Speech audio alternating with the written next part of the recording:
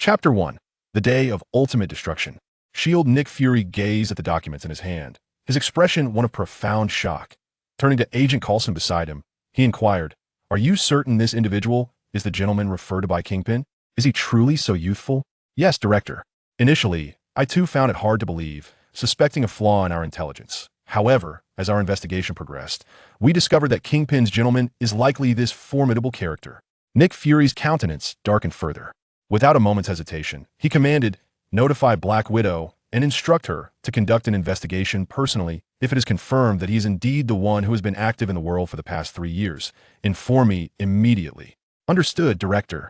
Meanwhile, in Queens, Midtown High School, Sue-E sat in a corner of the classroom. Having been transported to the Marvel Universe for 3 years, Sue-E initially felt a profound sense of despair upon realizing his predicament. As a traveler, he possessed acute awareness of the calamities that awaited. Even surviving seemed futile, as he could vanish entirely from existence under Thanos' snap. Fortunately, just as despair threatened to consume him, he awakened the power of the Day of Ultimate Destruction. This bestowed upon him the might to obliterate worlds, the ability to leap with the speed of flight, boundless stamina that rendered him eternally tireless, and an extraordinary regenerative capacity. Moreover, in the heat of battle, he could evolve and adapt to counter his adversaries, adjusting to any environment or opponent. Even upon death, he could resurrect and develop appropriate countermeasures. In other words, no one could vanquish him using the same method twice. Reflecting on this, a faint smile crept upon Sue-Yi's lips as he gazed out of the window towards the playground, a glimmer of confidence sparkling in his eyes. Thus, he had wielded such power to etch countless legends across the world. Even Kingpin, who nearly commanded the entire underworld, had become his subordinate. Yet, now, with Iron Man yet to make an appearance, Sue-E found the monotony unbearable. He picked up a book once more, wandering the campus and squandering his time.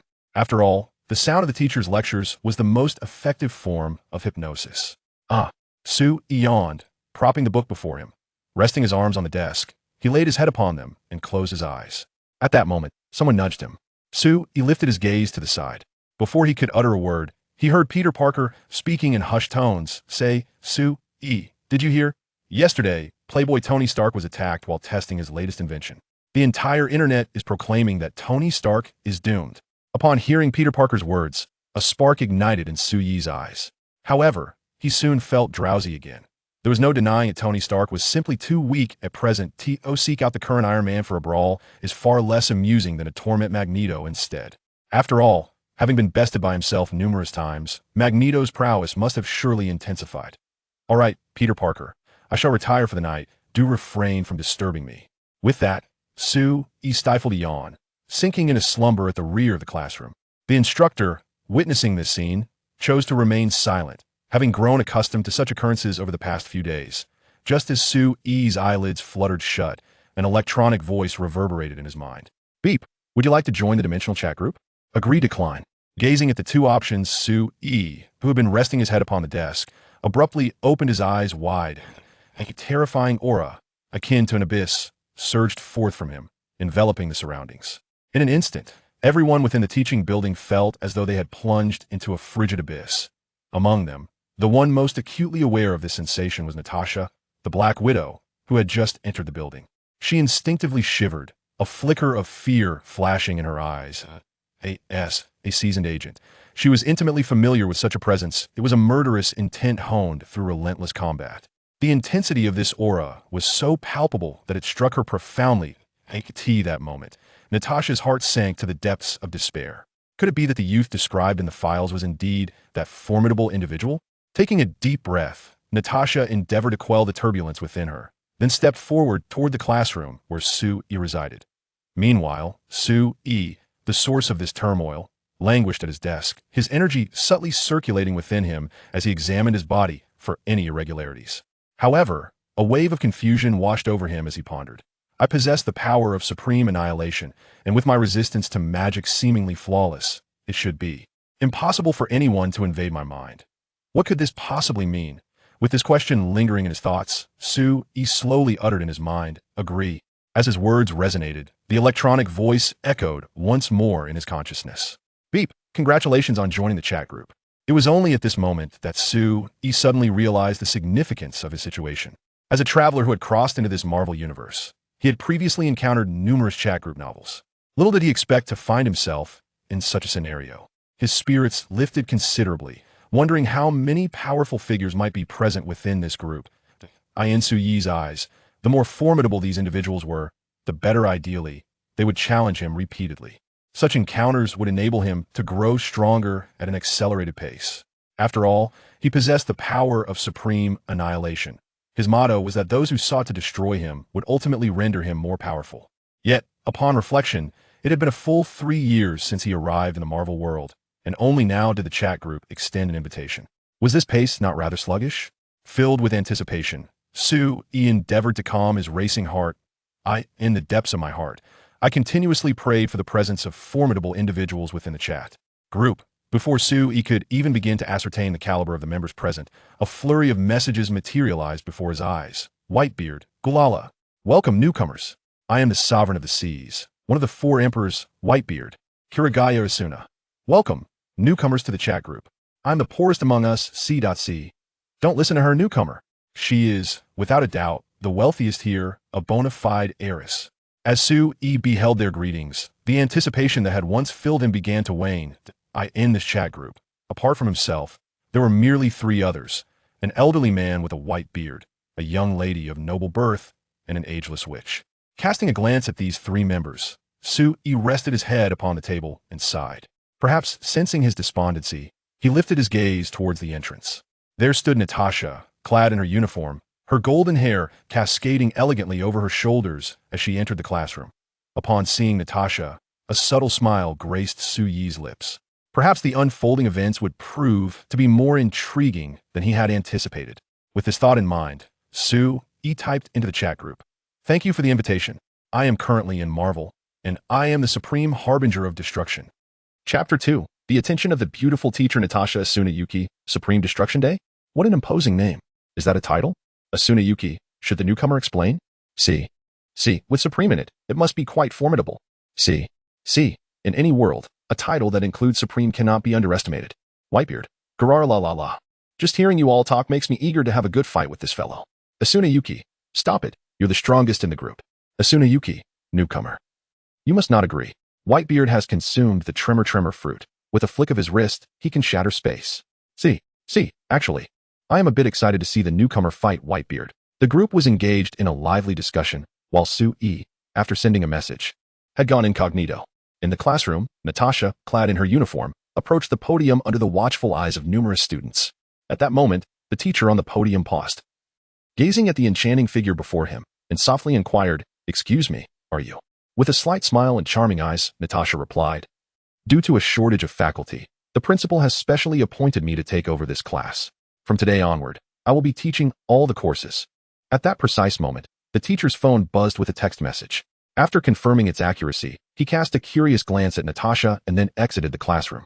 As soon as the teacher left, the students erupted with excitement. "Wow, are you really our teacher? You're so beautiful.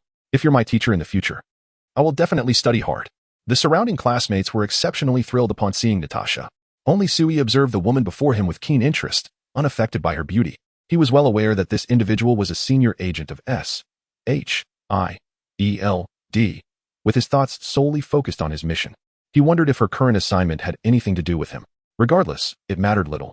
He was merely an ordinary schoolboy at present, with some financial means. Thus, Sui quietly watched Natasha until class ended. As a seasoned agent, Natasha had her own plans. She would not engage directly with Sui, but would instead gather insights from classmates about him over the past few days to construct a personality profile. This careful approach was the reason behind her successful completion of missions. This time, she intended to connect with Peter Parker, who sat beside Sui. "How do your classmates address you?" Natasha inquired, wearing a warm and approachable smile as she spoke to Peter Parker. The young boy's face flushed with shyness. "Peter Parker. Peter. I see you were quite spirited in class, listening so intently just now. It's primarily due to your humorous and engaging teaching style." After a round of mutual flattery, Natasha cut straight to the point. "However, Peter, I noticed that your classmate beside you seems rather lackluster. Do you know the reason?" Peter Parker scratched his head. Contemplating that although speaking ill of others behind their backs was common, Natasha, as a teacher, should be above such matters. With this thought in mind, he replied, "As for Sui, he recently transferred to our school, but during class, he mostly sleeps."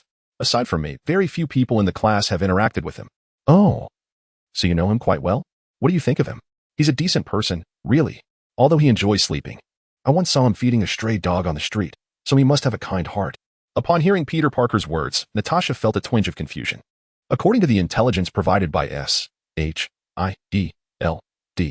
Sui was a formidable individual who had been active around the globe for the past 3 years, constantly challenging the strongest of foes. He even had a reputation for causing seismic waves that evaporated entire expanses of ocean.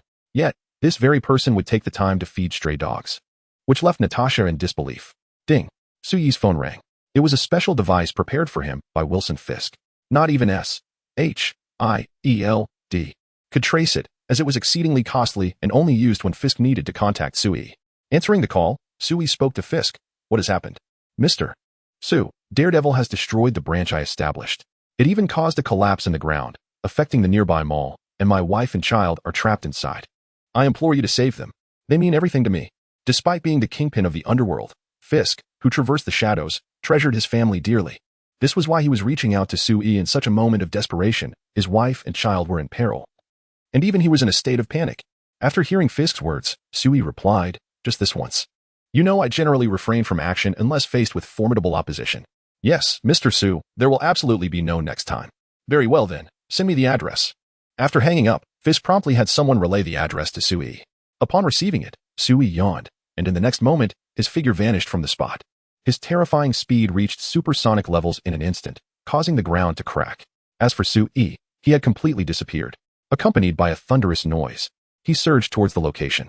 Simultaneously, Sui activated the recording feature in the chat group, perfectly suited for his display of prowess. Upon contemplating this, Sui's spirits inadvertently lifted slightly, propelling him to hasten his pace. In the blink of an eye, he arrived at the location designated by G. This was the heart of the shopping mall in Queens, typically teeming with crowds and bustling with traffic. Yet now, it lay in ruins. A desolate landscape marred by the devastation of rampant flames. If left unchecked, the survivors amidst the debris would surely perish. Without a moment's hesitation, Sui plunged from the sky. With a resounding crash, the already compromised ground erupted as he descended, sending countless fallen boulders soaring into the air. Fixating on the silhouettes of the survivors, Sui flickered into motion once more. With remarkable speed, he became a blur, leaving behind a series of indistinct afterimages that astonished the onlookers. They gazed in at the spectacle before them. What was unfolding? Such terrifying velocity. Could this be the work of a mutant? Who could say? The most pressing matter, however, was that he was in the midst of a rescue operation. In a mere 3 seconds, he managed to assist 3,072 individuals. Regardless of their condition, whether alive, grievously injured, or deceased, they were gently laid upon the ground nearby. As the boulders, lacking the energy to remain aloft, began to descend, Sui positioned himself at the lowest point of the center. He gazed upward at the rain of colossal stones falling from the sky, a faint smile gracing his lips. Slowly extending his hand, he aimed towards the descending boulders. Energy coalesced instantly within his palm. With a thunderous roar, a brilliant azure light erupted from his hand, surging forth into the surrounding space. This formidable energy, akin to an abyss, expanded to 1,000 meters in the blink of an eye, enveloping all the boulders. This was the ability Sui had awakened during his confrontation with the formidable masterman of the 10 Commandments. As the radiant light dissipated, all the boulders disintegrated into fine dust. The onlookers were left in a state of stunned silence. After capturing the scene on recording, Sui promptly shared the footage in the group chat, which subsequently erupted into a flurry of excitement. Chapter 3, The Unspoken Affection of Asuna? Ding. Sui has posted a 10-second video. Oh, has the newcomer shared a video? Asuna Yuki, I'm curious about what the newcomer's world is like. Whitebeard, Gurarararara, let me see what this newcomer has posted. With the notifications from the chat group, the members began to emerge from their silence. Ding, Whitebeard has received the video. Ding. Asuna Yuki has received the video. Ding, C has received the video. As the 10 seconds elapsed, the video concluded, and the chat group erupted in excitement. Asuna Yuki, is this truly something a human can accomplish? Asuna Yuki, this is simply astonishing. Could you possibly be a deity? C 66666, such a master. Judging by the video, you might even surpass Whitebeard. Whitebeard, a 10-second video. It executed a positional shift, saved the populace, and obliterated a massive boulder. Whitebeard, such comprehensive abilities, if placed in my world, would undoubtedly rank above a general. You might even reach the status of a Yonko like myself. Asuna Yuki, Yonko, this is too extravagant. Is this newcomer truly that formidable? Asuna Yuki, Sui. Quickly, tell us who you really are. An introduction, perhaps? See. Oh, dear lady, could it be that you harbor unspoken affections? Have you taken a liking to Sui? Sui Asuna Yuki, shy. JPG, what unspoken affections? And you, which, please refrain from casually addressing Sui. What if it leads to misunderstandings? Sui, rest assured, I harbor no misconceptions. After all, you are a distinguished young lady. Meanwhile, C is an ageless witch. And you, Whitebeard, are one of the Yonko. Pausing for a moment, Sui continued, I am well aware of your affairs. For a brief instant. The group members were left in stunned silence. Asuna Yuki, what does this mean? Whitebeard, I too am curious about the implications of Sui's statement. C. Oh, do you happen to know of our world? Sui, it seems you may not believe me. Thus, allow me to begin with Whitebeard. Sui, Whitebeard. Over 30 years ago, you were a member of the Rock's pirate crew. Whitebeard, shocked. JPG. Sui, Asuna Yuki. Is there a civilian terminal known as an RV gear being released in your realm? Asuna Yuki. Not yet, but it is already available for pre-order. You know about this too? As Sui's words settled, the chat group members were utterly astounded. At that moment, C inquired of Sui, what about me? Are you familiar with my world? Sui, indeed, not only do I know of your world, but I am also quite familiar with you. I'm aware that you have lived for a considerable time and perhaps even feel a longing for death. Am I correct? C, actually, it doesn't matter at all. Because I cannot truly die. I possess the ability to resurrect. C, oh, does that imply that you and I are akin? Sui, no. I am merely an ordinary person with a slightly heightened capability. Ordinary person? A question mark flickered in the minds of the members within the chat group. How could someone who can relocate within 10 seconds, save the populace, and shatter massive boulders, claim to be an ordinary person? Who would believe such a thing? Yet at this moment, after boasting, Sui had already exited the chat group. Although they had been engaged in lively conversation, in reality, only a fleeting instant had passed. His figure vanished once more, as if he had never existed, leaving behind a multitude of astonished onlookers. With an S-H-I-E-L-D. Nick Fury was meticulously examining Sui's dossier. Sui's profile was nothing short of impeccable. Abandoned in his youth, he grew up in an orphanage. Upon reaching maturity, he worked in a cyber CAF where he penned his first book, which instantaneously gained immense popularity, amassing billions of dollars. He is the enigmatic author of the globally celebrated bestseller, A Song of Ice and Fire. This information had been thoroughly investigated by S-H-I-E-L-D. However, what puzzled Nick Fury was the source of Sui's formidable literary prowess as an orphan. Just as Nick Fury began to harbor doubts, news of an incident in the marketplace reached him through Coulson. A vibrant blue beam? Indeed, that must be the same individual making an appearance again. Although the reason for his intervention in saving lives remained unclear, this was undoubtedly an opportunity not to be missed. Nick Fury made a swift decision, instructing Natasha to proceed to Sui's residence. Based on the observations of Sui's habits over recent days, the first thing he does after school is return home. You must investigate immediately. Understood. In the teaching building, Natasha received Nick Fury's command and promptly exited, driving towards Sui's abode. Sui's residence was located in the most opulent villa area of Queens, a lavishly adorned standalone villa.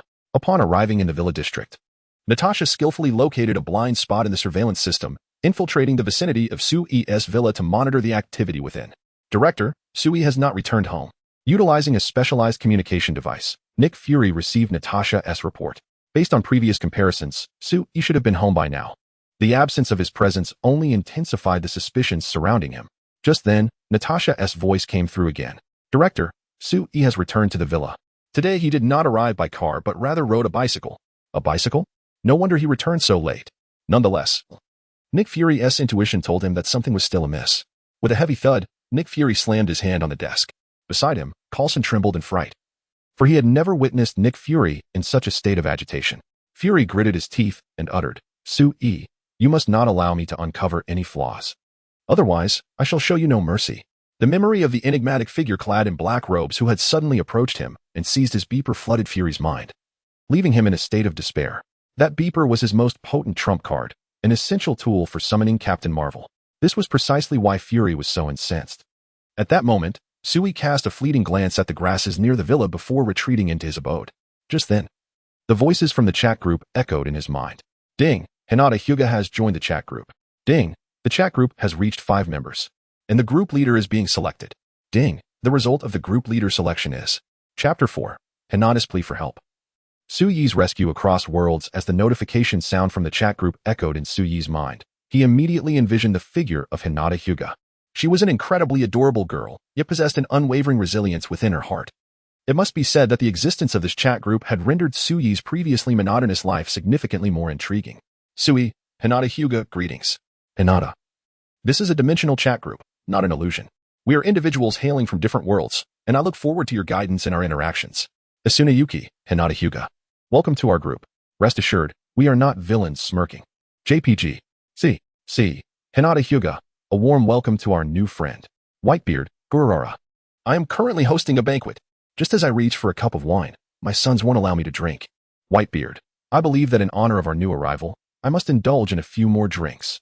Asuna Yuki. Old man Whitebeard, you simply wish to drink more, don't you?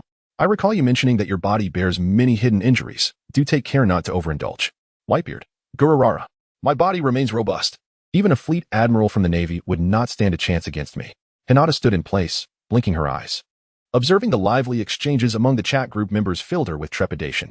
Hinata, is this really not an illusion? Are you truly from other worlds? Sui, fear not, Hinata. This is not an illusion. As long as we are in this group, we are family. No matter what happens, you can always seek our assistance. See, it seems you are familiar with Hinata's world. Sui, I possess a modest understanding. Humble. JPG, Asuna Yuki. Then, to share what the world of our new friend is like. I am quite curious. Sui, Hinata Hyuga, may I ask if you have taken the Chunin exam yet? Hinata. And no, I haven't. It was evident that Hinata was somewhat shy. Thus, Sui decided to ease up, simply asking, Hinata, do you know someone named Naruto Uzumaki?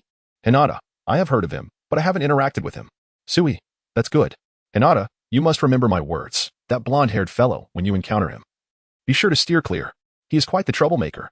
See, I can't shake the feeling that you have ulterior motives.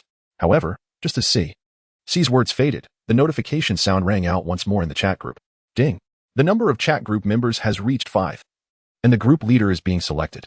The sudden notification took all members by surprise. C. Selection of the group leader? So it's random, then? Asuna Yuki. Perhaps there will be special privileges. I wonder what those privileges might be. The anticipation is palpable. Hinata Hyuga, although I am uncertain of the circumstances. It seems incredibly impressive. Whitebeard. Gwahaha. The leader is indeed something to look forward to. As the members engage in their conversation, the leader's position has been determined. Ding. The result of the leader selection is Sui. C. So, this newcomer who just arrived a few days ago has suddenly transformed into the leader? Asuna Yuki. I envy that. I wish to be the leader too. Lemon. JPG, Hinata Hyuga. What is a leader? Can one consume it? Whitebeard. Gwahaha. I never expected it would be Sui. Shock. JPG, Asuna Yuki. Wow, old man Whitebeard, you can even use emojis. Whitebeard. What is so difficult about it? It's just an emoji. Whitebeard. Showing muscles. JPG Whitebeard. I am the most handsome. JPG Whitebeard. Laughing heartily. JPG C. I've gained some knowledge. I never anticipated you to be this kind of Whitebeard. Unlike the other members, Sui is inundated with messages at this moment. Ding. Congratulations on becoming the chat group's leader. Ding. As the leader, you possess the following abilities. 1. World traversal. As the leader, you can establish a traversal pathway. And upon the consent of the traversing members, you may cross into different worlds. Note, traversals between members also require the leader's approval. 2. Kicking function. As the leader, your authority is supreme. You may expel members at will. 3. Rescue function. As the leader, you naturally must undertake the responsibilities of leadership. Should a member be in danger, the leader will be alerted, and after rescuing the member, rewards will be granted.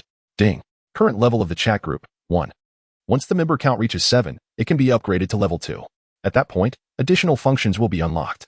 Observing the information within the chat group, Sui did not conceal it, and promptly shared these details with the other members. Asuna Yuki. Wow. Does this mean we have the protection of the great leader? C. So, does this imply that throughout my long life, I can traverse to different worlds? Whitebeard. Gwahaha. That sounds magnificent. This way, I can gather more sons in other worlds. Asuna Yuki. JPG, I am assured, old man Whitebeard remains unchanged. Sui, all members, welcome to my realm. Where countless parallel universes exist, a blend of magic and technology, complete with beings capable of annihilating half of the universe with a mere snap of their fingers, alongside various bug-like entities. Asuna Yuki. Purple sweet potato essence? Can it be eaten when cooked? Whitebeard. Leader Sui. Then, what kind of being are you in your world? Upon hearing Whitebeard's inquiry, all members brim with anticipation, especially considering the chat group now possesses a rescue function. The stronger the leader, the greater the benefits for them. At that moment, Sui responded, declaring, I am an existence that cannot perish. Not only can I evade death, but each time I succumb, I emerge even more powerful through the capabilities of the Supreme Annihilation Day. It is said that what can kill you will only render you stronger. This is Sui's motto. As the other members of the group were astonished by Sui's extraordinary abilities, a warning echoed through the chat. Ding. Attention all members. Hinata Hyuga is calling for help. Instantly, the conversation in the chat came to a halt. At this juncture, Sui remarked, I did not expect that as the group leader, the first call for help would come so swiftly. Whitebeard inquired, do you require our assistance, group leader Sui? Is it not possible to establish a transit portal? C responded, however, that requires the consent of the members. Since earlier, Hinata has not made an appearance. Kiriyama Asuna expressed her concern, I am so worried about Hinata. I recall that the group has a live streaming feature. Can we activate it? Otherwise, we are left in anxious anticipation. Sui reassured them, no problem, trust in my strength. With that, Sui pressed the rescue button, which only the group leader could access, and his figure vanished from his villa. Meanwhile, in the world of Naruto, Hinata Hyuga curled her body against the wall. Her already fair complexion, now pale with fear. This scene depicted the imminent abduction of Hinata by the Cloud Village. Just then, a portal, tall enough for a person to walk through, opened before Hinata, and Sui emerged from it. Chapter 5, Live Combat. The group leader's domination within the chamber of Hinata Hyuga, an imposing passageway loomed before the gathering. The sound of footsteps echoed, resonating through the air. The sudden shift caught the attention of the assembled ninjas, momentarily leaving them in a state of bewilderment. However, their instincts quickly kicked in, prompting them to crouch slightly and focus intently on the passageway ahead. At that moment, a foot emerged from the corridor, followed by the entirety of Sui's presence.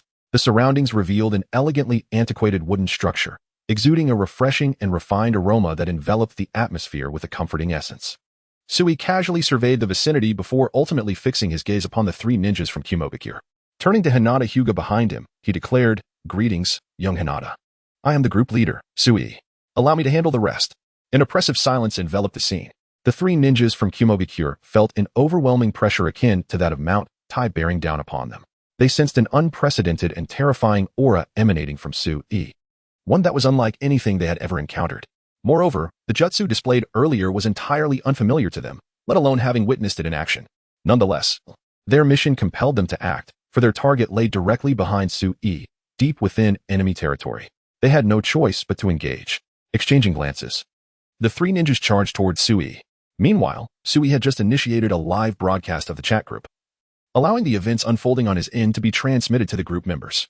As they witnessed the confrontation with the ninjas from Kumogakure and the cornered Hinata, the most incensed among them was Asuna Yuki. Asuna Yuki exclaimed, Are these brutes so depraved that they would target a child? What kind of monster concocted such a plan to send three against one innocent girl? Asuna Yuki continued, If I discover who is responsible, I shall ensure they face the consequences. C interjected, But you lack combat prowess, don't you? Would you prefer I visit your world when time permits? I could assess your Geas potential, and if you possess it, I could grant you the power. Whitebeard chimed in, Asuna Yuki, should you truly desire to grow stronger, I could provide you with techniques for physical training. If you seek a devil fruit, I could offer one, though it would require a trade of gold. Asuna Yuki retorted, But even if I had gold, how could I possibly deliver it to you? Surely you cannot expect to simply come to my world and carry it away. That sounds exceedingly inconvenient. C responded, Are you not aware that our chat group has a red envelope feature? You can send anything except living beings. Asuna Yuki replied, It seems I have confirmed it. You, which, spend your idle time experimenting with various features in the chat group, don't you? C remarked, sliding away. JPG, off to watch the group leader's domination. C's comment swiftly redirected everyone's attention back to the live broadcast. Indeed, they no longer worry about Hinata Hyuga's safety. After all, Sui, the leader of the group, has arrived on the scene. Inside the room, Hinata Hyuga slowly regained her senses. She gazed dreamily at Sui, who stood before her, enveloped in an unprecedented sense of security. Suddenly, as if a realization struck her, Hinata hastily warned Sui, They are ninjas from the hidden Cloud Village, most likely 3 elite jonin. You must be cautious. Upon hearing this, Sui yawned, turned his back to Hinata, and made an okay gesture. To the 3 ninjas from the hidden Cloud Village, this gesture appeared as a significant opening. You fool. We are the most elite jonin. Underestimating us will cost you dearly. Before the ninja could finish his sentence, Sui was already before him. His arm shot up like lightning, and in an instant, with an explosive crack, he struck the jonin's face. Bang. The jonin was propelled away at a speed even greater than that with which he had approached, his head crashing into the nearby wall. His body hung limply. A pitiful sight indeed. Before the other two jonin could react, the room echoed with two more sharp sounds. In a display of dark humor, Sugi positioned the three jonin so that their heads were all embedded in the wall. Three elite jonin from the hidden cloud village, who had aimed to abduct Hinata and study her bloodline limit, were thus defeated. Hinata's gaze remained fixed on Sugi, her heart racing with astonishment. To her, jonin were akin to those at the pinnacle of power. Yet, such formidable warriors were effortlessly subdued by Sugi with but a single slap. This profound shock reverberated through Hinata's soul, etching Sugi's invincible figure deep within her heart. Sugi casually clapped his hands, as if dismissing the contact with them. He then turned and approached Hinata, reaching out to gently pinch her cheek. Wow, so soft. Is this Hinata's little face? I've wanted to touch it for ages. Indeed. That baby fat is quite adorable. As Hinata felt Sugi's warm hand caress her cheek, an unprecedented flush spread across her face. Akin to a fawn's erratic heartbeat echoing in Sugi's ears, the members of the group erupted in excitement. Yuuki Asuna, she's so adorable. See. Speaking of which, I want to give it a try too. It feels delightful.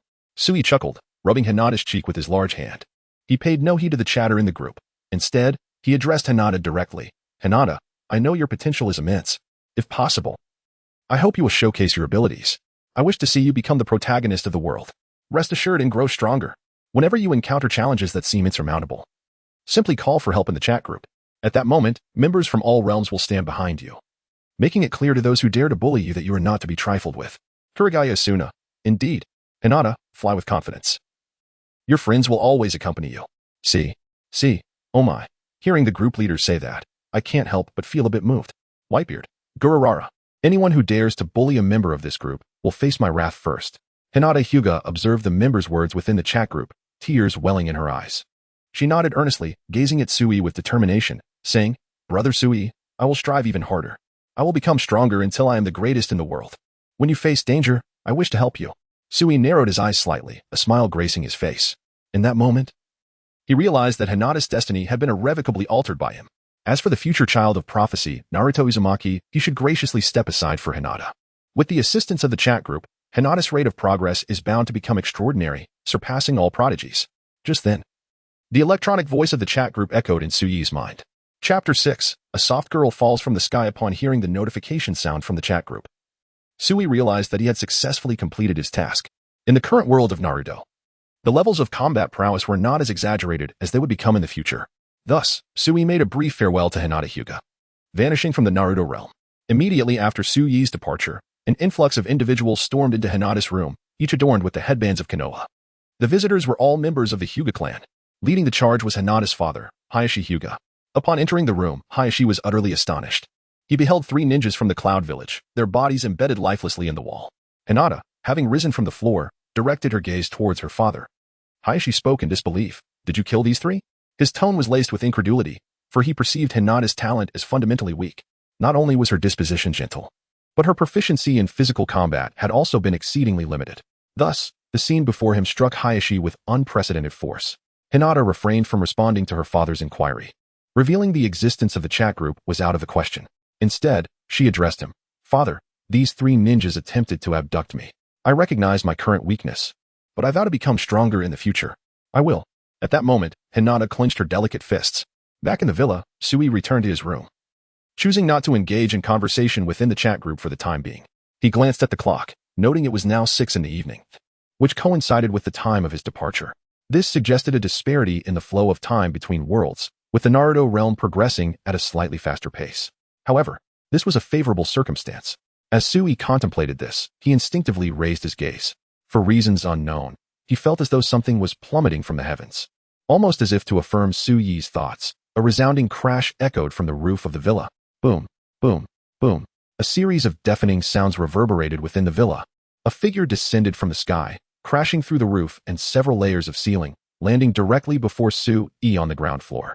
Sugi looked up at the sky, now tinged with the remnants of the setting sun, feeling a pang of regret as he lamented, I just moved into this villa. How could it be damaged so soon? As time progressed, Sugi turned his attention to the figure before him. The silhouette was remarkably slender, with disheveled black hair cascading to the ground, and a pallid, weakened expression that was difficult to describe. Most importantly, the black, form-fitting battle attire she wore was gradually dissolving. Before his eyes lay a scene of exquisite beauty. Countless wonders filled Suyi's vision. Yet, he did not close his eyes. Instead, He savored every moment of the spectacle before him. Suddenly, Suyi's pupils contracted.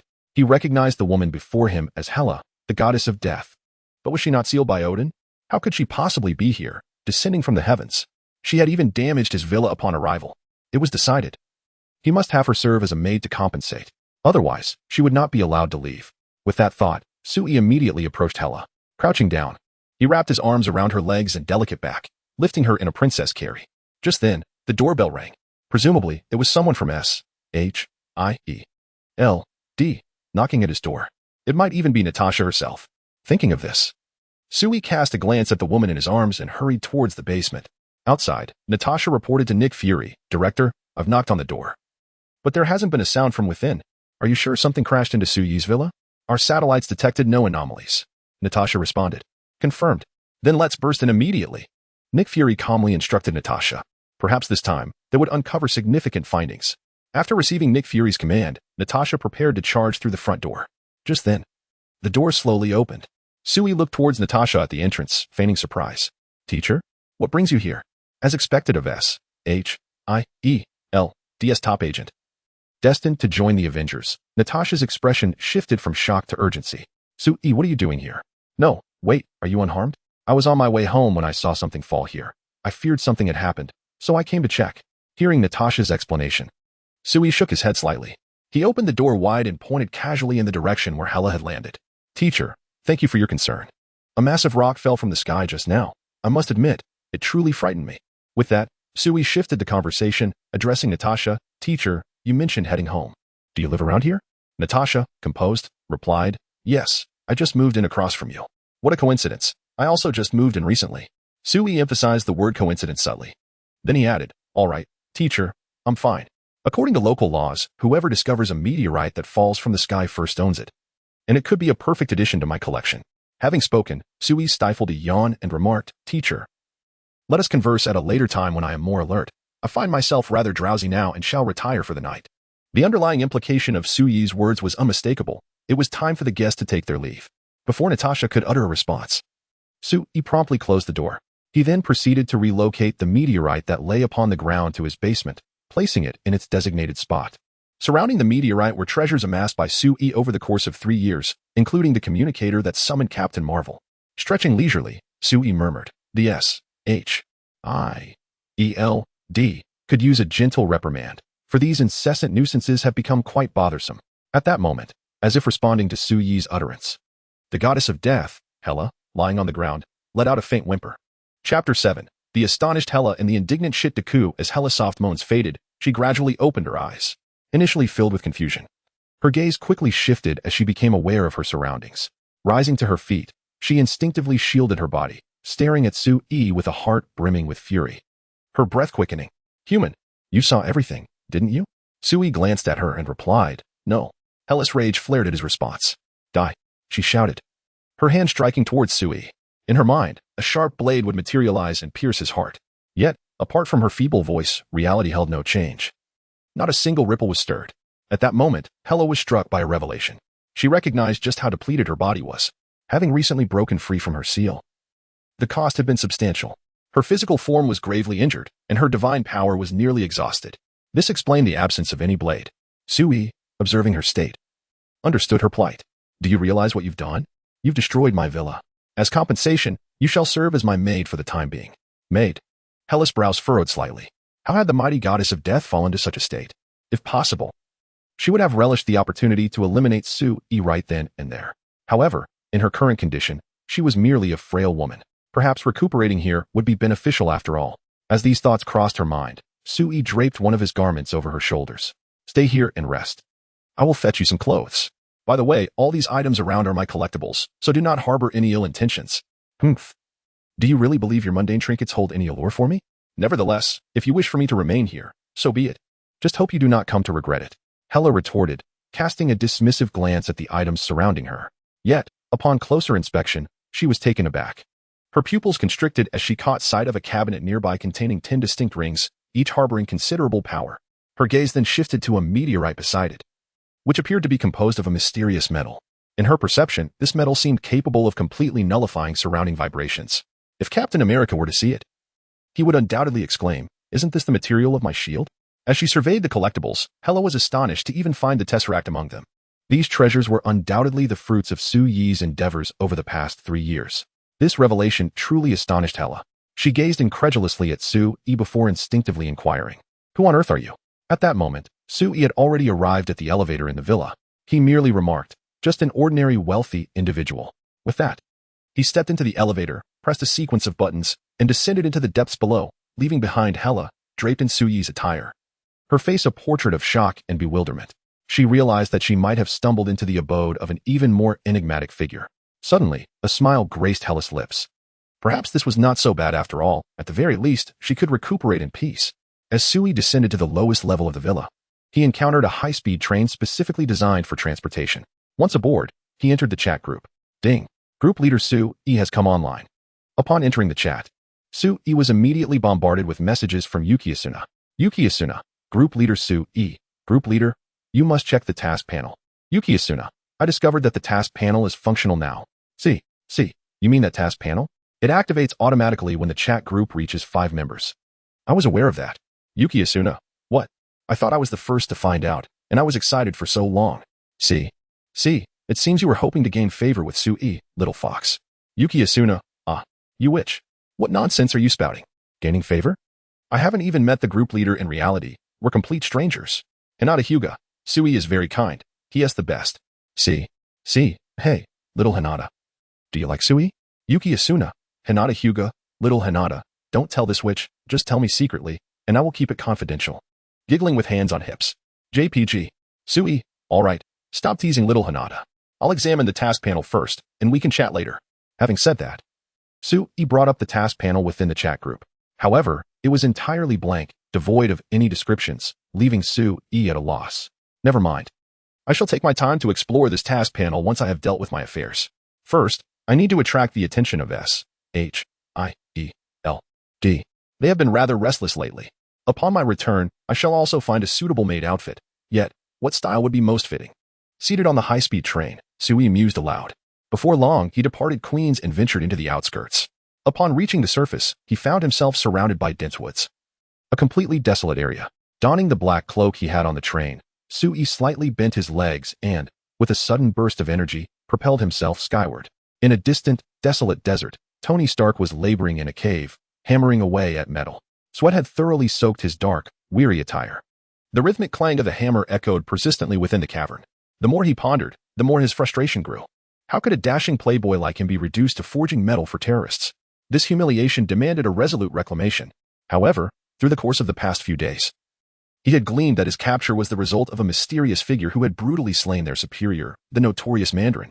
Bereft of their leader, his captors, lacking direction, sought not to vie for dominance, but rather to avenge the Mandarin and restore the infamous 10 Rings reputation. Thus, he had tragically become their target, destined to assist in the creation of their most formidable weapon. All of this was instigated by that enigmatic individual. With this thought, Tony Stark struck the steel before him with renewed vigor. He then gazed confidently at the Mark I armor he had just fashioned. Suddenly, a notification shined from the task panel of a chat group. Ding. Task released. Rescue Tony Stark. The task requires the removal of group leader Su Yi, with 1 additional participant allowed. Completion rewards, 100 points. Points can be redeemed for items and enhancements post-group upgrade. Upon witnessing this unfolding drama, the group members erupted in excitement.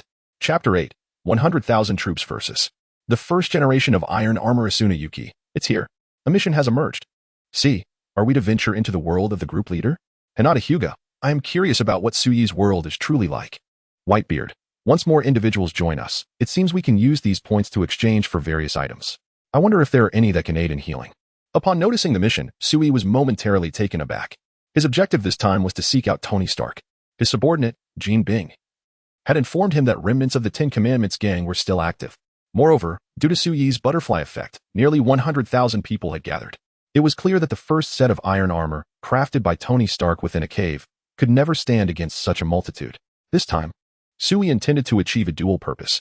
Firstly, by capturing Tony Stark, Su Yi would seize the opportunity to acquire shares in Stark Industries, becoming one of the major shareholders. When Tony returned, the stock would undoubtedly soar due to the iron armor's reputation. Secondly, he aimed to draw the attention of S-H-I-E-L-D, diverting their focus towards Tony and away from himself. Now, The system had even presented him with a task that would allow the members of the chat group to earn points. It was a veritable threefold achievement. In response, Sui felt exhilarated. Sui, after all, they are merely 100,000 terrorists. Rather than allowing them to act unchecked, it would be best to eradicate them entirely.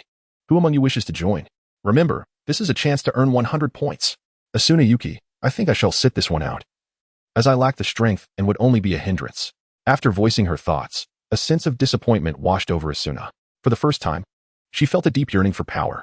Hinata Hyuga, I have been training my physical skills lately, preparing to graduate early from the Ninja Academy. Asuna Yuki, go for it. Little Hinata, you can definitely do it. Hinata Hyuga, thank you, fairy. See, although I am neither aging nor mortal, my presence would be of little use. My efficiency would be far too slow. Whitebeard, Gurarararara. In that case, allow me to take on this mission. Asuna Yuki, that sounds splendid.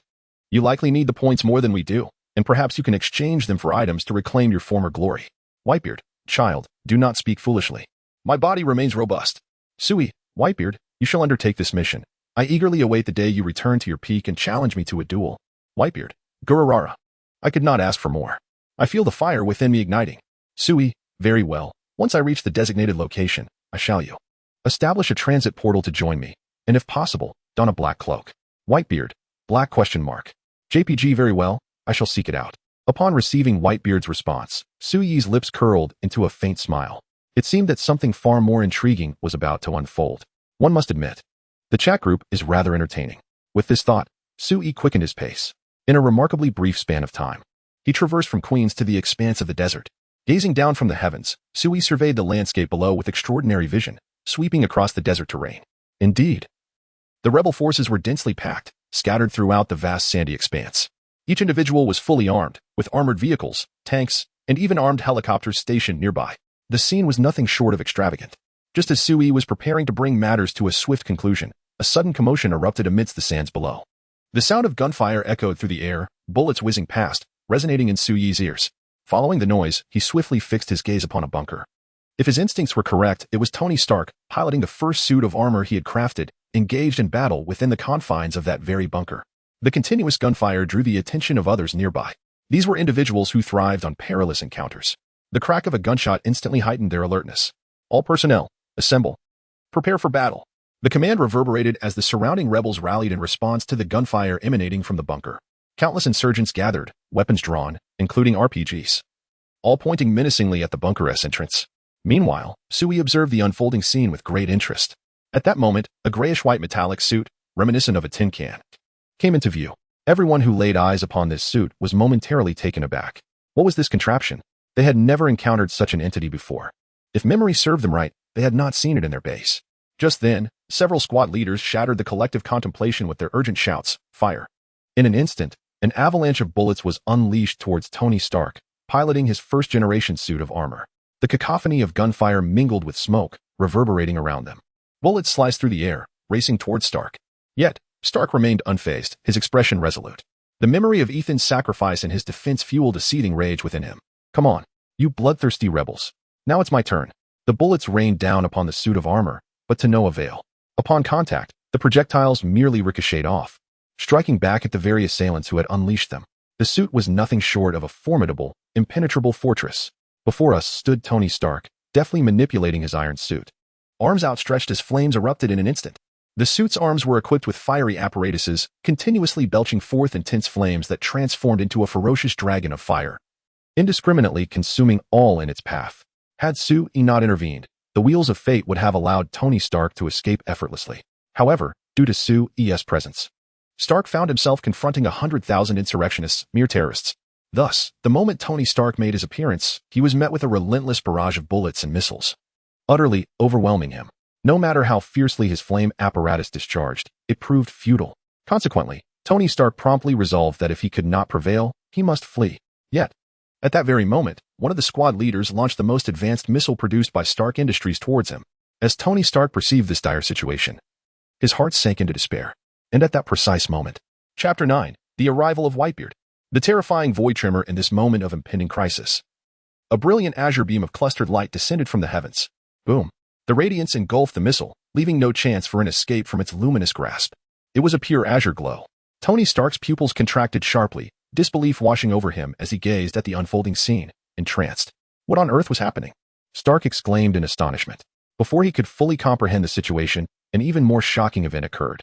As the light dissipated, a vast pit, several dozen meters deep, came into view. The ground in this vicinity had been reinforced due to the existence of a bunker. Otherwise, they would have surely been consumed by the searing sands of the desert.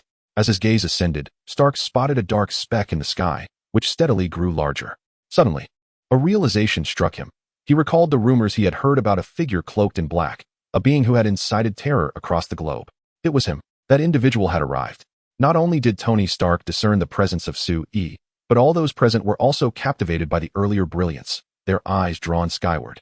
They beheld a figure clad in black robes materializing before them. Upon seeing the robed Sue-yi, the previously fortunate terrorists, who had managed to survive, began to tremble uncontrollably. The demon. That demon has returned.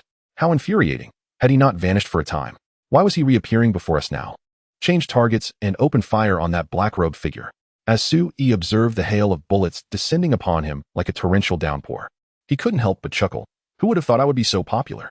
With that, he tagged Whitebeard in the chat group. Sue-yi, Whitebeard, hurry over. I've arrived at the location. Ding, Whitebeard has requested to traverse worlds. Approved.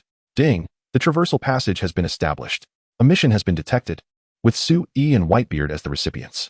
Each will earn 100 points upon mission completion. As the notification chimed, a massive passageway appeared beside Sue-yi. Upon seeing it, he couldn't help but exclaim in awe.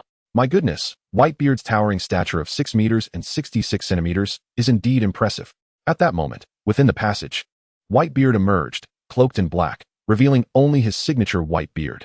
Armed with the formidable Supreme Great Blade, 12 works, cloud cutting, he stepped forth. Those who beheld Whitebeard's imposing figure felt their worldview shatter. Is this a giant? No. Could this truly be a human? How could a being be so tall? This has to be a monster, without a doubt. He is undoubtedly a monster. The imposing figure of Whitebeard left a profound impact on the crowd. Strangely, despite being enveloped by the searing heat of the desert, an overwhelming chill coursed through them. Simultaneously, Whitebeard's iconic laughter resonated in their ears. Gwahaha. Remember my name. I am Whitebeard. Before he could finish his proclamation, Sue-yi unleashed a formidable 8 trigrams 64 palms, generating a surge of energy that pulverized the surrounding bullets into dust. Aside from the armored figure behind him, everyone else was obliterated. Whitebeard exclaimed, Gwaha? No problem. Leave this to me. Sue-yi replied, terrorists have committed countless heinous acts. Do not hold back. C interjected, shall we stream this live? Group leader Sue-yi. Sue-yi responded, that's fine, but if your mental fortitude is weak, then perhaps you shouldn't watch. With that, he initiated the live stream. The environment around them was instantly broadcasted to the group members. There stood Sue-yi casually on the ground, while Whitebeard's massive form loomed like a small hill. The contrast was striking. Behind them was a shocked Tony Stark. And before them stood 100,000 terrorists, all armed with an array of terrifying weapons aimed squarely at them. The sight sent a shudder through Yuuki Asuna's heart. For her, this moment was the most impactful. Being in a world driven by technology, she had a fair understanding of firearms and missiles, which only heightened her concern. Yuuki Asuna messaged, Group Leader Sue-yi Whitebeard, are you truly all right? This is 100,000 firepower. The terror of such force is unimaginable. C quipped. Are you worried about Sue-yi? I was teasing before, but now I realize the situation is quite serious. Wicked smile. JPG, Hinata Hyuga added, Brother Sue-yi. Grandpa Whitebeard, please be careful. Whitebeard reassured, Gwahaha. Don't worry, lass, for I am Whitebeard. Sue-yi remarked, in truth, when you reach our level of strength, you will realize that even the multitude is but a swarm of ants. Ants. Yuuki Asuna fell into silence. She realized that perhaps she could indeed chase after the realm that Sue-yi spoke of. As a veteran member of the chat group, she did not wish to be the weakest link. She too desired to grow stronger. With their conversation concluded, Sue-yi and Whitebeard charged forward. Whitebeard took a step. His fist clenched, his arm slightly bent, and then he struck the air with a forceful blow. Everyone wondered what Whitebeard was up to. In the next instant, the very fabric of space began to crack. The entire dimension seemed to shift and layer as bullets, missiles, and various heated weapons floated in the air. At that moment, a cataclysmic explosion erupted, rendering any approach to Whitebeard utterly impossible. Everyone present was momentarily stunned by the spectacle. Those who had been keenly observing Tony Stark on the battlefield were convinced that the elder, resembling a titan, must be the most formidable of all. All gazes shifted towards Whitebeard, intensifying the onslaught of firepower directed at him. Yet, at that precise moment, Sue-yi stepped forward with an almost ethereal grace. The terrorists facing him paused, bewildered by the significance of his gesture. As time passed, The anticipated chaos failed to materialize. Just as they began to underestimate Su-yi in comparison to Whitebeard, the ground suddenly trembled. The gravel atop the desert began to shake violently. It was Tony Stark, positioned behind Su-yi and Whitebeard, who bore witness to the unfolding scene with utmost clarity. However, the most astonished were not Stark, but rather the agents of S.H.I.E.L.D., who detected the upheaval through satellite imagery. They observed, centered around the figure of Su-yi clad in black robes, the desert terrain of millions of hectares fracturing and quaking as countless pebbles cascaded downward. In the blink of an eye, it consumed all the terrorists. Chapter 10, The True Power of Su-yi? Everyone is astonished the ground continued to collapse as countless grains of sand surged madly into the depths below. Not even 100,000 terrorists could withstand such overwhelming force. Within the ranks of S.H.I.E.L.D., Nick Fury observed the scene unfold with clarity through satellite imagery. Was the desert truly doomed? Beside him, Coulson stood in stunned silence, equally captivated by the spectacle. Such terrifying power could only be likened to that of a god. It was no wonder that the mere aftershocks of battle could devastate an entire city. The desert flowed downward incessantly as the crust beneath Su-yi's feet pressed together, fundamentally altering the environment. Towering mountains erupted as if animated, reaching ever skyward. In a fleeting moment, the desert vanished, replaced by an array of majestic peaks. A closer inspection revealed that these mountains were stained with fresh crimson blood. At the moment the mountains ascended, the 100,000 terrorists were crushed instantaneously, experiencing no pain in their departure from this world, a final act of mercy from Su-yi. His power, the supreme day of destruction, far surpassed that of Superman, who could effortlessly bench press the weight of the earth for 5 days and nights without breaking a sweat. One could only imagine the magnitude of Su-yi's capabilities. Gulping, Whitebeard instinctively swallowed hard, his expression shifting as he watched the unfolding scene in disbelief. Recalling Su-yi's earlier declaration to challenge him upon regaining his strength filled Whitebeard with trepidation. Initially, he had thought himself and Su-yi evenly matched.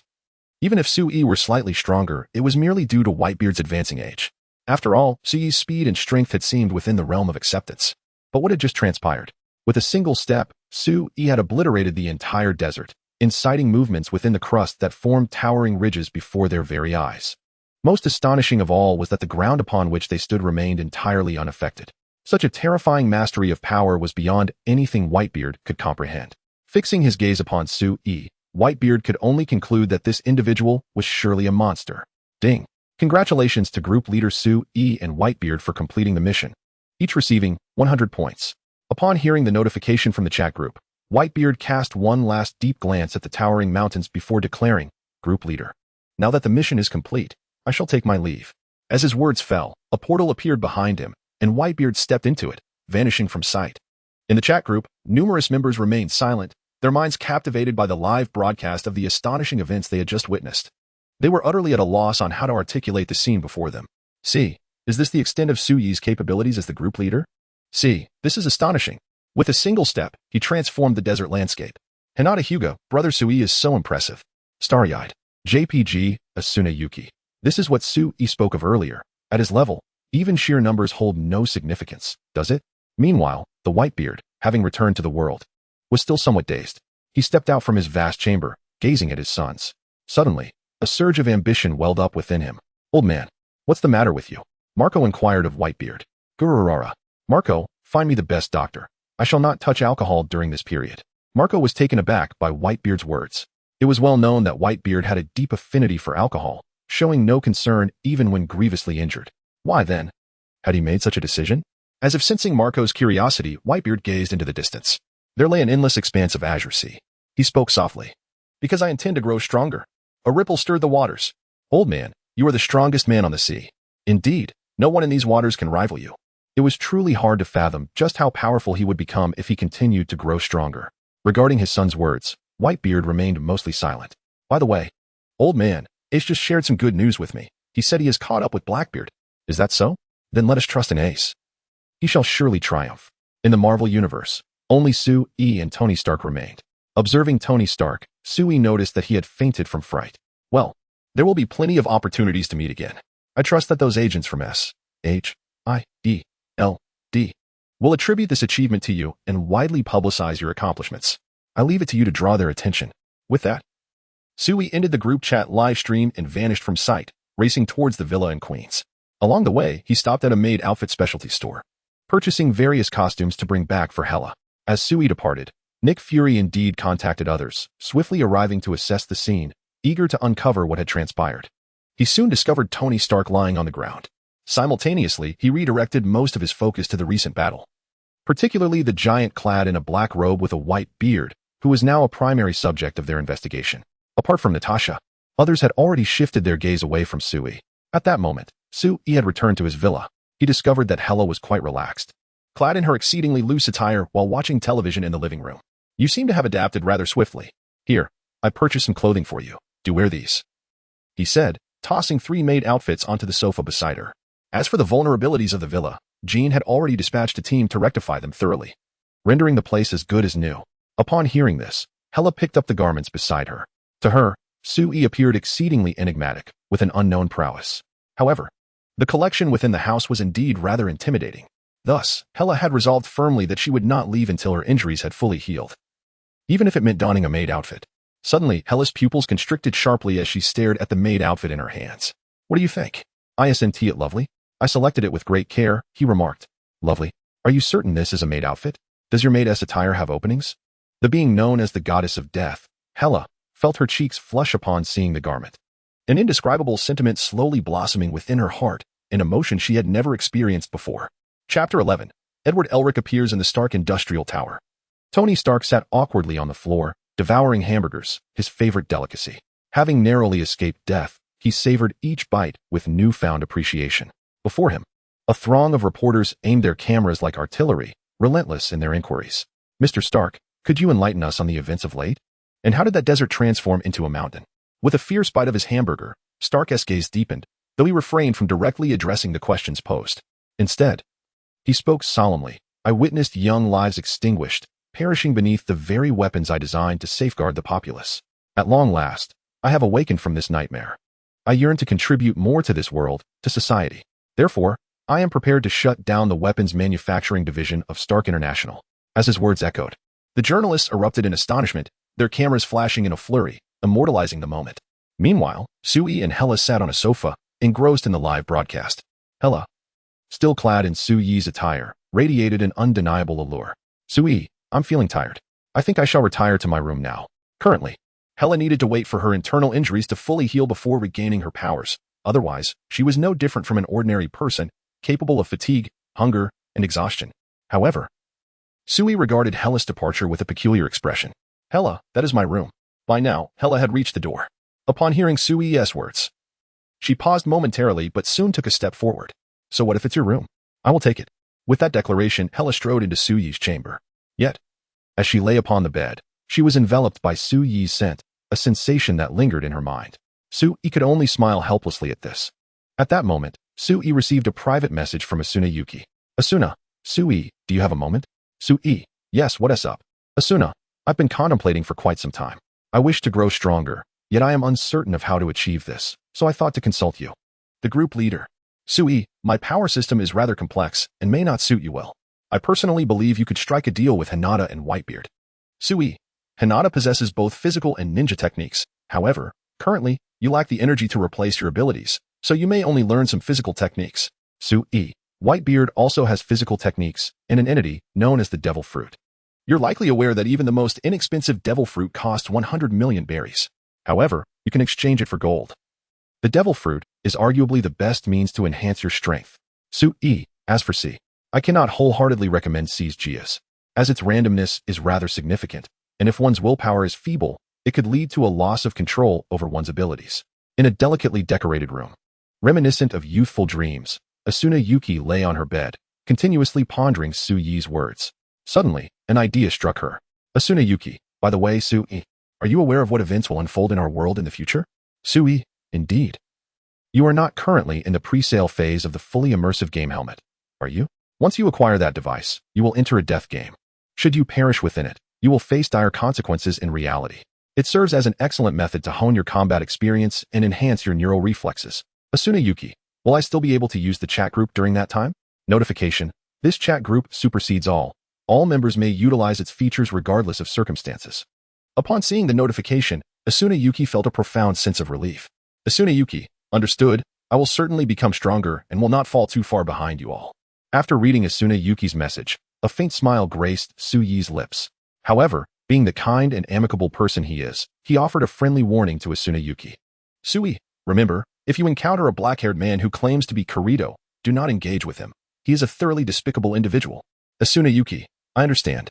Sui, I shall retire for the night now. If you have any questions, feel free to reach out to me. After bidding each other farewell, Asuna Yuki sought out Whitebeard and Hinata Hyuga. Before long, a new day dawned. Sui emerged from another room, stretching languidly. Yesterday had been the most fulfilling day of his 3-year journey. He had joined the chat group, met its members, and even became its leader. All while acquiring a death goddess as his maid. Despite the restriction of not being able to engage in combat with the strong, the overall experience was quite pleasant. He called out to Hyla's room. Hyla, have you risen? Come, let us prepare breakfast. As he opened the door, a radiant light flooded his vision, causing him to instinctively swallow. At that moment, Hyla had just awoken, her eyes still hazy as she gazed at Sui. Realizing the situation, she quickly pulled the blanket around herself and shouted, Sui, get out. Thus began a day filled with lively commotion. Notification, W-elc-o-me has joined the group chat. With the chime of the chat group notification echoing in his mind, Sui casually closed the door and reclined on the living room sofa, immersing himself in the chat group. Sui, W-elc-o-me, welcome to our new member. I am Sui, the leader of this chat group. Asuna Yuki, hello newcomers. I am the most impoverished member of this group. Hinata Hyuga. Humph, do not attempt to deceive us. Sister Asuna, you are undoubtedly one of the wealthiest. Second only to brother Sui. See, here, we remain eternally 18. Welcome, newcomers.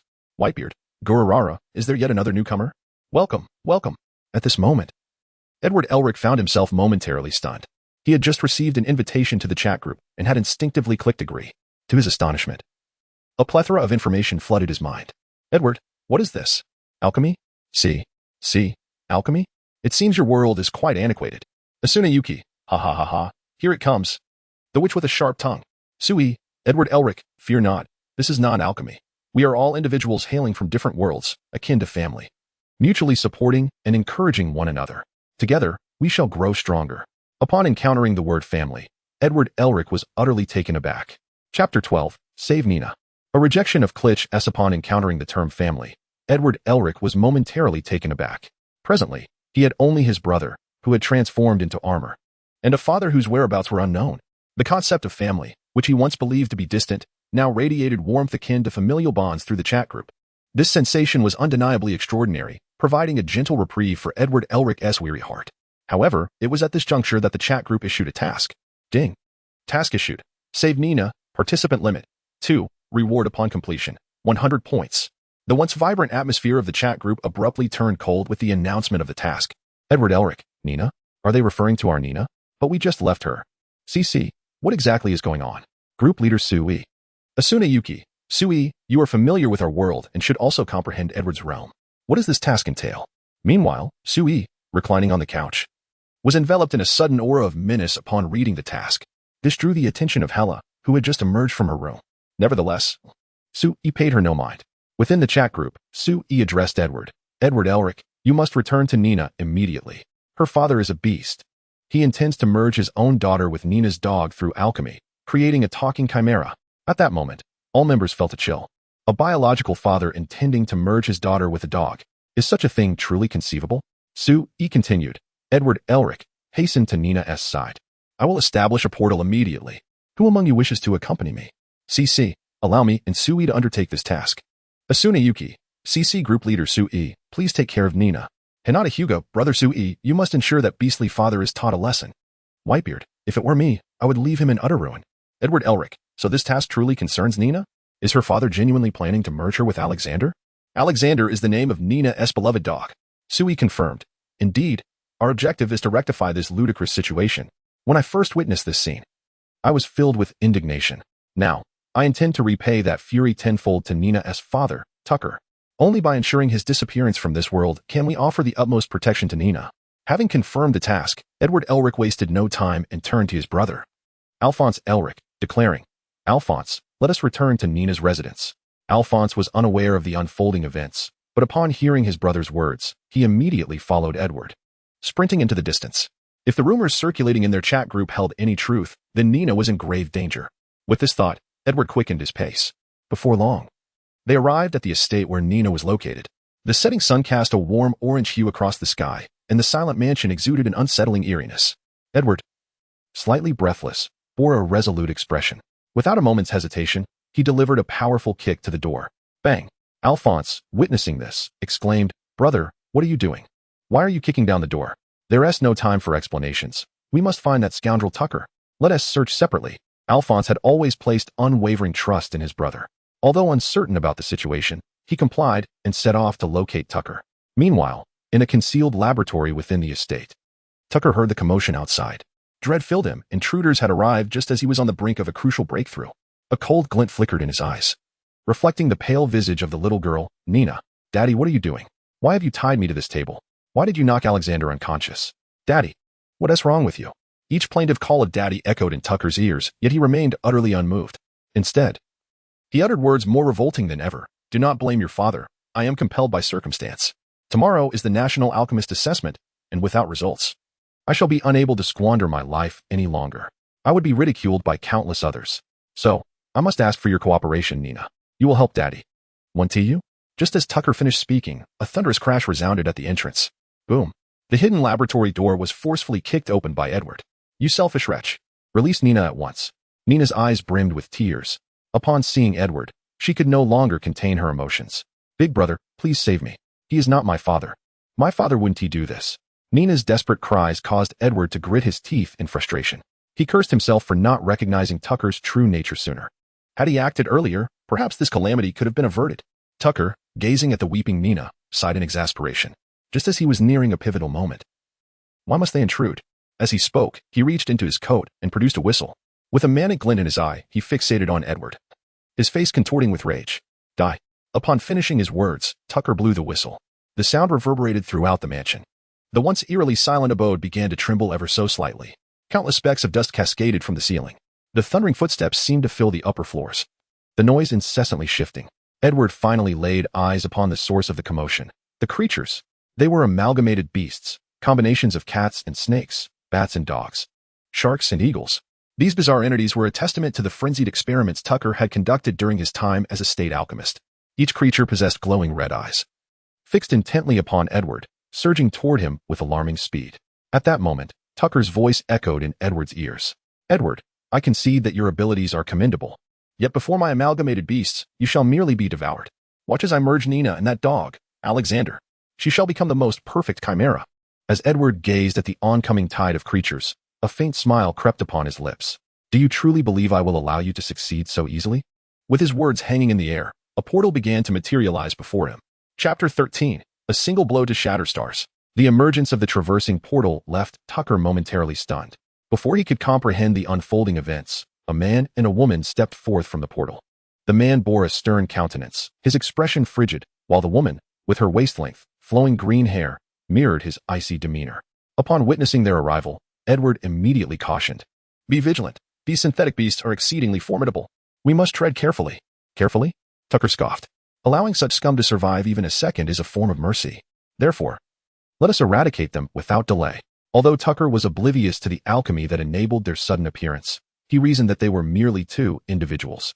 "Do you truly believe that the three of you can vanquish 100 synthetic beasts? I assure you, that is an impossibility. My beloved synthetic beasts devour them," Tucker snarled, gesturing menacingly at the trio before him. Roar. The first to charge forward was the hybrid of shark and eagle, darting towards Sui with remarkable speed. Edward, upon seeing this, shouted, "Be careful." However, they underestimated Sui's power. "Ha!" Sui scoffed disdainfully, his eyes narrowing as he focused on the approaching synthetic beasts. Heat ray. In an instant, crimson beams erupted from Sui's eyes, slicing effortlessly through the ranks of synthetic beasts in his line of sight, cleaving them in two without so much as a cry of agony. Meanwhile, C skillfully obscured this spectacle, disregarding Tucker as she advanced towards Nina. Tucker's expression paled dramatically at the sight, and he instinctively stammered, What is happening? This cannot be." In a frenzy, he exclaimed, "Impossible. My synthetic beasts are the mightiest in the world. How could they be annihilated in a mere glance?" Realizing C's intent, he pointed an accusatory finger at her. What do you intend to do? Stay away from me." With those words, Tucker drew a handgun from his side, raising his arm to aim at C. Die. He bellowed, his throat strained, eyes wide with madness and bloodshot. Yet the moment he pulled the trigger, Sui appeared before him, declaring, "You beast. I shall send you to hell for penance."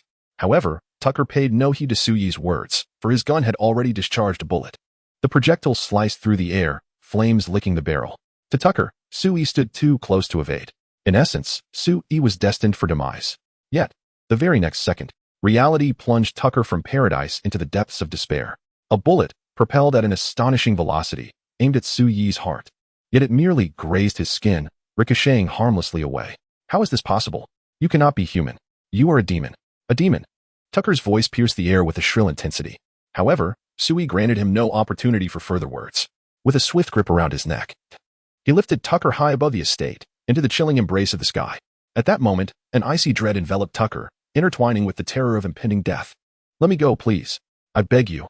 I will never dare again. Fear gripped Tucker. He feared death. He wished to continue relishing the beauty of this world. He did not want to die. But, gazing down at Tucker, Sui spoke slowly. I am no saint, nor a harbinger of justice. Therefore, you shall bear your sins and repent in hell. As Sui's words echoed into the void, he propelled Tucker further into the cosmos. The terrifying power of the supreme day of destruction was fully unleashed. The frigid expanse of the universe caused frost to form upon Tucker's skin. The absence of air inflicted unbearable agony upon him. Yet, in Sui's eyes, this was far from sufficient. Only when Tucker was utterly obliterated could such filth be thoroughly purged. Whether he was a mass killer of thousands or millions mattered not. But laying hands on one's own kin was unforgivable. I shall slay each one I encounter. With infinite remorse, you shall meet your demise. As Sui's declaration resonated, he surged forth with increased velocity, crashing Tucker into a distant planet. Boom, boom, boom. With a furious punch imbued with wrath, Sui sent Tucker to his grave. Instantly, the planet began to crack, its surface bulging and spreading outward. The pace of the expansion quickened. In the blink of an eye, the entire planet erupted. The violent explosion transformed into a black hole, consuming both the planet and the shattered remnants of Tucker, erasing all traces of his vile existence. Meanwhile, C approached Nina, gently lifting her from the examination table. Cradling her tenderly, he leaned close and whispered softly in her ear, Nina, it's all right. It's over now. There is no need to fear anymore. C's voice was a gentle caress, soothing Nina into a deep slumber within moments. As C gazed upon Nina, a wave of melancholy washed over him. Yet, the thought of having encountered Sui and the other members of their chat group brought him a measure of solace. Surely, the existence of this group was akin to having a home. He believed that Nina, nestled in his arms, would find her strength and ultimately discover her own happiness. Brother. At that moment, Alphonse finally arrived beside Edward.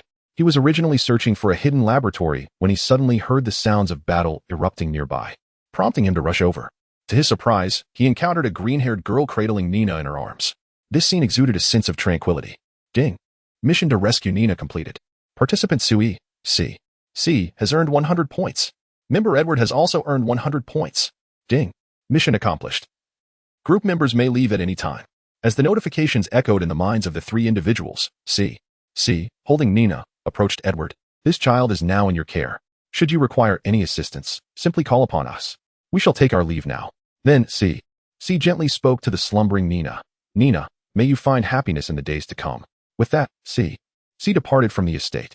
At that moment, Sui descended from the sky, having dealt with a scoundrel, which uplifted his spirits. C, let us withdraw. We shall entrust the remaining matters to Edward. We must believe in the capabilities of our new member. As for Nina, I will prepare a red envelope for Edward to pass on to her. I am confident that she, having altered her future, will find even greater happiness ahead. C remained silent, gazing at Sui, with a playful smile. She looked into his eyes and said, Sui, I hope to rely on your guidance in the future. After speaking, C reached out her finger, intertwining it with Sui's as they walked toward the portal together. Chapter 14. Jealousy and the emergence of the green giant. Feeling the lingering sensation at her fingertips, Sui cast a peculiar glance at the nearby C, however. At that moment, neither of them uttered a word. Upon returning to her own world, Sui was met with the astonished gaze of Hela, who was staring at her in disbelief. What is this ability you possess? Hela inquired, her face a portrait of shock. Is it akin to a rainbow bridge? Hela recognized that Sui was far from ordinary, yet she had not anticipated that Sui would wield a power reminiscent of teleportation, an exceedingly rare capability.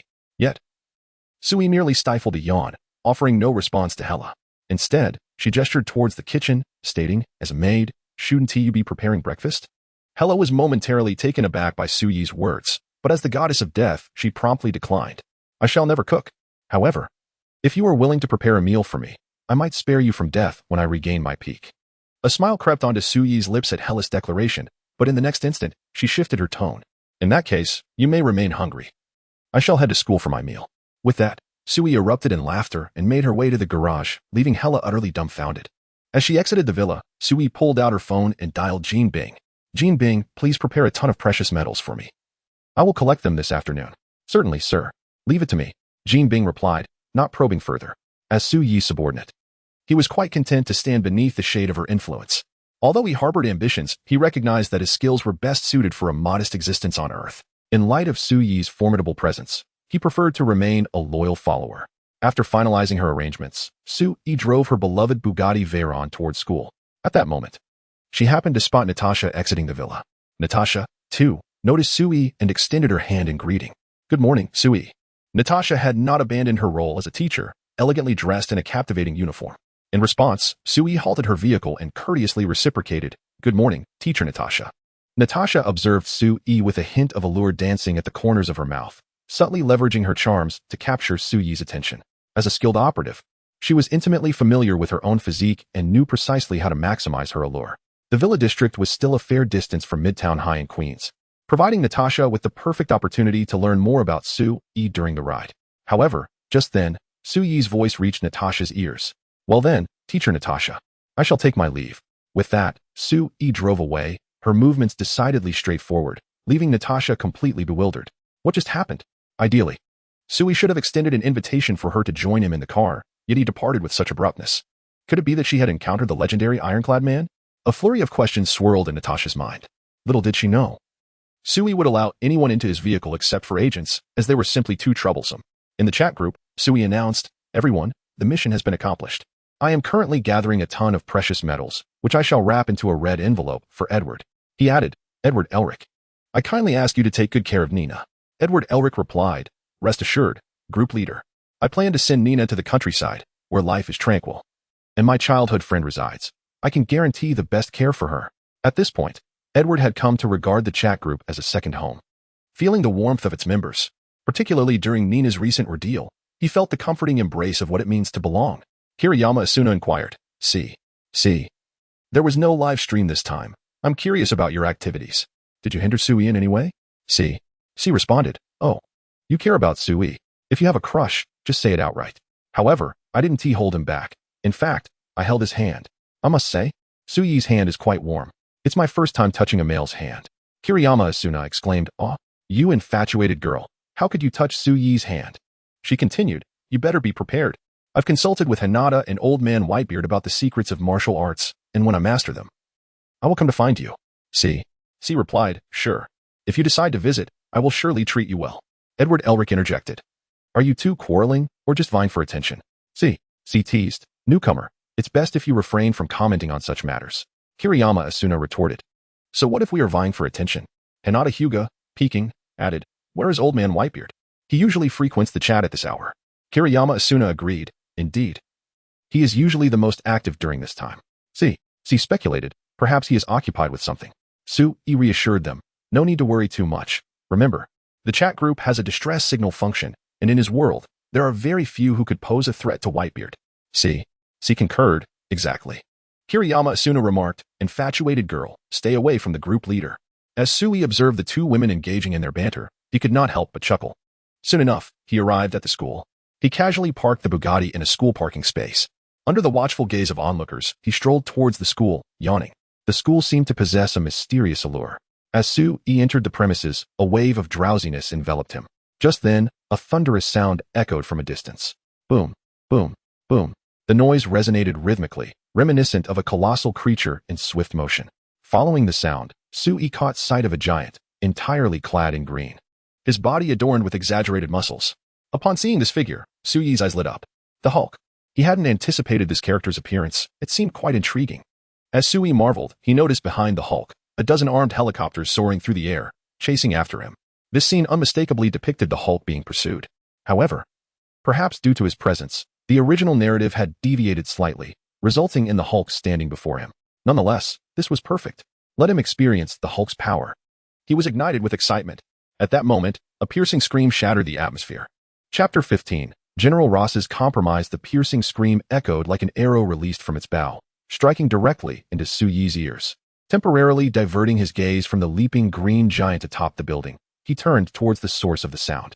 There, he beheld a pale-skinned girl with black-framed glasses, crouched on the ground, frozen in fear. Above her, a ceiling had collapsed, evidently due to the chaos instigated by the green giant. How troublesome, Sui muttered under his breath. Yet as soon as the words left his lips, he vanished from his position and sprinted towards the girl. He endeavored to appear as an ordinary person, yet his speed was nothing short of terrifying. In the blink of an eye, he stood before her. At that precise moment, the steel reinforcements within the ceiling could no longer withstand the impending collapse. Accompanied by a jarring sound and a cascade of dust, the ceiling plummeted downwards. Witnessing this scene, the girl felt engulfed by despair. However, just then, Sui appeared before her, lifting her effortlessly onto his shoulder and darting towards safety. The sound of the ceiling crashing to the ground followed closely behind them. Honestly, crouching here and covering your head is a waste of time. It's far better to run forward, Sui remarked, exasperated.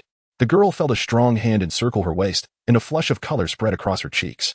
Yet, upon hearing Sui's words, she found herself at a loss for what to say. I'm sorry, I was just so frightened, she stammered. Well, it's all right. It's fortunate you didn't faint, Sui replied, his sharp tongue still present. The girl opened her mouth as if to respond but found her words slipping away, replaced by a wave of shyness. Gazing at Sui's face, she felt an inexplicable sense of familiarity, yet she could not recall where she had seen him before. As she prepared to inquire further, Sui gently set her down. All right, you're safe now. Remember, next time, it's better to run forward with all your might than to freeze in place and cover your head, he instructed before turning to leave. Meanwhile, the city was engulfed in a cacophony of screams. The appearance of the green giant had incited widespread panic among the citizens, coupled with the armed helicopters overhead, spewing fire. The rhythm of daily life was instantly disrupted. Sui, having failed to locate the figure in the black cloak, chose not to conceal himself excessively. He surmised that S.H.I.E.L.D. was likely focused on Tony Stark in the desert, perhaps still investigating the whereabouts of the vanished Whitebeard in the Marvel Universe. Consequently, the resources expended on him were minimal. Even if he were discovered, it would merely pose a slight inconvenience. With this thought in mind, Sui decided to abandon further concealment. Following closely in the wake of the Hulk, they hastened their pursuit. In the sky, armed helicopters trailed the Hulk closely. However, as time progressed, the gap between them continued to widen. General Ross remarked, "The Hulk's speed is increasing. We are likely to lose track of our target." On the other end of the communication device was General Ross, stationed far behind. His icy gaze remained fixated on the large screen before him, displaying an array of data pertaining to the Hulk. An unprecedented greed began to seep into his heart. He found himself fantasizing about the sheer power he could wield if he were to possess such terrifying strength. Yet, the operatives charged with tracking the Hulk were on the verge of losing their target, an outcome General Ross could not tolerate. He coldly declared, "If you lose the target, you need not remain in my service." This was no jest. He had paid a hefty price for this pursuit. The costs of the city's damage and the subsequent chaotic explanations would all fall upon him. If they failed to capture the target, all his efforts would be in vain. However, the Hulk's speed was increasing, and their fuel supply was dwindling. That is your problem, not mine. If you cannot accomplish this, prepare for punishment upon your return. With that, General Ross terminated the call.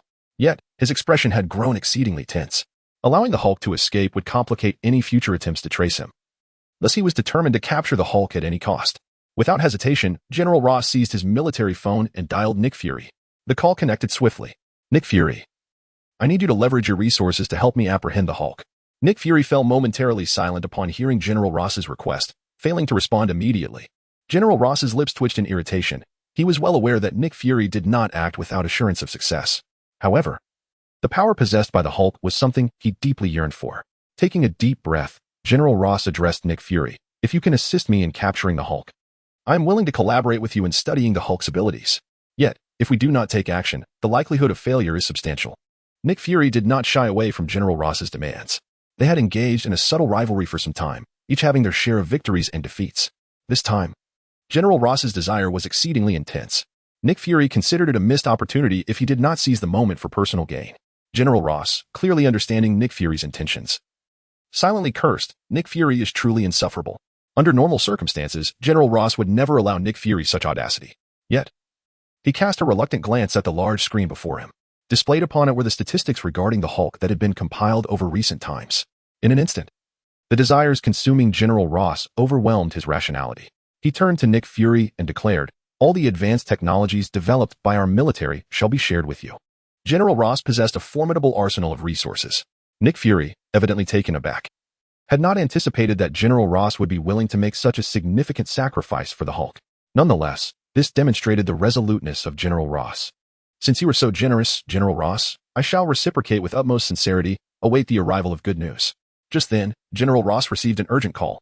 A report indicated that a suspicious presence was rapidly approaching the Hulk. This urgent communication was clear to Nick Fury as well. In an instant, the atmosphere within the space became palpably tense. Chapter 16. A headache. Sui is not an ordinary person. Suspicious traces? Do we know which organization it is? General Ross's tone grew increasingly urgent. He immediately signaled those around him to adjust the cameras on the armed helicopter. However, the helicopter had already descended considerably. Apart from a fleeting glimpse of green, there was nothing visible, only amplifying General Ross's anxiety. The report indicated that it appeared to be merely a single shadow. What? Only one shadow. How could that be possible? Who would dare to confront the Hulk head-on? General Ross's voice rose several octaves. In his view, there was no one on Earth who could rival the Hulk. Yet, the revelation that a shadow was swiftly approaching left him astounded. Nick Fury also received this intelligence from General Ross. He immediately stated, General Ross, since we are collaborating on this endeavor, let us have S-H-I-E-L-D. Contribute as well. Coulson, utilize the S-H-I-E-L-D satellites to pinpoint the Hulk's location. Simultaneously, share the screen with General Ross. Yes, Director. As Coulson's words echoed, the entire S-H-I-E-L-D apparatus began to spring into action. Just then, Nick Fury, through the S-H-I-E-L-D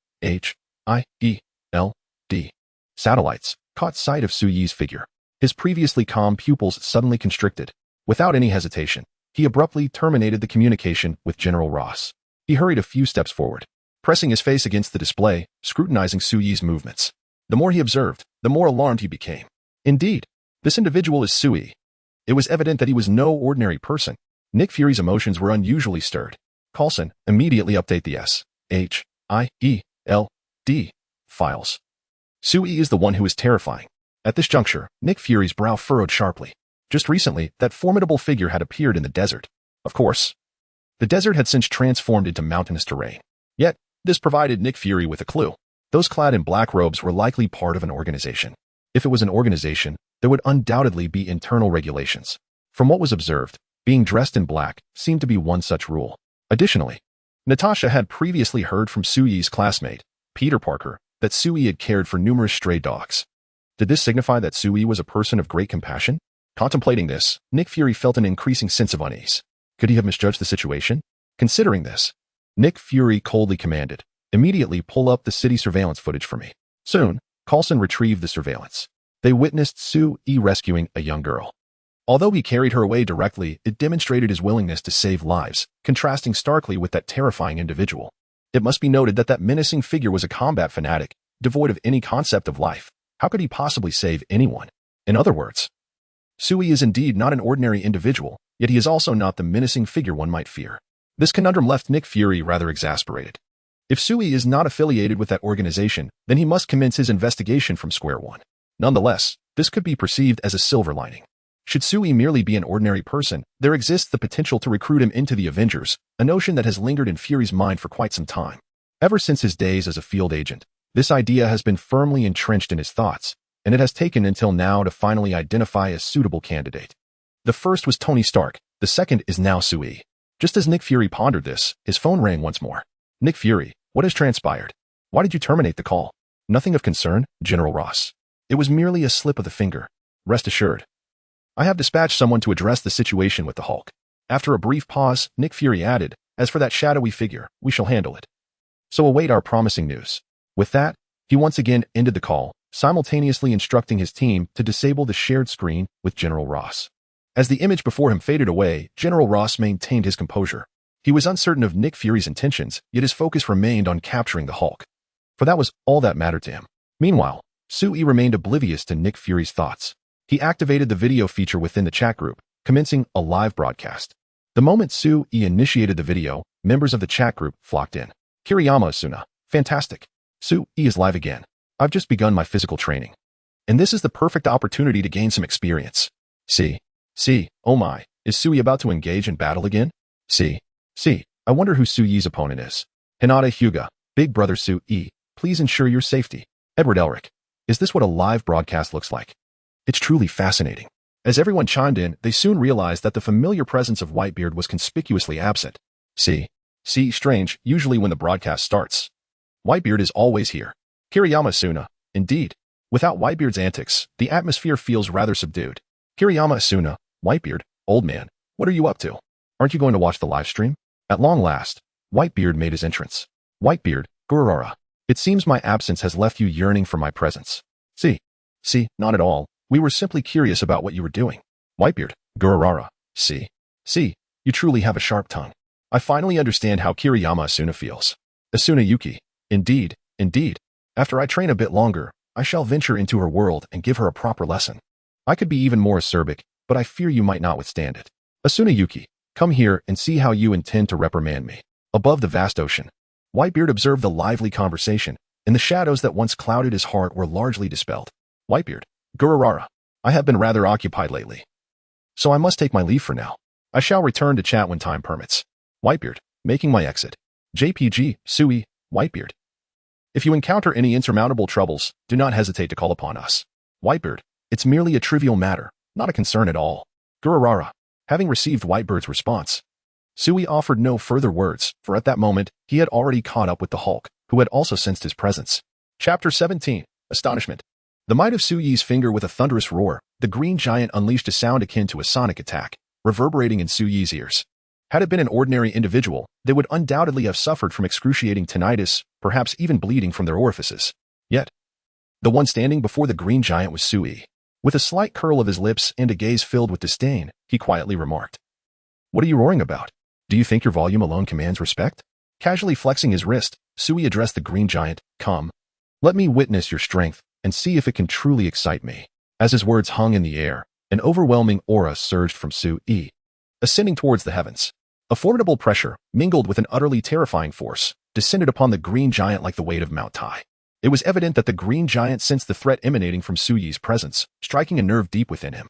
With a primal roar, the green giant, akin to a raging gorilla, pounded his chest furiously, abandoning any thought of retreat. Enveloped by boundless fury, he charged towards Sui. Meanwhile, at SHIELD, Nick Fury monitored the unfolding battle via satellite, his hands clutching data pertaining to the green giant. The more he scrutinized the data before him, the clearer it became why General Ross was willing to expend such resources to capture the green giant. The sheer magnitude of power contained within the green giant was astonishing. Agent Coulson, dispatch reinforcements to support Sui. Regardless of his identity, our immediate priority is to subdue the green giant. Upon uttering these words, Nick Fury cast a deep gaze at the screen, sighing, there is no way Sui could be a match for the green giant. However, before Fury could finish his sentence, he observed Sui facing the green giant's assault without an ounce of trepidation. In fact, he appeared to be handling the situation with remarkable ease. As the green giant threw a punch, so too did Sui, their fists colliding with resounding force. Yet it was the green giant who found himself retreating under the relentless onslaught. At that moment, Nick Fury could scarcely believe his own eyes. In a secluded park in Queens, the battle between Sui and the green giant raged on. Why do you strike like a girl? Your punch is so feeble. Or is your strength truly that insignificant? Sui's words struck like a sharp blade at the heart of the green giant. Accompanied by a thunderous roar that echoed around them, the green giant erupted with a terrifying surge of power, his presence enveloping the vicinity for miles. Countless birds within the park took flight, desperately fleeing as though attempting to evade an impending catastrophe. The enraged green giant, now fully provoked by Sui's taunts, saw his muscles swell to monstrous proportions. Fueled by an inexhaustible fury, he transformed into an imposing force, reminiscent of a small mountain. In the presence of the Hulk, Sui's physique appeared akin to that of a mere child. The members of the chat group, engrossed in the video, felt as though they were experiencing an unprecedented pressure firsthand. Yuuki Asuna exclaimed, "The aura of this guy is incredibly formidable, even though I know this is merely a video. My body is trembling." W-elc-o-me commented, "Indeed, I have lived for so long, yet this is the first time I have encountered someone wielding such terrifying power. This pressure, if an ordinary person were to face it directly, they would likely be scared to death." W-elc-o-me continued, "Can our group leader truly defeat that green giant? It feels as though his strength has multiplied exponentially. If it were me, I doubt I could withstand even a single punch from him." Hinata Hugo asserted, "I believe in Brother Sui. He will surely be fine." As the group members grew anxious for Sui, he merely yawned and remarked, "Why are you shouting so loudly? Do you really think you can defeat me now?" It seemed the Hulk had heard Sui's taunt. His fury intensified, and his forehead erupted with veins. Clenching his right fist, he gathered an immense amount of energy. In an instant, the Hulk propelled himself from the ground, creating a mound of earth as he launched forward with the force of a massive missile aimed at Sui. His fist generated a fierce wind, causing the air around them to feel as though it might explode. Nick Fury, observing through a satellite, muttered in disbelief, "Sui, it's over." As the enormous green figure was about to collide with Sui, he extended an arm, seemingly slow, yet as swift as lightning. Just as the Hulk's fist was about to strike, Sui flicked his arm outwards. With a resounding thud, the Hulk's expression shifted from rage to intense pain, as Sui's strike caused his arm to fracture with each inch. But that was not the end. The immense force propelled the Hulk away at a speed greater than his initial charge. Trees shattered in succession as he crashed through them. Finally, his body collided with a wall 3,000 meters away, bringing his momentum to a halt. At that moment, an unprecedented silence enveloped the park. Those who witnessed the scene instinctively swallowed hard. Edward Elric remarked, "Is this the power of our group leader? It is astonishingly strong." He continued, "It seems our leader truly lives up to the title." Yuuki Asuna added, "This is incredible. Just a single finger sent that green giant flying. When will I ever reach such heights?" Seem mused. "I suspect this is not even the full extent of Sui's abilities." Hinata Hyuga, "In any case, Brother Sui is the most formidable." Starry eyes. JPGC. Yes. We all know that little Hinata adores Brother Sui. Hinata Hyuga, shy. JPG Sui. "As long as you all strive to hone your abilities and support one another, you will surely reach such heights one day." With that, Sui concluded the live stream, leaving the members in contemplative silence. Equally quiet was SHIELD. At that moment, no one within the agency uttered a word. They gazed at the scene before them. Their hearts stirred like a tempestuous sea. The unparalleled shock rendered them momentarily speechless. All they could see was the image of Bruce Banner emerging from his Hulk form, his arm hanging limply at his side as he fainted. Meanwhile, Sui yawned and ambled towards the school, seemingly on his way to catch some sleep. The overwhelming sense of impact left them in a prolonged state of bewilderment. Chapter 18. The Humbling of Harry and the Exquisite School Beauty. Hannah Coleman. Did I not just witness correctly? In the blink of an eye, Sui has sent the Hulk flying. Nick Fury remains in a state of disbelief as he replays Sui's astonishing feat in his mind. He wonders if someone has tampered with his perception. Yet, Coulson, standing beside him, brings Nick Fury back to reality. "Director, you did not err. Indeed, Sui has, in an instant, vanquished the Hulk." Nick Fury inhales deeply, forcing himself to regain composure. In his recollection, only that formidable individual possesses such overwhelming power. Yet, currently, Sui is shrouded in ambiguity, making it impossible to ascertain his true identity. As the king of spies, his guiding principle is to err on the side of caution. Better to eliminate the wrong target than to overlook a threat. However, applying this principle to Sui is perilously risky. If Sui were that terrifying entity, perhaps there would be alternative means to retrieve Captain Marvel's stolen communicator, allowing her to confront Sui. Yet, if Sui is not that fearsome individual, such actions would surely provoke his ire, thereby creating a formidable adversary out of thin air. Regardless of how one contemplates the situation, this is a scenario Nick Fury wishes to avoid. At that moment, Coulson interjects, "Director, based on our investigations over the past few days, Sui may possess the potential to be a hero. Perhaps we could set aside our concerns about his identity and invite him to join our ranks. I believe that if we treat him with respect, he will not take any drastic actions. After all, I feel that Sui is quite different from that terrifying figure. With the passage of time, his true identity will reveal itself. If Sui is not that formidable individual, we might even enlist him to counterbalance that threat. What do you think of my suggestion, Director?" Listening to Coulson's words, Nick Fury ponders the feasibility of this approach. However, proceeding in this manner carries its own risks. For now, let us capture the Hulk since Bruce Banner has reverted from his monstrous form. As for your suggestion, I shall deliberate upon it carefully. At that moment, Sui strolls towards the school. He receives a message from Peter Parker. "Sui, where are you right now? Are you hurt? The school has summoned us to the auditorium to take attendance. If you see this message, please hurry." Closing the message, Sui glances at his missed calls. 12 missed calls, all from Peter Parker. They have only known each other for a few days, yet he treats him as a friend. One cannot help but marvel at the future Spider-Man. With this thought, a faint smile graces Sui's lips as his fingers dance across the screen. Soon, Sui composed a text message and sent it back to Peter Parker.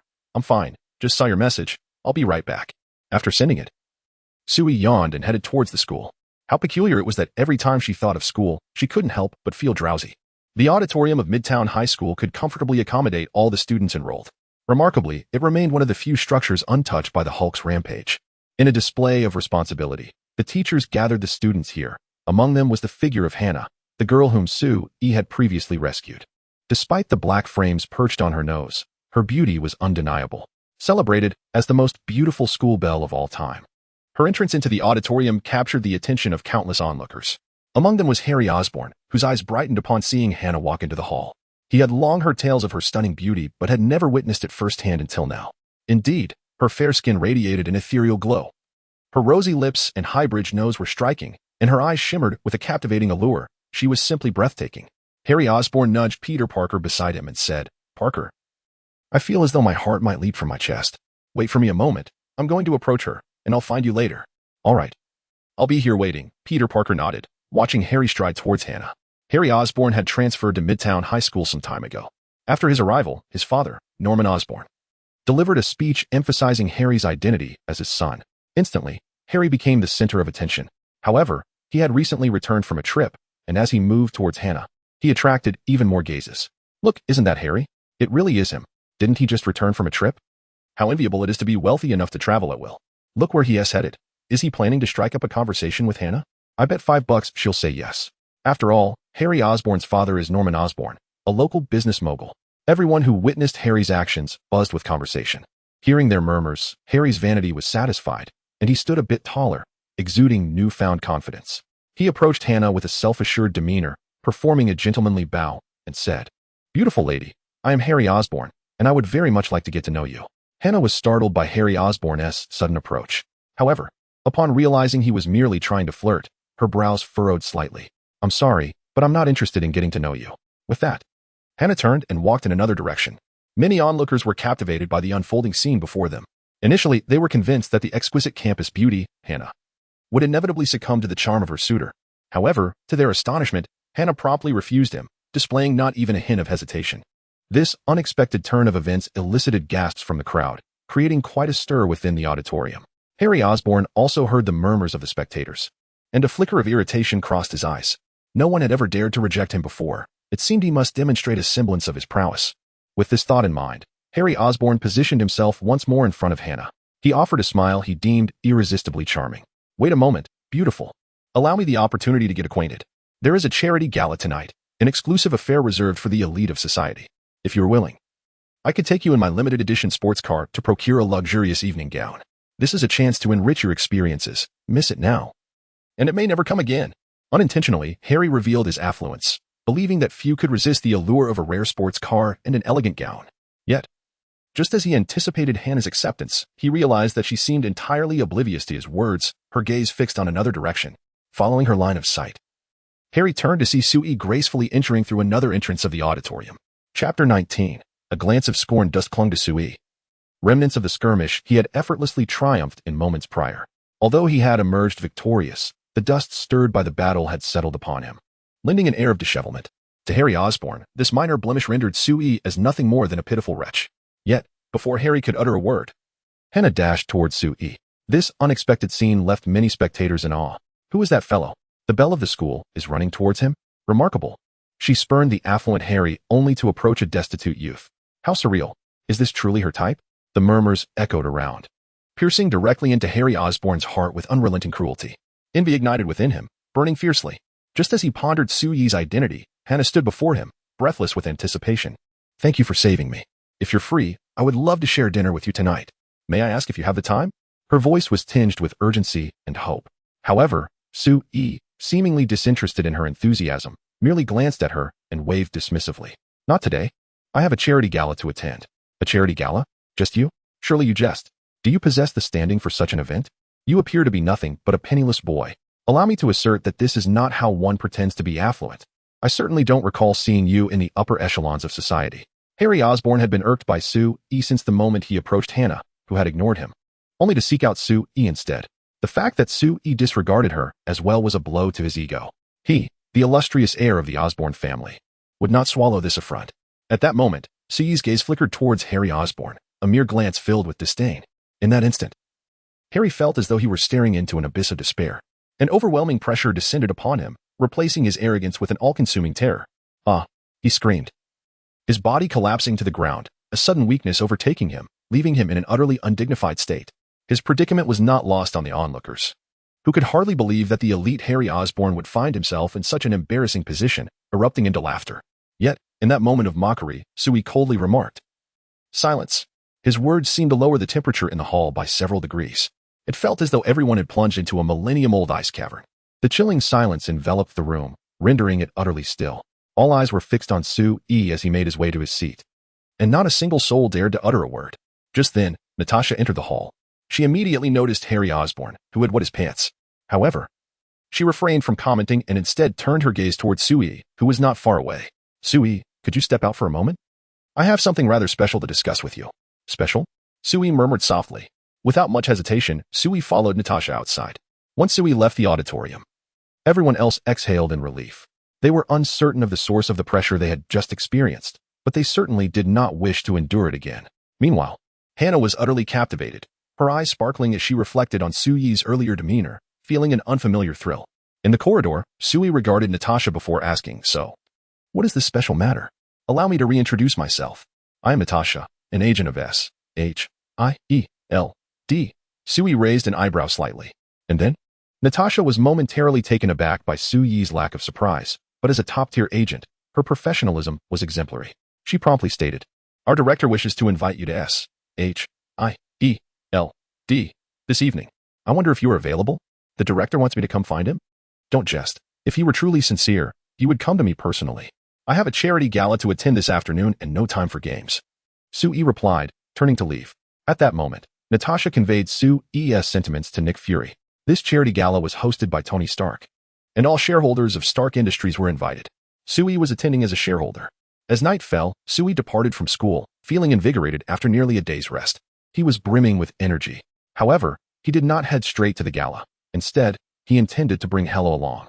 Upon returning to his villa, he found Hella languishing on the sofa, appearing exceedingly weak. This sight elicited a laugh from Sui. "Hella, you haven't been starving all day, have you? There are plenty of exquisite ingredients in the fridge." At Sui's teasing, Hella propped herself up. Clad in Sui's clothing, she inadvertently revealed an indescribable aura of holiness. "I absolutely refuse to cook. It does not align with my status." Observing Hella's feigned bravado, Sui found her quite endearing. "All right, I've arranged for someone to prepare 100 elegant evening gowns for you, which should arrive shortly. Choose one you like, and we shall dine out this evening." "Dine out?" Hella's eyes instantly brightened. Transformed into an ordinary person in the present day, she was filled with exhilaration upon hearing there was food available without the need for her own effort. She sprang from the sofa with alacrity. Simultaneously, the doorbell rang, heralding the arrival of 100 exquisite evening gowns. Without hesitation, Hella swiftly selected her most favored luxurious black gown. She eagerly joined Sui, and they embarked in the Cullinan towards the Stark Industries building. At Stark Industries, a gathering of the elite unfolded. Invitations were presented as guests entered the grand edifice, which had been lavishly adorned for the charity gala. The opulence was unparalleled.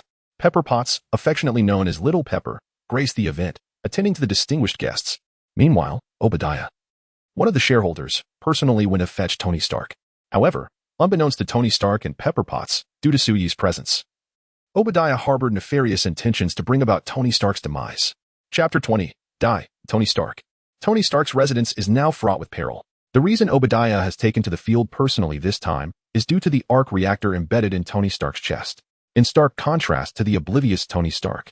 Sui is currently strolling through the charity gala, hand in hand with Hella, who is captivated by the array of sumptuous delicacies presented in a buffet style for the guests. As Hella inhales the tantalizing aromas wafting through the air, her stomach growls with hunger, and she can hardly contain her eagerness. "Sui, may I indulge in all of this at will?" she asks, her eyes glimmering with anticipation. Unable to suppress a chuckle at Hella's childlike enthusiasm, Sui replies, "Go ahead and feast. Otherwise, I fear you may drift further from the path of the elegant lady you aspire to be." This time, Hella refrains from retorting, for she truly is famished. Having emerged from her confinement, severely weakened and devoid of her divine powers, she is no different from an ordinary person. Only once her injuries have fully healed will she begin to regain her strength. With graceful steps, she approaches the food, unabashedly indulging in the feast before her. Each morsel consumed transforms into energy, replenishing her body. At that moment, Pepper Potts, Tony Stark's devoted assistant, approaches Sui. "Hello, are you Mr. Sui?" she inquires politely. "Indeed," he responds. "Mr. Stark instructed me to ensure you are well taken care of at this charity event." Expressing his gratitude for your unwavering support during Stark Industries' most challenging times, Sui casually waves his hand. aware that Tony Stark will surely rise again to reclaim all his shares. After all, who would willingly play the fool? I merely did what I wished to do. And I firmly believe that Tony Stark will steer Stark Industries back on course.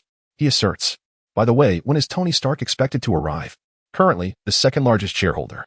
Obadiah is en route to Mr. Stark's residence, so he should be here shortly, she replies. Is that so? Sue-E smiles, choosing not to elaborate further.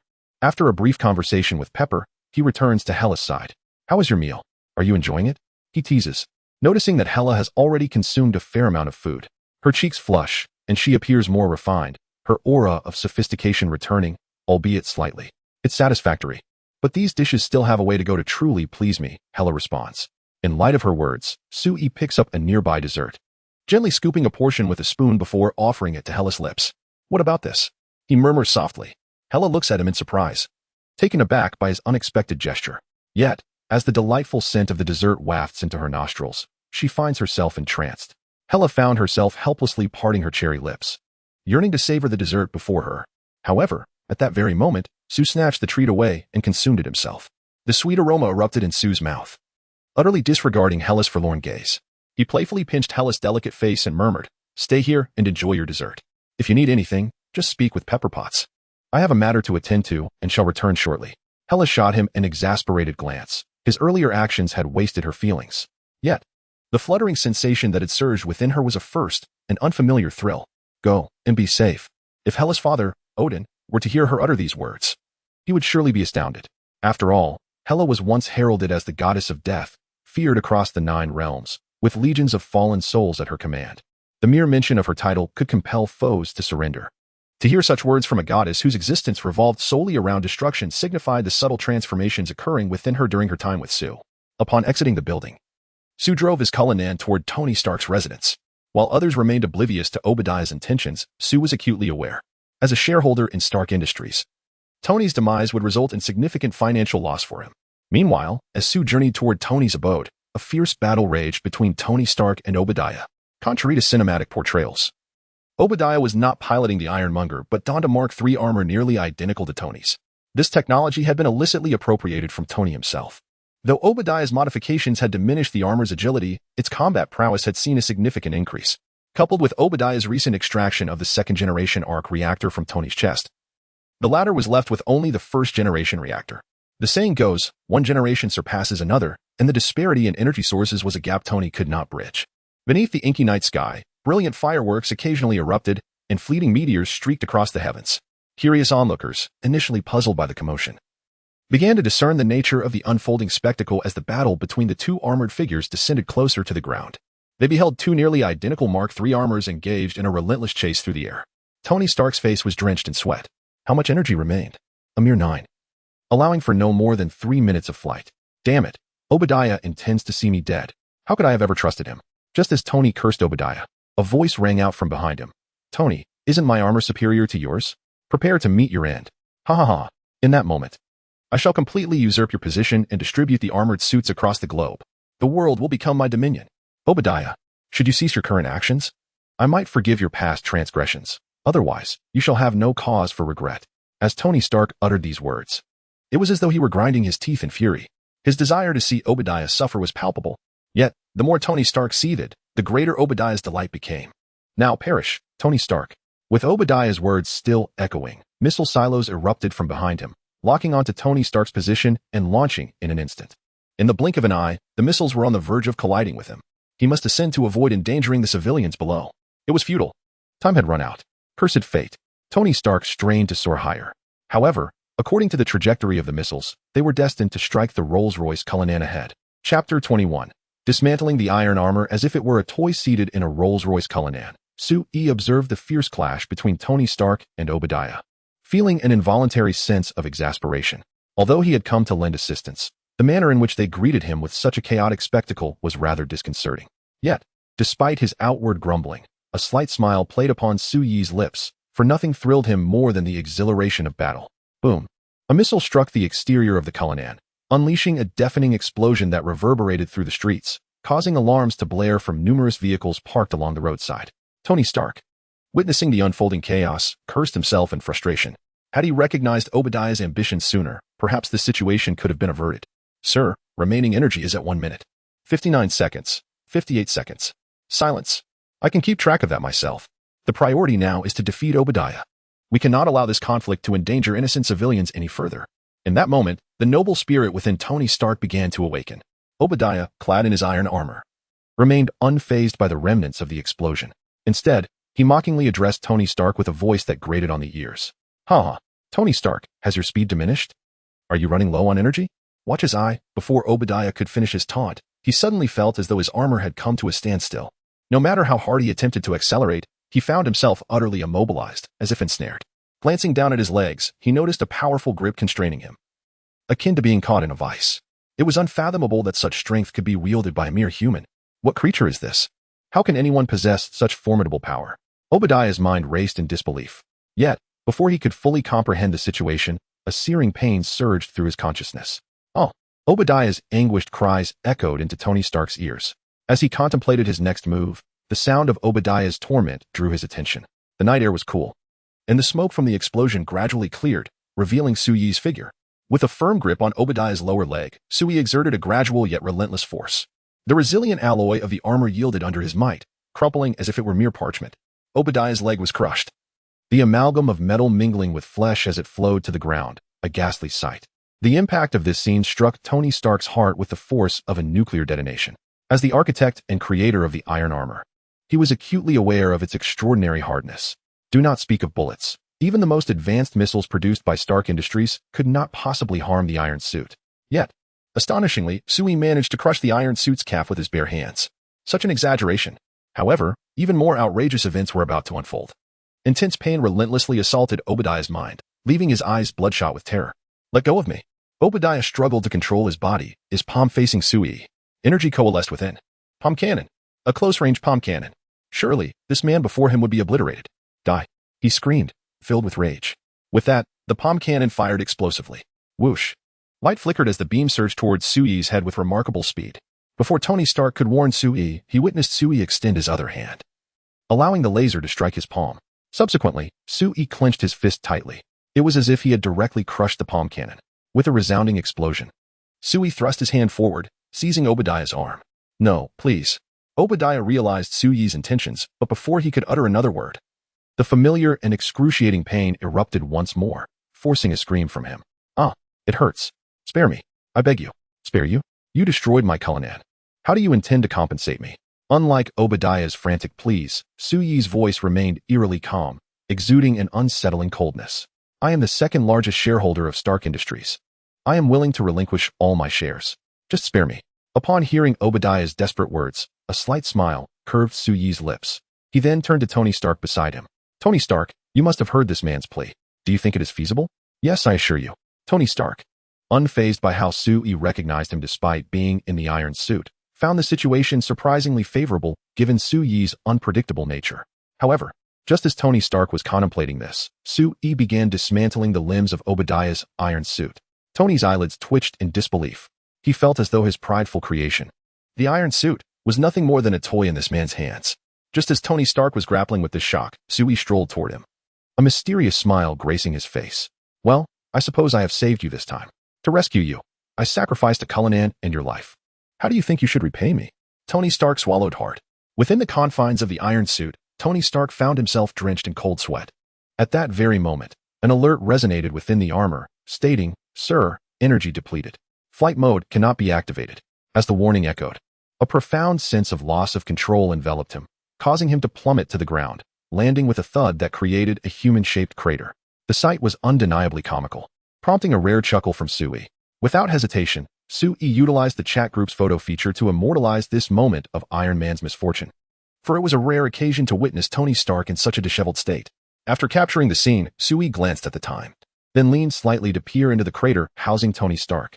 He remarked, "Tony Stark, the hour is late. We shall converse further another time.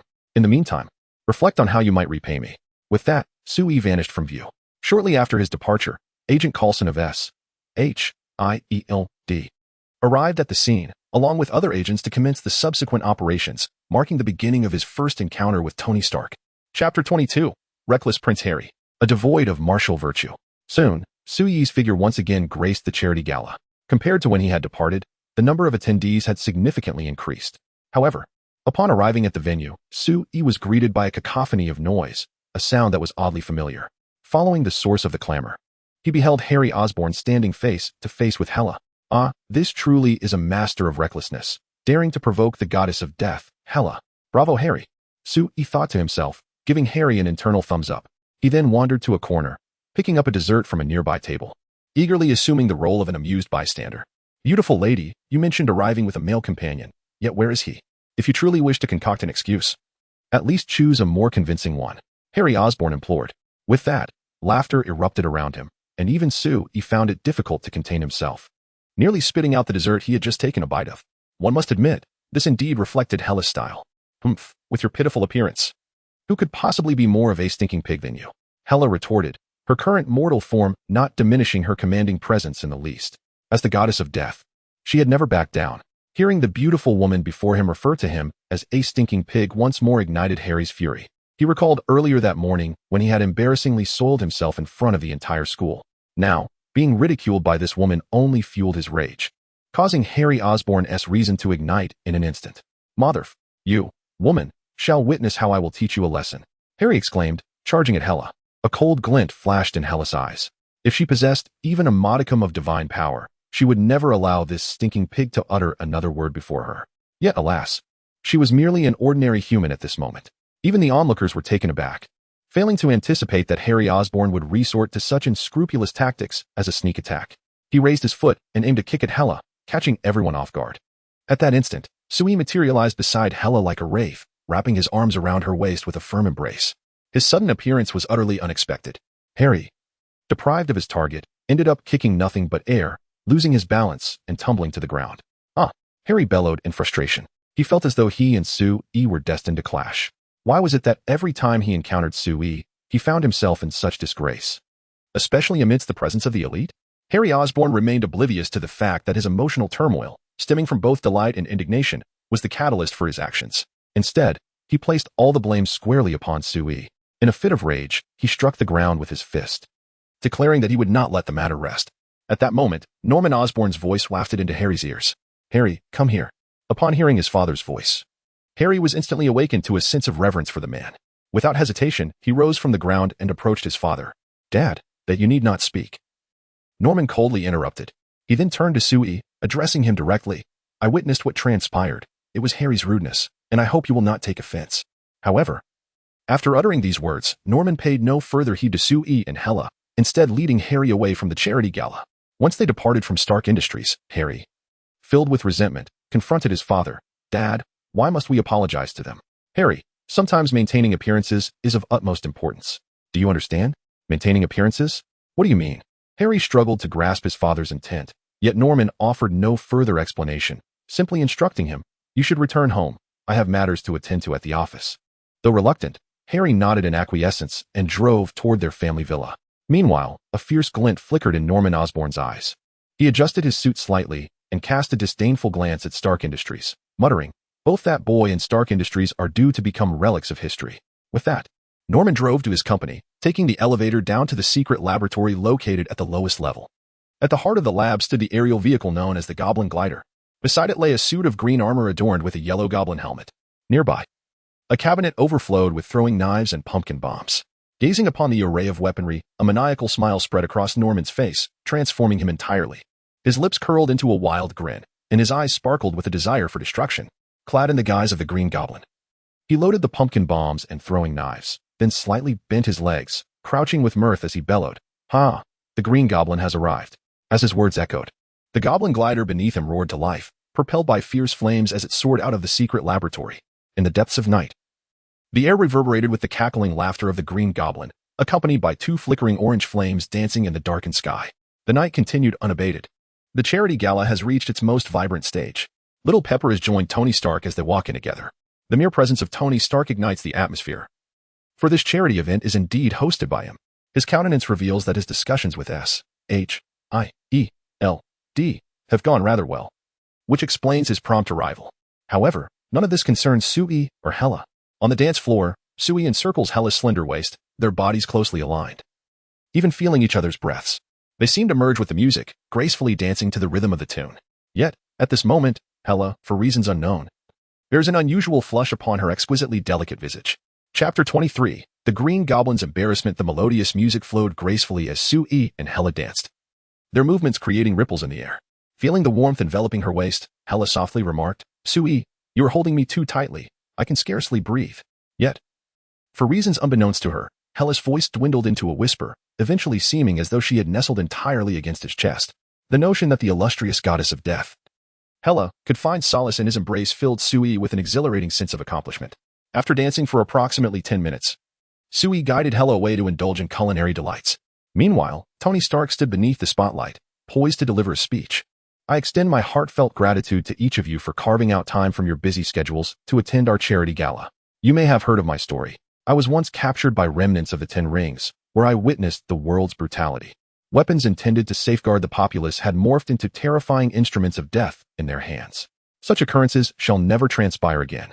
As Tony Stark's words resonated, the audience erupted into enthusiastic applause. At that moment, an individual slowly raised his arm. Positioned at the forefront, his gesture captured the attention of all present. The sustained applause gradually subsided. Tony Stark noticed this individual's action and, addressing him directly, inquired, "Do you have a question?" The person standing at the front beamed with delight upon being acknowledged. He called out loudly to Tony Stark, "Tony, may I ask, are you the Iron Man featured in the news?" A gasp swept through the audience at his proclamation. "Iron Man? What is Iron Man? This is the first I've heard of it. Is he encased in iron?" I just received a notification on my phone stating that 2 Iron Men had flown out from Tony Stark's residence and engaged in battle in the sky. However, aside from that video, it appears that other footage has been mysteriously deleted from the internet, as if it had been censored. I cannot fathom the circumstances surrounding it. Upon hearing this individual's words, others began to murmur among themselves. Tony Stark raised an eyebrow at the inquiry, but quickly relaxed, a smile gracing his lips as he asked, "May I know your name?" "Jonah Jameson, owner of the Daily Bugle," the man replied. "Very well, Jonah Jameson.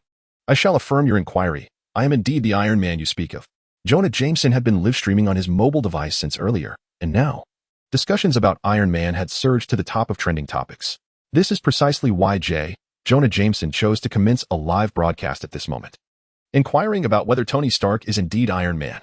As Tony Stark's words resonated, the live stream experienced an instantaneous collapse. The entire internet erupted. "Have you heard? Tony Stark of Stark Industries is truly Iron Man. My goodness, how extraordinarily brilliant Tony Stark is. Stark is indeed magnificent." Particularly remarkable was the rapidity with which the news spread, far beyond their imagination. "What is Iron Man?" Hela inquired, seated beside Sui.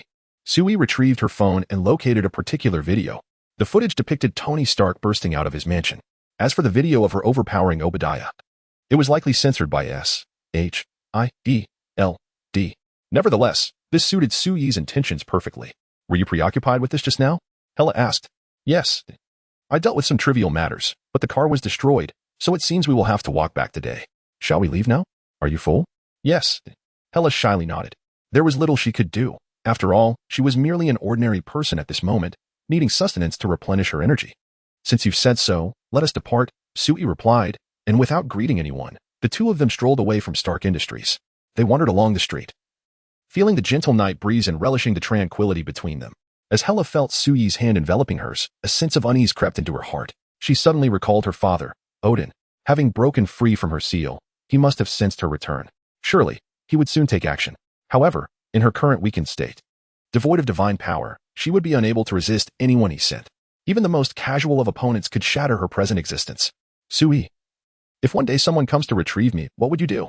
"Retrieve you? Impossible. Not to mention the damage you've inflicted upon my mansion. Even this exquisite evening gown you adorn is something you could never repay. Until you settle your debts, I cannot allow you to leave. If I never repay you, does that mean I can remain here indefinitely?" "Of course. After all, you are quite comfortable to hold. Serving as a pillow is not so bad." Upon hearing Sui's words, a captivating smile graced Hela's lips. She found herself perplexed by her own emotions. Once dubbed the goddess of death, resolute in her ruthlessness, she discovered that after meeting Sui, her fierce demeanor felt akin to playful banter. Sui exhibited no fear of her. Instead, he often teased her. This sensation was one she had never experienced before. Perhaps it is precisely due to the loss of her innate powers that she has begun to experience sensations that eluded her before. Contemplating this, Hela exerted a slight pressure with her delicate hand. She firmly grasped Sui's hand and halted her steps. Turning to Sui, she remarked, "Sui, you are mistaken. I am not your pillow, but rather, you are mine. Just as Hela's words fell, the inky darkness of the night was pierced by raucous clamors and a piercingly sinister laughter. Ha ha ha ha. The Green Goblin has arrived. Boy, having offended my son, you shall face your demise. Upon spotting Sui, the Green Goblin lunged forward, producing a pumpkin bomb in his hand and hurling it towards him. Observing this, Sui tilted his head upwards, gazing at the descending pumpkin bomb and the Green Goblin perched upon his glider. He said, Hela, it appears fortune smiles upon us. We need not walk back on our own today. Chapter 24. A single blow. The night transforms into daylight at 11:34 at night. On a street adjacent to Stark Industries, both Sui and Hela sensed a disturbance in the sky. They beheld a flamboyantly dressed villain, cloaked in green, descending upon them on a demonic glider with astonishing speed, creating a cacophony of sound in the atmosphere. Hela furrowed her brows and inquired of Sui, Are you all right? However, Sui did not respond to her query. Instead, he posed a question to Hela, Have you ever witnessed the fireworks of this world? Before Hela could answer, Sui's figure abruptly vanished from her sight. Hela's pupils dilated in shock. It was her first experience of Sui in combat. Although she had harbored suspicions regarding his formidable strength, the reality before her left her breathless. His speed was unfathomably fast, even if she had regained her full power. Achieving such velocity seemed impossible. As Hela pondered this, Sui had already surged towards the airborne Green Goblin. His eyes radiated a crimson glow, and in the instant they opened, he unleashed a scorching beam that obliterated the descending pumpkin bomb. The bomb detonated mid-air, erupting like a firework. Before the Green Goblin could react, Sui was upon him. The sheer pressure emanating from Sui altered the very atmosphere of the night. Howling winds surged and dark clouds rolled in, swallowing the bright moon in an instant. The Green Goblin's mind faltered. Had Sui not been on the ground moments ago? How could he possibly appear before him now? Was it feasible to traverse such a distance so swiftly? He had injected himself with the human enhancement serum he had developed, yet it could not achieve such terrifying speed. Countless questions raced through the Green Goblin's mind, only to freeze in place as Sui's fist loomed larger in his vision. The air exploded as Sui's fist collided with the Goblin's abdomen, delivering a cataclysmic force that rendered the villain's mind blank. The unparalleled impact was beyond the Green Goblin's capacity to withstand. Accompanied by Sui's immense strength, the Goblin's body shot upwards like a meteor. Meanwhile, Sui had returned to Hela's side. She had merely turned her head to face him, and in less than a second since his departure, he had returned. Unbeknownst to Sui, Hela was engulfed in astonishment. He took a step forward, reintroducing himself. Hela, allow me to introduce myself. I am Sui, the Supreme Annihilator. As Sui's words echoed, the atmosphere crackled with anticipation. The Green Goblin's body had ascended to an altitude exceeding 10,000 meters. At that moment, an immense force erupted violently within him. This terrifying power transformed into a torrent, erupting spectacularly in the stratosphere. A deafening sound mercilessly tore through the pitch-black expanse of the sky. A brilliant light burst forth, radiating fiercely in all directions, dispersing the heavy clouds as if the sun itself had descended to the earth. This luminous cascade illuminated the ground, banishing the darkness of the night. Everyone lifted their gaze towards the heavens, beholding the radiant halo that brightened the entire sky and vanquished the endless gloom. This was the fireworks that Sui had just spoken of. Moreover, this spectacle was forever etched in Hela's heart, accompanying Sui's words about the supreme day of destruction. Time seemed to freeze at that moment. It was uncertain how long it lasted, perhaps a second, perhaps a minute. The brilliance in the sky remained undiminished. Beneath this radiant glow, the shadows of Sui and Hela intertwined. At this juncture, enveloped in light, the two shared their first kiss. After a prolonged moment, their lips parted. Hela nestled in Sui's embrace, gazing at him with tender affection. She realized that under Sui's influence, she had undergone a profound transformation in a brief span of time. Yet, this change was only evident before Sui, where she exhibited more softness. Before others, she remained the goddess of death, the Hela who regarded life as inconsequential. I am weary, carry me home, she murmured. Sui responded. He then effortlessly swept her up in a princess carry, taking flight towards the villa. He also brought back the demon glider. It was only at this moment that Hela understood the origin of Sui's intriguing collection in the basement. After Sui and Hela returned to the villa and drifted into a blissful slumber, chaos erupted at S.H.I.E.L.D. What on earth had transpired? What was the nature of that radiant phenomenon? Nick Fury tirelessly mobilized personnel within S.H.I.E.L.D., aiming to swiftly uncover the truth behind the incident. Just moments ago, he had been elated at the prospect of officially establishing the Avengers with the inclusion of Tony Stark. However, before he could revel in his joy for long, he beheld a light akin to the sun bursting forth in the night sky, lingering for an extended duration. The colossal energy encapsulated within that brilliance was beyond what Nick Fury, as the director of S.H.I.E.L.D., could fathom. Yet, at the very least, he needed to gather intelligence. He needed to ascertain who was responsible for this. S.H.I.E.L.D.'s intelligence operations were indeed formidable. Countless cameras and surveillance satellites were spread across the globe. At Nick Fury's command, this vast network sprang to life. Within moments, they uncovered the circumstances surrounding the event. However, when Nick Fury learned the truth, he slumped utterly in his chair. What did you say? Sui struck the Green Goblin with a powerful punch, sending him flying. Was that brilliance conjured by her fist? Surely, you jest. Is this not a tale from the fantastical realms of the Dragon Kingdom? Who possesses the strength to unleash such a phenomenon with a mere punch? Nick Fury addressed Coulson, gesturing towards the distant radiance that continued to expand. Even the remnants of twilight shone brighter than the sun's afterglow, illuminating the night as if it were day. Coulson, with a troubled expression, suggested, Director, perhaps I should investigate further? It might be a misunderstanding. Upon hearing Coulson's words, Nick Fury retorted with fervor, Damn it. Hurry and find out. I demand the most accurate results. Yes, Director, Coulson replied, swiftly turning to run. He was well aware of Fury's current displeasure. It was understandable. Fury had previously believed that despite Suyi's prowess, there must be a limit. Recovering Captain Marvel's communicator should allow them to easily handle the situation, given her formidable abilities. However, the sheer force that turned night into day with a single punch left them contemplating their chances of confrontation. It seemed that in the future, they must tread carefully around this formidable individual. With this thought, Fury's expression darkened further, and he erupted once more. Damn it. Chapter 25. New members.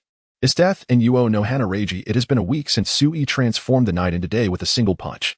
During this week, Sui acquired a new culinan and took Hela on delightful culinary adventures, savoring the pleasures of life, particularly free from the incessant troubles of S.H.I.E.L.D. This newfound freedom allowed Sui to engage more in the chat group. Sui, I haven't seen Whitebeard around lately. See, indeed. Whitebeard's appearances have dwindled. If it weren't for the group's desperate calls for help, I might have thought something had happened to him. However, we all know of Whitebeard's formidable strength. With a mere wave of his hand, the power of the Trimmer fruit can conjure monstrous waves. Yuuki Asuna. Yes. I recall Whitebeard claiming to be the strongest man upon the sea. Yuuki Asuna. Just imagine a person with such an extravagant title. How could his strength possibly be lacking? Hinata. Even in our world, Whitebeard's power would rank among the elite. Perhaps he is simply preoccupied with other matters. Edward Elric. Is Whitebeard truly that impressive? Since I joined the chat group, I have scarcely seen him. Yuuki Asuna. You missed the mornings when Whitebeard was active in the group, as well as his presence at noon and in the evenings. Yuuki Asuna. There was never a time when Whitebeard was absent. Only when we conversed could we barely keep pace with him. Edward Elric. Isn't that a bit exaggerated? Yuuki Asuna. Not exaggerated in the slightest. Absolutely not. See, Edward Elric. Do not believe what Asuna says. Her penchant for embellishing the truth is well known. Yuuki Asuna. Which? You're speaking ill of me again. Believe it or not, I might just stop talking to you. Seeing the two ladies bickering in the chat, Sui couldn't help but feel a mix of amusement and exasperation.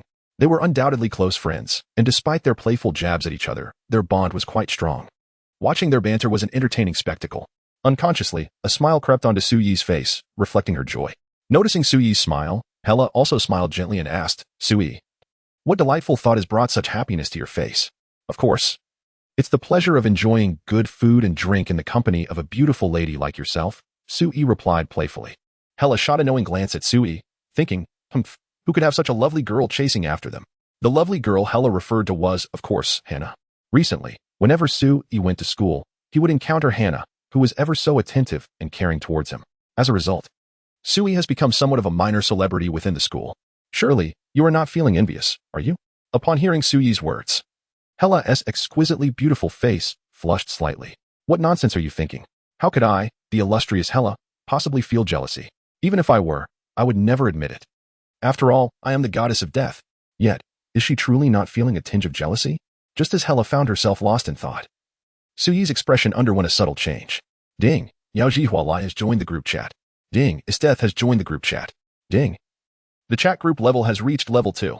The exchange shop has been unlocked, and members can redeem points within the shop. A series of electronic notifications echoed in the minds of the group members. The first to bubble up was Asuna Yuki. Asuna Yuki. Wow. We have 2 newcomers joining us at once. Hinata Hyuga. Welcome, sisters, to the Dimensional Chat Group. Edward Elric. Finally, we have new members. Does this mean I am now an elder? Edward Elric, excited. JPG. See, oh, two lovely ladies with delightful names have arrived. Yao Jihua Lai. What kind of ability is this? Why am I experiencing such phenomena in my mind? Is death? Is this the power of an imperial tool? But with my abilities, I should have sensed it upon approaching. Is death? It seems I have stumbled upon a rather intriguing place. Sui, welcome, newcomers, to our dimensional chat group. I am the group leader, Sui. Our members hail from various realms, each residing in distinct worlds. Sui, here. We support one another as if we were family. Additionally, our chat group has now reached 8 members, unlocking numerous features. Sui, if you have the time, I encourage everyone to explore the various functions available in the chat group. I believe you will find significant rewards. Is Death, group leader? So you are the head of this chat group. Does this mean your strength is unparalleled? Care for a duel? Yao Jihua Lai. I too wish to spar with the esteemed group leader, as I am quite confident in my abilities. Friendly. JPG, Asuna Yuki. These two newcomers seem exceptionally strong. Challenging Su E right off the bat. Hinata Hyuga. Brother Su E is the strongest. Undeniable. JPG, Edward Elric. A word of caution to the two newcomers. The group leader is incredibly formidable, and you may not stand a chance against him. Is Death? Oh really? How can one know without a contest? Yao Jihua Lai. I am truly curious about the extent of the group leader's power, given the reverence you all hold for him. Yao Jihua Lai. And does defeating the group leader mean one can usurp his position? As she observed the messages within the chat group, Su E felt a surge of excitement coursing through her veins. It is imperative to acknowledge that both Yuruchi Shihoin and Is Death are formidable entities. Yuruchi, whose original name is Yuruchi Shihoin, is the first to hold the esteemed title of Captain of the 8th Division, and is also the founder of the 11th Division and its underlying philosophy. Her power is so immense that it commands respect and fear alike. On the other hand, Is Death is an exceptionally skilled combat enthusiast. In her youth, she stands as the most powerful being within her realm, unrivaled in her strength. Her abilities allow her to freeze time itself, pausing the flow of seconds. The combat prowess of these two individuals is nothing short of extraordinary. Within Sui's heart, a fervor for battle surged forth, igniting a desire to engage with these two formidable women. Perhaps, through the power of his Supreme Destruction Day, he could evolve into an even more potent skill. However, at that moment, an alert resonated within the chat group. Ding, all members please note. Whitebeard has sent out a distress signal. Ding, mission issued. Rescue Whitebeard, participant limit. 3 people, reward, 1,000 points. At this juncture, the atmosphere within the chat group seemed to come to a complete standstill. Chapter 26, The Wrathful Strike of Whitebeard within the chat group. Sui's gaze fell upon a distress signal, causing his pupils to constrict sharply. If memory served him well, the most harrowing moments for Whitebeard transpired during the Marineford War. Truly, the tenacity of Whitebeard was unmatched. He was perpetually the first to assist group members in times of need, yet when he required aid, he stubbornly chose to endure alone. Such a disposition was undeniably resolute. However, the current circumstances rendered such matters moot. As the group leader, he would never turn a blind eye to the plight of his members. Sui addressed the entire assembly. Esteemed members, one of us is in peril. It is time for us to act. Is Death interjected. So, battle is imminent? Just as well, for I too am eager to stretch my limbs. Matoi Ryuko declared. Combat is the essence of existence. Upon our first meeting, a token of respect is in order. Allow me to orchestrate a magnificent war to craft a supreme feast of carnage for all. Asuna Yuki remarked, it appears these newcomers are formidable. Perhaps the leader should let them take the lead. See. Agreed. Indeed, for us at this moment, engaging in battle seems rather daunting. Hinata Hyuga offered. If you require assistance, Suio Nyakin, I am willing to volunteer. I have officially graduated early from the Ninja Academy and am ready to undertake missions. Edward Elric added. I too can partake in the fight. Sui replied, well then, let me escort the newcomers into the fray. I shall broadcast our endeavors live. Anyone who dares to harm our members shall face my wrath as their leader. Upon concluding his statement, Sui wasted no time and immediately established a portal to traverse worlds. The designated members for the mission were Sui, Matoi Ryuko, and Is Death. In an instant, they stepped into the portal. At the Marine headquarters, Marineford, the members of the Whitebeard pirates were rendered utterly speechless. The atmosphere was suffocatingly tense, leaving many gasping for breath. Through the live broadcast, people across the globe witnessed the unfolding scene. A profound shock gripped their senses. Whitebeard had been assassinated. How could this be?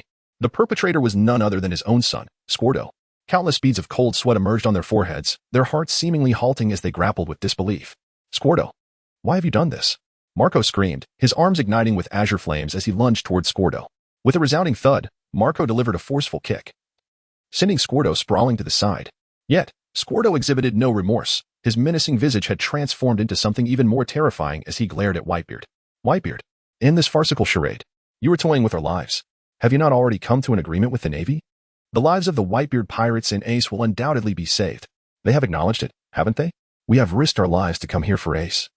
Yet look over there, the Navy is mercilessly slaughtering us. The furious roar of Squard, the great dread spider, echoed in the ears of many. They gazed at Whitebeard with shock. Is this a war manipulated by unseen hands? How could that be possible? Such a notion is absolutely inconceivable. I have faith in our father. He would never make such a choice. At that moment, a bitter smile appeared on Squard's face. Even landing a single blow would be a miracle. Now everyone knows your true nature. Go ahead and kill me here. Upon hearing Squard's words, Whitebeard's expression turned unbearably heavy. With a grim countenance, he slowly raised his arm. Everyone who witnessed this scene held their breath. However, when Whitebeard's arm suddenly descended, they realized that his movement bore no trace of murderous intent. Instead, he embraced Squard in his arms. Whitebeard's grave voice drifted into Squard's ears. Though you are my foolish son, I will still not lay a hand on you. Father. Squard was utterly stunned, standing there in shock. This scene was entirely different from what he had envisioned. When Akainu had told him that he had been betrayed by Whitebeard and his crew, this war had seemed nothing short of a massacre. If only he could assassinate Whitebeard, his pirate crew would be saved. Yet now, Squard suddenly realized that the despicable villain had always been himself. Unbeknownst to him, tears welled up in the eyes of this grown man. Father, I was wrong. As Squard's words fell, he crumpled to the ground as if burdened by an unbearable weight. Gurara, I am Whitebeard. Navy, you have deceived my son, and I shall ensure you pay a grievous price. On the execution platform, Sengoku observed everything unfolding before him. Even from his distant position, he could distinctly feel the overwhelming battle intent emanating from Whitebeard. The strongest man on this sea was finally serious. Akainu, take advantage of this weakness and strike him down. Do not grant Whitebeard a chance. Yes, Admiral. In the blink of an eye, Akainu charged towards Whitebeard, his arms surging with molten magma, exuding black smoke that warped the surrounding space. Hellhound. Akainu's assault was lightning fast. His fist, ablaze with lava, was before Whitebeard in an instant. Protect father. Quickly, protect father. Fall back. Protect father. In that moment, Whitebeard's sons were utterly alarmed. Marco attempted to fend off Akainu's assault, but unexpectedly, Whitebeard stepped forward. The power of the tremor fruit enveloped his fist. With an unparalleled force of vibration, his fist traced an arc through the air and struck heavily before him. Simultaneously, Whitebeard bellowed, "You dare deceive my sons. Perish, Akainu." In an instant, the very fabric of space shattered. The area within several thousand meters ahead was distorted and shattered by the might of the tremor fruit. The collision with Akainu's magma unleashed a horrifying explosion. This explosion served as a signal as several figures materialized at the edge of the battlefield. These figures were none other than the Blackbeard pirates. Chapter 27. To fight until the bitter end. A life without regrets. The emergence of the Blackbeard pirates drew the attention of others on the battlefield. There loomed the colossal warship, Saint One Wolf, accompanied by the tyrannical king, Bartolomeo Pizarro. The drunken Bacchus Charlotte was also present, alongside the woman who appeared to be the Crescent Moon hunter, Katarina Devon. Moreover, the former chief warden of Impel Down, Shiryu of the Rain, had joined Blackbeard's ranks. Ha ha ha ha ha. I never imagined I would see you again before your demise, Whitebeard. Whitebeard's muscles trembled slightly, a manifestation of his overwhelming fury. Teach. You are unworthy to be called my son. You have violated the one unbreakable rule aboard my ship. You have slain your comrades. Thus, I shall take your wretched life. Allowing him to finally rest in peace. Whitebeard's cold voice pierced through the air, reaching Teach's ears. Yet, rather than cower, Teach erupted into laughter. Ha ha ha ha. You should be more concerned about your own fate, Whitebeard. As if to validate Whitebeard's words, a surge of molten lava suddenly erupted before him. Dog bite Red Lotus. The magma-formed arm of Akainu morphed into a dog's head, racing towards Whitebeard's abdomen. Die, Whitebeard. Despite his earlier injuries, Akainu unleashed his most powerful strike. Even the other pirates were taken aback by the audacity of the Marine Admiral Akainu launching a sneak attack at this moment. Thud. The searing molten fist mercilessly plunged into Whitebeard's abdomen, emerging from the other side. Flames erupted. The members of the Whitebeard pirates stood frozen. Particularly at the horrifying gaping wound in Whitebeard's midsection, it was utterly terrifying. However, Whitebeard was far from defenseless. Akainu, you shall perish. As Whitebeard's words echoed, his palm gathered an immense force of tremors, directed towards Akainu's head. A collective gasp arose from the onlookers, especially among the Marines, who could scarcely fathom Whitebeard's capacity for battle after sustaining such grievous injuries. Is this truly the strongest man on the sea? As these thoughts crossed their minds, Whitebeard's fist crashed down upon Akainu's head. Thud, thud, thud. Akainu's head met Whitebeard's face with a resounding impact. the tremendous force driving Akainu toward the ground. Gritting his teeth, Akainu enveloped himself in haki, yet it proved nearly futile against Whitebeard's might. As Akainu's body struck the earth, Whitebeard's power surged forth. Boom! The shockwave, infused with Whitebeard's terrifying strength, impacted Akainu. In the blink of an eye, Akainu's form was driven into the ground, creating a human-shaped crater. Yet, the power of the tremor fruit remains undiminished, surging forth in a fan-like formation towards the advancing navy. The ground cracks inch by inch, releasing a pungent scent of blood that spreads ominously around. The naval soldiers stand no chance against the might of Whitebeard. Above, the sky is shrouded in gloom. Beneath the vast expanse of Marineford, rivers of blood flow, and corpses lie scattered across the battlefield, with merely a single strike from Whitebeard. The scene is filled with severed limbs and dismembered bodies. At this moment, the air hangs heavy with a profound silence, only interrupted by the acrid smell of blood. A testament to Whitebeard's recent triumph. Gurarararara. I am, indeed, Whitebeard. As Whitebeard's voice echoes, torrents of fresh blood erupt from his body once more. The full-force strike, compounded by his prior grievous injuries, has triggered the latent wounds within him. Countless hidden injuries flare up at this moment, inflicting intense pain upon Whitebeard. Now, even taking a single step has become a daunting task for him. Yet, the indomitable spirit within Whitebeard surges forth like a tidal wave, soaring skyward. Father, are you all right? Marco flaps his wings and approaches Whitebeard, quietly inquiring while vigilantly scanning their surroundings. However, Whitebeard does not respond to his son's words. His face seems to be enveloped in a layer of frost, and his brows are tightly knitted together. An expression of profound stagnation, tinged with an undeniable sense of desolation, slowly emanates from Whitebeard. Cursed be my body. Is it truly incapable of movement now? I am Whitebeard. My son Ace has yet to be rescued. I have not witnessed their safe retreat. How can I capitulate like this? I am Whitebeard. As this thought crosses his mind, a flicker of light seems to flash in Whitebeard's eyes. Perhaps it is a fleeting moment of clarity. He feels as though his body has become somewhat lighter, and the hidden injuries appear to have diminished significantly. Gripping tightly the supreme great blade that Songyun cut, Whitebeard's voice resonates across the battlefield. Children, launch the final charge and rescue Ace for me. Gurarararara, too late. At your current state, you can hardly take another step. You are merely posturing here.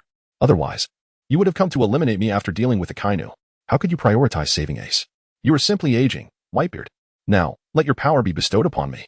Forward. Completely eliminate Whitebeard. Blackbeard radiates a fierce intensity, his eyes ablaze with uncontainable madness. As his words fall, the entirety of the Blackbeard pirates springs into action. Whitebeard gazes at the unfolding scene before him. The dim sky seems veiled in a thin mist. Memories of the past swirl in his mind like a kaleidoscope. Immediately, Whitebeard unconsciously recalled the joy of the water group. A smile graced the corners of his mouth at that moment. Gripping the Songyun blade tightly, Whitebeard slowly inhaled deeply. After all, his body could no longer endure. Before he succumbed completely, he resolved to make one final, desperate stand. At the very least, he must ensure that Teach is vanquished. With this thought, Whitebeard summoned the last vestiges of his strength and raised the Songyun blade. The power of the tremor fruit coalesced at the blade's tip. Father, stop. If you continue like this, you will. No, please, Father. Leave this to us. The voices surrounding him floated into Whitebeard's ears, filling his heart with immense comfort. Marco, after I pass, rescue Ace and retreat immediately. Whitebeard, consider it the greatest joy of my life to have sons like you. Just as Whitebeard's words fell, the sky abruptly shifted. A passageway appeared above the battlefield of Marineford. Simultaneously, Sue's teasing voice echoed, "Oh, Whitebeard, you don't intend to fight to the bitter end, do you?" With Sue's words, 3 figures emerged on the battlefield. Chapter 28, The Terrifying Power of 2 Women. Yo, Whitebeard, do you really intend to fight to the bitter end? With those words, Sue's figure emerged before the eyes of the crowd. Following closely behind him were 2 extraordinarily beautiful women. The moment his death and Altair appeared, many hearts were captivated. They had never encountered such exotic and enchanting women, their aura seemingly distinct from that of this world. This scene also caught the attention of the beautiful Boa Hancock, who stood not far away. At that moment, she was secretly astonished by the presence and beauty of the 2 women, feeling an unspoken sense of rivalry stirring within her. Unlike the events transpiring in the world of One Piece, Hancock had never met Luffy. The sudden change on the battlefield immediately drew the attention of Sengoku, Garp, and other members of the Navy. Sengoku pondered, what fruit does this man possess? Garp replied, I don't know, but it seems he doesn't come in peace. He is likely allied with Whitebeard. As Garp spoke these words, he felt a slight sense of relief. He had a premonition that Ace might not perish so easily. He had long considered Ace as family, and if given the chance, he earnestly wished for Whitebeard to rescue him. Just then, the voice of Blackbeard resounded in everyone's ears. Ha ha ha. Are these 3 your reinforcements? Do you really think they can withstand our assault? Blackbeard snarled at Whitebeard. He showed no fear of the suddenly arrived Sui, believing that regardless of his abilities, they would be of no use against his dark fruit. Furthermore, his companions were not to be underestimated. Each possessed a notorious reputation, a presence that could silence even the loudest cries of children.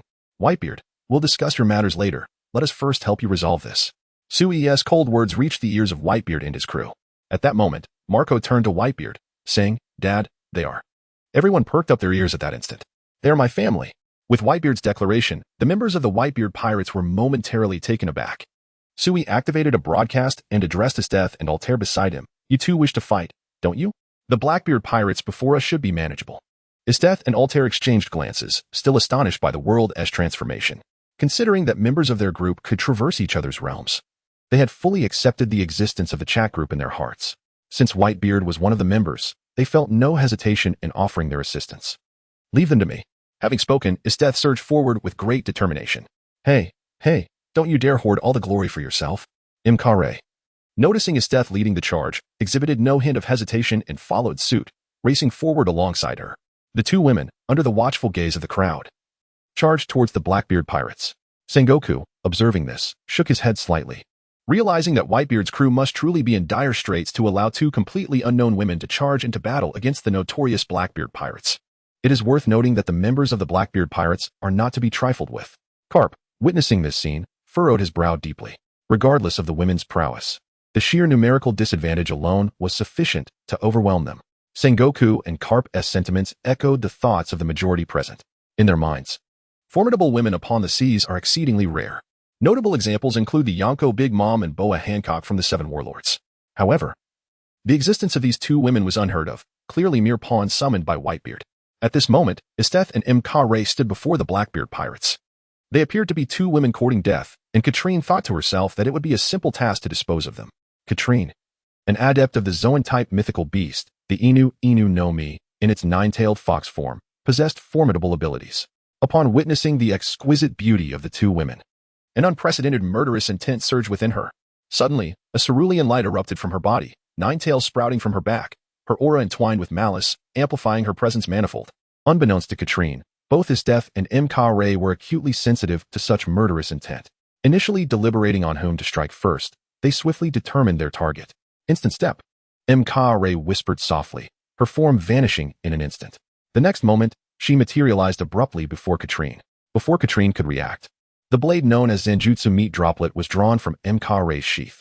A torrent of spiritual pressure erupted forth. Silver light flickered, heralding a chilling gleam. Imkare compressed her spiritual pressure to its utmost limit and unleashed her curved blade technique. With a sharp, unmatched sword energy slashing down, infused with an overwhelming force. It was a sight to behold. The very fabric of space seemed to shatter. By the time the onlookers regained their senses, Imkare had already sheathed her sword with a graceful motion. Only Katrine, positioned before Imkare, was cleaved in two. Simultaneously, the severed halves of Katrine emanated waves of crystalline frost. In an instant, her body was frozen into fragments, scattering with the wind. At this moment, those who had previously looked down upon the two women felt an inexplicable sting of humiliation. They even began to question whether the woman before them was truly a woman at all. Such formidable strength is indeed astonishing. The seemingly gentle figure, reminiscent of a Yamato Nadeshiko, with her flowing black hair and peculiar gait, is but one aspect to consider. The palpable aura she exuded earlier, which resonated within the senses of both Navy and pirates alike, is unmistakably that of Conqueror's Haki, a variant potent enough to launch an offensive. One might speculate that its intensity surpasses even that of the red-haired Shanks. Moreover, the woman adorned in military garb with azure tresses possesses abilities that are eerily akin to those of Akiji.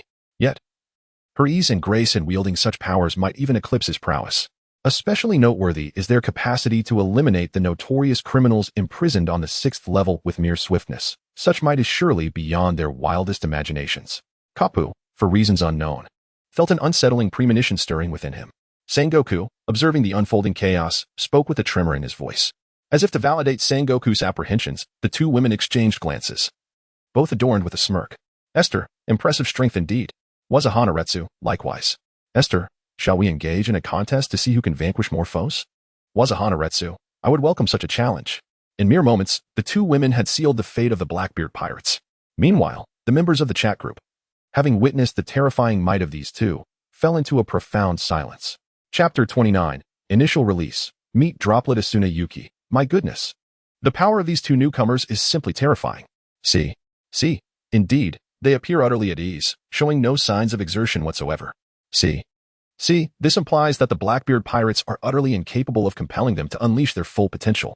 Edward Elric, I once believed I had transcended the status of a novice, yet in the presence of these two, I find myself still a rookie. Edward Elric, no. I must become stronger. I shall visit the Point's shop. Perhaps I can exchange for something useful. The scene shifts. The Blackbeard pirates, consumed by unparalleled fury following the death of Katarina, are in turmoil. Blackbeard's already dark visage deepens further with rage. He glares and, with his ring-laden hand, gestures forward. Kill those two women. As his command reverberates, the first to charge towards the fiery Mao-Hana is the drunken Bacchus Chote. He fills a large cup with liquor and, reeking of alcohol, draws his weapon, rushing towards Mao-Hana.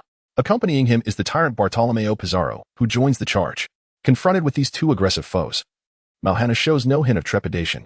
Instead, her speed intensifies as she extends her delicate hand and, with slightly parted lips, intones, "Oh, sovereign." The mask of flesh and blood, myriad forms, take wing and bear the name of humanity. Scorching heat and chaos surge across the seas to the south, advancing forth. Way of Destruction, 31. Red Fire Cannon.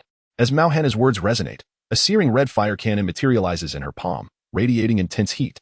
With a thunderous boom, the cannon manifests, scorching the very fabric of space into nothingness. The immense red fire cannon, propelled in a straight line, whirls forth with the ferocity of a tempest, targeting Bacchus and the tyrant. Humph, mere trifles. Bartolomeo sneers, a glint of disdain in his eyes. The apparatus on his arm activates, and he channels its force to strike the red fire cannon with a mighty blow. Boom, boom, boom.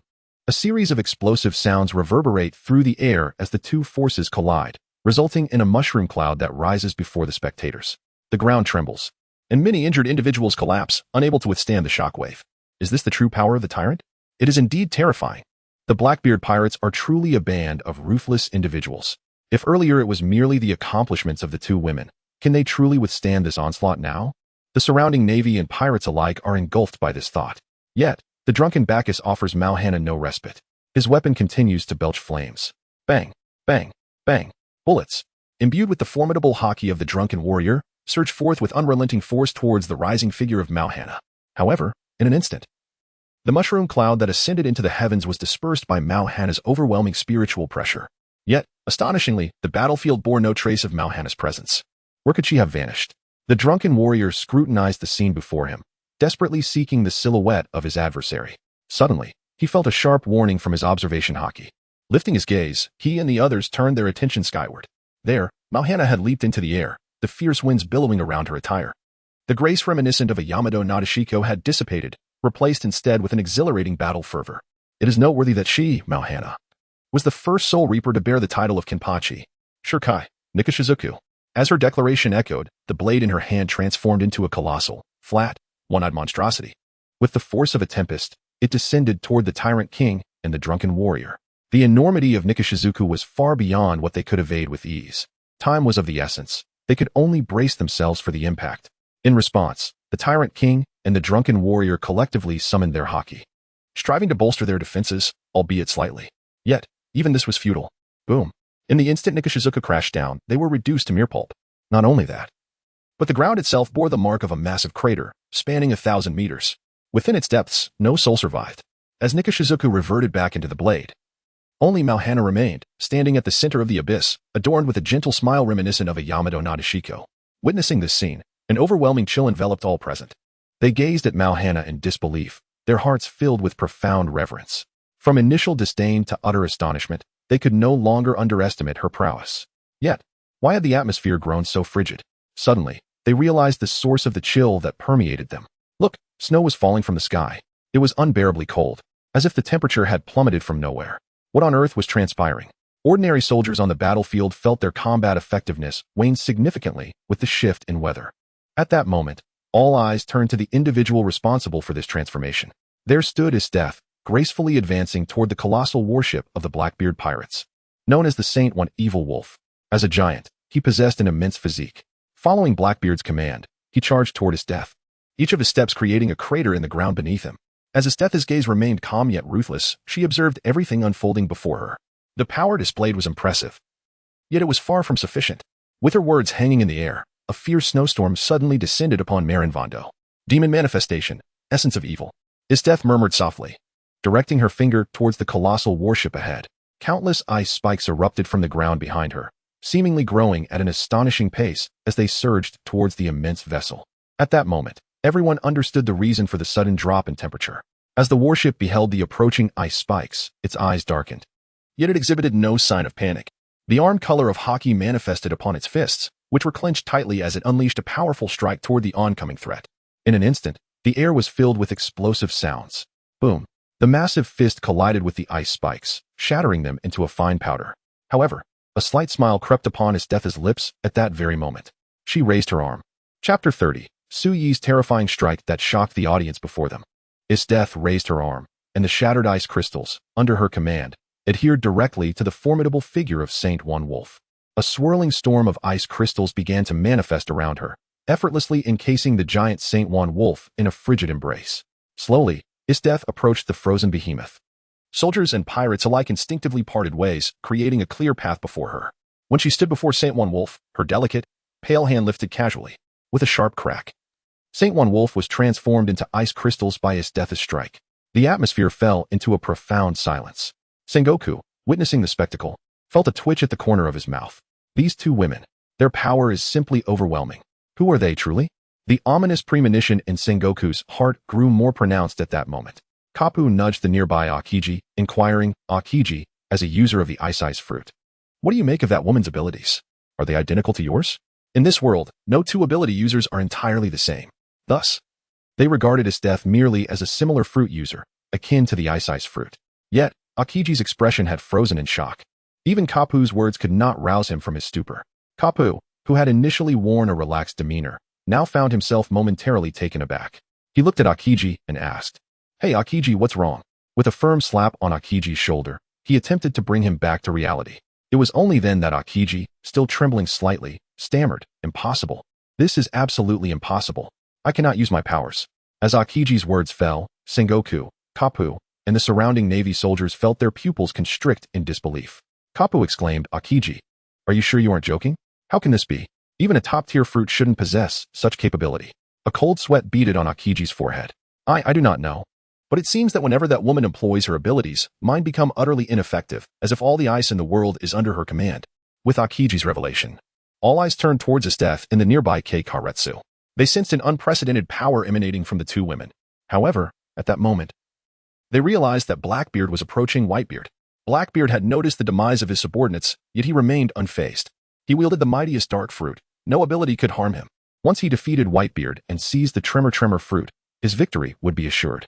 With but a simple call, one can summon even mightier pirates. Ha! No one can thwart me now. Just as Blackbeard erupted into laughter, Su Yi's figure suddenly shifted. No one noticed how Su Yi had appeared before Blackbeard. In the blink of an eye, he stood there. Marco, standing nearby, gasped in astonishment. What incredible speed! Su Yi raised his hand, his thumb and middle finger poised, ready to dispatch Blackbeard in an instant. Yet at that moment, Whitebeard's voice resounded. Su Yi, spare Blackbeard's life for me. As their father, I must avenge my sons with my own hands. At that moment, a fierce fire burned within Whitebeard's chest. His resolve to endure thus far was fueled by the very existence of Blackbeard. Upon hearing Whitebeard's words, Su Yi replied nonchalantly, Very well. I shall grant this fellow a reprieve. As Su Yi's words fell, he immediately tempered much of his strength, lightly propelling himself toward Blackbeard. The latter, hearing Su Yi's words and perceiving his disdainful gaze, felt a surge of fury. Do not underestimate me, you scoundrel! Blackbeard roared, the power of the dark fruit coalescing in his hands. No matter the ability, it shall be rendered null before my darkness. With that, Blackbeard extended his hand, attempting to confront Su Yi's formidable strike. In that moment, it seemed as if only the force of that finger remained in existence. The air erupted, and the ground heaved as if lifted by an unseen force, radiating outward in a fan shape from Su Yi's fingertip. At the epicenter, Blackbeard sensed that his dark fruit ability had no effect whatsoever. All the force bore down upon him, his body cracking with the sound of shattering bones. An intense pain surged into his mind, a burden beyond his capacity to endure. His pupils involuntarily rolled upward, revealing only the whites of his eyes and a sliver of his iris. He collapsed, his body hurtling away like a cannonball. The fierce wind pressure crushing soldiers into mere pulp along his path. Boom! Before the crowd could comprehend the unfolding chaos, Blackbeard's figure had plummeted into the Marine headquarters at Marineford. The powerful wind pressure reduced Marineford to ruins, leaving only barren earth where the Grand Naval Headquarters once stood. And at that moment, Blackbeard landed upon the ground, his skin meeting the earth in a grim embrace. The body of Blackbeard was dragged along the ground, bloodied and mangled, sliding nearly 10,000 meters before finally coming to a halt, teetering on the brink of death. At this moment, the entirety of Marineford was enveloped in an unprecedented silence. Particularly, Isteth and Mzukaretsu had just been reveling in the masterpiece they had wrought. Yet, in an instant, the overwhelming force of Sui's single finger left them momentarily frozen in place. The terrifying pressure of the wind had swept directly past them, imparting an unparalleled sense of dread. Isteth's body trembled incessantly, a sensation she had never experienced before. Meanwhile, Mzukaretsu's delicate hand clutched the hilt of her sword tightly, as if striving to suppress the panic rising within her. The force they had just encountered was not directed at them, yet they could not escape the suffocating despair it instilled. The two women turned to Sui, who stood nearby, and exclaimed in unison, "What immense power! Is this the strength of our leader, Sui?" At that moment, Sui's voice resonated softly, addressing Whitebeard. "Do not worry, Whitebeard. Despite the extensive destruction, I have nearly reigned in all my strength. You will surely survive. I have great confidence in my control over my powers." However, not a single soul responded to Sui's words. They could only perceive the man before them as the true embodiment of terror. Merely the pressure of the wind had reduced soldiers to mere pulp and rendered the Marine's considerable investment in Marineford into nothing but ruins. Yet, Blackbeard, who directly bore the brunt of this terrifying force, remained alive. This extraordinary control over power was, indeed, what made this individual truly formidable. They even pondered whether, should he so desire, he could strike the mountain from a distance, leaving the bull unscathed while obliterating the entire island. Time seemed to stretch indefinitely until Sengoku finally regained his composure. Clenching his fists, he surveyed the catastrophic losses suffered by the Marines, gritting his teeth in determination. This could not continue any longer. Otherwise, the Marines would lose all credibility upon these waters. As the fleet admiral, he would never allow such a thing to transpire. Presently, the only course of action that might salvage their dignity was to sentence Isteth to death. Sengoku declared resolutely, "Execute." Chapter 31. Are you moved? No, I dare not move. Execute. The voice of the warring states echoed in the ears of the crowd, snapping them back to reality. Once again, a fierce battle erupted between the Navy and the pirates. Yet, no one dared to engage in combat near Sui. He was acutely aware of Whitebeard's current condition. Immediately, he turned to the recently arrived Gurarararara and asked, "Gurarararara, is there a possibility of treating Whitebeard's injuries?" A moment of surprise flickered across Gurararara's serene visage. "You seem to know me quite well. Of course, as the leader of our group, it is imperative for me to have a profound understanding of each member." Sui replied. "Thus, I must entrust Whitebeard's care to you." Gurarararara nodded slightly, drawing her Zanpakuto and initiating its release into the form of Nikishizuku. The creature slowly opened its mouth, preparing to engulf Whitebeard within its belly. Nikishizuku's form possessed the ability to heal severe injuries, even hidden wounds. Although the duration of recovery varied among individuals, Whitebeard solemnly nodded. If healing were indeed possible, he wished to continue living. Unbeknownst to him, he had formed many ties. Whether it be his sons or the members of their chat group, they were all irreplaceable to him. Taking a deep breath, Whitebeard addressed Sui. "I entrust Ace to you." Sui nodded slightly, glancing towards the execution platform. The executioner had raised his blade high. "Rest assured, Whitebeard, Ace and your sons will undoubtedly be safe." With Sui's assurance, Whitebeard slowly closed his eyes, allowing Nikishizuku to swallow him whole. At that very moment, as Whitebeard was consumed, Sui extended his hand towards the execution platform. The executioner's sword was perilously close to delivering the fatal blow to Ace. But just then, Sui's voice resonated softly, "Universal attraction." As his words fell, the weapons in the hands of the Navy soldiers were instantly wrenched from their grips, soaring towards Sui. Even the executioner's beheading knife, from the farthest distance, was drawn towards him. This ability was one of the powers awakened during Sui's battles with Magneto in the Marvel Universe, having been killed thrice before gaining it through the Supreme Destruction Day. Its characteristics closely resembled the universal attraction from the world of Naruto, hence Sui's nomenclature for it. Nearby the execution platform, the Vice Admiral Peach Rabbit sensed the unusual movement of her paired sword, Kempira. A flicker of incredulity crossed her beautiful eyes as she exerted control over her blade. Meanwhile, one of the 7 warlords, Hawkeye, also felt his black sword's peculiar shift, as if a powerful force were drawing it towards Sui. Not only were there blades, but also an array of firearms, cannons, and other weaponry, all converging before Sui under the influence of his celestial force. The onlookers beheld a veritable storm of arms, rapidly coalescing. those standing beside Su-yi, or at the lower tiers, may not have felt the overwhelming impact.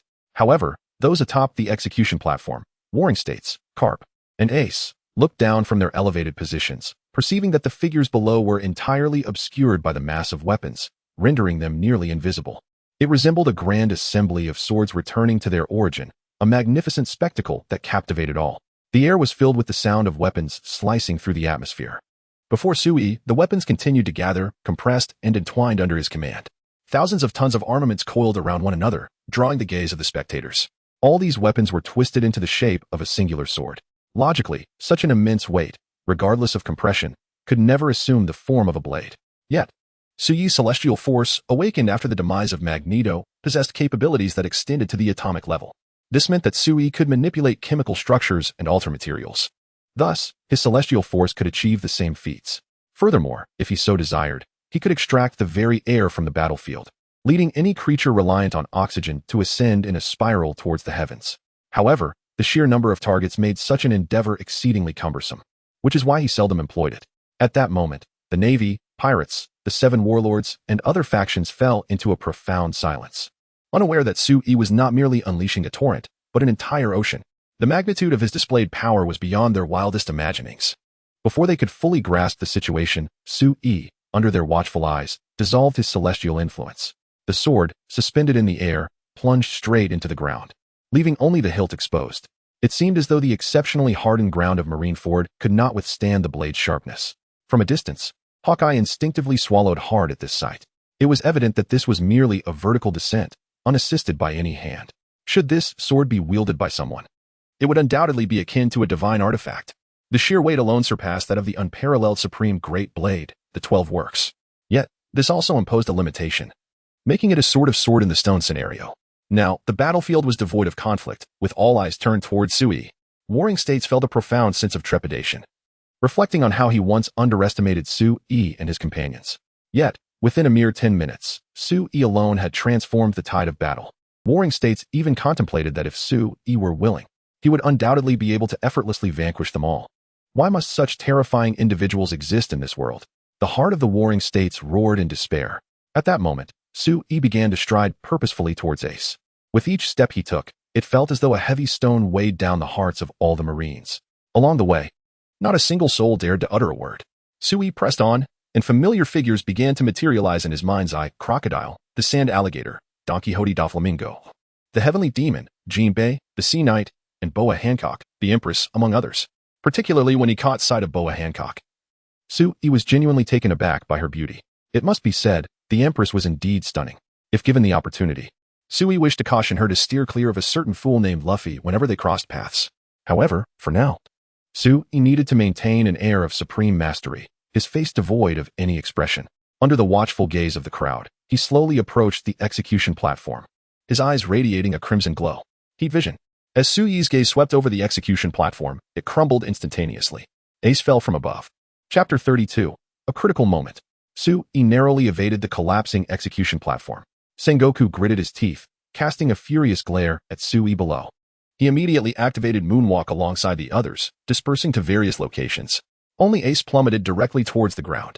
In that crucial instant, Su-yi sidestepped just in time to avoid being struck by Ace's descent. Phew, that was close. Had it been a lady, Su-yi would not have minded ensuring her safe landing. However, Ace was a man, a criminal confined in the depths of the sea prison for days, exuding an unpleasant odor. He certainly wanted to avoid any contact with Ace, as he had plans to return and embrace his beloved Hela after the mission. He did not wish to carry any undesirable scents with him. As these thoughts crossed Su-yi's mind, Ace picked himself up from the ground without uttering a word. Having accomplished his task, Su-yi walked towards Whitebeard. Observing the retreating figures of Su-yi and Ace, Carp turned to Sengoku and remarked, "Sengoku, shall we not intervene?" Despite his words, Carp's heart was filled with joy. Ace's salvation, brought about by such formidable individuals, allowed him to finally set aside his worries. Sengoku, well aware of Carp's sentiments, understood that under normal circumstances, he would have exerted every effort for the greater good to retain Ace. However, in the current situation, Su-yi's overwhelming strength had shattered Sengoku's confidence entirely. There was no need for further confrontation. Ace, Esther's, and the fierce Mutsu, alongside Su-yi, were undeniably figures of emperor-level prowess. Particularly, Su-yi appeared exceedingly terrifying. perhaps even formidable enough that not even the emperors could contend with him. After years of navigating the seas and serving as the Grand Admiral of the Navy, Sengoku had a keen estimation of power. Yet this very confidence rendered him hesitant to continue the fight. Thus, Sengoku could only speak solemnly. No, this plan has failed. Sengoku, in such a state, do you still deem yourself worthy of the title of Grand Admiral? We had high hopes for your capabilities. Yet now, a mere setback has brought you to your knees. What use are you to us? Sengoku, you have truly disappointed us. As the echoes of 5 voices reached them, the arrogance in their words was unmistakable. Sengoku and the others changed their expressions in unison, swiftly turning to glance behind them. Before them stood 5 elderly men, gliding gracefully on moonwalk. Approaching from the holy land of Mariehua. Following these 5 elders were 10 masked individuals clad in white robes. Upon witnessing this scene, Sengoku instinctively exclaimed, "The 5 elders. CP0. What brings them here?" Upon witnessing the scene, Carp felt a heavy weight in his heart, realizing that matters could not be resolved amicably. It seems at this time, we cannot navigate through murky waters, the yellow ape murmured, his expression betraying an almost infuriating demeanor. At that moment, Crane let out a sigh, lamenting, "Alas, it appears that many will perish in this impending conflict." In stark contrast to the pacifist sentiments of Sengoku and the neutral stance of the yellow ape, the other soldiers felt a surge of confidence upon seeing the high-profile arrival of the 5 elders and CP0. The 5 elders, the paramount leaders of the world government. They are the very backbone of global authority, their status surpassing that of any military commander. Each of them possesses an unfathomable strength. CP0, the clandestine intelligence agency directly under the world government, heralded as the strongest shield of the celestial dragons. This organization harbors many formidable figures from around the world. As they made their entrance, the entirety of the Navy erupted in cheers, fervently chanting the names of the 5 elders and CP0. Conversely, the members of the Whitebeard pirates wore expressions of wariness and discomfort. Had these figures emerged a tad later, they might have been able to retreat unscathed, especially since Ace had already been rescued. However, it now appeared that a simple withdrawal would not be feasible. With this thought in mind, their gazes turned towards Su-e. In the absence of Whitebeard, Su-e had become their pillar of strength. Hearing the commotion behind him, Su-e casually rubbed his ear and remarked, "Ah, how noisy it is." After saying this, he brought Ace over to Marco's side. He then turned to face the formidable Keizuki Oden, inquiring, "How is Whitebeard's recovery progressing?" "The internal injuries he sustained are quite severe. He will require some time," Keizuki Oden replied, no longer underestimating Su-e. From the previous exchange, she had keenly sensed the vast disparity in their strengths. This sentiment was echoed by his death, who shared a similar realization. I recall Whitebeard once stating that he would personally terminate Blackbeard's life. Hence, let us not retreat just yet. We shall continue to engage them for a while longer. As Su-e's words resonated, a serious glint flashed in his eyes. He had long been aware of the immense power wielded by the 5 elders and CP0. If they could bring about his demise, it would be nothing short of ideal. With that thought, Su-e turned to the 5 elders and declared, "You may simply enjoy the spectacle from your vantage point. I shall handle the rest." Yet they were the 5 elders. Indeed, while we acknowledge your strength, the might of the 5 elders should not be underestimated. Should you sustain injuries, how shall we explain it to Father upon his return? Perhaps it would be wiser to make a swift exit from this place. Marco, observing Su-e's intent to confront the 5 elders and the 10 CP0 agents single-handedly, raised an eyebrow and hurriedly urged him alongside the others. In response, Su-e remarked, "Escape? That word does not exist in my lexicon. Moreover, I have promised Whitebeard that he would personally deal with Blackbeard. What if we retreat and Blackbeard is vanquished by the Navy?" Su-e continued, "Besides, why not indulge in such exhilarating events a little longer?" Upon hearing Su-e's words, the members of the chat group began to voice their opinions. Kirito exclaimed, "I can't shake the feeling that Su-e is merely seeking amusement." Edward Elric added, "I share that sentiment. It seems the more formidable the opponent, the more delighted the group leader becomes. I cannot fathom why." C suggested, "Perhaps it is because stronger adversaries allow Su-e to engage in battle for a longer duration." Edward Elric responded, "That explanation leaves me utterly speechless." Hinata Hyuga chimed in, "As long as Brother Su-e is happy, Hinata is happy." C teased, "Indeed, I know that Hinata adores Su-e." Kirito playfully inquired, "When Hinata grows up, will she consider marrying Su-e?" Hinata, blushing, replied, "I must take my leave." The members of the chat group erupted in laughter at Hinata's shy retreat. As for Su-e, they harbored no concerns, for no one could ever hope to defeat him. Chapter 33, Meteoric Descent. The desperate 5 elders at this moment. Marinfander lay in ruins. Su wore a smile tinged with anticipation as he approached the 5 elders and CP0. The audacity of Su. Daring to challenge the five elders and CP0 single-handedly was truly comical. Having occupied their high positions for so long, the five elders had long forgotten the essence of fear. Before the indomitable Sengoku, the five elders stood in a line, each displaying distinct postures. To Su's perspective, they appeared as if they were striking poses. One of the five elders spoke, "I know your strength is quite formidable. If you are willing to join CP0, we are prepared to offer you 3 conditions." Upon hearing this, another elder interjected, "Should you refuse, you will face not only us but also 10 formidable warriors from CP0. Following this, yet another elder added, "What do you think?" The elder's words were articulated with clarity, resonating throughout the gathering. Marco and the others felt a tightening in their hearts. They knew little of Su, only that he was their father, regarded as a familial presence. Yet now, confronted with an invitation from the supreme rulers of this world, could Su truly remain unshaken? If Su were to agree to join CP0, it would undoubtedly spell catastrophe for both Marco and their father. As Marco pondered this dire possibility, Su, steadily advancing towards the five elders, inquired, "What is the combat prowess of this CP0 you speak of?" Marco's heart sank. Could it be that this man was genuinely interested in CP0? The five elders, clearly taken aback by Su's apparent interest, exchanged glances of disdain. Indeed, in this world, no one could resist their allure. One of the elders proclaimed, "CP0 is the most illustrious intelligence agency in existence. Known as the Shield of the Celestial Dragons, they operate directly under the Celestial Dragons, primarily tasked with safeguarding their illustrious safety. It is a position of utmost reverence." Among them stood an elderly man clad in a black suit, his white curls and fluffy beard framing his face, a flat cap adorning his head, and a scar gracing his left cheek. He extended his arms, and as he spoke the words Celestial Dragons, his eyes sparkled with reverence. The Shield of the Celestial Dragons. Upon hearing this, Boa Hancock, one of the 7 warlords of the sea, felt her heart sink. Her gaze shifted to Su, her delicate hands instinctively clenching tightly. If this man were to join CP0 and become a lackey of the Celestial Dragons, Hancock could scarcely fathom what this world would become. Perhaps in this world, no one dares to offend the Celestial Dragons any longer. One must ponder, how many individuals who have crossed the Celestial Dragons have managed to evade the relentless pursuit of Sui? Yet, even Boa Hancock felt that Sui might not decline her request. Sui subtly flexed his wrists and ankles. In essence, CP0 serves merely as the hounds of the Celestial Dragons, does it not? So, I pose this question. If I were to annihilate all the Celestial Dragons, would your anger not empower you further? Su's inquiry left everyone present in a state of bewilderment. What kind of reasoning is this? They were momentarily at a loss. The five elders sensed Suyi's intentions and instinctively inquired, "What do you mean by that?" "You shall soon find out." As Suyi's words resonated, he slowly extended his palm. At that moment, CP0 braced themselves for defense. However, unexpectedly, Suyi's target was not the CP0 before him. Instead, he conjured a small black sphere within his palm. He then raised his arm high, and the sphere shot swiftly into the sky. What on earth is he doing? Curiosity flickered in Boa Hancock's enchanting eyes. Since earlier, Suyi's every movement had captivated her attention.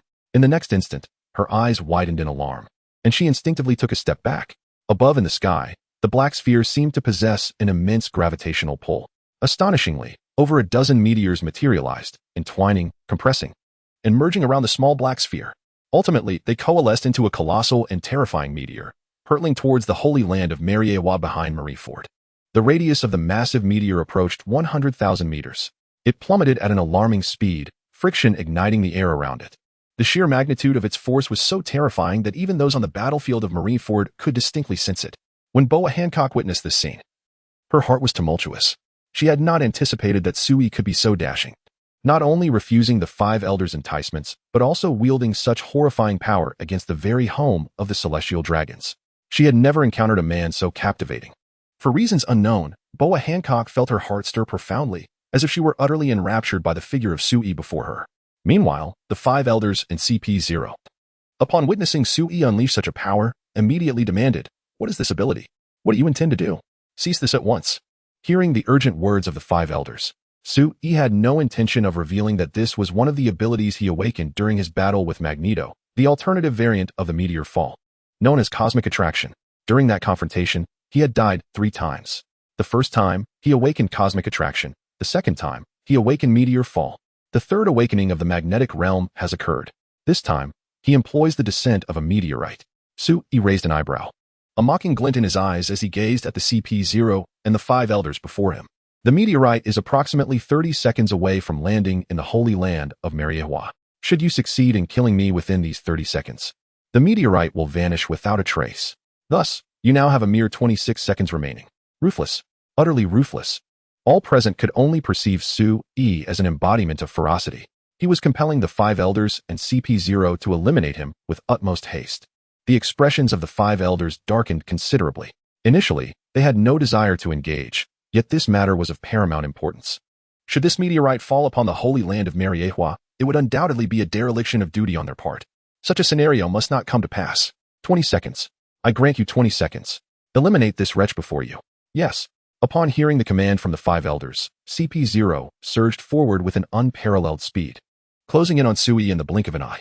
The 5 elders did not remain idle either. They followed suit, surrounding Sui from 5 distinct angles.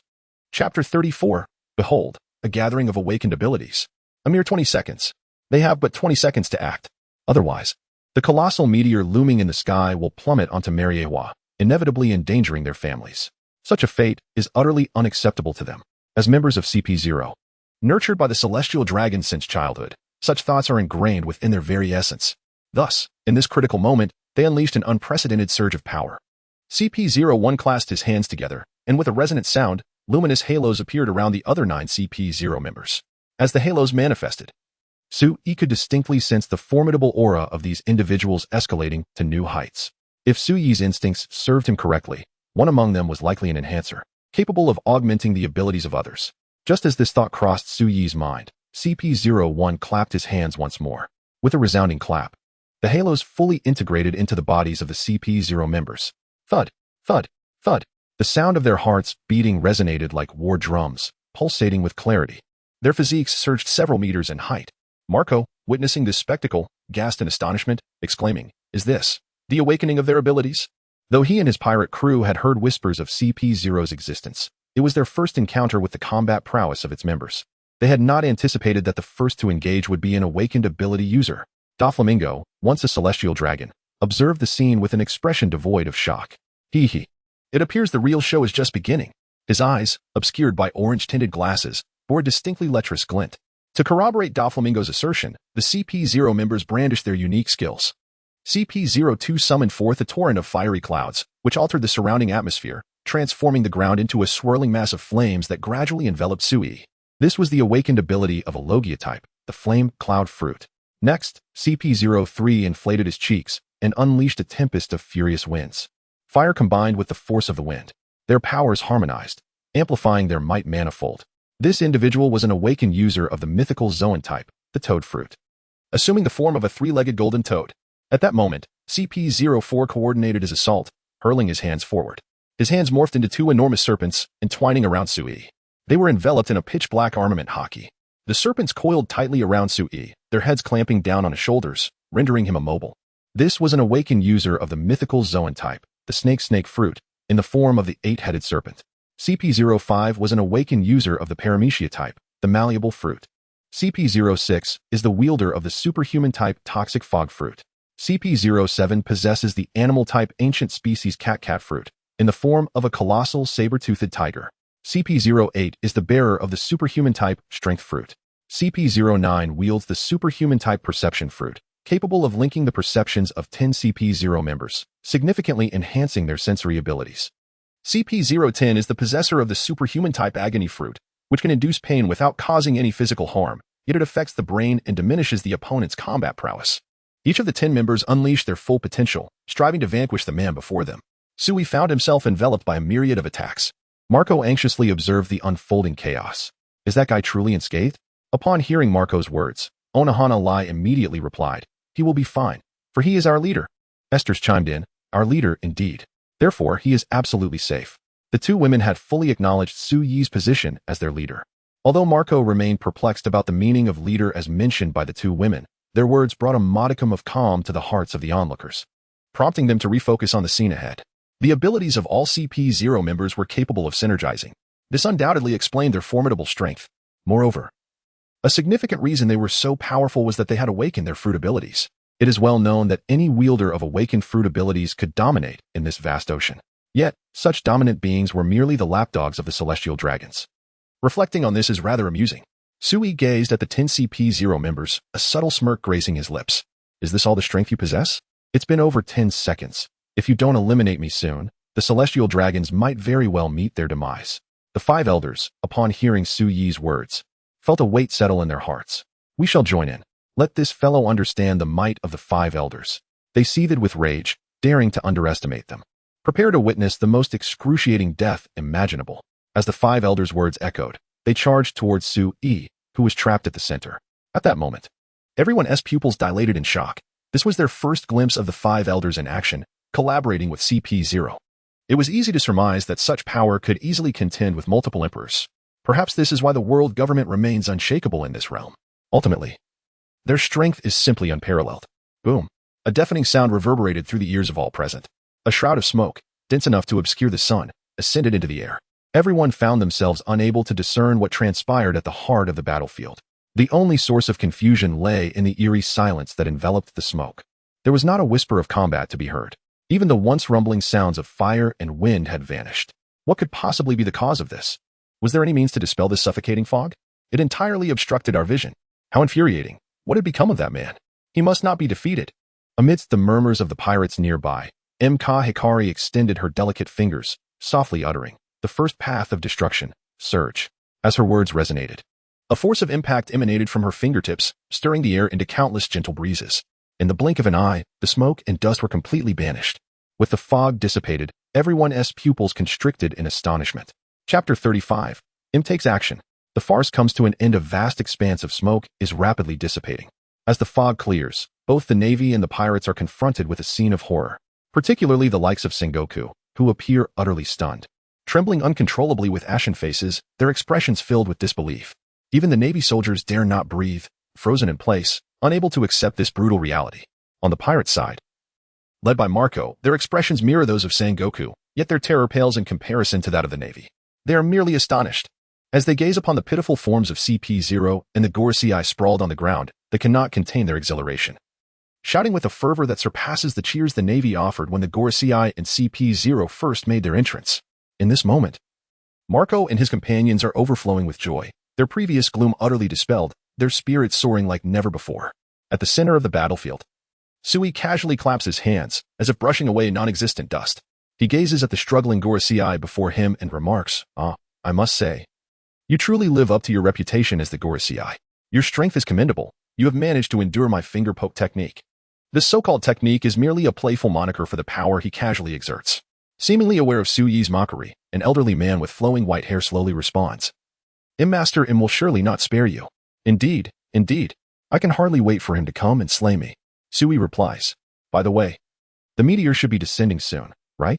As he speaks, he turns his gaze toward the falling meteor. Just as it is about to strike, several formidable slashes, stretching thousands of meters, erupt from a palace in Mariawa, fiercely hurtling toward the descending meteor. The slashes are nothing short of breathtaking, obscuring the sky. Upon witnessing this spectacle, Mihawk is utterly shaken. A slash of such magnitude, capable of being unleashed in succession. Even he, renowned as the world's greatest swordsman, cannot help but feel a twinge of astonishment. As the slashes effortlessly slice through the descending meteor, reducing it to dozens of fragments, the remnants plummet into the sea, barely safeguarding Mariawa. Seeing this unfold, the Gurarararara on the ground burst into laughter, exclaiming, Ha! This is the power of Master M. He has made his move. Oh, and then what? Sui responds nonchalantly. Despite their grievous injuries, the Gurarararara maintain a fa of defiance, declaring, you could never be a match for Master M. He is the most powerful being in the world. Oh, and then what? Sui, with an audacious demeanor, addressed the five elders. Upon hearing his words, the five elderly men felt an intense surge of rage. However, being gravely injured, they found it exceedingly difficult to even lift a finger, let alone respond. Unexpectedly, at that moment, Sui declared, if you regard Lord M as formidable, then I shall bring him down from his pedestal. As his words resonated, a small black sphere began to coalesce in his palm once more. Without hesitation, Sui hurled this orb into the sky. But that was not the end. He conjured yet another small black sphere and sent it soaring upwards again. One after another, these black spheres were formed in his hands and cast into the heavens. Spectators could only watch in stunned silence, their hearts numb as they witnessed the orbs ascend, subsequently summoning a multitude of meteors that fused together and descended from above. In the blink of an eye, the sky was filled with nearly 100 meteors, each towering at thousands of meters. The meteors, transformed into a celestial swarm, plummeted downward. enshrouded in flames that augmented their ominous presence, hurtling towards the holy land of Mariewa with cataclysmic force. Once this spectacle was orchestrated, Su-yi flexed his arms and softly mused, "I wonder if the Lord you speak of appreciates the gift I have presented him?" The five elders remained speechless, their eyes wide with disbelief at the unfolding scene. They could scarcely fathom that Su-yi unleashed such power as if it were mere childish play. Was this man truly of this world? If so, why had he never made a name for himself with such overwhelming strength?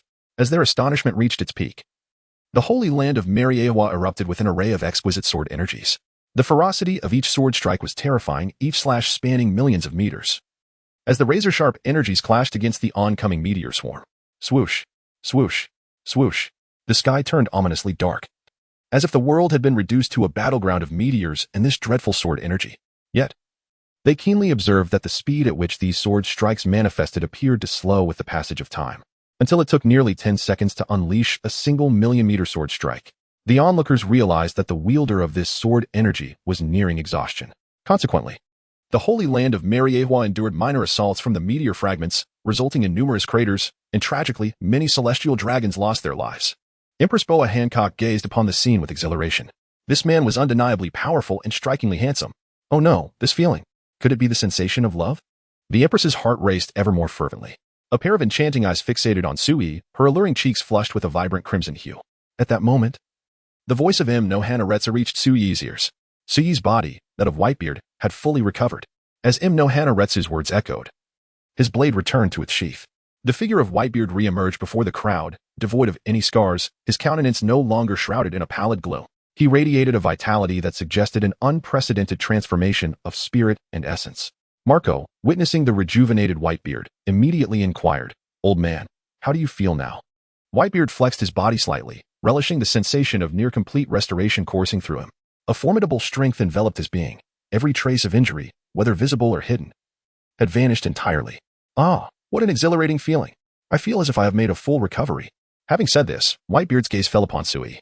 He promptly declared, "Su-yi, I am here to lend you my strength." Yet before he could finish, he found himself momentarily stunned. Instinctively rubbing his eyes, he focused on the several individuals lying beside Su-yi. His pupils constricted sharply, his brow furrowed, and he inhaled sharply. Whitebeard instantly recognized the Gurarararara beside Su-yi. Initially intending to assist Su-yi in battle, he now realized the gravity of the situation. The Gurarararara, representatives of the world government, had been defeated and laid low by Su-yi. Truly, one could not underestimate the prowess of the group leader, Su-yi. In the time it took for him to restore his own body, Su-yi had already triumphed here. It was evident that he needed to grow stronger. "What were you about to say, Whitebeard?" Su-yi turned to him, curiosity evident in her tone. Nothing, nothing. Please, continue," Whitebeard replied, his lips twitching involuntarily. "All right then, but I must admit, I've grown somewhat weary of this. Blackbeard is positioned over there. Once you deal with him, we can retreat, and our mission will likely be accomplished." "Very well, I shall confront Blackbeard and settle the score." With his body nearly restored, Whitebeard's demeanor had rejuvenated significantly. He strode forward with an invigorated vigor, entirely devoid of any signs of age. Su-yi murmured softly, "It appears that it is time to conclude this farce." Chapter 36. I'm severely wounded. The Conqueror shattered. In a pit on the edge of Marin Vondo, a long streak of blood continuously oozed outward. Blackbeard, dragging his nearly shattered bones, desperately crawled towards the distance. He had to escape. He absolutely must escape. The mere thought of that monster, Su-yi, sent shivers down his spine. The arrogance and pride he once held evaporated in an instant. It was precisely due to his unique constitution that he managed to awaken from his unconscious state. Although most of his bones lay in ruin, Blackbeard persisted, writhing forward like a tenacious insect. "Almost there. Just a little more. I can reach the ship. Just give me a bit more time." Blackbeard screamed frantically within himself. However, at that moment, he heard heavy footsteps approaching from behind, footsteps he knew all too well. It was the sound of Whitebeard's stride. No, it can't be. But how is this possible? Wasn't Whitebeard severely injured? Blackbeard attempted to turn and confirm, but the intense pain rendered him incapable of moving easily. He could only wriggle faster toward the distance, striving to leave this cursed place as soon as possible. "Teach, where do you think you're going?" Whitebeard's voice echoed in Blackbeard's ears. The pallor of Blackbeard's face, already drained from blood loss, grew even more pronounced. "No, please. Spare me. Father, I truly understand my mistakes," he pleaded, coughing violently as blood poured from his lips, a sight most pitiful. Yet, Whitebeard would never forgive Blackbeard. "Teach, you have shattered the ironclad rules I established. You murdered my son, and I shall never show you mercy. After a brief pause, Whitebeard added, so, I bid you to perish right where you stand. As Whitebeard's words fell, his fist gathered the power of the tremor fruit. A powerful force of tremors coalesced into a white circle upon his fist. No, please. Father. I truly understand my mistakes. Please, please, do not kill me. Blackbeard's voice crescendoed into a near scream at the end of his plea. However, such words only deepened Whitebeard's revulsion. Ignoring Blackbeard's desperate cries, Whitebeard struck without hesitation, his fist crashing down upon Blackbeard's head. With a resounding thud, the nearly restored Whitebeard unleashed his formidable strength. In that fleeting moment of contact, Blackbeard's fate was sealed, reduced to mere pulp before he could even emit a scream. Simultaneously, the electronic sound of a chat group resonated in the minds of Sui, Esteth, and Nohana-Ray. With a chime, congratulations were bestowed upon the 3 individuals for completing their task, each rewarded with 1,000 points. Subsequently, an electronic voice echoed in Sui's mind, announcing that the group leader, Sui, had accomplished the rescue mission and earned the reward of the superhuman series, Phantom Fruit. This fruit bore no adverse effects, and its powers were for the leader to develop and utilize. After examining the Phantom Fruit, Whitebeard returned to the ship from afar and promptly declared the initiation of their retreat. The rest of the individuals in Marineford, upon witnessing this scene, collectively sighed in relief. At least Sui, the harbinger of death, was finally departing from Marineford. Yet, was the situation truly that simple? Aboard Whitebeard's vessel, Sui was incessantly condensing a large black sphere in his hand. This sphere was unlike the smaller orbs he had previously released. It was significantly larger, surpassing the size of both his palms combined. Whitebeard, observing Sui's actions, inquired about the nature of the object in his grasp. As Whitebeard's words lingered in the air, the other pirates aboard perked up their ears, attentively listening to Sui's response. Having grown somewhat numb to the various abilities Sui had exhibited, their curiosity now piqued regarding the true nature of his devil fruit powers. In response to Whitebeard, Sui replied coolly, "This is a gift for those immensely arrogant world nobles, one that only they can endure." With that statement, Sui ceased his movements. Under the gaze of the onlookers, he raised his arm and hurled the black sphere directly towards the holy land of Mariehua. In an instant, countless volumes of seawater were drawn into the sphere. As it surged towards Mariehua, the volume of seawater it attracted grew exponentially, and the oppressive force emanating from the black sphere intensified. The terrifying suction within the sphere was likely to obliterate Marineford upon its arrival. Damn it. We cannot allow this to land on Marineford under any circumstances. Not only will we be affected, but the naval soldiers will undoubtedly suffer as well. It seems we must fight with all our might. Just as Sengoku uttered these words, a weary figure appeared before them. It was none other than him, who had just unleashed thousands of sword energies. This marked him's first appearance in the sight of the others, and his intervention was now imperative. If he did not act soon, the entirety of Marineford would be annihilated by the Black Sphere, as he sensed an overwhelming force of destruction emanating from it. Growing ever closer, without a moment's hesitation, Im unsheathed his sword and charged at the Black Sphere with remarkable speed. Simultaneously, a faint halo emanated from him, enveloping his form and providing comprehensive protection from all angles. This was undeniably one of the formidable abilities of the King of Heaven, one of the 3 ancient weapons, and the very reason behind Im's decision. However, as Im's silhouette appeared before the obsidian sphere, he realized he had underestimated it. His pupils constricted sharply. The blade he had intended to wield was swiftly redirected to form a protective arc before him. The next moment, boom, the black sphere detonated. A terrifying wave of force, accompanied by the impact of countless tons of seawater, surged forth, shattering the King of Heaven's shield. The violent force crashed down upon him, and even the sword in Im's grasp was shattered to pieces. Blood spewed from Im's mouth. Curse be it, when the day of the King of Heaven's true resurrection arrives, I shall not let you escape unscathed. Meanwhile, Sui remained oblivious to Im's ominous words. Even if he were aware, it would not have stirred any concern within him, for he had already returned to his own realm. Chapter 37. Point Small. After presenting Marin Vondo with a farewell gift, Sui and the others returned to their respective worlds. Inside the vehicle, Sui's figure reappeared. Hella, indulging in delicacies nearby, glanced at Sui and directly offered the food in her hand. You must be tired. Would you like to have a bite? Sui looked at the morsel that Hella had already nibbled on, but he did not mind. In a matter of moments, he finished the food she had offered. Have all the matters been settled? Hella softly inquired. Yes, everything is taken care of. Upon receiving Sui's response, Hella smiled gently, a glimmer of joy illuminating her eyes. Hella did not press for further details. Everyone harbored their own secrets. To her, as long as Sui returned safely, it was a good outcome. Unbeknownst to her, Hella's thoughts had gradually begun to shift over time. She even contemplated revealing her true identity to Sui once she regained her divine powers. Yet, each time this notion crossed her mind, a twinge of apprehension gripped her heart, as she wondered whether Sui would still accept her after discovering her true self. However, What Hella did not realize was that Sui, as a traveler, had already effortlessly deduced her identity. After spending an entire day with Hella in delightful excursions, they finally returned to the villa in the evening. Reclining on the couch in the living room, Sui embraced Hella as if she were a cushion, while Hella nestled against him, using him as her support. The atmosphere was tranquil, evoking a sense of leisure. Hella munched on snacks while watching television, and Sui opened a chat group, embarking on his daily ritual of engaging in light-hearted banter. "Good afternoon, everyone," Sui greeted. "Wow. Speak of the devil and he shall appear." Hiragaya Sugaha chimed in.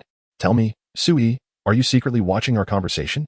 Otherwise, how would you appear just as we were discussing you?" "Discussing me?" Sui replied. "Yes, indeed.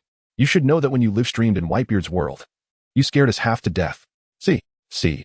Increasingly curious about the true extent of your powers. Whitebeard, Gurarararara. Sui's strength must surpass all of ours combined by several folds. W-elc-o-me, the group leader truly lives up to the title. Shinji Hirako, I believe the group leader's power could rival that of our captain. See. Shinji Hirako, is your captain truly that formidable? Shinji Hirako, indeed, our captain is named Yamamoto Janri Sai Shigekuni, and his Zanpakuto is said to possess the most formidable attack strength, the highest temperature, and the greatest area of effect. It's death. It certainly sounds exaggerated. However, it is precisely such formidable opponents that pique my interest. Once I become stronger, I shall undoubtedly defeat each and every one of you. Hinata Hyuga, I feel as though I have exerted so much effort, yet I still fall significantly short of your prowess. Asuna Yuki, by the way, I recall that the chat group has activated the points mall feature. I was so engrossed in watching the live stream that I almost forgot about it. With that, Asuna Yuki opened the points mall function within the chat group. Simultaneously, the other members, prompted by Asuna's reminder, also accessed this feature. Before their eyes lay a dazzling array of goods. Chapter 38. Preparing for an offline gathering. As everyone opened the points mall, they were greeted by a dazzling array of various items. Asuna Yuki, oh my. The points mall is astonishing. It boasts an assortment of items that enhance abilities. See, I never anticipated that even Gias and even code would be available. Asuna Yuki, I recall you mentioning that you could bestow Gias upon others, correct? See, indeed, I possess the ability to grant others the power of Gias. Asuna Yuki, wow, I don't know why, but I feel as though you are a veritable treasure trove. Asuna Yuki, to think that I just saw Gias, which requires a staggering 10,000 points for redemption. W-elc-o-me, is it really that outrageous? So, can we simply approach C in the future to bypass that 10,000 points? Sui, however, it appears that the Gias costing 10,000 points has no side effects. Sui, wait a moment. I just noticed an option in the mall for eliminating ability side effects. It seems that erasing the side effects of Gias only requires 300 points. Whitebeard, to eliminate the side effects of a devil fruit, it appears to cost 450 points. Yuzuka Ray, I never imagined that the mall would offer Soul Reaper's blades. And those that are born directly from the soul, entirely one's own. This death, aside from my Imperial tools, the mall astonishingly contains other Imperial tools. Hinata Hyuga, I spotted the forbidden ninjutsu from our Konoha village, and it seems the power of the tailed beast can also be redeemed. The multitude of group members, upon opening the points mall, found themselves increasingly exhilarated. Gias, 10,000 points. Devil fruit without side effects, 35,000 points. Ultra Elite Devil fruit without side effects, 50,000 points. Imperial tools, 35,000 points. Ultra Elite Soul Reaper blade, 50,000 points. Rinnegan, 60,000 points. Sutsuki Kagaya template, 100,000 points. There were also slightly more affordable options such as Soul Reaper blade, 1,000 points. Refined essence, 1,000 points. Small shielding device, 100 points. Mark III Iron Battle Suit, 300 points. Artificial Intelligence Jarvis, 1,000 points. After perusing each product interface, everyone could hardly contain their salivation. The allure was irresistible. One must realize that any singular item here could propel an ordinary individual into the realm of the extraordinarily powerful. However, the price tags for these remarkable items appeared rather extravagant. Asuna Yuki, I desperately wish to become stronger. Yet, I am uncertain when I will accumulate enough points. See, though I am ageless and immortal, I still yearn to exchange for some intriguing abilities. W-elc-o-me, I saw a method within that could bring someone back to life. I wish to resurrect my mother and then save my brother. I need those points. At that moment, an electronic sound echoed within the chat group. Ding. Points leaderboard. First place, Sui, 1,200 points. Second place, Munahana Retsu, is death, 1,000 points. Third place, Edward Whitebeard, C. 100 points. Other members currently have no points. Ding. The chat group is currently level 2, requiring 9 members to advance to level 3. Ding. Upgrading to level 3 will unlock additional functions and sources for earning points. The numerous members, upon seeing the messages in the chat group, were filled with excitement, yearning for a new member to elevate the group to level 3. However, it was merely a wishful thought, as Munahana Retsu and his death had only just joined the chat. It seemed unlikely that any new members would join in the near future. Yuuki Asuna, Sui, should we organize an offline gathering? Many of us know each other only by name and have never met in person. See, I see you wish to get closer to Sui. Yuuki Asuna, shut up, you witch. Grinning. JPG is death. It appears Sui is quite popular, so my affection for him should not seem out of place. Hinata Hyuga. Sui brother is mine. Munahana Retsu, oh dear, is little Hinata feeling jealous? Hinata Hyuga, blushing. Gif, and no, I am not. Munahana Retsu. Actually, I am quite interested in Sui as well. Yuuki Asuna. It seems little Hinata has many rivals now. See, I believe it's your heart that is feeling envious. Yuuki Asuna. Yuuki Asuna. Silence, you sharp-tongued witch. Observing the lively and cheerful chat, Sui's lips curled into a subtle smile. After embracing Hella tightly, he remarked in the chat group, I have no objections. It merely depends on when you all are available. Yuuki Asuna. I'm free anytime. I'll just inform my father. See, same here. I'm available at any time. Edward Elric. I happen to be returning to the countryside in the next few days, so I'm free as well. Munahana Retsu. I've been in the team, and there's nothing pressing in the Soul Society at the moment. It's death, wherever I wish to go. No one can stop me. Whitebeard, Gurarararara, I have no issues at all. I've been quite leisurely lately. Sui, in that case, I will notify everyone in the group tomorrow evening. In the meantime, I will begin preparations. With that, Sui exited the chat group. At that moment, the night had already draped itself across the sky. Holding the fragrant Hella, Sui felt his breath gently caress her ear. Hella, I plan to host a party at the villa tomorrow. Would you like to join? Hella nestled against Sui, her gaze fixed on the television. Are there delicious treats? Of course. Then I will attend. Ha ha ha. Hella, do you realize that you have become quite the food enthusiast? Humph. That is a result of your indulgence. Hella replied with a sense of pride.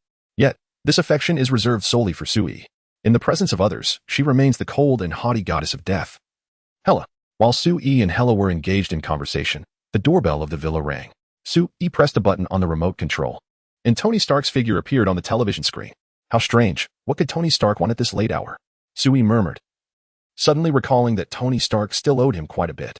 Pinching Hella's delicate face, he remarked, it's your enchanting charm that nearly made me forget this matter. He gestured for Hella to move aside, and Sui approached the door. As he opened it, he exclaimed, Oh Tony, it truly brings me joy to see you now. Chapter 39. So, what is the price? The door swung open. Sui greeted warmly, Oh, Tony, it is truly a delight to see you. Tony Stark instinctively took a step back at Sui's exuberance, only to be pulled inside the house by her enthusiasm. Please, make yourself at home, Sui urged, ushering him to a chair. She seated herself across from him, her face radiant with a smile. So, Tony, what brings you here? Tony Stark scrutinized Sui, attempting to ascertain whether he had indeed come to the right person. After all, the Sui he remembered from their previous encounters was an entirely different individual, exuding a cool aloofness that was now replaced with warmth. Regardless, there were matters that needed to be addressed. Otherwise, Tony felt a pang of conscience. He had never been one to owe anyone anything. Sui, do you recall what transpired earlier? Sui nodded vigorously, her smile growing even brighter. Of course. You even managed to damage one of my Rolls-Royce Cullinans. Hella, who stood nearby, couldn't help but smile at Sui's seemingly mercenary expression, though she quickly restrained her amusement, as she felt no one else deserved to witness her mirth. Tony Stark's lips twitched in confusion. It was perplexing to him that this person, despite being a top-tier magnate, would fixate on a mere vehicle. However, he chose not to dwell on it any longer. Sui, I have come to express my gratitude, he stated, pulling a contract from his briefcase and placing it before her. This is the contract for the transfer of Stark Industries shares, not only Obadiah's, but also my own. Once you sign this, you will become the largest shareholder of Stark Industries. Since Tony Stark had acknowledged his identity as Iron Man, his shares had skyrocketed at an astonishing rate, surpassing $1 trillion in value within a remarkably short period. It was indeed a financial behemoth. Furthermore, becoming the primary shareholder would grant one control over the company. In Tony Stark's eyes, no one could possibly refuse such a gift. Yet, Sui's smile began to fade, gradually disappearing altogether. A sense of foreboding washed over Tony. What's wrong? Are you dissatisfied? Suyi's gaze remained cold as she fixed her eyes on Tony Stark. At this moment, Suyi remarked, "The value of Stark Industries is indeed substantial, but its essence primarily lies in the fact that you are Iron Man. You are the very soul of Stark Industries. In other words, as long as you are willing, the creation of multiple Stark Industries under the banner of Iron Man would be a mere trifle." Tony Stark replied earnestly, "Rest assured, Suyi. I will never abandon Stark Industries. Is it because you seek my protection? Perhaps in encounters with S-H-I-E-L-D, or when confronting extraterrestrial visitors?" Tony Stark's expression faltered, for he indeed harbored such thoughts. He perceived Suyi as rather avaricious, while he himself was never short of wealth. Thus, he wished to secure the utmost safety before crafting the ultimate iron suit. Little did he anticipate that Suyi would see through him so clearly. "Suyi, do you mean?" Tony Stark said in a low voice. At this moment, a smile reappeared on Suyi's face. "My intentions are quite simple. As the price for my protection, I require all shares of Stark Industries, and for every iron suit you develop, you must gift me one. This arrangement shall continue until you defeat me. What do you think?" Suyi gazed at Tony Stark, his smile genuine. Tony Stark was utterly taken aback by Suyi's audacity. "What purpose do you have for these suits?" "To collect them, of course," Suyi replied. "Then what if I refuse?" Tony Stark's expression darkened. Suyi propped his chin on his hand, observing Tony Stark intently. "If you choose to refuse, so be it. It's no grand affair. At worst, you might meet with an unfortunate accident, perhaps being struck by a car or crushed by a falling meteorite, or even spontaneously combusting." Tony Stark's lips twitched involuntarily. This was nothing short of a blatant threat. Had he known, he would not have entertained so many thoughts. Nevertheless, Suyi's actions only solidified Tony Stark's resolve to expedite the creation of the anti-Suyi armor. He must defeat Suyi before him and teach him a lesson. With this thought, Tony Stark felt a wave of relief wash over him. "I accept your terms." After much contemplation, he ultimately agreed. After all, the current Tony Stark was not the same self-assured individual he once was. Having witnessed Suyi's prowess firsthand from S-H-I-E-L-D, he had planted the seed of determination to grow stronger. Now, with a few additional stipulations added, Suyi signed his name on the contract. Thus, the brilliant researcher Tony Stark became, until he could vanquish Suyi, a mere subordinate to Suyi. After settling everything, Suyi escorted Tony Stark out of the villa. As he departed, Suyi cheerfully remarked to Iron Man, "Tony, do come visit again." Upon hearing Suyi's words, Tony Stark's expression darkened considerably. In his heart, he muttered fiercely, "Suyi, just wait. One day, when I have developed the anti-Suyi armor, I shall teach you a lesson." However, Tony Stark could never fathom that Suyi's intention was to provoke him, urging him to grow at the swiftest pace possible. After closing the door, Suyi once again cradled Hela in his arms. "How about that? Am I impressive? Just a few words and I've earned billions. Indeed, you are remarkable. Yet I am curious, with your capabilities, wealth is merely an external possession, is it not? Well, consider it a minor interest, after all. Having more money does bring many advantages. At the very least, I can purchase a plethora of maid outfits." Upon hearing maid outfits, Hela instantly recalled the one Suyi had previously bought, adorned with numerous holes. A shy flush graced her stunning cheeks. Chapter 40. Hannah expresses her desire to attend the party the following day, Monday. After a sumptuous breakfast was delivered by Suyi, he set off towards school. As a diligent student, he was required to clock in at school every day. Whether he spent his time sleeping or studying remained a secret known only to him. Upon arriving at school, Suyi sent a text message to Jean, instructing him to hire the most professional maid to elegantly adorn his villa and prepare all the necessary items for the gathering. It was essential to be well prepared, as the members of the chat group were set to come over for an enjoyable evening. To prevent any potential eavesdropping via satellite, Suyi even purchased a compact shielding device from the Points Mall, expending a full 100 points in the process. The thought of this expenditure caused a twinge of regret within him. It seemed that he might have to visit S-H-I-E-L-D sometime soon. If Nick Fury were to learn of Suyi's intentions, he would undoubtedly unleash a torrent of expletives. Humming an unfamiliar tune, Suyi returned to his seat. At that moment, Hannah, who had arrived early to class, immediately scooted over to his side. Such occurrences had become commonplace. And it was indeed more peculiar if Hannah did not gravitate towards Suyi. "Suyi, you've finally come to school. Where have you been this past week?" "I've missed you so much," Hannah exclaimed, sitting beside him, her bright and expressive eyes fixated on him, blinking playfully and exuding an endearing charm.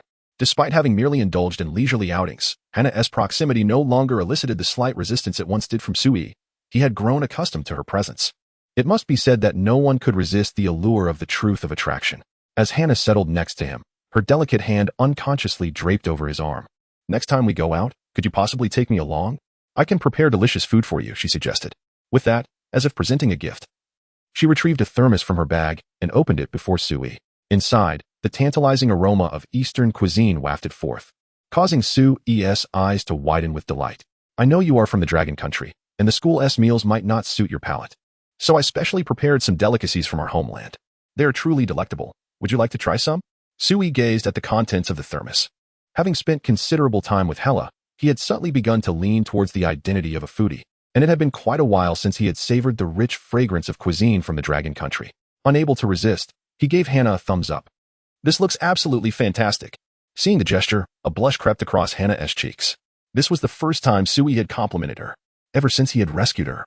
He had scarcely exchanged words with her, yet now, he had offered her a thumbs up, a clear acknowledgement of her efforts. As long as she perseveres, Sui will undoubtedly come to accept herself. Unbeknownst to Sui, Hannah harbors her own thoughts. He simply finds Hannah's culinary skills to be exceptional. Gazing at the delectable Dragon Kingdom delicacies before him, Sui cannot help but think of the party he is hosting that evening. Sensing Sui's expression, Hannah inquired, Sui, is something the matter? Have I done something wrong? It's nothing. I'm just contemplating whether to invite you to a party I'm hosting tonight. Upon hearing Sui's words, Hannah's eyes lit up. To her, this was undoubtedly a fortuitous opportunity. It could be a chance to immerse herself in Sui's life. Perhaps, in due course, she would have the perfect moment to confess her feelings. With this thought in mind, Hannah promptly nodded, I'm free this evening. I can tell my parents I'm staying over at a classmate's house. Aware of her intentions, Sui replied, however, my friends are rather unique. I'm not certain if you would be able to handle them. Quickly shaking her head, Hannah confidently patted her chest and declared, I'm quite bold. So it's absolutely fine. Moreover, I'm curious about what kind of people your friends are, Sui. Sui's eyes narrowed slightly, a mischievous thought blossoming in his mind. Very well, I shall have someone come to pick you up this evening. A broader smile graced Sui's face, which signified his acceptance of Hannah. As Hannah felt both shy and expectant, envisioning the evening's possibilities, Peter Parker approached Sui, brandishing his phone. With exaggerated enthusiasm, he exclaimed, Sui, did you hear? The green giant has reappeared. And not only that, he is battling another giant, seemingly more fearsome, in a mall in Queens. Peter Parker's loquacious nature was on full display at that moment. Sui swiftly interrupted him. All right, I understand. However, I trust the authorities will handle these matters.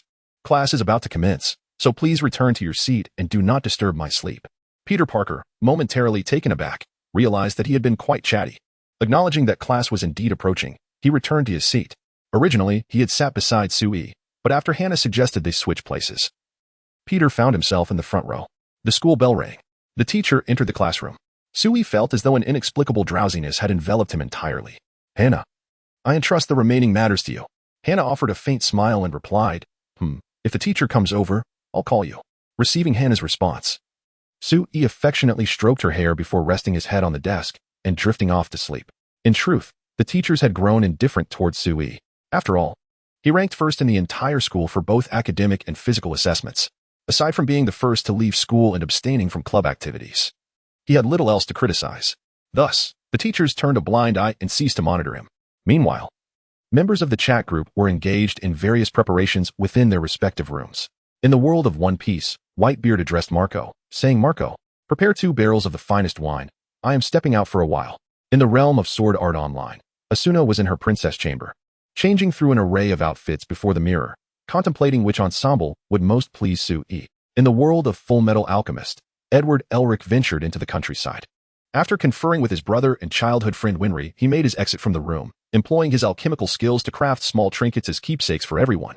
In the realm of Bleach, Retsu Unohana sat serenely on a tatami mat, cradling her Zanpakuto, allowing time to pass languidly. In the world of Code Geass, C.C. emerged from Nunnally's room, heading directly to purchase her favorite pizza. She intended to bring the pizzas to the party, allowing the other group members to savor the delightful flavors. In the Naruto universe, Hinata Hyuga had just completed a mission. By now, she had earned the title of Genius Girl within Konoha, her prowess surpassing that of a nin, leaving everyone, especially her father, in utter astonishment. What further shocked Hinata's father was that she had purchased numerous outfits with her own allowance that day. Nevertheless, he felt a sense of reassurance regarding Hinata, leading him not to dwell on such matters.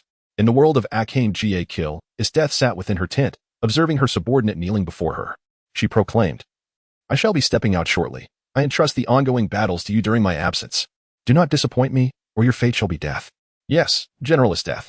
Evidently, All were eagerly anticipating this upcoming offline gathering. Chapter 41. Establishing Connections. Arrival of the members. The two ladies are astonished. In the blink of an eye, the afternoon dismissal bell rang. Sui arranged for Hannah to be escorted back to her home, as there was still ample time before the party commenced. Once Hannah was prepared, she would naturally have someone to bring her back. Driving his Bugatti Veyron, Sui returned to the villa. Upon entering, he found Hella adorning his clothing, clinging to him like a koala. Her long, graceful legs wrapped around his waist, and she leaned in close to his ear, saying, "Sui, a person claiming to be Tony Stark's secretary just delivered an invitation." "An invitation? Where is it?"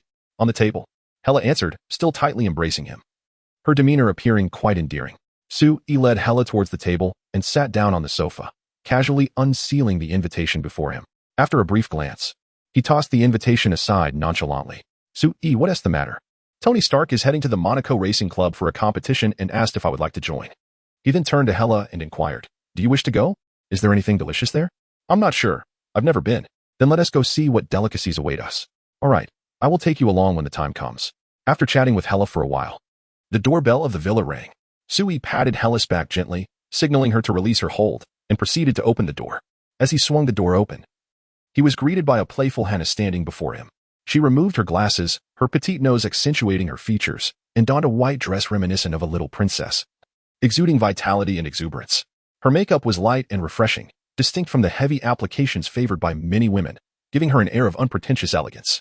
Instantly, a smile spread across Sui's face as he warmly greeted Hannah. "I've been waiting for you. Come in." With that, he ushered her into his villa. Hannah blinked her eyes curiously, akin to an inquisitive child, as she surveyed her surroundings. The villa had been adorned by a professional-made team in a style perfectly suited for hosting a party, radiating an atmosphere of grandeur and splendor. However, upon entering the living room, Hannah spotted Hella lounging on the sofa, emanating an indescribable aura of languor. Yet, that was not the crux of the matter. The focal point was the woman dressed in Sui's attire.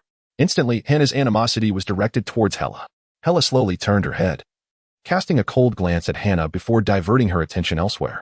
She was aware that this young girl had been pursuing Sui lately, yet she harbored no particular thoughts about it. On the contrary, the more individuals who admired Sui, the more it affirmed her discerning taste. Thus, Hella merely cast a fleeting glance at Hannah before redirecting her gaze back to the television. However, at that moment, Hannah's heart was beset by a wave of anxiety. Could it be that Sui already has a girlfriend? Should she still pursue her own happiness? With this thought weighing heavily on her, Hannah took a deep breath to steady her emotions. She then turned to Sui and inquired, "Sui, this is..." Before Sui could respond, Hella coolly interjected, "Hella, Sui is my creditor." After stating her name and providing an explanation, Hella fell silent.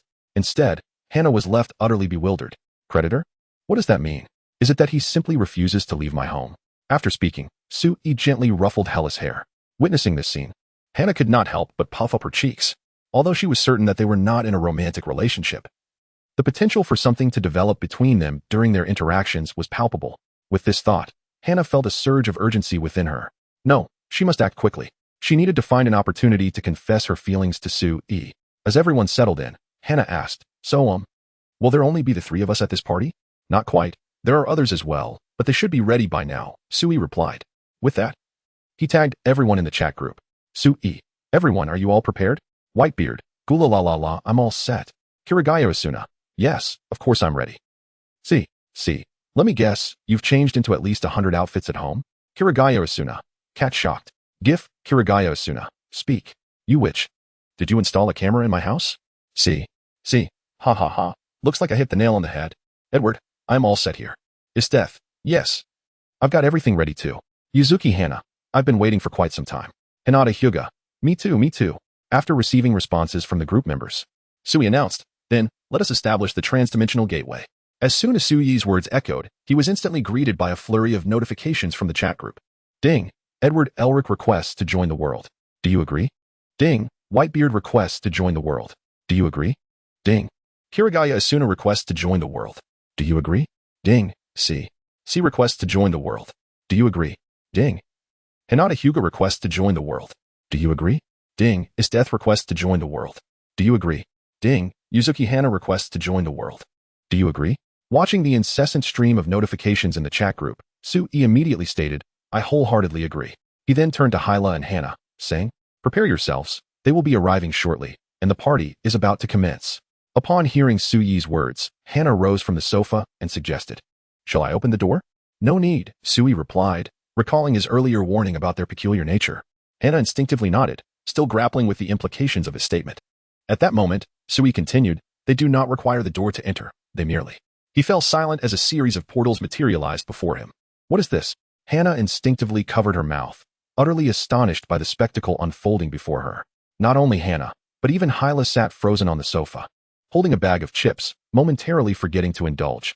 Chapter 42. Do not panic. Witness my performance. Suddenly, numerous passageways materialized from thin air. The first to emerge was Asuna Yuuki, adorned in white stockings paired with a deep brown skirt and a light yellow long-sleeve blouse. Upon stepping out of the passageway, Asuna's eyes brightened upon spotting Su Yi, resembling a butterfly that gracefully fluttered towards him. With palpable excitement, Asuna exclaimed, "Su Yi, I am Asuna Yuuki." Su Yi reciprocated by introducing Hina and Hana to Asuna. However, Hana remained momentarily stunned, merely nodding in response. Shortly thereafter, Edward Elric stepped forth from the passageway. "Su Yi." "Long time no see," Edward greeted, nearly calling Su Yi group leader, but managing to swallow the words at the last moment. Prior to their arrival, they had agreed to refer to Su Yi by his name during the gathering. At that moment, a voice echoed through the air, "Su Yi, come help me. I'm struggling a bit."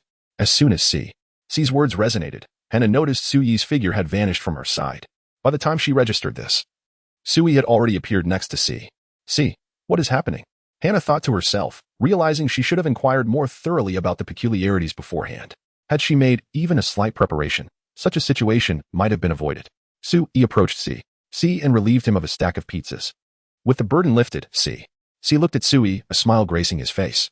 "Well, good to see you again, Su Yi." "Indeed. It is good to see you again," Su Yi replied with a smile. Just as those words left his lips, Hinata Hyuga flew out of the passageway and leapt into Su Yi's embrace, clinging tightly to him and rubbing affectionately against him. "Big brother Su Yi, we finally meet again. Little Hinata, you seem to have grown quite a bit," Su Yi remarked seriously, observing the young girl dressed in a light purple outfit. Hinata giggled at Su Yi's compliment. But then her expression shifted, her petite face turning as red as a ripe apple, looking utterly enticing and almost irresistible. "So, big brother Su Yi, do you like it when I grow up?" Hinata's voice was barely above a whisper, audible only to Su Yi, C, and Asuna. Notably, C. Upon hearing her question, bent slightly and quietly said to Hinata in Su Yi's arms, "Little Hinata, what your big brother Su Yi means is that it has been a while since he last saw you, and you appear to have grown taller." Asuna Yuki remarked, "Indeed. I never imagined that, Hinata, you would possess such a mischievous side." She maintained a controlled tone while teasing Hinata Hyuga, causing the latter's cheeks to flush a deep crimson. "Humph, I shall no longer engage with you two." Hinata pouted defiantly at the two women before leaning into Su Yi's embrace, inhaling his scent with great effort. At that moment, the elegant woman, Rei Yuzuki, akin to a traditional Yamato Nadeshiko, emerged from the corridor. She nodded at Su Yi and took her place beside him, her gaze unwaveringly fixed upon him. Soon after, Esteth also made her entrance, dragging a wild boar along with a rope. The creature was encased in ice to ensure its freshness. "I can't believe you actually caught a pig," Asuna exclaimed. "Yes. Didn't you mention wanting to feast on wild boar for a barbecue?" "So, I seized the opportunity to catch one," Esteth replied, surveying the surroundings. "It seems everyone is here. Wait, it appears Whitebeard has yet to arrive. If memory serves me right, Whitebeard's height is approximately 6 meters and 66 centimeters. If he shows up, this villa might just explode," Asuna hastily informed Su Yi. However, unlike the astonishment displayed by others, Su Yi, cradling Hinata Hyuga, softly reassured, "Rest assured. I have anticipated this situation. You need not worry, everything will be just fine. Just watch my performance."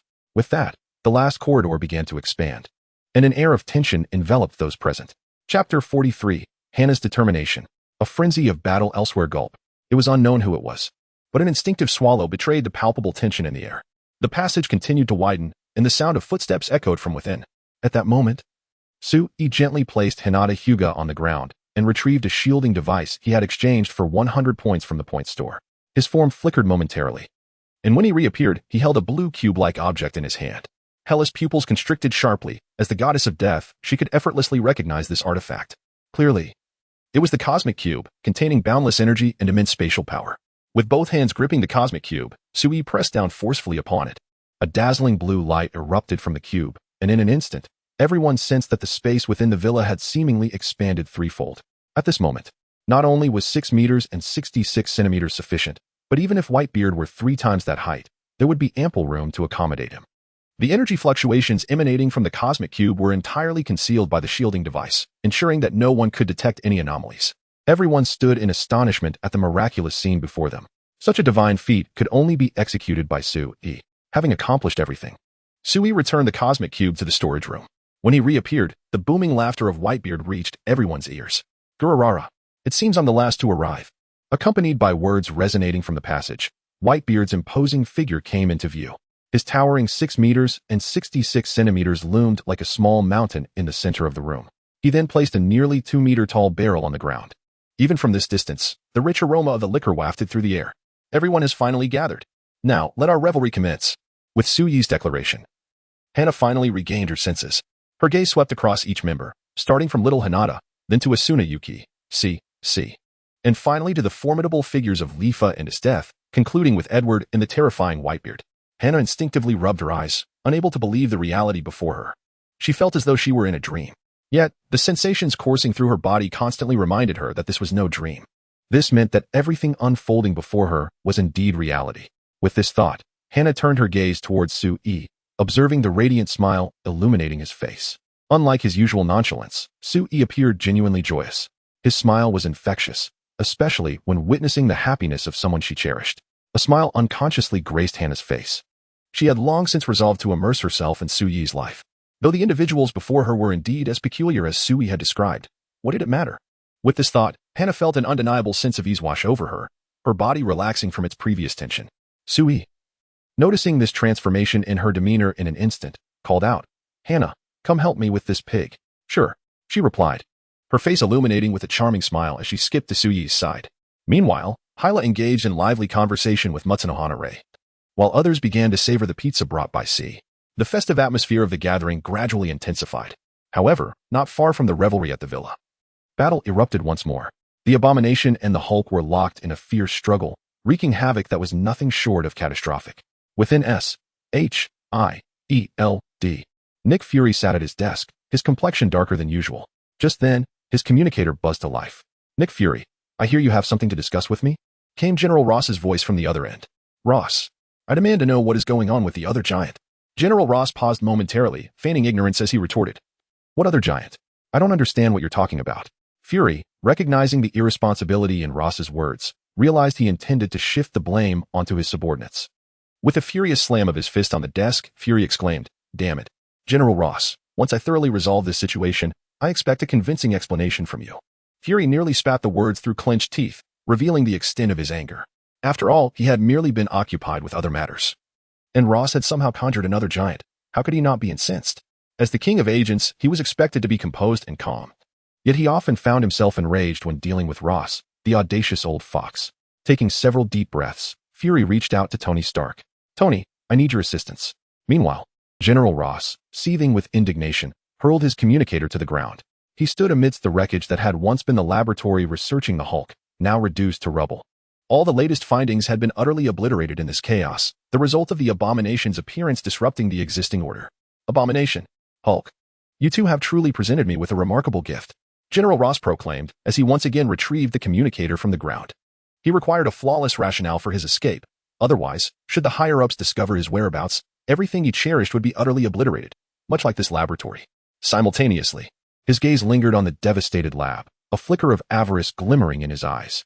Although General Ross harbored intense hatred and loathing for the Hulk, the display of overwhelming power had gradually nurtured an insatiable longing deep within his soul. If he were to possess such terrifying strength, even the scrutiny from above would not instill fear in him. Contemplating this, a sinister smile crept across the face of the old fox, General Ross. The laughter burgeoned, ultimately reverberating through the remnants of the experiment. Chapter 44, Bestowing Geas. Hana and C's packed within the villa. Whitebeard held a colossal goblet in his hand, one he had brought himself. After savoring a generous sip of the rich liquor, he erupted into hearty laughter. Gwahaha. He turned to Sui and remarked, "Do you know, Sui, your formidable achievements are the talk of the seas. Almost every pirate and navy across the oceans has engraved your likeness in their minds. They have even hailed you as the sovereign of the seas, collectively referring to you as the emperor among the 4 emperors." Sui, taken aback by Whitebeard's words, was astonished to find himself regarded as the emperor above the 4 emperors. This title certainly carried a considerable weight. At that moment, Hinata Hyuga chimed in. Brother Sui. I have completely mastered the gentle fist and the martial arts taught to me by Grandpa Whitebeard. Once the Chunin exams come, I will immediately ascend to the rank of Chunin. I will be the youngest Chunin. Upon hearing Hinata's enthusiastic declaration, Sui affectionately ruffled her hair. Indeed, little Hinata, you are the most outstanding. After a brief pause, he added, however, if possible, do focus on honing your Byakugan as well, for it is your greatest asset. The Byakugan, a ocular technique originating from the Tsutsuki clan, possesses unparalleled potential. Especially after evolving into the Rinnegan, its power would be even more formidable. Nodding thoughtfully at Sui's words, Hinata replied in her soft voice, I will definitely strive to train hard. I will not disappoint you, Brother Sui. Sitting nearby, Asuna Yuki interjected, speaking of ice. If I recall correctly, see, you have the ability to bestow gifts upon others, right? Would you grant me one? See, lazily enjoying her pizza, teased. Oh, didn't you say you were going to train your martial arts and come to challenge me? Yet here we are, and you wish for my gifts instead? Upon hearing C's playful retort, Asuna exclaimed, you witch. Is there no stopping your sharp tongue even with pizza in your mouth? Humph, it's just gifts. I shall forego it and grow stronger through my own martial prowess. Is that so? I must say, I am quite looking forward to it, C replied, her biting wit evident. The banter between the two women had already been entertaining in the chat group, but witnessing their playful exchanges in reality was simply delightful. Meanwhile, Hana gazed at C, dressed in a white restraint outfit, and inquired curiously, may I ask, what exactly is Gias? C, upon hearing Hana's words, immediately cast her gaze towards Sui, who nodded in affirmation and said, Hana is one of us. There's no issue. With Sui's confirmation, C slowly elaborated. Gias is akin to a unique ability. I can bestow this power upon anyone with potential, though its manifestation varies from person to person. However, if misused, it could lead to a catastrophic surge of power. Hana, upon hearing C's explanation, nodded slightly. She then posed a rather surprising question. So, can I also possess Gias? I do not wish to remain an ordinary person. At this juncture, Hana instinctively glanced at Sui and resolutely declared, I wish to assist Sui as much as possible. With her words, C turned her gaze towards Sui in the distance, smiling. It seems you truly are one of us. However, she continued, the initial requirement for the bestowal of Gias is to ascertain your eligibility. If you lack the requisite potential, I cannot grant you this ability. C added, moreover, I previously mentioned that this power can spiral out of control if misapplied. Of course, if your conviction is strong enough, it can be thoroughly mastered. After saying this, C looked back at Sui, silently inquiring whether to give Hana a chance at acquiring Gias. Sui offered no response as he was engaged in an arm wrestling match with his death. The decision to bestow the power lay solely with C, who evidently understood Sui's unspoken thoughts, her smile growing ever brighter. At that moment, Asuna Yuki also addressed Hana, saying, Hana, you must think carefully. Once this ability is obtained, various inner conflicts could lead to a potential surge. Although Asuna had previously expressed a desire for the power of Gias, it was merely playful banter with C. Gias, while extraordinary, was not suited for her. C then added, this is precisely why I do not grant Asuna Gias. Her hesitation is too great. Even with the right potential, obtaining Gias could still lead to uncontrollable outbursts. Oh, you, witch, always tease me at the slightest opportunity. Watch my tickling prowess. With that, Asuna approached C, feigning an attempt to tickle her. C was acutely aware of her own sensitivity. If truly tickled, she would undoubtedly burst into laughter. Promptly, C jested, just kidding. Just kidding. She then redirected the conversation towards Hana, asking, Hana, have you truly made your decision? Hana nodded slightly, having resolved herself upon learning about the Gias ability. I yearn to acquire the power of Gias. C gazed at Hana before slowly nodding. At that moment, C exuded an aura devoid of any languor. With a frigid tone, C declared, very well, Hana, let us forge a pact. As the words left C's lips, Hana felt as though she had plunged into an abyss of emptiness. Her mind was consumed by the echo of C's voice. I bestow upon you power. In exchange, you must fulfill a single wish of mine. Upon signing this pact, you shall exist as a being unlike any other, with a distinct will, a separate life, and an altered perception of time. In the void of her consciousness, countless doves emerged, soaring wildly through the air. The scene shifted once more, revealing numerous women adorned with red avian patterns, seemingly engaged in fervent prayer. A myriad of images flickered in Hana's mind as C's voice persisted. If you possess this resolve, Hana responded, then let us conclude this pact. As her words resonated in that eerie, intangible realm, she abruptly opened her eyes wide in the tangible world. Chapter 45. I am dead. I am alive. Hana abruptly opened her eyes. A vivid red bird pattern appeared within her right eye. Asuka Yuki stood in close proximity to Hana, allowing her to observe the intricate design with clarity. Is this Gius? It appears remarkably unique. Curiosity stirred within Hana regarding the nature of her awakened ability. It seemed undeniably cool. The surrounding members gasped in astonishment. At that moment, Hana gradually regained her composure and addressed C, saying, C. Does this mean my contract is fulfilled? C nodded and produced a mirror, presenting it before Hana. In the reflection, Hana beheld the striking red bird pattern within her right eye. Contemplating this image, Hana mused to herself, from this moment forth, I too am a person endowed with supernatural abilities.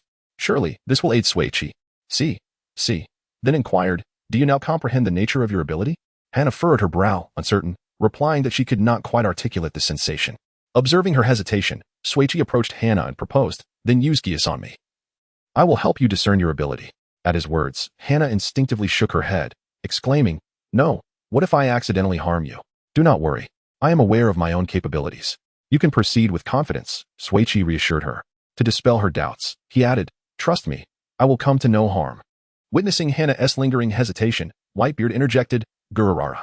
Remember, Suichi is known as the king of the seas. If he dares to say so, he will be just fine. Edward Elric chimed in. Indeed, to me, Suichi is invincible. There is absolutely no cause for concern. Hearing the words of the towering Whitebeard and the diminutive Edward, Hana sought further confirmation. Is it truly safe? She was reluctant to proceed but yearned to uncover the truth of her ability. All right, no problem. After receiving Suichi's affirmation, Hana took a deep breath. Her gaze locked onto Suichi's as their eyes met. A phantom red bird pattern soared directly into Suichi's eyes. As the red bird fully immersed itself within his vision, Suichi felt as though his mind had been utterly torn asunder. It was akin to the detonation of thousands of nuclear bombs within his consciousness. A horrific, tearing pain engulfed his mind. This mental explosion, was it not genuine harm? Suichi lamented internally. In the next moment, Sui let out a loud cry. I'm dead. Immediately after, his eyes rolled back, and he collapsed to the ground, devoid of breath. At that instant, everyone was taken aback. Hana's complexion turned pale in an instant. Sui. Hana felt as though her mind had short-circuited. In the blink of an eye, tears began to well up in her eyes.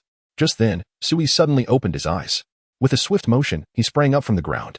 Hana was stunned, and in her heightened anxiety, she tightly embraced Sui's body. You were all right just now, right? You scared me to death, boohoo. Feeling Hana in his arms, Sui gently patted her back and reassured her. It's all right. Look, I'm alive again. I'm completely fine. Not only was he unscathed, but Sui had also awakened the ability of mental fortitude from this brush with death.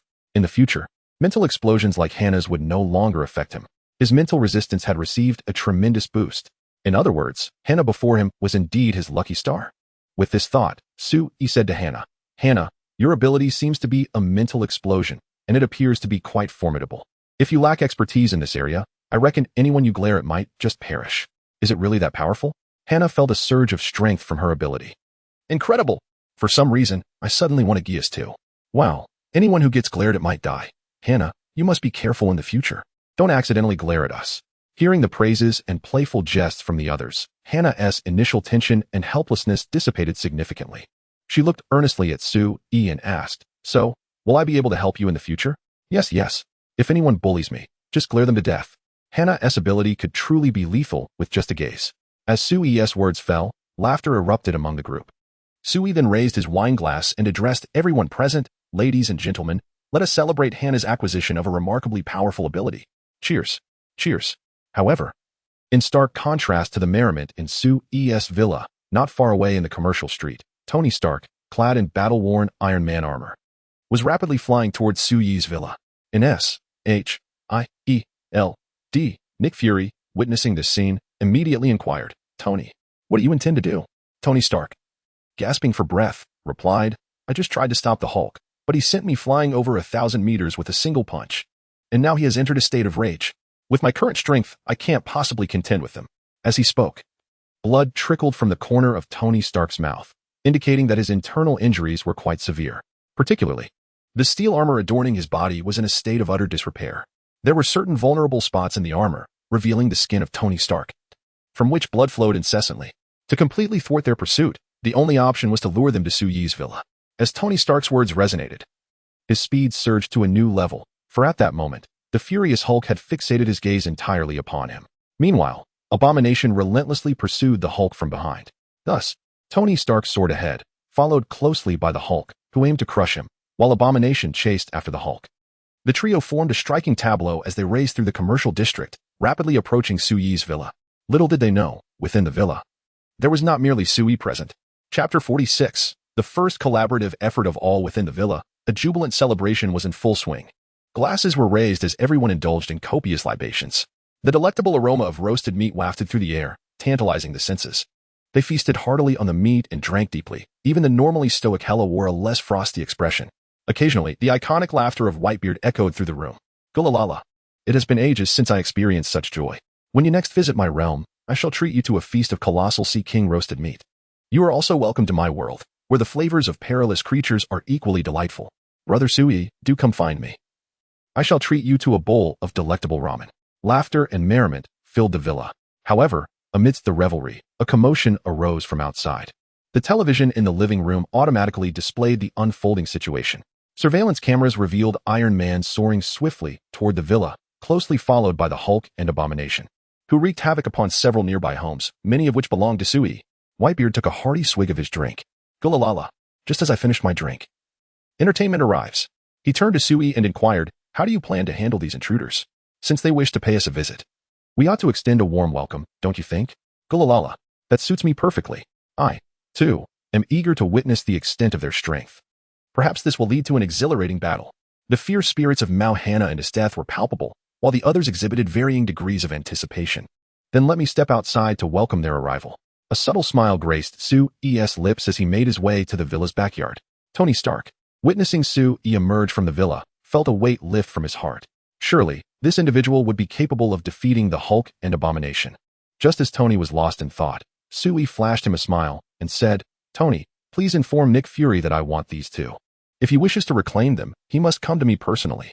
No sooner had Su-Yi spoken than he delivered a swift kick to Tony Stark, exclaiming, Off you go. Tony felt an overwhelming force propel him through the air. Meanwhile, Su-Yi swiftly entered the collection room, retrieving the Tesseract once more. Activating it, he teleported the Hulk and Abomination directly into his abode. Upon returning to the villa, Su-Yi activated the Cosmic Cube once more, transporting everyone to an unnamed island. Such was the formidable power of the Cosmic Cube, swift and effortless in its transitions. The sudden shift in environment did not astonish the gathered individuals. Instead, their gazes were fixated upon the Green Giant and the Abomination before them. Casually tossing the Cosmic Cube aside, Su-Yi addressed the group, inviting them to commence their recreational activities and see who could vanquish these two adversaries first. However, it was the Green Giant's fist that responded to Su-Yi's challenge first. At that moment, the Green Giant had succumbed to a state of rage, devoid of any rational thought, consumed solely by an ever-increasing fury and strength. Particularly fixated on Su-Yi, the Green Giant harbored a deep-seated resentment, as it was Su-Yi who had once defeated him with but a single finger. The humiliation surged within him as the Green Giant's fist expanded. Just as it seemed poised to strike Su-Yi, Esther's intervened. A torrent of ice swiftly encased the Green Giant, freezing him considerably. His massive fist, now akin to a sandbag, halted just before Su-Yi. I shall observe from the sidelines while you engage. I will cheer for you alongside Hela and Hanna. With that, Su-Yi led the two women to the sandy shores of the deserted island, settling down to watch the unfolding spectacle. Hela even offered Su-Yi and Hanna a packet of chips, enhancing the ambience of their spectator experience. In his fury, the Green Giant could only roar incessantly. With a surge of strength, he shattered the ice encasing him, and his colossal foot slammed into the ground, propelling him like a humanoid cannonball towards Esther's. The very air seemed to rupture as he closed the distance in an instant. Esther's, taken aback by the Green Giant's unexpected swiftness, found herself compelled to unleash her ultimate technique. Just then, the figure of Whitebeard materialized before the Green Giant, and the two titans clashed violently. Before Whitebeard, even the enraged Green Giant appeared diminished, standing significantly shorter by at least 3 meters. Whitebeard, enveloped in the might of his advanced haki, infused with the powers of the Tremor fruit, launched an assault against the Green Giant. At the moment of collision, the sand beneath them erupted several meters into the air. As the force of their confrontation reverberated, Esther's leapt aside, only to find herself targeted by the Abomination, whose fist rose menacingly, crashing down towards her with relentless force. Yet, the Abomination's strength paled in comparison to that of the furious Green Giant. Although his death may not be able to overpower the Hulk, it does not imply that she is incapable of confronting the looming Abomination before her. Do not underestimate me. As his death's words resonated, An icy chill enveloped her form, swiftly encasing her entirely. The supremely resilient ice crystallized around her, forming a formidable ice general. Under Isteth's command, the ice general unleashed its frigid fists. Boom. The two forces collided. The abomination was sent hurtling away, yet a significant portion of the ice general was shattered in the process. The battle momentarily fell into a stalemate. At that juncture, the members realized that Su Yi's world was far from simple. It was then that Imzukuri proclaimed, "Everyone, it appears we cannot fight individually. In the face of these two adversaries, we must unite our efforts." Thus, the members of the chat group embarked on their first concerted effort in battle. Chapter 47. It is time to showcase true skill. Su Yi sat to the side, munching on chips, observing the group nearby as they worked in unison. He witnessed Isteth utilizing her icy powers to fill the formidable ice general, charging fiercely towards the abomination. Simultaneously, Edward Elric pressed his hands against the ground, employing alchemy to continuously disrupt the abomination's offensive. Boom. The ice general's fist collided directly with the abomination's body. In that fleeting moment of impact, a terrifying chill encased the abomination's form in ice. Seizing this opportunity, Asuna, Yuuki, and C exchanged a knowing glance. Despite their usual banter and jibes, their synergy during such moments was remarkably strong. Which, you understand my intent, right? Of course. With C's words echoing, the two women dashed towards the abomination, armed with sizable stones they had hastily gathered. Asuna, having undergone rigorous physical training, moved with agility, while C, with her extensive life experience, wielded numerous combat techniques. They ascended the abomination's body from its blind spot with ease. The stones, propelled with fierce momentum, struck the abomination's eyes. Despite the abomination's seemingly indestructible physique, the eyes remain a weak point for most creatures, offering little defense. "I will ensure your demise," roared Bronsky, the abomination, directing his fury at the group. Instantly, the ice enveloping him cracked into a myriad of shards, scattering with the wind. At that moment, Hinata Hyuga slowly closed her eyes, then suddenly opened them wide. "Byakugan activated. Do not underestimate us," Hinata proclaimed in her youthful voice, sprinting towards the abomination with the renowned Hokage run. Gentle fist, 8 trigrams, 64 palms. As her words fell, she swiftly approached the abomination, positioning it within her 8 trigrams. Her hands ignited with blue chakra. In the blink of an eye, 2 palms, 4 palms, 8 palms, 16 palms, 32 palms, 64 palms were unleashed. The sound of successive strikes resonated from the abomination's body as all 64 chakra points were sealed by Hinata's skillful technique. The overwhelming tingling sensation rendered the abomination unable to control its movements.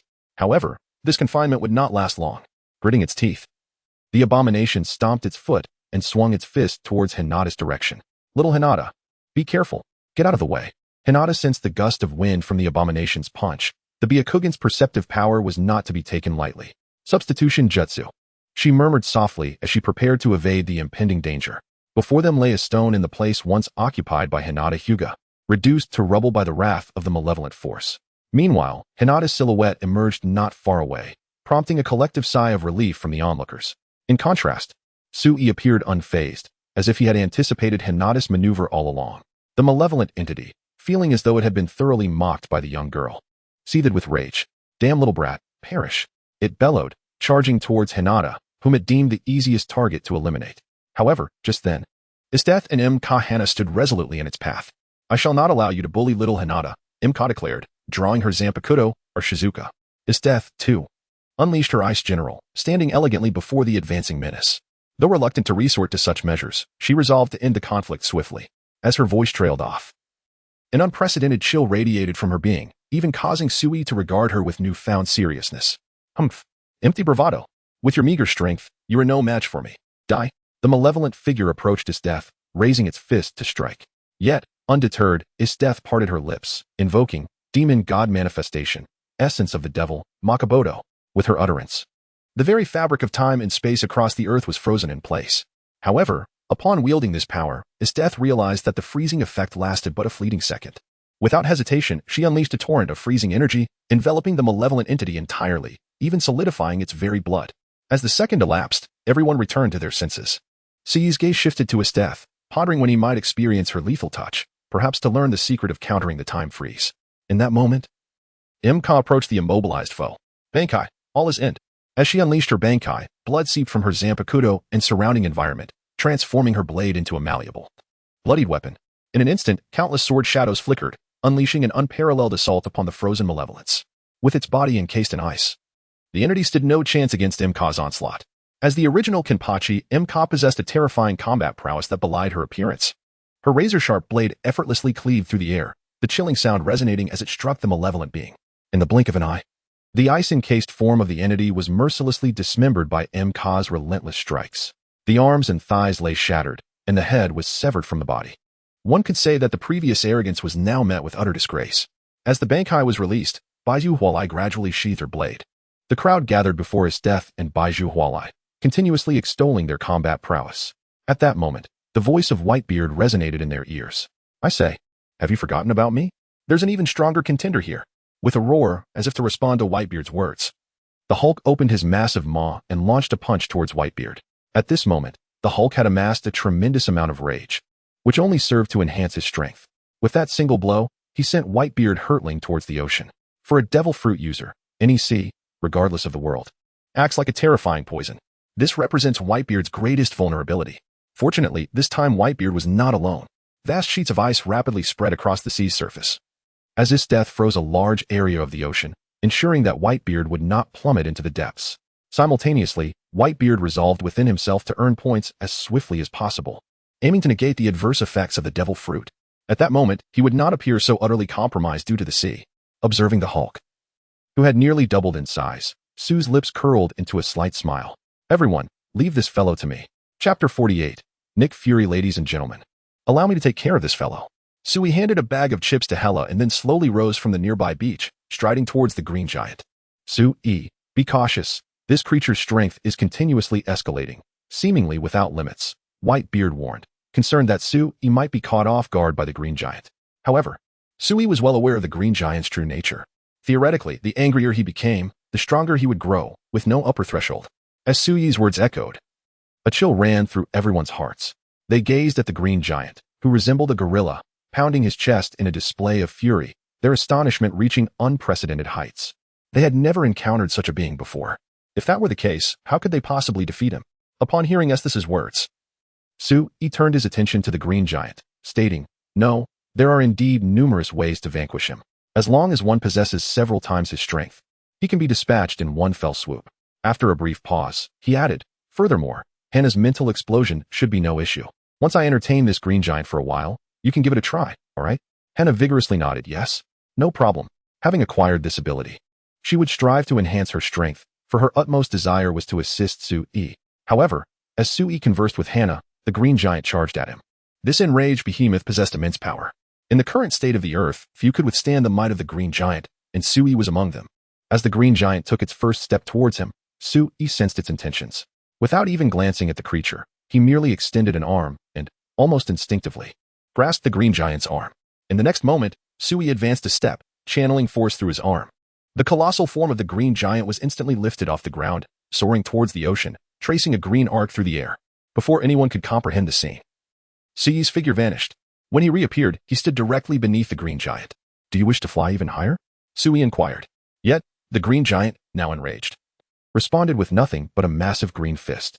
Ah, it seems you do, Sui remarked coolly, with a gesture reminiscent of a signature move. He curled his fingers and flicked the green giant. To the spectators, this was undeniably a hallmark of Sui's style. As Sui snapped his fingers, a thunderous sound reverberated through the air. The green giant was propelled at an astonishing speed, ascending to even greater heights. After a gradual diminishment of force, a sudden descent from the heavens occurred. With a resounding crash, the Hulk plummeted from a great height and struck the surface of the water. Falling from such an altitude into the sea was akin to landing on solid ground. In the next moment, colossal waves surged outward from the Hulk's impact, creating tumultuous tides that rose to a staggering 6 meters, completely obscuring the view of the onlookers. At that moment, Estheth extended her hand, freezing the water before her. Meanwhile, Whitebeard clenched his right fist and struck forward with tremendous force. With a sound akin to shattering glass, the previously frozen ocean fractured completely. As the ice crystal splintered, the crowd's vision cleared, revealing Sui's silhouette. However, upon seeing him, they were left in utter astonishment. Sui was gripping one of the Hulk's fingers, swinging it back and forth with remarkable speed, creating afterimages in his wake. Each time the Hulk's fist crashed into the water, it sent waves crashing forth. As time passed, Sui reveled in his play, while the members of the chat group struggled to fend off the encroaching tides. despite Sui being the one engaged in battle. They found themselves more exhausted than he. Sui, please finish this quickly, or we shall be utterly spent. Whitebeard shouted towards Sui in the distance. Concurrently, the power of the Tremor fruit was unleashed once more, shattering the seawater before him. Whitebeard had lost count of how many times he had struck, yet even he, a man known as one of the 4 emperors, felt a tingling in his arms. Just as Sui began to tire of the spectacle, he heeded Whitebeard's words and transported the Hulk to the island. Although the Hulk's strength had grown formidable, to Sui, he felt as powerless as a toddler. Once Sui had completely restrained the Hulk, he turned to Hana and said, "Hana, the remainder is in your hands." Hana nodded slightly, stepping before the Hulk. As she slowly closed her eyes and then abruptly opened them, a red bird-like figure surged toward the Hulk's eyes. In an instant, an unprecedented pain erupted within the Hulk's mind. Despite the Hulk's increasing rage and strength, with skin of unparalleled toughness and a terrifyingly rapid recovery rate, his mental realm was as defenseless as that of a child. He was, without a doubt, a creature with maximum physical defense and 0 magical resistance. As the red bird vanished completely, a deafening scream of agony escaped the Hulk, and his form began to shrink, ultimately transforming into Dr. Bruce Banner, leaving the Hulk's persona behind. Perhaps he is merely in a deep slumber from his grievous injuries, something that holds no significance for Sui. For he understands that whether it be the Hulk or Abomination, they are precisely the individuals Nick Fury yearns to retrieve. Within the confines of S.H.I.E.L.D., Nick Fury received a message from Tony Stark. "Tony, what has become of the Hulk and Abomination? It seems Sui's area is entirely obscured. We cannot discern anything." Tony Stark's voice emanated from the communication device. "I am not entirely sure. In an instant, I was sent flying by Sui. However what? Since Sui's appearance, Nick Fury's anxiety has undeniably escalated. Yet Sui mentioned that if one wishes to reclaim the Hulk and Abomination, they must seek him out personally. Very well, I must now attend to my wounds. We shall discuss this further later. Hold on, Tony. If I recall correctly, did you not invite Sui to the racing club in Monaco? Yes, what of it? Oh, merely a casual inquiry." This remark further piqued Tony Stark's suspicions. "Tell me, Nick Fury, are you contemplating infiltrating his villa while Sui is away? Rest assured, I am not so foolish." With that, Nick Fury ended the call. Although he had briefly entertained the notion, it was merely a fleeting thought. He would never act upon it, for it would undoubtedly lead to his own peril. Yet, what if he were to relay this information to General Ross? Contemplating this, a hint of a white smile broke through Nick Fury's otherwise grim facade. Chapter 49. A comparison of shadows and the dreadful dismemberment. Dr. Bruce Banner fell into a deep coma. In response, Sui instructed his death to encase both individuals in ice. After all, Bruce Banner possessed the power of gamma radiation. Even being frozen for a decade or 2 would pose no significant concern. Once everything was arranged, Sui utilized the cosmic cube to return to his villa. The entertainment program concluded, but the festive celebration continued unabated until the early hours of the morning, marking a definitive end to the revelry. Numerous members traversed the portal back to their respective worlds. At this moment, Hana and Helen nestled together in Sui's embrace, succumbing to a peaceful slumber. Sui held both women close, exhaling a sigh, remarking on the sheer beauty of life. The following day, sunlight streamed through the window into the room. As per her usual routine, Hana opened her eyes. The visage of Sui immediately captivated her gaze. Recognizing the events of the previous day, Hana realized that it had not been a mere dream. She had truly acquired superpowers. Awakening alongside Sui filled her with an overwhelming sense of joy. Just then, a soft sound broke the silence. Following the sound, Hana noticed Hela stretching lazily on Sui's other side. Accompanying this was the unmistakable grumbling of Hela's stomach. Instantly, a faint blush graced the face of the newly awakened Hela. However, before she could utter a word, Hana addressed her, saying, "It must be getting late. I will prepare breakfast now." This statement effortlessly alleviated Hela's embarrassment. Hela's body had nearly recovered, yet she still lacked divine power, necessitating sustenance. Once her injuries were fully healed and divine strength manifested, she vowed to never experience such awkwardness again. Soon, under Hana's skilled hands, a sumptuous breakfast was prepared to perfection. The delectable aroma wafted through the air, reaching Sui's nostrils, prompting him to slowly open his eyes. After enjoying the meal, Sui took Hana for a ride to school in his sports car. This scene was fortuitously witnessed by several classmates. "Oh my goodness, did you see that? Hana just got out of Sui's sports car. Does that mean they are really together?" they exclaimed. "Indeed, it seems that pursuing a boy is remarkably easy. I truly envy Sui. Not only is he handsome, but he is also wealthy, and now he has the school beauty, Hana, chasing after him. He is truly a winner in life." Upon overhearing the surrounding chatter, Hana's pure and delicate face flushed slightly with embarrassment, as if she sought to divert the conversation. Hana turned to Sui and asked, Sui, is there truly nothing wrong with my eyes? Rest assured, there is absolutely no issue, if anyone inquires. Simply state that these are cosmetic contact lenses. Hana nodded, then slowly extended her delicate hand to gently entwine her fingers with Sui's. Her heart raced increasingly, akin to a startled fawn. Glancing towards Sui, Hana sensed that he seemed rather indifferent, prompting her to inch closer to him, leaning intimately against his side. This sensation enveloped Hana in profound happiness. Meanwhile, General Ross paced restlessly within his chamber, occasionally pausing to check the time on his wrist, his visage marred by anxiety. At that moment, the door creaked open, and a man clad in military attire hurriedly entered. Upon seeing him, General Ross promptly inquired, "What news? How's the investigation proceeding?" The man, showing no hesitation, replied, "General Ross, I have uncovered the details. The S.H.I.E.L.D. has concealed Abomination and the Hulk within a villa in Queens." "In a villa? Are you certain?" The man nodded vigorously, affirming, "I am certain. This intelligence was obtained from a high-ranking official within S.H.I.E.L.D. He continued, "Most importantly, during my investigation, I discovered that the villa is classified as a top-secret facility. I believe they are likely hidden there." General Ross pondered deeply. He was no fool and sensed a potential deception. After all, the Hulk was in a state of rage, compounded by the presence of Abomination, making the situation exceedingly precarious. If their adversaries could neutralize the Hulk and Abomination, they could undoubtedly eliminate them as well. As if sensing Ross's thoughts, the man added, "By the way, General Ross, I have also learned that the owner of the villa has accepted an invitation from Tony Stark and is scheduled to depart for Monaco the day after tomorrow." Upon hearing this, General Ross's eyes brightened.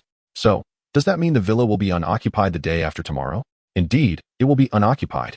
With this revelation from his subordinate, General Ross's mind began to race with possibilities.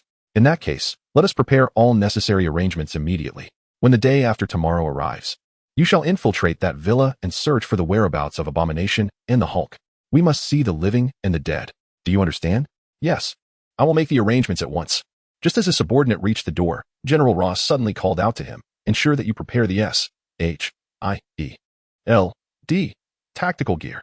When we act the day after tomorrow, everyone must don the S.H.I.E.L.D. attire." "Understood." This man was one of General Ross's trusted confidants and knew that such matters were of a clandestine nature. He then proceeded cautiously to prepare all necessary provisions. On the other side, Nick Fury, upon learning that the news had spread, felt a surge of joy as he settled comfortably in his chair, eagerly awaiting the outcome 2 days hence. In his estimation, General Ross would undoubtedly be the first to take action. Nick Fury understood the tenacity of General Ross. He would never let the Hulk and Abomination slip through his fingers. Most crucially, General Ross had previously expressed a desire to share the research data on the Hulk. Once General Ross achieved success, he could easily send someone to claim it. This was akin to obtaining something for nothing. However, Nick Fury was acutely aware of General Ross's cunning nature. With a sense of unease, he dispatched several operatives to monitor General Ross's movements. Yet, just as General Ross and Nick Fury believed they were on the verge of victory on the rooftop of the school, Sui unveiled the reward bestowed upon him in the chat group, a perfect, side-effect-free devil fruit, the Phantom Fruit. Chapter 50, The Realm of Illusions. Departing from Monaco, Sui leaned against the railing of the rooftop, idly toying with the Phantom Fruit in his hand. His gaze swept across the distant skyscrapers, finally settling upon the azure sky above. One might ponder why Odin had not yet dispatched anyone, despite surely being aware of Hela's escape. Sui mused aloud, his tone tinged with a hint of disappointment as he longed for a confrontation with them. With that thought, he took a decisive bite of the devil fruit. In an instant, the juice burst forth in his mouth, releasing a sweet and delightful flavor that lingered in the air. In Sui's understanding, the taste of devil fruits was generally described as indescribable, often associated with the revolting and unpalatable essence of souls. Yet here he was, experiencing an unexpectedly delightful flavor. As he pondered this anomaly, the electronic voice from the chat group echoed in his mind. Ding. The Phantom Devil Fruit has no side effects and is a perfect devil fruit. Its perfection extends even to its taste, providing an additional ability upon consumption. This fruit can be reused perfectly without any side effects.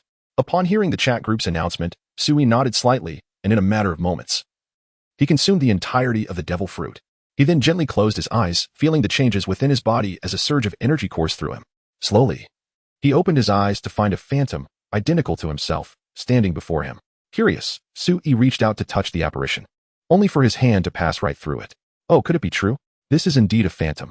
Beyond merely providing an additional perspective, it seems to offer a phase shift. As his words faded, Sui felt his own form becoming increasingly ethereal, while the phantom before him gained substance. In a sense, it was akin to a fixed-point teleportation. However, it was of little concern, for he had only just consumed the fruit. The ability required further development. Though it appeared lacking in combat potential, it undoubtedly held promise as an auxiliary tool, potentially becoming the strongest supportive ability. With this thought, Sui snapped his fingers, causing the phantom before him to dissipate completely. He decided to leave a phantom at home during his upcoming outing, curious to discover if there were any limitations related to distance. At least he had something to occupy himself with, as he could explore and develop his newfound abilities. A slight smile crept upon his lips as he considered this. Before long, it was time to dismiss school for the day. After escorting Hannah home, Sui took Hella to the mall, where they indulged in a shopping spree, acquiring numerous garments. This was Hella's first experience with shopping, and the sensation felt wonderfully novel to her. After selecting several outfits suitable for travel, Sui and Hella returned to the villa together. In the blink of an eye, 2 days had passed. Sui had prepared her luggage, eagerly awaiting Tony Stark's arrival to pick them up. Meanwhile, Hella was in the living room, playfully toying with a white dove. "Since when did we have a white dove at home?" Hella inquired, reaching out to touch the dove before her. However, her delicate fingers passed straight through the dove's body. At that moment, the dove flapped its wings and soared towards the distant television, its claws seemingly gripping the screen as it steadied itself there. Hella was momentarily taken aback, staring at her fingers in bewilderment, curious about what had just occurred.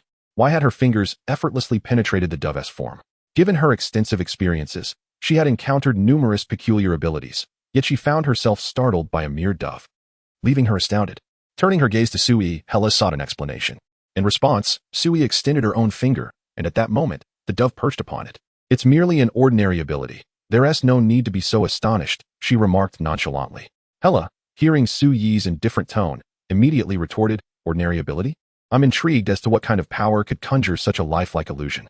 If it can mimic sound and presence, it could even create a realm of illusion. You dare to call this ordinary?"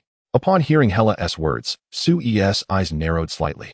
She lowered her arm, and the dove began to flap its wings, circling within the villa. The sound of its chirping resonated, though it was intangible and lacked physical form. Yet, the illusionary fruit could indeed replicate sound and presence. Hella's earlier remarks sparked a myriad of thoughts in Sui's mind. Approaching the sofa, Sui swept Hella into her embrace, placing a gentle kiss on her fair forehead. "Truly, you are my little Hella. Your thoughts are always so unique." Hella shot Sui a playful glance, her lips parting slightly. "I'm not little at all," she replied, leaning closer to Sui, her entire body pressed against hers. The warmth of her presence made Sui feel a bit flushed. Just then, the doorbell rang. Tony Stark stood at the entrance, addressing the intercom. "Sui, I'm here to pick you up." Upon hearing Tony's voice, Sui cast a wistful glance at Hella and remarked, "Tony really knows how to pick his moments. Let us go, we're off to Monaco." With that, Sui turned to the illusionary dove, saying, "Please keep an eye on the house for us." "Cool," the dove replied, settling atop the television, appearing just like a real white dove. Subsequently, Sui wrapped his arm around Hella's slender waist and made his way toward the door. Meanwhile, Tony Stark's assistant placed Sui's suitcase in the trunk. Tony Stark observed Sui with a relaxed demeanor and remarked, "Sui, trust me, this journey will undoubtedly be quite fascinating." "Oh, really? Then I shall eagerly anticipate it," Sui replied, leaning forward slightly, his gaze landing on the peculiar patterns adorning Tony Stark's neck. They resembled tattoos, yet Sui, familiar with the narrative, understood their true significance. They signified that Tony Stark was deeply afflicted. Who could have imagined that what was initially meant to save Tony would ultimately threaten his very life? As if sensing Sui's scrutiny, Tony glanced at Pepper Potts beside him, feeling an involuntary pang of guilt. He promptly said, "Let us hasten to Monaco. I can hardly contain my excitement." Upon hearing Tony's words, Sui nodded in agreement. "Indeed, I too am quite eager, especially considering the abundance of beautiful women there." Before he could finish, he felt Hella's piercing gaze upon him. At that moment, Sui burst into laughter, embracing Hella as they entered the luxurious extended vehicle. "Tony, let us be on our way." Chapter 51. The Divine Auxiliary Fruit, the Phantom Fruit. As Sui settled into Tony Stark's luxurious vehicle, heading towards the airport, General Ross and Nick Fury immediately directed their gaze towards Sui's villa. Had that fellow already departed from his residence? Report to General Ross. The information is accurate. They have boarded Tony Stark's car and are en route to the airport. Upon receiving this news, General Ross's breath quickened slightly. He yearned to rush to Sui's villa at that very moment to seize the bodies of the Hulk and Abomination, initiating the corresponding research without delay. Yet, he restrained himself in that moment, stating, "Wait. Once they board the plane to Monaco, we shall execute our plan." "Understood. Remember, This operation is of the utmost secrecy. Ensure that no one else is aware that these individuals are under our command. Once they complete their mission, we will eliminate them all. Do you comprehend? It mattered not whether they operated in S-H-I-E-L-D uniforms, as long as no one realized they were his subordinates, there would be no issue. As for the chaos that ensued, let them investigate it themselves. By that time, S-H-I-E-L-D would surely be overwhelmed with work. In the meantime, he would be able to fervently study the powers of the Hulk and Abomination. He was determined to become a being even more formidable than both of them. He aspired to be the most perfect giant. At that point, no one in the world would stand as his rival. With this thought, General Ross erupted into laughter. Soon after, his informant reported back, stating that Tony Stark's private jet had already taken flight towards Monaco, just as the news reached him. General Ross had no time to revel in joy and promptly ordered the action team. It is time. Commence the operation. I hope to hear good news from you. From the other end of the communication device came the response, yes, General Ross. With that, they stealthily advanced towards Su Yi's villa. General Ross then turned to his subordinate beside him and remarked, the task of dealing with them is now entrusted to you. Yes, General Ross. I assure you the mission will be accomplished. After saying this, the subordinate exited the room. However, at the moment the door closed behind him, his expression darkened considerably. At that moment, the subordinate was engulfed in a tempest of anger. He recalled General Ross's words, that upon completing the task, those individuals would be fully resolved. Did that imply he too was at risk of being eliminated by General Ross? He was, after all, one of the informed parties. Once all operatives were dealt with, the only ones privy to the truth would be General Ross and himself. Judging by his understanding of General Ross, he was certain his life would be forfeit. A potent sense of unease mingled with unparalleled fury surged wildly within the subordinate's heart. He was fiercely loyal to General Ross. Yet the likelihood of being killed by him loomed large. This indescribable sense of betrayal compelled him to make a decision. At S-H-I-E-L-D, Nick Fury sat in his chair, facing a compilation of recent intelligence. The reports detailed various activities of General Ross over the past few days. However, all the intelligence indicated that Ross had made no significant moves, which struck Fury as quite peculiar. It is worth noting that Ross was once willing to pay any price for the Hulk. Presently, the villa was unoccupied, and sending someone over would surely yield results. So why had Ross not taken any action? Agent Coulson, is this all the information you could gather? Coulson nodded slightly and replied, Director, this is the extent of our findings. If we dig deeper, we might provoke those at the top. Upon hearing this, Nick Fury sighed. Despite S-H-I-E-L-D's formidable reputation, they often found themselves powerless before the upper echelons. After all, their funding was largely dependent on those very individuals. At that moment, Coulson received a message, and his expression shifted instantly. Director, someone is specifically requesting to see you, claiming to have intelligence regarding General Ross. Fury's demeanor changed immediately upon hearing Coulson's words. Transfer him to me, and then track the source of the signal immediately. Understood. As Coulson set to work, Fury picked up the communication device to contact one of Ross's subordinates. I have information regarding General Ross, but in exchange, I have several demands. Demands? No one can make demands of me. After speaking, Fury signaled Coulson to expedite the search for the signal's origin. Yet this time, you will have to acquiesce to my requests. Time is running short. Nick Fury, do you truly not wish to know what General Ross has been up to these past few days? Fury's expression remained unchanged. He indicated that he had never backed down from anyone except in front of Sue. Oh, why do I sense that you are the one who is anxious? It seems you are the one pressed for time. The subordinate's complexion altered. Indeed, he was acutely aware of the limited time he had, especially while conversing with Fury. This realization left him feeling quite irritable. Given that prolonging the situation would lead to a dead end, the subordinate addressed Fury directly. Cooperate for mutual benefit. Failure to do so brings misfortune to us both. As the subordinate's words hung in the air, the tension thickened. Coulson promptly presented the tracked signal before Nick Fury. To Fury's astonishment, the origin of this signal was unmistakably within General Ross's domain. Since you claim time is of the essence, let us hear your news and your terms, Fury stated. His subordinate cautiously surveyed their surroundings, ensuring no one else was approaching. Before addressing Fury, my demands include 24-hour protection from S-H-I-E-L-D and a sum of 10 billion U.S. dollars.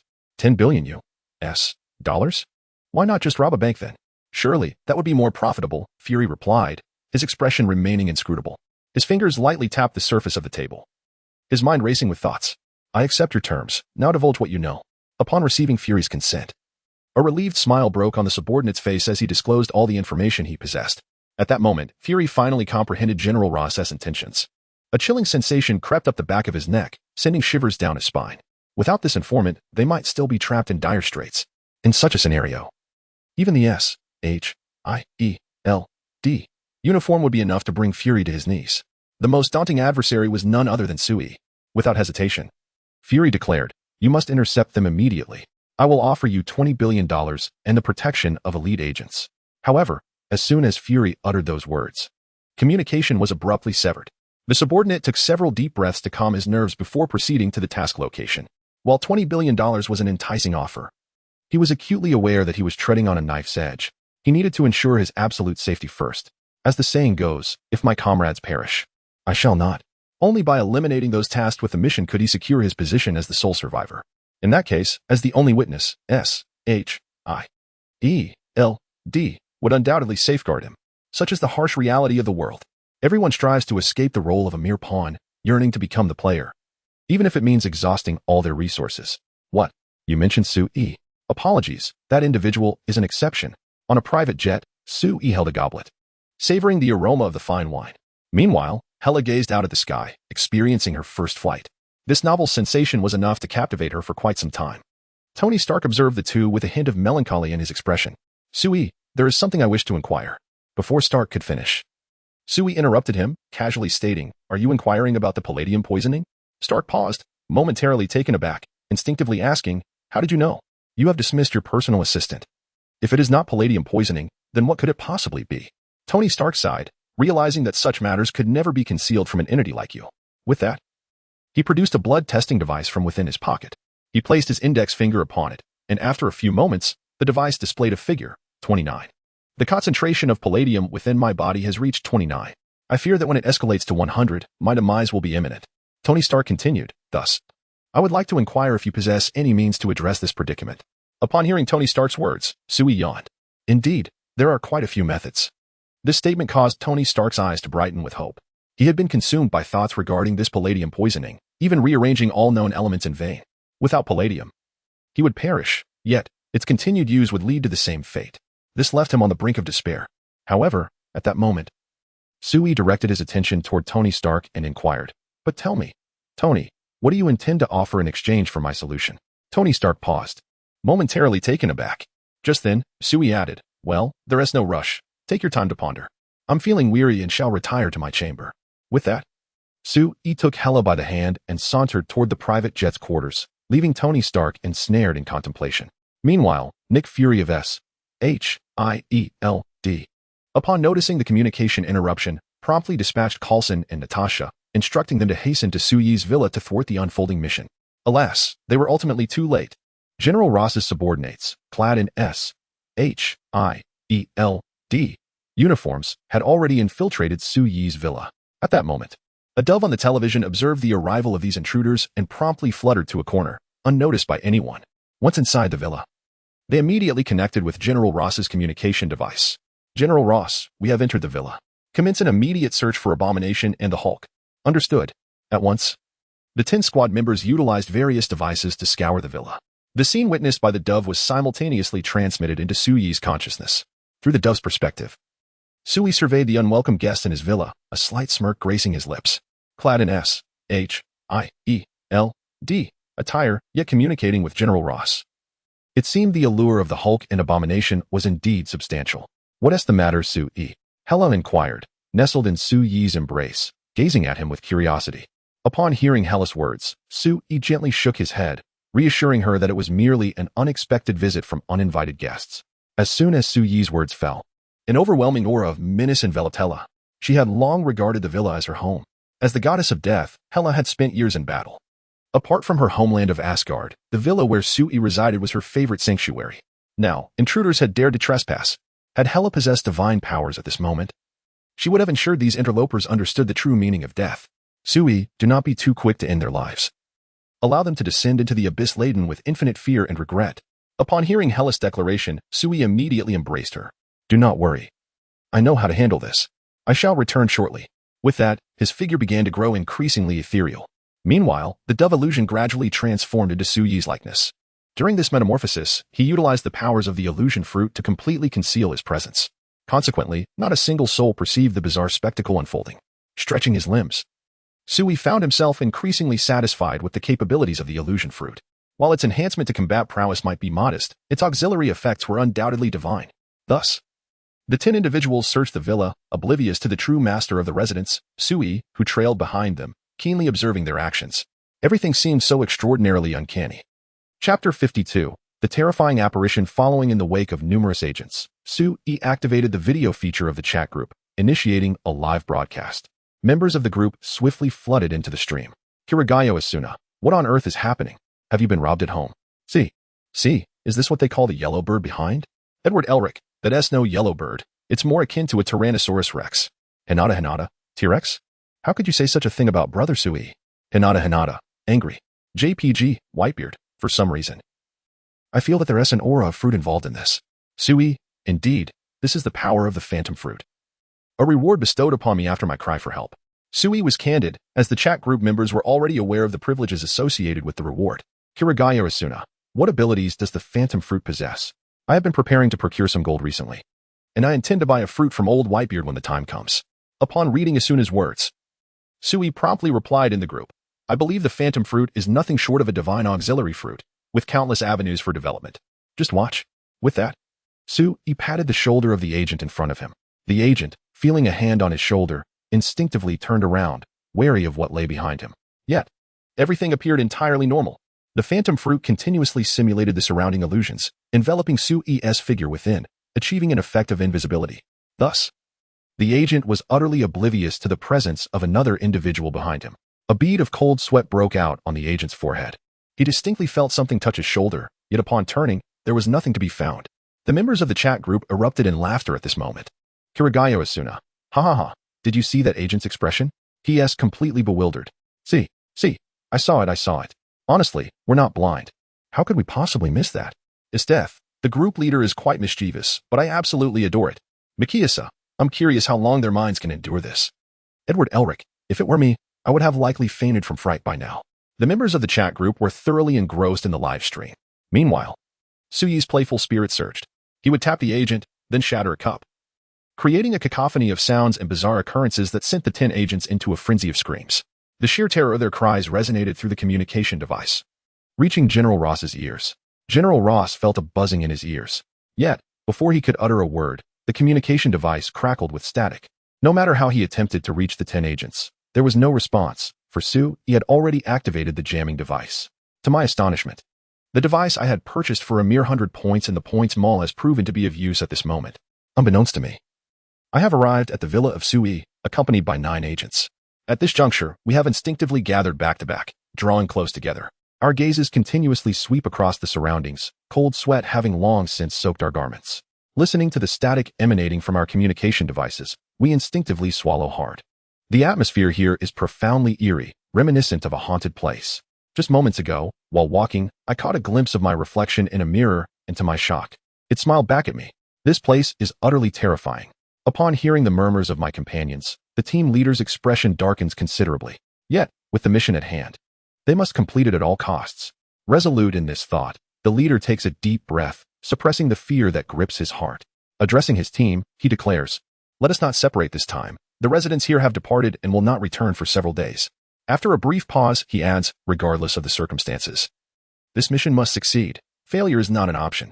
I refuse to believe that this place is truly haunted." Meanwhile, Sui, seated upon the sofa, observes the tense agents with a slight smile playing upon his lips. He subtly raises his hand, activating the powers of the phantom fruit. Countless illusions materialize under his command. Horrific scenes reminiscent of demons and phantoms manifesting as blood appears to drip from the ceiling, slowly descending from above. Although these phantoms lack substance, the atmosphere has been artfully constructed. The chilling ambience seems to lower the temperature within the room significantly. One of the agents, sensing something amiss, gazes upward at the ceiling. His pupils dilate suddenly, and his eyes roll back. With a thud, he collapses to the ground, startling everyone. The team leader's heart tightens with alarm. "Hey, what's wrong with you? This is not the time for jokes," he exclaims, crouching down to check on the fallen agent, lifting his eyelid for a closer examination. However, the conclusion he reaches plunges his heart into despair.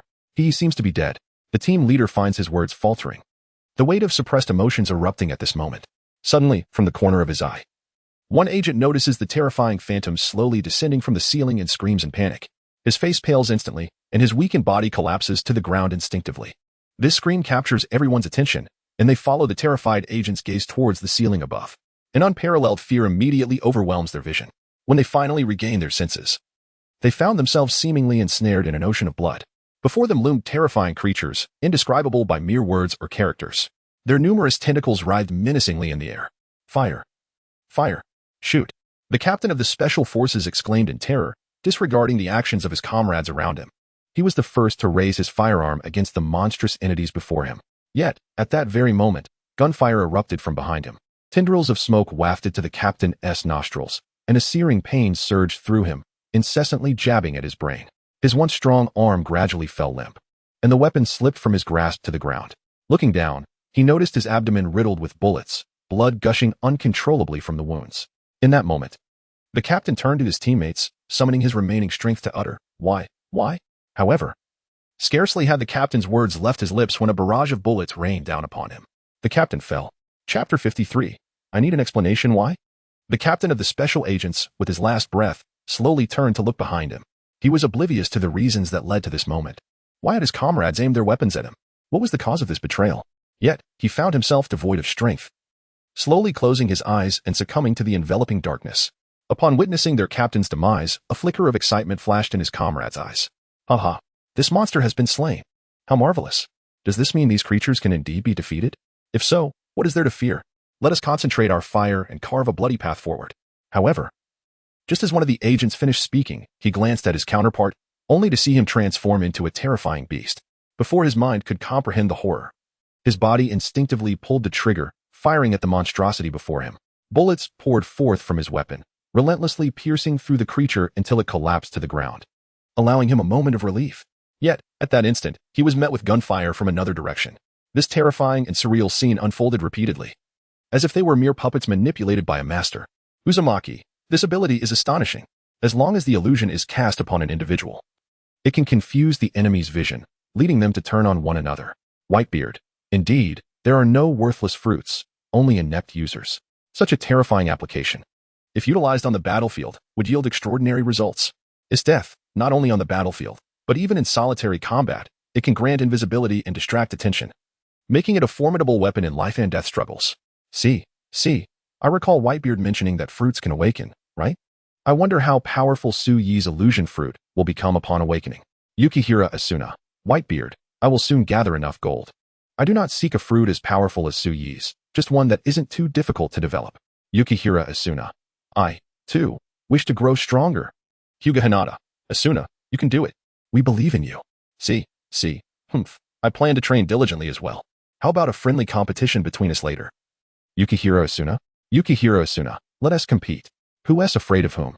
Meanwhile, in reality, Su-Yi wielded the power of the illusion fruit, plunging the agents into a frenzy of self-destruction. Gunfire echoed throughout the villa until only one agent remained. He had taken 3 shots to the abdomen, none of which were fatal. Thanks to his exceptional physique, his injuries were not severe. As he surveyed the various monsters before him, he finally ceased to feel overwhelmed. The inner tension had completely dissipated. At this moment, Su-Yi retracted the ability of the illusion fruit. In an instant, the once terrifying villa returned to its normal state. Upon closer inspection, there were no phantoms to be found, only a multitude of lifeless bodies, their blood staining the ground beneath. In that fleeting moment, the heart of the last remaining agent seemed to halt abruptly. He gazed in disbelief at the scene before him, his expression shifting dramatically. With the horrifying illusions dispelled, the stark truth emerged. What monstrous beings were these? The real monsters were, in fact, themselves. He extended his hands, observing the crimson stains of his comrade's blood upon his palms. The exhilaration of having survived vanished entirely, replaced by an overwhelming sense of guilt and remorse.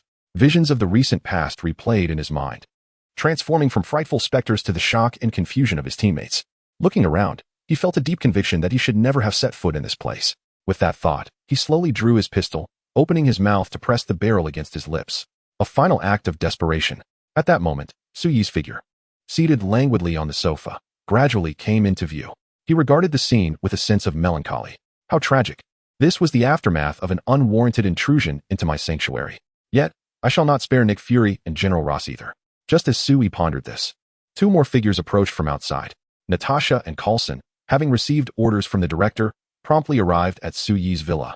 Initially, they intended to intervene, but upon entering, they were met with the sight of Su-Yi lounging on the sofa, surrounded by the corpses of 10 agents.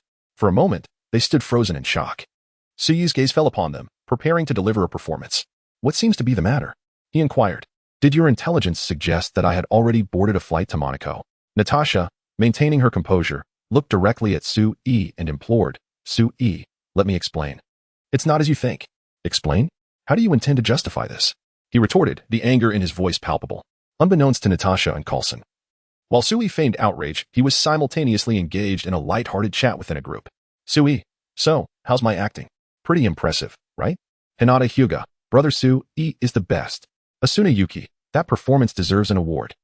At this juncture, the atmosphere was thick with tension.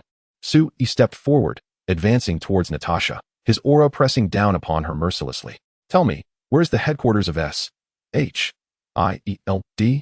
Did Nick Fury not say he would seek me out? Now I shall find him myself and demand an explanation. The formidable aura emanating from Sui bore down upon Natasha, rendering her breathless under its immense pressure. The unparalleled intensity left her mind momentarily blank. In such a situation, even with her extensive and brutal training, Natasha found it impossible to regain control of her thoughts. She found herself inadvertently revealing Nick Fury's location. At that moment, Sui stepped forward, his form vanishing from their sight. With his departure, Natasha finally felt the air becoming less stifling. Beside her, Coulson collapsed onto the ground. Desperate to avoid ever experiencing that sensation again. What should we do now, Natasha? Coulson asked. Should we take advantage of Su-yi's absence to investigate what lies within this villa? Upon hearing Coulson's suggestion, Natasha retorted with irritation, if you wish to court death, then go ahead, but do not involve me. She then added, however, before we leave, we can deal with these corpses.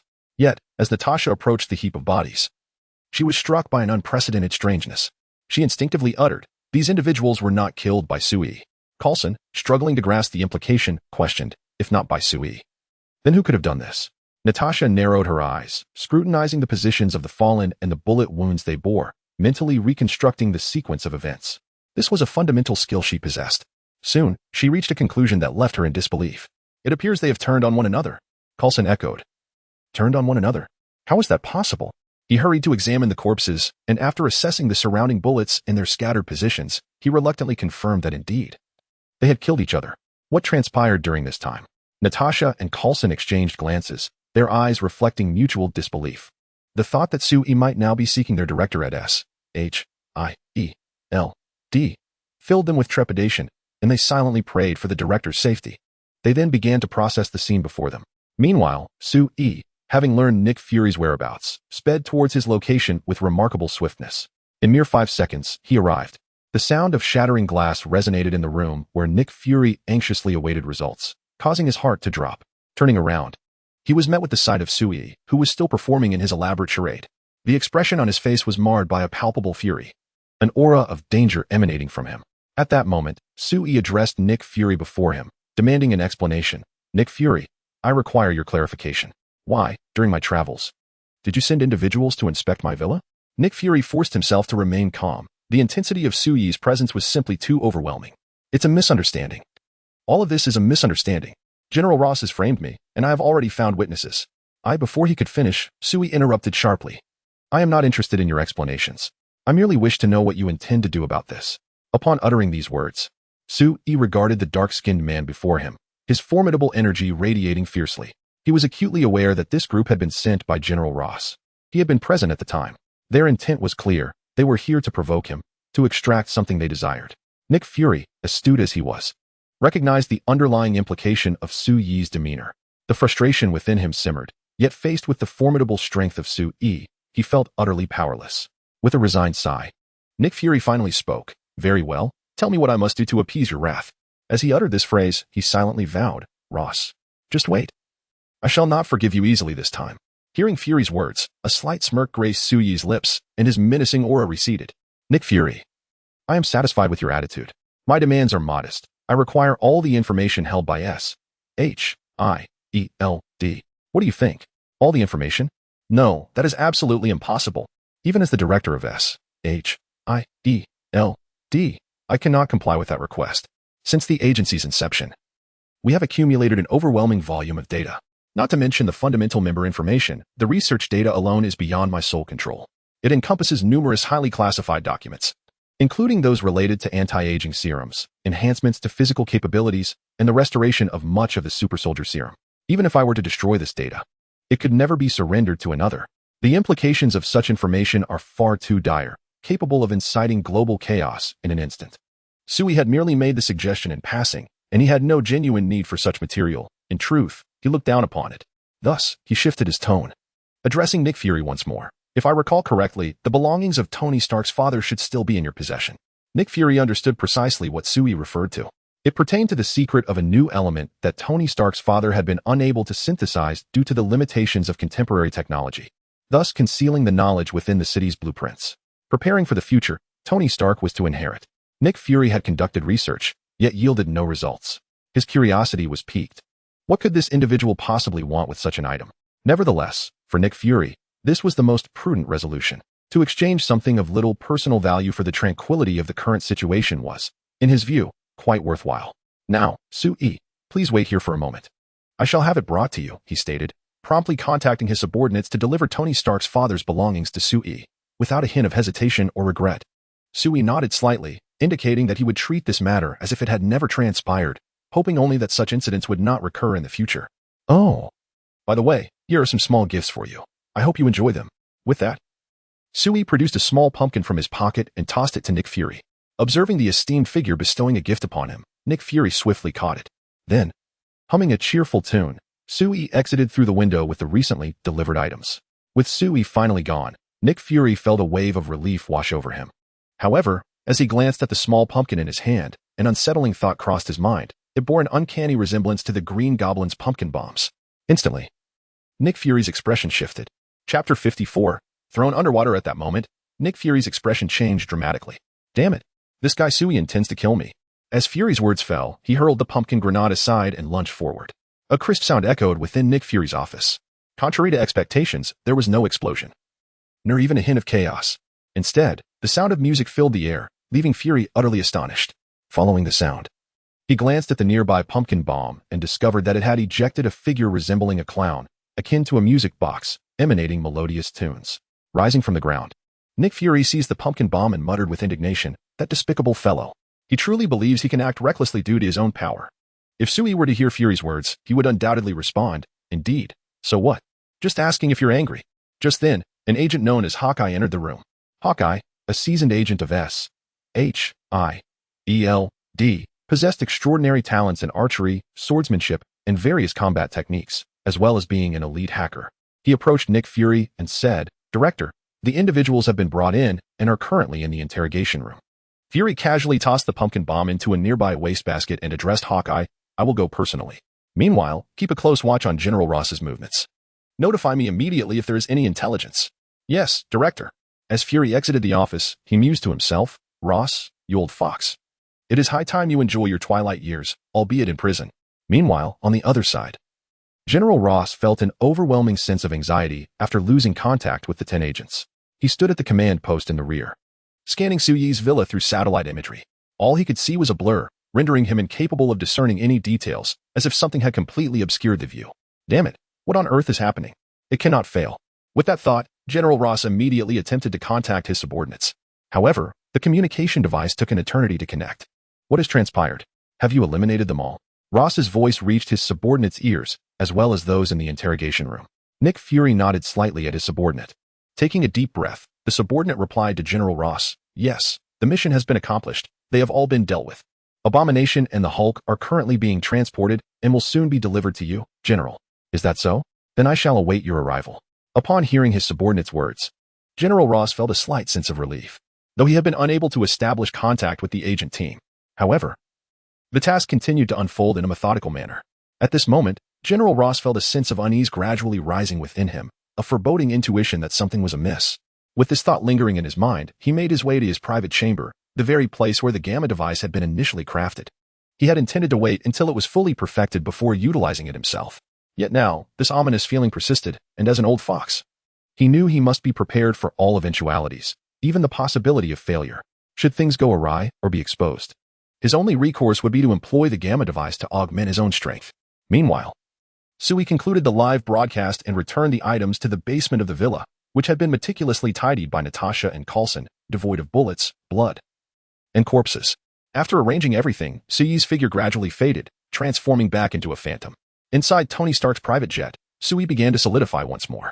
As he opened his eyes, he found Hela playfully toying with his hair. Upon noticing Sui's awakening, Hela momentarily froze, her alluring gaze shimmering with a hint of shyness. Clearly embarrassed by being caught in such a whimsical act. However, Sui was utterly unfazed. With a sweeping gesture, he pulled Hela into his embrace and pressed his lips against hers. In the blink of an eye, the plane touched down at the Monaco airport, and the group disembarked from Tony Stark's private jet, boarding a luxurious stretch limousine. Just then, Tony Stark's phone rang. Glancing at the caller ID, he turned to Sui with a wry smile, exclaiming, it's that Nick Fury fellow. Whenever he calls, it's never for anything pleasant." With that, Tony hung up the phone. Almost immediately, Pepper Potts, seated beside him, received a call as well. Observing this, she answered her phone, and Nick Fury's voice resonated from the other end. Sui, you should be nearby. I need your assistance." Upon hearing Nick Fury's urgent plea, Sui teased, "Oh, isn't this Mr. Nick Fury? What brings you to seek my aid? Are you displeased with the gift I sent you?" Sui spoke with an impeccable broadcast tone, his playful voice eliciting a strong desire in Nick Fury to retaliate physically. Yet, considering Sui's formidable strength, Nick Fury deemed it wiser to maintain a cordial dialogue. "Sui, the situation is extremely urgent. General Ross has transformed into the Red Giant and is wreaking havoc everywhere. We desperately need your help. But I'm on vacation right now. Perhaps you should look for someone else." Sui's voice echoed through Pepper Potts' phone, reaching Nick Fury's ears. Thus, Nick Fury's speaking pace abruptly doubled. He hurriedly exclaimed, No, Sui, please continue your vacation. Just hand over the Hulk to us, and we can discuss the compensation later." Tony Stark, upon hearing Fury's words, found himself caught between laughter and tears. He had not anticipated that even the illustrious king of spies would have to pay a hefty price in front of Sui. With this thought, Tony's spirits lifted considerably. After all, he was now aware that Sui possessed numerous methods to save him. So why should he fret? Instead, he could indulge in a delightful escapade in Monaco. Upon hearing Fury's remarks, Sui replied, "That works for me. As for the Hulk and Abomination, I have disposed of them at the bottom of the pond in the villa area." Pepper Potts, Tony Stark, Nick Fury. Chapter 55. All right. Full of spirit, Nick Fury could hardly have anticipated that such formidable beings as the Hulk and Abomination would be unceremoniously tossed into the pool by Sui. What then was the purpose of all their endeavors? Observing Sui's nonchalant demeanor, he lamented that they should have conducted a thorough search of the villa's vicinity beforehand. Had they done so, they might have discreetly relocated the two. However, it was too late for such regrets now, and he would have to bear the consequences of this oversight.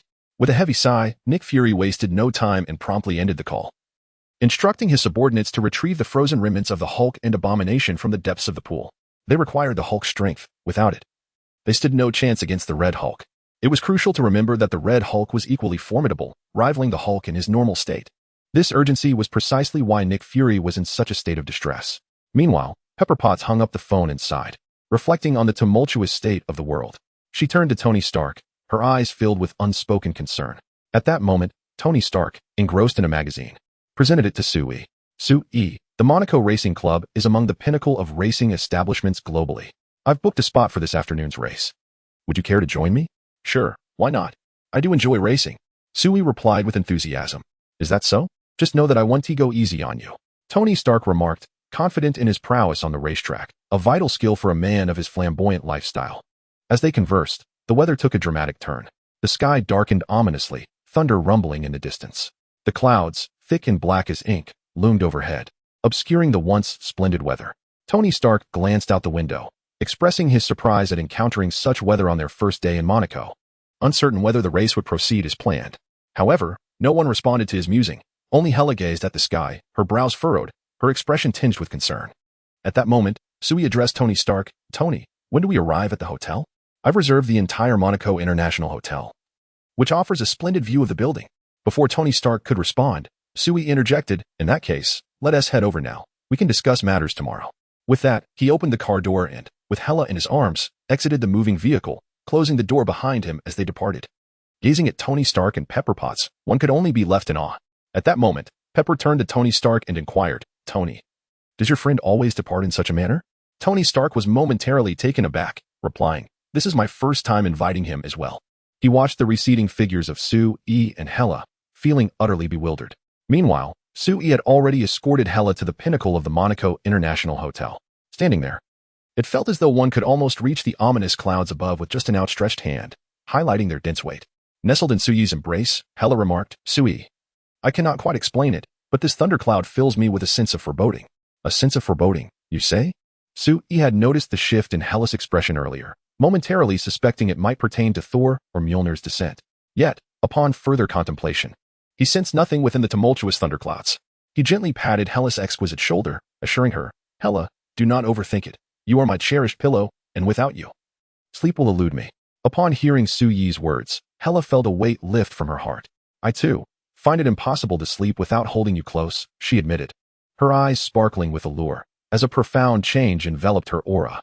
An overwhelming essence of death emanated from her, clashing with the roiling thunderclouds above. Thunder roared, and arcs of electricity danced through the air, as terrifying bolts of lightning coalesced within the clouds. In an instant, a blinding radiance erupted as the lightning descended upon Hela and Suyi like the sword of a celestial being. At that moment, Hela stepped forward, her hands weaving through her flowing hair. Clad in a battle suit of deep ink and verdant hues, her figure was accentuated within its embrace, exuding an aura of terror that multiplied manifold.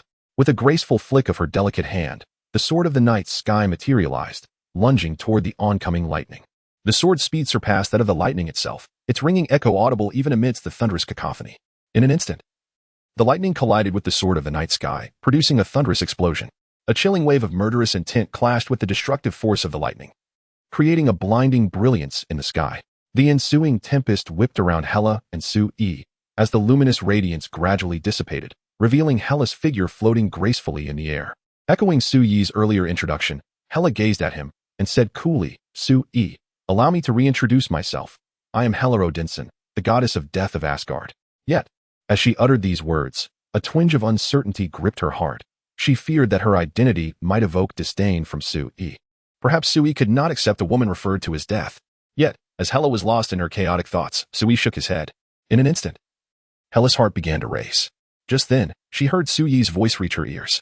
"I say, Hela, you seem utterly devoid of spirit. Come, let me show you how to invigorate yourself." As Suyi's words resonated, he soared into the air, wrapping his arm around Hela's slender waist, propelling them toward the tumultuous thunderclouds above. Hela observed as the muscles in Suyi's arm bulged. Then, with a powerful thrust, he struck forward. Boom! The might of his punch dispersed the dark clouds, and sunlight poured down upon them. "Speak your ambitions, Hela. Declare to the world that you have returned." Hela felt the warmth of Suyi's embrace and believed herself to be the happiest person alive. At that moment, she gazed toward the heavens and proclaimed, "I, Hela, thou to slay Odin, return to Asgard, and descend as the Queen of Asgard." Upon hearing her declaration, Suyi responded, "Excellent. Now that is the spirit." Chapter 56, Odin's Throne Asgard. Upon the throne, Odin, who had been in a light slumber, suddenly opened his eyes. In that fleeting moment, he had keenly sensed the presence of Hela. The overwhelming intent to kill emanating from her was unmistakable. He had not anticipated that Hela would restore her divine powers so swiftly. It seemed her return to peak condition was imminent. Odin murmured to himself, troubled by the thought of Hela's formidable strength. He felt the weight of age upon him. Although his divine power remained intact, his body had aged considerably, and his combat prowess was far from what it had once been. Furthermore, his sons Thor and Loki had yet to reach the standards he deemed necessary. Should Hela regain her full strength and enter Asgard, chaos would undoubtedly ensue. Realizing time was of the essence, Odin understood that he must decisively defeat Hela before her complete restoration. Sitting upon his throne, he pondered deeply for a considerable while. He then summoned Thor and Loki to his presence. From his elevated position, Odin gazed down at the two. His authoritative voice resonated in their ears. "Thor, Loki, you are both my sons. I now bestow upon you a task. Whosoever can complete it first shall inherit my throne and become the next king of Asgard." As Odin's proclamation echoed, a glimmer of excitement ignited in both Thor's and Loki's eyes. Asgard revered strength, and the throne Odin occupied was a symbol of that power. Loki, his eyes glinting with ambition, promptly inquired, "Father, what is this task?" Seeing Loki's eagerness, Odin merely replied, "Your task is to journey to Midgard and slay a woman named Hela." He continued, "I shall enter a state of slumber while you undertake this mission. Upon your success, I will awaken to perform the coronation ceremony." At this moment, Thor interjected, "Father, how shall we find this woman?" Odin contemplated briefly. As his son, Thor possessed the bloodline that would allow him to sense Hela's presence whenever she was nearby. However, Loki, being the child of the frost giant king whom Odin had rescued from the battlefield, lacked such lineage. With this realization, Odin made a resolute decision. He extended his hand and summoned 2 drops of divine blood from his fingertips. The blood floated gracefully in the air, drifting towards Thor and Loki. My blood will guide you. Remember, whoever accomplishes the task first shall gain the right to ascend the throne. With that, Odin's form began to slowly dissipate. He would retreat to the deepest recesses of Asgard to slumber, seeking to restore himself to his optimal state. In the event that Thor and Loki were to fail, Hela directly launched an assault on Asgard. Loki observed as Odin succumbed to a deep slumber, and a flurry of thoughts ignited within him. Carefully, Thor and Loki collected the blood before them. Thor then addressed Loki, suggesting, Loki, let us proceed to the Rainbow Bridge and venture to Midgard. Midgard, of course, is Earth. However, upon hearing Thor's words, Loki replied, you may go ahead. I have certain preparations to make. With that, Loki made his way towards the palace exit. After a moment's hesitation, Thor resolved to set off first, fueled by unwavering confidence in his own abilities. As Loki beheld the activation of the Rainbow Bridge, a smile finally graced his features. He possessed a profound understanding of his own combat prowess. Thus, upon realizing that Odin was indeed in a deep sleep, Loki ventured into Asgard's vault. He intended to wield the power of the destroyer to accomplish this mission. After all, Odin had not expressly forbidden the use of such artifacts. Had he? Suddenly, Loki's gaze fell upon the frost box situated nearby. For reasons unbeknownst to him, he felt an unusual allure emanating from the frost box. Nevertheless, as he was already intent on acquiring the destroyer, he saw no reason to refrain from also taking the frost box. Despite the fact that any race other than the frost giants would be cursed upon using the frost box, it still served as an excellent trump card. With this in mind, Loki, equipped with the destroyer and the frost box, persuaded Heimdall, in Odin's name, to utilize the Rainbow Bridge and journey to Midgard. Meanwhile, in Midgard, Earth, the Monaco Racing Club's scheduled afternoon race had not been cancelled due to Su-Yi's earlier incident, and the event proceeded as planned. At this moment, Su-Yi and Hela were dining in a restaurant, relishing Monaco's exquisite cuisine. Hela, seated beside Su-Yi, inquired, Su-Yi, do you truly not mind my identity? Of course not. In fact, I find it rather exhilarating, Su-Yi replied. Exhilarating? Hela echoed instinctively, only to quickly grasp the implication. As a woman of authority, a hint of crimson flushed her cheeks. All right, enough of the banter. Let us discuss more pertinent matters, Hela continued. I have fully regained my physical strength, and my divine power is rapidly returning, but I still have some distance to cover before reaching my peak. I suspect Odin will not miss this opportunity. He may very well send someone to eliminate me upon sensing my presence. What do you intend to do? Hela asked Su-Yi, with natural ease. Su-Yi wrapped his arms around Hela.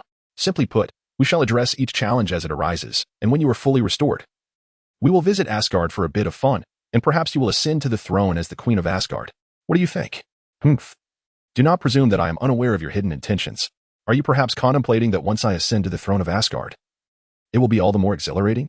Hela's cheeks flushed, her enchanting eyes fixed upon Su-Yi, who erupted into laughter at that moment, exclaiming, Come, my dear. Open your mouth, huh? As he spoke, Su-Yi deftly picked up a delicacy from the platter and presented it before Hela. Let us hasten our meal, for the time for the competition approaches. You need not concern yourself with matters on Odin's side. Once you have regained your strength, we shall conquer Asgard together. Upon hearing Su-Yi's words, Hela nodded slightly. The mere thought of Odin ignited an unprecedented fury within her gaze. Chapter 57. The gaze in the crowd. After finishing their meal, Su-Yi, accompanied by Hela, joined Tony Stark and Pepper Potts. Hey, Tony, are you ready to defeat me? Su-Yi declared confidently to Tony Stark. Tony Stark glanced at Su-Yi, shrugging, as you can see, I am always prepared to win against you. Haha. It's good to have that faith, but one must also possess the corresponding ability, she replied. Let us see who triumphs on the racetrack. With that, Su-Yi and Tony Stark made their way to the Monaco Racing Club. As they entered the racing club, they immediately drew the attention of those around them. Look, look. Is that really Tony Stark? It appears to be him. My goodness, he has come to Monaco. Who is that person beside him? They look so handsome. What a striking couple. They are simply exquisite together. To walk alongside Tony Stark must be quite an accomplishment. Wait a moment, I recognize that individual. They seem to be the largest shareholder of Stark Industries. As this revelation was made, all eyes turned incredulously towards Su-Yi. The astonishment that had been directed at Tony Stark now shifted entirely to her. A faint smile graced Su-Yi's lips, for she relished the shock and admiration emanating from the crowd. Hela observed this scene, her own lips curving into a smile. For her, being by Su-Yi's side was the greatest joy. Hela, would you like to join me? Su-Yi asked. No, I've heard there are popcorns available in the stands. Upon hearing Hela's response, Su-Yi leaned closer, whispering, Hela, has your divine power not been restored? You shouldn't require food to replenish your energy. Hela paused momentarily, then retorted. What if I simply enjoy eating? Unbeknownst to her, Hela had transformed from a cold goddess into a genuine food enthusiast, even becoming shy in Suyi's presence. This transformation filled Sui with joy, signifying that Hela was changing for his sake. Then you can watch from the stands and see how I defeat Tony Stark. Sui exclaimed. Do not speak too confidently. Be wary of a facepalm in case of defeat. Tony Stark realized that he and Sui shared a good rapport. At least Sui spoke his mind openly. This was undoubtedly due to Suyi's formidable prowess. At this moment, Pepper interjected, you two should cease your rivalry. Racing is one thing, but let us not compromise our camaraderie. She then turned to Tony Stark, saying, just be careful not to injure yourself, understood? Upon hearing Pepper's words, Tony Stark confidently replied, rest assured, I am Tony Stark. However, unbeknownst to him, at the moment he uttered this declaration, a faint aura of malevolence began to emanate from a figure within the crowd in the stands. This murderous intent was subtle. Yet both Sui and Hela effortlessly detected it. Nonetheless, the two paid it no heed. After all, from Suyi's perspective and Hela's alike, the individual exuding such hostility towards Tony Stark was merely a buffoon, unworthy of their concern. Without further ado, they proceeded into the arena. Chapter 58. The lightning whip. The two figures advanced towards the arena. With the assistance of professionals, Sui and Tony Stark ascended into their respective racing vehicles. Their tracks lay adjacent to one another. At that moment, Tony Stark turned to Sui and proposed, if I win, how about you treat me for free? It was at long last that Tony revealed his intentions. In response, Sui merely replied, that is contingent upon your victory. I possess unwavering confidence in my racing skills. Undeterred, Tony Stark retorted, let us see what you've got. As Sui's words faded, the command lights before them began to flicker. In an instant, the tires of all the racing cars commenced a furious spin. The potent engines, revving with terrifying speed, generated clouds of white vapor, the result of tire friction against the asphalt. This underscored the sheer power of the racing machines. Like arrows released from a bow, the cars surged forward at breakneck speed. The roar of the engines ignited a wave of exhilaration among the spectators, who erupted in a chorus of cheers, as if the sound of the race had unleashed the pent-up adrenaline within them. Unfazed, Sui steered his car into the fray. With his remarkable reflexes, he did not yield an inch, even on the turns that demanded deceleration.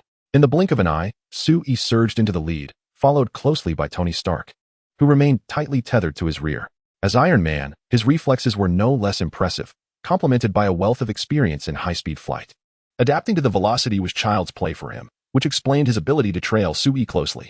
However, amidst their fierce competition, a man clad in an orange jumpsuit began to saunter towards the racetrack. A toothpick dangled from his mouth, and his expression exuded disdain. Tony Stark. It's time to settle the score with my father, he muttered. And as for you, Sui, as the largest shareholder of Stark Industries, I will not spare you either. As he murmured these words, the man reached the racetrack, shocking the onlookers. They rose from their seats, craning their necks to catch a glimpse of the man on the track. What on earth does this guy think he's doing? He is courting disaster. Even if he wishes to endanger himself, he shouldn't T-step onto the racetrack. Those drivers could easily get into an accident. The crowd erupted in outrage, demanding that someone intervene. Yet, their calls were merely empty shouts. How could one possibly stop him? Just as they believed the man was inviting his own demise. Before the astonished onlookers, the man extended his hands and tore apart the fabric of his shirt, revealing an armored suit beneath. From his hands emerged whip-like weapons, upon which he pressed a button. A powerful surge of electric light flickered and gradually enveloped the whips. Simultaneously, his clothing began to dissolve, entirely exposing the battle attire beneath. At that moment, all present were left in shock, their mouths agape as they struggled to comprehend the spectacle before them. What manner of being was he? Was he clad in an iron suit as well? It became evident that he had not acted recklessly. Rather, he was thoroughly prepared. The spectators in the stands gazed in astonishment at the unfolding scene. Pepper Potts, too, noticed the unexpected turn of events on the track. Without hesitation, she seized a nearby briefcase and turned to Hela, who was munching on popcorn, asking, Hela, are you not concerned about Sui? Not at all. For no one can harm Sui. Hela replied, unfazed. However, Pepper felt differently. Recently, she had sensed that Tony Stark was concealing something from her, particularly noting his pallid complexion. Most crucially, without his armor, Tony Stark was merely an ordinary man. This thought deepened her anxiety, prompting her to stride purposefully on her high heels toward the track. Meanwhile, a race car, coming in last, approached Ivan Vanko. Without hesitation, Ivan raised his whip and struck the vehicle with tremendous force. The whip crackled with electric energy, slicing through the car like a knife, cleaving it in two. Sparks flew as the severed halves of the car, propelled by its own speed, crashed into the barriers on either side. The driver, tragically, met his end. The suddenness of the scene elicited screams from the crowd, soon followed by the thunderous explosion of the car.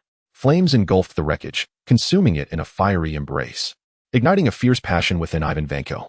Let anyone dare to defy me perish. He bellowed with laughter, revealing his yellowed teeth.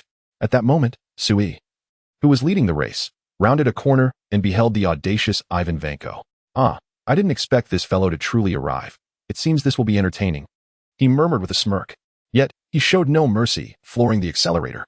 The terrifying speed of his car became evident as he barreled toward Ivan Vanko. The velocity astonishing beyond measure. However, in the face of such a rapidly moving race car, Ivan Vanko's expression remained utterly unchanged. He simply raised his hand and directed it towards Sui.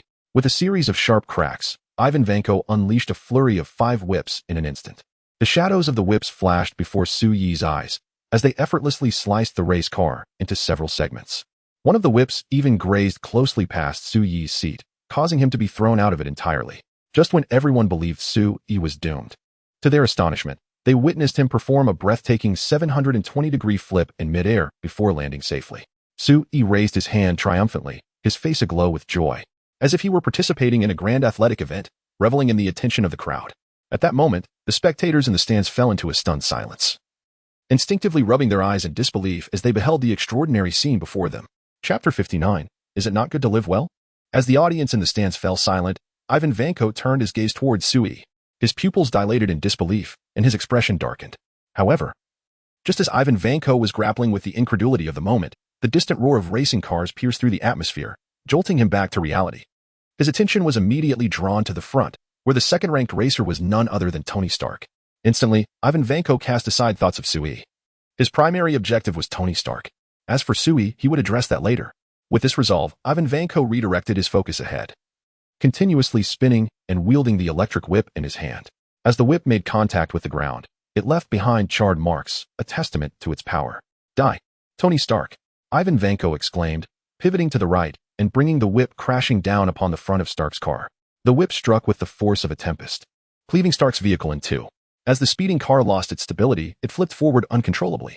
Tony Stark, fully aware of the impending danger, contorted his face in a grimace, doing his utmost to shield himself and mitigate the damage.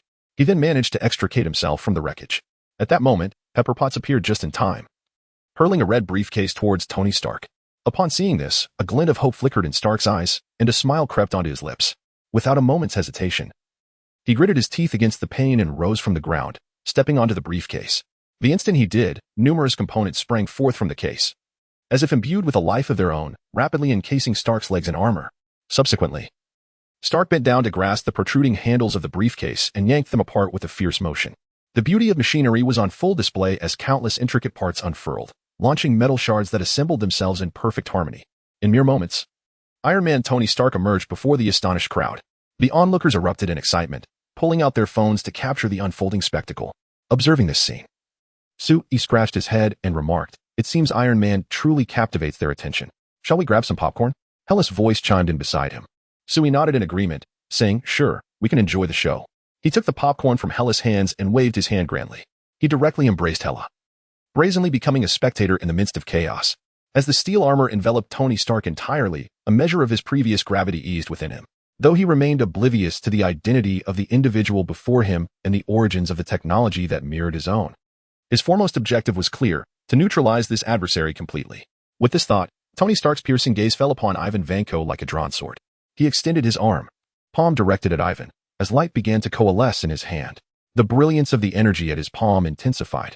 However, just as Tony Stark prepared to unleash his attack, Ivan Vanko's whip ensnared his arm, forcefully suppressing the energy in his palm. The once vibrant light dimmed into nothingness in mere moments. Yet, this was not the end. As Tony Stark struggled to free himself from the whip, Ivan Vanko's other whip swiftly coiled around him, unleashing a powerful energy that wreaked havoc upon Stark's armor. The suit he wore, the Mark suitcase armor, was designed for portability and emergency use, but in terms of combat effectiveness, it left much to be desired. Against Ivan Vanko's onslaught of energy-laden strikes, it could barely withstand the assault for long. The audience in the stands was left in stunned silence, unable to fathom how the invincible Iron Man was now at such a disadvantage. Pepper Potts, witnessing the scene unfold, gasped in horror, her hand covering her mouth, her heart racing for Tony Stark's safety. "Die!" Ivan Vanko exclaimed, as he exerted his strength. With the exoskeleton-like armor enhancing his power, he tightened the whip wrapped around Tony Stark's arms, hurling him away with force. The energy of the whip surged forth, and as Stark was thrown, the armor on his arms was torn away. The crowd erupted in screams, struggling to comprehend how Tony Stark, now in such peril, could possibly turn the tide against this foe. Observing his exposed arms, Stark's expression darkened, his breath quickening due to the pain of his injuries. The palladium element's assault on his body was rapidly diminishing his physical condition. Otherwise, he would not be so thoroughly overwhelmed. Ivan Vanko gazed at the utterly destitute Tony Stark before him, a cruel smile curling at the corners of his lips. With a tone dripping with disdain, he proclaimed, "Ha ha ha. You have lost, Tony Stark. You have lost." As Ivan Vanko's maniacal laughter echoed, he took a step closer to Tony Stark. With each advance of Ivan Vanko, Tony Stark instinctively retreated a step. Observing this reaction, a profound sense of satisfaction welled up within Ivan Vanko. "What are you afraid of, Tony Stark? Are you fearful that I might take your life?" With those words, Ivan Vanko stepped forward, his whip slicing through the air towards Tony Stark, also encompassing Sui within their perilous reach. Chapter 60. Mission release. As Sui gazed upon the surging whip, a hint of disdain flickered in his eyes. He merely intended to be a bystander, yet unexpectedly found himself entangled in the tumult of battle. The ferocious whip lashed towards him, prompting Sui to nonchalantly retrieve a piece of popcorn, launching it towards the whip. With a swift whoosh, the popcorn sliced through the air in a straight line, striking Ivan Vanko's wrist with astonishing speed. Boom! A spray of crimson erupted. A searing pain surged through Ivan Vanko's mind in an instant, causing him to grit his teeth. Casting a glance at his arm, he was horrified to discover it had been shattered. How could this be possible? A wave of terror washed over Ivan Vanko as he lost his balance and spiraled to the ground. Meanwhile, the whip from his other hand struck Tony Stark's leg, sending him sprawling as well. What a truly disheveled scene. With a smirk, Sui turned to Tony Stark, saying, "You now owe me a life." As Sui's words hung in the air, he retrieved 3 more pieces of popcorn from the bucket. 1, 2, 3, he flung them in rapid succession. These 3 kernels, infused with formidable power, hurtled toward Ivan Vanko's legs and left arm. Boom, boom, boom. 3 bursts of blood blossomed, followed by Ivan Vanko's anguished cries. Sui shook his head in bemusement. "Why can't you just live peacefully? Why provoke me?" He glanced at Hela, who nodded slightly in agreement. "Indeed, anyone who dares to cross you is bound to face dire repercussions." As Hela spoke, security personnel from the Monaco Racing Club rushed over. Having been dispatched to manage the aftermath, they coldly dragged Ivan Vanko away from the crowd. As he was pulled away, Ivan Vanko screamed at Tony Stark and Sui. "Tony Stark, Sui, I will never let you off the hook. As long as I draw breath, I will ensure you both." Before Ivan Vanko could finish his threat, Sui struck him with another piece of popcorn, this time aiming for his head. "Annoying," Sui remarked calmly. At that moment, a hush fell over the crowd. They had presumed that the strongest and most dashing among them was Tony Stark. Yet, the reality was that Ivan Vanko's whip had brutally smacked them in the face. Even Iron Man, Tony Stark, was subjected to his merciless fury. Just when they believed Ivan Vanko was the ultimate force, Sui's formidable power profoundly reshaped their worldviews. With merely 5 popcorns, he entirely extinguished the life of Ivan Vanko. Rather than instilling fear, this spectacle evoked an unprecedented thrill among them. The overwhelming impact on their perception sent them into a frenzy, prompting each individual to whip out their smartphones in an attempt to capture Sui's image. However, for these individuals, Sui enveloped himself and Hela in a hazy illusion, rendering their appearances imperceptible to any device. At that moment, Tony Stark staggered to his feet, unfastening his Iron Man suit and gasping for breath. The palladium element was incessantly corroding his body, manifesting a noticeable decline in his physical condition. This discomfort during combat was deeply unsettling for Tony Stark. He turned to Sui and implored, "What must I do to save my life? I have had enough of this palladium." In response to Stark's plea, Sui replied nonchalantly, "It's quite simple. I possess a collection that includes items belonging to your father before his demise. Within it lies the potential to extract a new element, which you could use as a substitute. Consider it the final gift from your father." He added, "This item was recently acquired from S-H-I-E-L-D.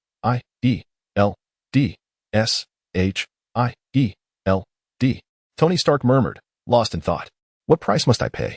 "Quite straightforward," Sui continued. "Once you have deciphered this new element, you shall provide me with its manufacturing process. Is that not a simple exchange?" After a brief pause, he added, "As for the cost of saving your life just now, I will return to discuss it once I have deliberated. What do you think?" Tony Stark nodded slightly, acknowledging, "I understand. None of this poses an issue as long as the palladium problem is resolved." Having received Stark's agreement, Sui rose from his seat. "This place is now in ruins. I will arrange for someone to deliver the items to you later. For now, I shall take my leave."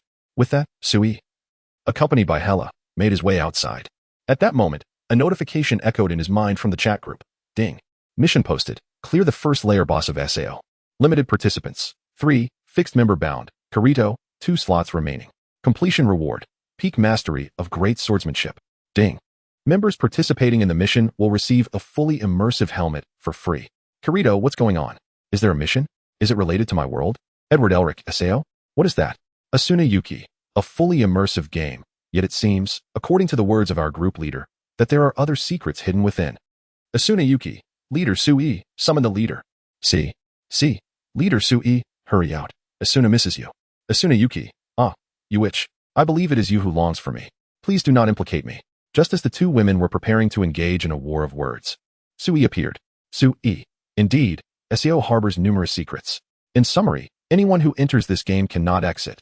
Dying in the game means death in reality as well. Sui. Nevertheless, it serves as a beneficial means to enhance one's experience. Even those of lesser strength can partake in this mission. Asuna Yuki, Leader Sui. Do you intend to participate in this mission? With the leader leading the charge, it seems it would be considerably easier. See, indeed. Sui appears to be well acquainted with SAO. With the leader's guidance, the participating members should be able to enhance their combat prowess significantly. Whitebeard. Then perhaps we should allow Sui and C to join this time. C, though I am reluctant to admit it. I truly ought to hone my skills. Asuna Yuki. I suspect you are merely afraid I will surpass you. C, I am an immortal being. Do you truly think I would fear you? C, laugh. Gif, Sui observed the 2 women, knowing another round of banter was about to commence, and quickly addressed Asuna Yuki. Asuna Yuki, prepare yourself. Once I have dealt with my matters here, I will meet with you and C. Use this time to make some preparations. Asuna Yuki, understood. I will first trade with Whitebeard. I have amassed enough gold and am ready to procure a devil fruit. W-elc-o-me. Indeed, C was right. You are truly affluent. W-elc-o-me. Tears of poverty. Gif. Asuna Yuki. Ahem. I must take my leave. With that, Asuna Yuki withdrew. She needed to prepare for when Sui and C arrived, as well as conduct her trade with Whitebeard. Observing this, Sui also exited the chat group. Chapter 61. Journey to Asuna's world. As Sui and Hella departed from the Monaco Racing Club, Yuuki Asuna made her way to the basement of her villa. There, she unlocked a safe nestled in the corner. Inside lay the gold she had meticulously calculated based on the one-piece world where Whitebeard resided, amounting to a staggering 300 million. Although she possessed only a seemingly useless ability, she yearned for a more promising devil fruit. In the chat group, Yuuki Asuna sought out Whitebeard privately. Whitebeard, I have prepared the gold, she declared. Gar, my sons have also discovered 4 fruits. Take a look and see which one you desire, Whitebeard replied, sending her 4 images along with descriptions. According to our devil fruit catalog, these 4 included the animal type, fish fruit, electric eel form; the paramecia type, speed fruit; the animal type, dog fruit, pug form; and the logia type, mud fruit. Which one would you like? Whitebeard inquired. Asuna fell into deep contemplation. Being a woman, she would never choose the electric eel or pug forms. Although the mud fruit was a logia type, she had no idea how to develop its potential. However, when Whitebeard mentioned the speed fruit, a glimmer of excitement sparkled in her eyes. Completing this task would grant her the prowess of a great swordsman. Though uncertain of the extent of this prowess, it surely would not be inferior to that of a great swordsman in the one-piece world. Coupled with the speed fruit, her combat strength would undoubtedly soar. She could amass points to negate the fruit's side effects and still consume other devil fruits. During this time, Whitebeard could also search for even more formidable fruits, better than these animal and logia types. With this in mind, Asuna promptly informed Whitebeard, I've made my decision. I choose the paramecia type, speed fruit. Upon hearing this, Whitebeard agreed that the speed fruit suited Asuna well. This fruit was found by my son, but I can offer it to you at a friendly price, only 100 million. Equivalent to the value of 100 million in gold. Immediately, Whitebeard sent Asuna a red envelope. As she accepted the envelope, she simultaneously transferred the gold worth 100 million to him. After completing the transaction, Asuna said, Whitebeard, I shall take my leave for now. If you come across any exceptional fruits, please set them aside for me. I would certainly be interested in purchasing them. Rest assured, the surplus fruits are prioritized for the members of the group. In that instant, Asuna Yuki retrieved the speed fruit from the basement, which had been bestowed upon her by Whitebeard. Without a moment's hesitation, she consumed the speed fruit. However, the indescribably exquisite and euphoric flavor erupted in her mouth instantaneously. My goodness, is this the taste of a devil fruit? As her words fell, Asuna dashed towards the living room. After a period of rigorous training, her martial arts skills had reached a considerable proficiency. Yet, upon consuming the speed fruit, the moment she took her first step, her speed surged dramatically. What would typically take nearly 40 seconds to traverse from the basement to the living room, she accomplished in a mere 5 seconds. Even the simple actions of pouring and drinking water seemed to be accelerated, as if a fast-forward button had been pressed, as the refreshing water flowed into her mouth. Dispelling the indescribable taste of the devil fruit, Asuna began to keenly sense the changes within her body. She had an instinctive feeling that as she continued to harness this fruit's potential, she would not only be able to enhance her physical speed but also accelerate her neural reflexes. This was undoubtedly a fruit perfectly suited for combat. Her choice had proven to be impeccable. With this realization, Asuna felt an exhilarating surge of determination. She was certain she would become stronger at an astonishing rate. Soon, I shall no longer be the weakest in the group. Asuna was ablaze with enthusiasm. Meanwhile, Sui had also concluded her tasks. She tagged the two participants in the group chat. Sui, I am all set here. See, Asuna Yuki, are both of you ready? See, I have been quite idle here. I can depart at any moment. Asuna Yuki, I am ready as well. You may come over. Sui, in that case, let us set forth. With that, Sui and C established a portal and ventured into Asuna's world. Chapter 62. Are you surprised? Is it unexpected? As a passage materialized within the room, Kuragaya Asuna felt her heartbeat quicken, each thump more fervent than the last. Anticipation and anxiety intertwined at that moment. In previous encounters with other worlds, Asuna had felt no trepidation whatsoever. However, the current situation was markedly different, as Sui had now entered her realm, her very own home. This realization rendered Asuna somewhat unable to contain her emotions. At that moment, the footsteps of Sui and C echoed in Asuna's ears. Almost immediately, the two emerged from the passage. The instant Sui stepped out, he sensed a subtle change in Asuna's aura compared to their last meeting. He remarked, "It seems you have grown stronger." Upon hearing Sui's compliment, a radiant smile graced Asuna's lips. I just consumed the Superman-type speed fruit, which has significantly enhanced my speed. Sui nodded slightly. That fruit is indeed well-suited for you. If you can accelerate both your neural response and physical agility simultaneously, your combat prowess will undoubtedly experience a qualitative leap. Double acceleration, understood. I will strive even harder. Asuna replied enthusiastically. C observed Asuna in that moment and added, Asuna, you truly appear quite ladylike in Sui's presence. Asuna's cheeks flushed, and she retorted, You witch. I've always been a lady, okay? Disregarding the banter between the two friends, Sui inquired, When does SAO officially commence? This morning at 8 o'clock. It is now 7:15. Asuna replied after glancing at the clock in the center of the living room. Ah, so there is still ample time, Sui noted. Are you preparing for something? Asuna asked curiously. With a casual wave of his hand, Sui replied, It's not so much a preparation as it is a plan to eliminate someone. Eliminate someone? Who? Asuna asked, intrigued. This person is named Sugawara Nobuyuki. If memory serves me right, he works at your father's company, Sui stated. Asuna nodded in acknowledgement and promptly said, Then I shall guide you there. She had complete faith in Sui, not pausing for further inquiry or even suspicion. Naturally, she took his hand and began to lead him toward her father's company. However, Sui interjected, walking directly there would be rather slow.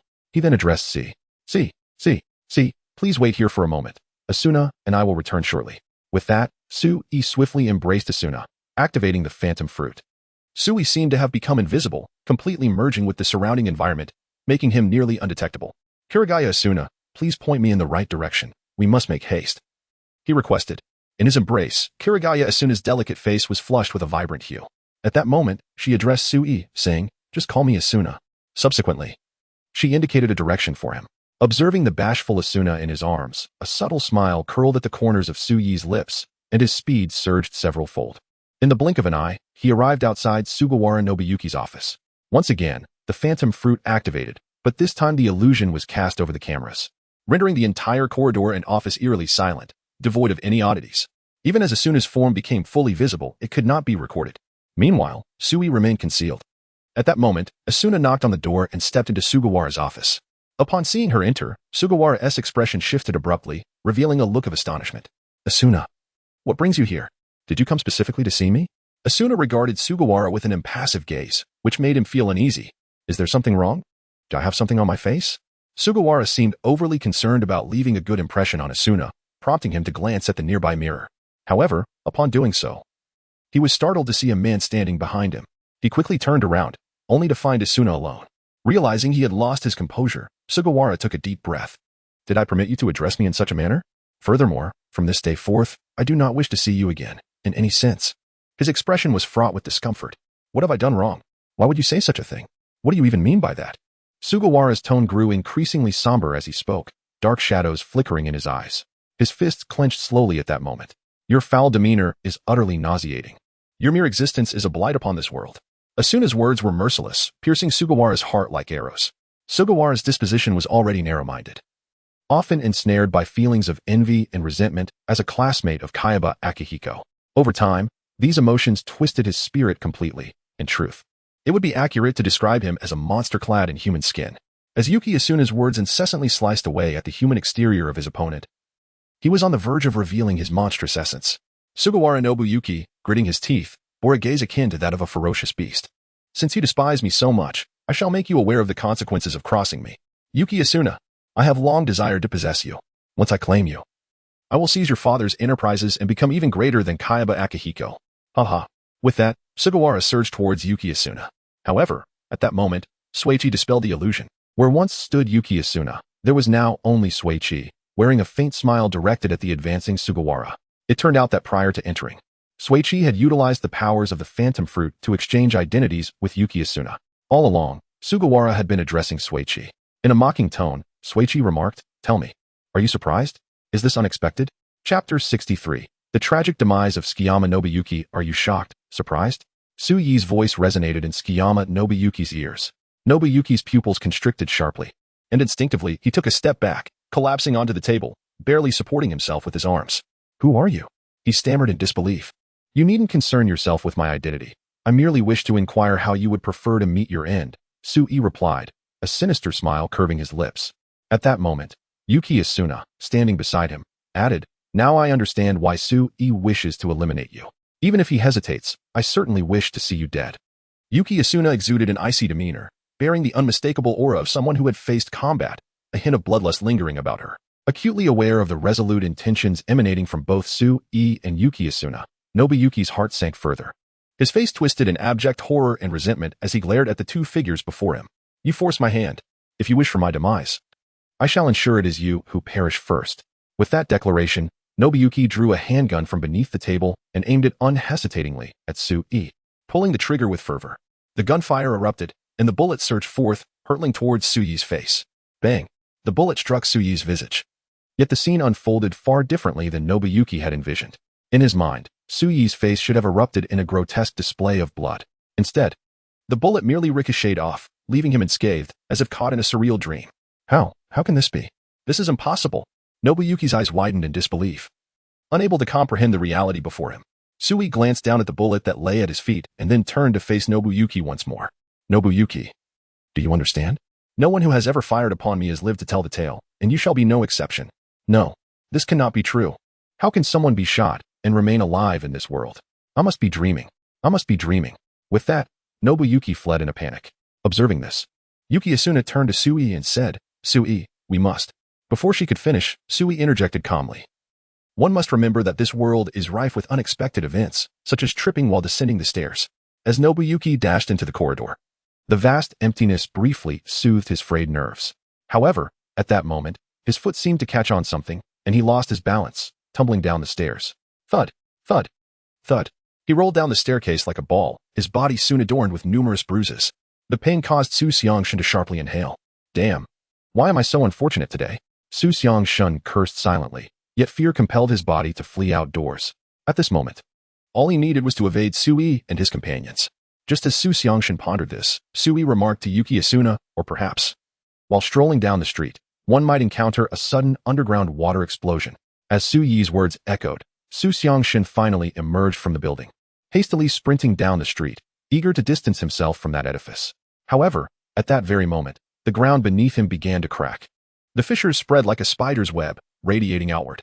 Before Su Xiangshun could grasp what was transpiring, the cracked ground erupted violently. Underground water gushed forth, crashing into his body with tremendous force. The impact enveloped him instantaneously, as if he had been struck heavily, sending him tumbling to the side. Coupled with the bruises that had previously marred his body, he couldn't help but gasp in shock. "Damn it, why does it feel like the whole world is against me?" At that juncture, Sui approached Yuuki Asuna once more, adding, "Or perhaps, one might be struck by a falling flower pot, resulting in a broken leg." Almost as if to validate Suyi's words, as Su Xiangshun braced himself to grit his teeth and continue fleeing, a flower pot plummeted from above. With a resounding crash, it landed squarely on his right knee, contorting his leg in an unnatural manner. Without a doubt, That leg was rendered useless. The abruptness of the scene instilled sheer terror, with screams echoing through the street. Why am I so cursed? Su Xiangshun bellowed in frustration, with his words still hanging in the air. He clenched his teeth and forced himself to rise, staggering forward.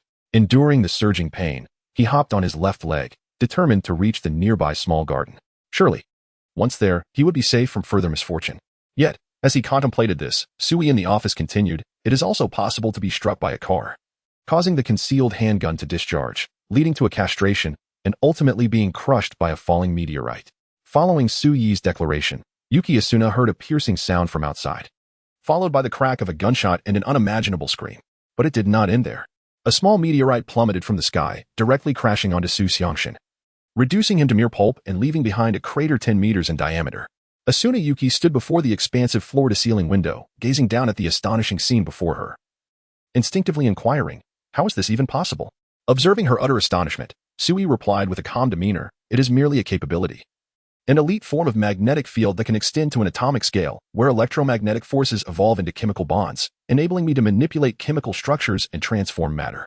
After speaking, Sui effortlessly lifted Asuna into his arms and proceeded towards her villa.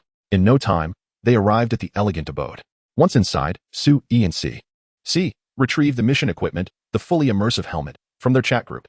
He then turned to Asuna and C, asking, are you both ready?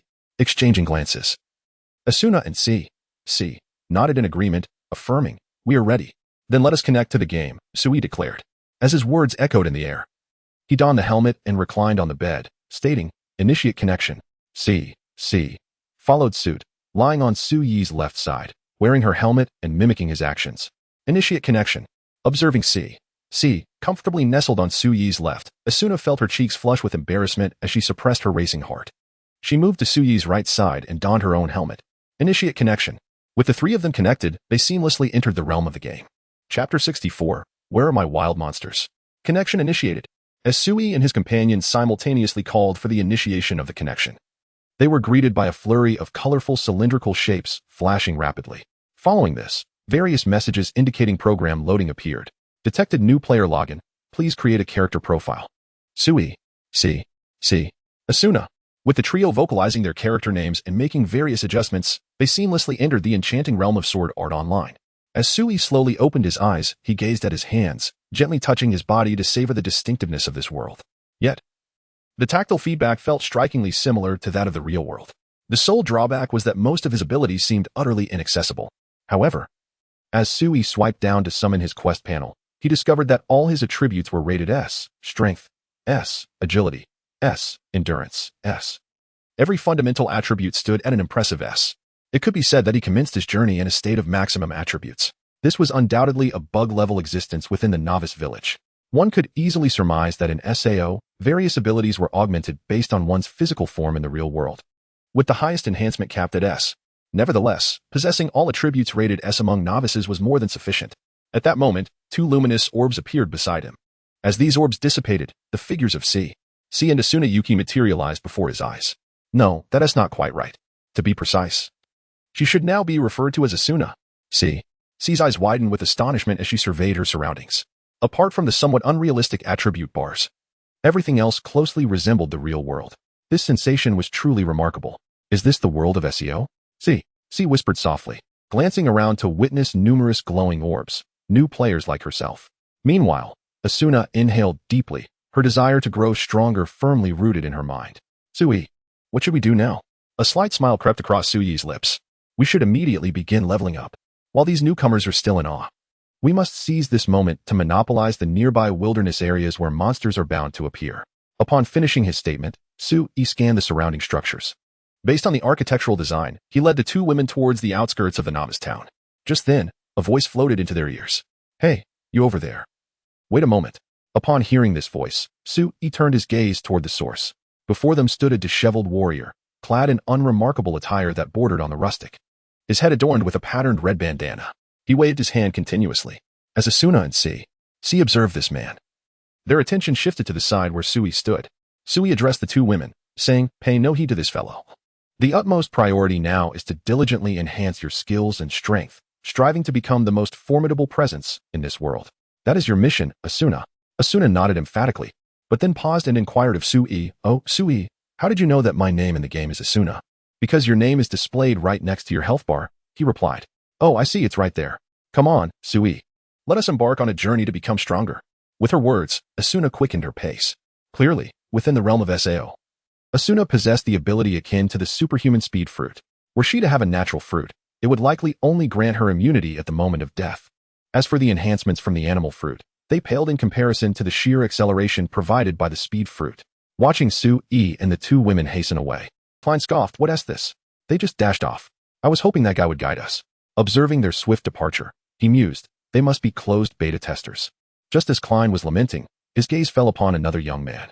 This young man, like Sui, was also making haste towards the outskirts of the city. Immediately, Klein waved to him. "Hey, wait a moment." Klein quickened his steps towards the young man, who instinctively halted upon hearing Klein's call. "What's the matter?" "Seeing you run with such determination, you must be a closed beta tester," Klein remarked. The young man hesitated for a moment before replying, "Well, sort of." Klein's eyes lit up upon hearing this, and he eagerly said, "It's my first time playing today. Could you teach me how to get started?" With that, Klein clasped his hands together, earnestly pleading with the young man, "I truly beg you." "Oh, all right then. My name is Klein. I look forward to working with you. I am Kirito. Let us head outside the city to practice our combat skills." All right. While Klein and Kirito exchanged introductions, Sui and the others had already ventured into the wilderness. The true death mode had not yet been activated, so there was no need for fear. One could attack with abandon. Just like in a normal battle, the realm offered infinite sword skills, and aside from activating skills, ordinary attacks faced no restrictions whatsoever. This was the essence of the infinite sword art. Upon hearing Sui's words, Asuna nodded slightly.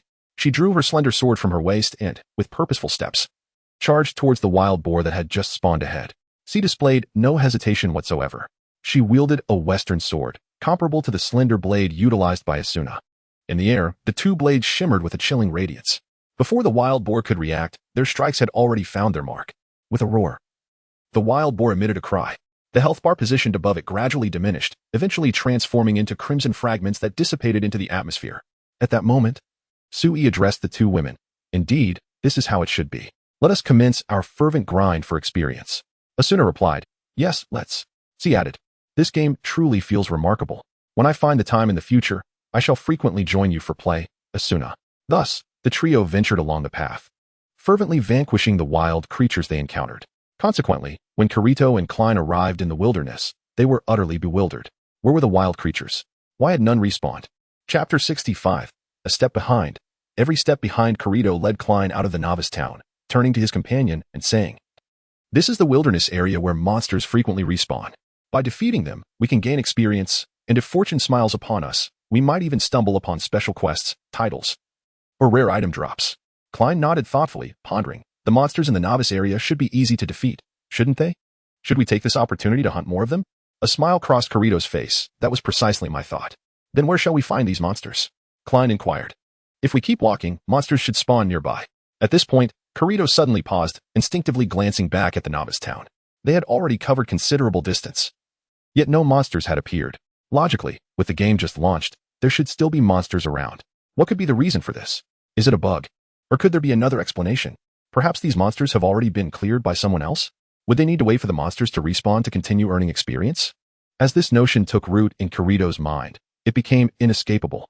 "Klein, let us proceed further. If all goes as expected, the monsters here should have been cleared." Klein echoed. "Cleared? How could that be possible? After all, the game has just launched." Just as Klein contemplated this, three figures suddenly materialized in his mind, those of Sue and his companions. Klein exclaimed, "Could it be those three individuals?" Upon hearing this, Kirito's brow furrowed. "Which three individuals?" he inquired urgently. Klein scratched his head and replied, "Before I saw you, I encountered three people who bolted outwards. Could they be the ones who cleared these monsters?" Kirito inwardly felt a sense of dread as Klein spoke. A troubling thought began to form in his mind. If those individuals monopolized the monsters from the very start, their rate of leveling up would accelerate significantly. A step behind means a continual lag. Prime leveling areas would be perpetually dominated by them. It is known that in the world of Sao, each level gain brings substantial benefits. If this momentum were to snowball, they could find themselves towering above all others. This was utterly unacceptable to Kirito. Though he occasionally appeared amiable in the realm of gaming, he was fiercely competitive. After all, it was not without reason that he had challenged a boss alone during the closed beta. Even after Sao transformed into a deadly game, he maintained his solitary warrior habits.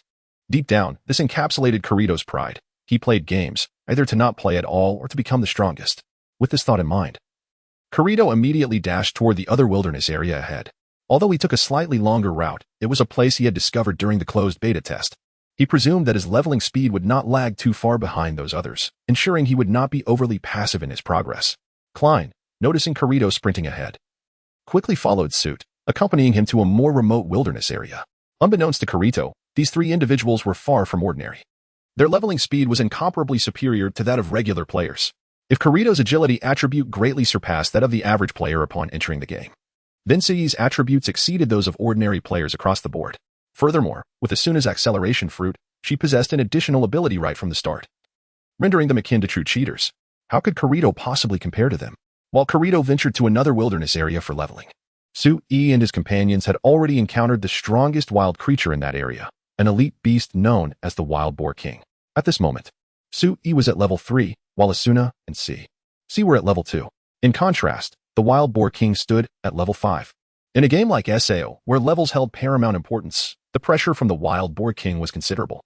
With a thunderous roar, the Wild Boar King, with its massive tusks and fierce red eyes, fixated on the trio, saliva dripping onto the grass below. Its muscular physique suggested formidable strength befitting a creature of its stature. However, the trio was no ordinary band. With some experience under their belts, Asuna and C charged toward the Wild Boar King with impressive synergy. Gripping their weapons at their sides, they summoned a radiant glow above them. This was the most fundamental skill in SAO, a slash that enhanced the power of their strikes. As the skill activated, the two women adeptly unleashed their attacks. The glimmering sword light swept across the Wild Boar King, leaving fragmented wounds upon its body. Yet, their assault failed to inflict significant damage, instead provoking the beast into a furious rage. The Wild Boar King bellowed, charging toward the nearest target, Asuna, with its terrifying tusks. Asuna's expression darkened. A collision with this creature would leave her severely weakened, if not outright dead, undoubtedly hindering her leveling progress. Resolute, she uttered a single word: accelerate. In an instant, Asuna's body seemed to transcend the limitations of SAO, her speed amplifying dramatically. She narrowly evaded the Wild Boar King's charge. However, after she dodged, the beast did not halt its onslaught. Instead, it turned its attention towards Sui. Sui chose the great sword as his weapon, which inherently demands a formidable amount of strength. Consequently, his attacking prowess is nothing short of remarkable. Instead of evading the onslaught of the Wild Boar King, Sui, with unwavering resolve, swung his heavy blade down upon the formidable beast before him. A resounding crash echoed through the air as a tempest erupted around the two combatants, sending the grass swirling and tousling the hair of Asuna and C. Sui's feet sank deep into the earth, yet his health remained unscathed. In contrast, the Wild Boar King's menacing tusks were severed by Sui's strike, tumbling to the ground and disintegrating before the eyes of the onlookers. The Wild Boar King's health bar plummeted dramatically, losing more than half in an instant, showcasing the extraordinary nature of Sui's full S bonus. Let us vanquish this elite foe before us. We shall surely be the first to conquer this elite creature. With Sui's declaration, the three of them surged forward to confront the elite Wild Boar King, unleashing an aura of lethal intent. Chapter 66, Unable to log out. The death game officially begins. At this moment, a chilling aura erupted. Sui stepped forward, his colossal sword tracing an arc in the air, unleashing a piercing whistle as it descended upon the head of the Wild Boar King. Meanwhile, Asuna and CC simultaneously inhaled deeply, raising their blades, which shimmered with brilliance, thrusting towards the formidable beast before them. Although their agility surpassed their strength, the damage they inflicted was undeniably significant. With a roar, the Wild Boar King bellowed, and almost instantly, the two women's blades effortlessly pierced its sides. With a sickening sound, as their swords penetrated its flesh, the Wild Boar King's health bar plummeted, shifting from green to red, nearly depleted. At that critical juncture, Sui delivered the finishing blow, his massive sword mercilessly crashing down upon the Wild Boar King, cleaving it in two. In an instant, the creature's body shattered into fragments, dissipating before the eyes of the onlookers. Sui leveled up from level 3 to level 4. Asuna and C leveled up from level 2 to level 3. Sui achieved the final blow, earning the special reward, Wild Boar King Gauntlets. Wild Boar King Gauntlets. Strength bonus B. Damage against wild boars is increased. World announcement. Congratulations to player Sui for the first kill of an elite monster, earning the title of Elite Monster Slayer. Elite Monster Slayer. Damage dealt to elite monsters is significantly enhanced. As this world announcement materialized before everyone's eyes, they were momentarily stunned. Particularly, Kirito, who was fervently grinding levels, found his expression shifting dramatically upon witnessing the scene, causing him to be knocked aside by the very boar he had been targeting. His health bar plummeted to a critical red level. Observing this turn of events, Klein swiftly drew his sword and charged at the boar, diverting its attention. Meanwhile, Kirito remained entranced by the world announcement, lost in thought. He had never anticipated that. Less than an hour after the launch, the elite wild monster, the Wild Boar King, would be vanquished. Even during the closed beta, the first team to defeat the Wild Boar King had taken a full day to achieve it. Suddenly, Kirito erupted into laughter, his eyes brimming with unprecedented excitement.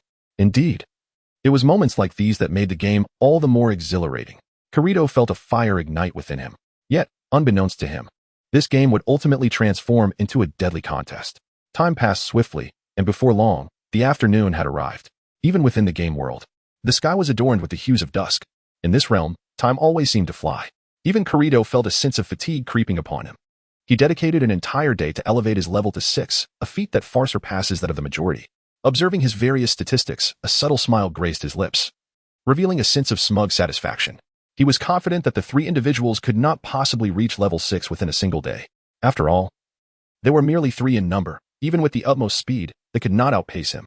However, unbeknownst to him, under the guidance of Sui, who possessed attributes of all S ranks, they not only cleared the surrounding wilderness of the novice town, but also ventured into the next town, completing the nearby areas. Moreover, they discovered a labyrinth nearby, having explored a significant portion of it. Sui had already reached level 9, while the 2 women attained level 8. Adorned with an impressive array of equipment, particularly the dark wind cloaks, with each member donning one. Although the cloaks served little practical purpose, they effectively concealed their faces, proving quite useful for the trio. Having temporarily exited the labyrinth, Sui gazed at the distant sunset, murmuring to himself that the time must be nearing the end. With that, he slid his finger through the air, summoning the game menu and navigating to the final tab. As expected, the logout button was conspicuously absent. This realization was shared not only by Sui but also by Klein, who was feeling quite famished. Klein had reached level 4, indicating that he had grasped the game somewhat. After a day's play, he felt a pang of hunger and turned to his companion, Kirito, saying, "Kirito, I'm logging off first. I'll continue my battles after I grab a bite." With that, Klein prepared to exit the game. However, at that moment, his expression shifted in surprise.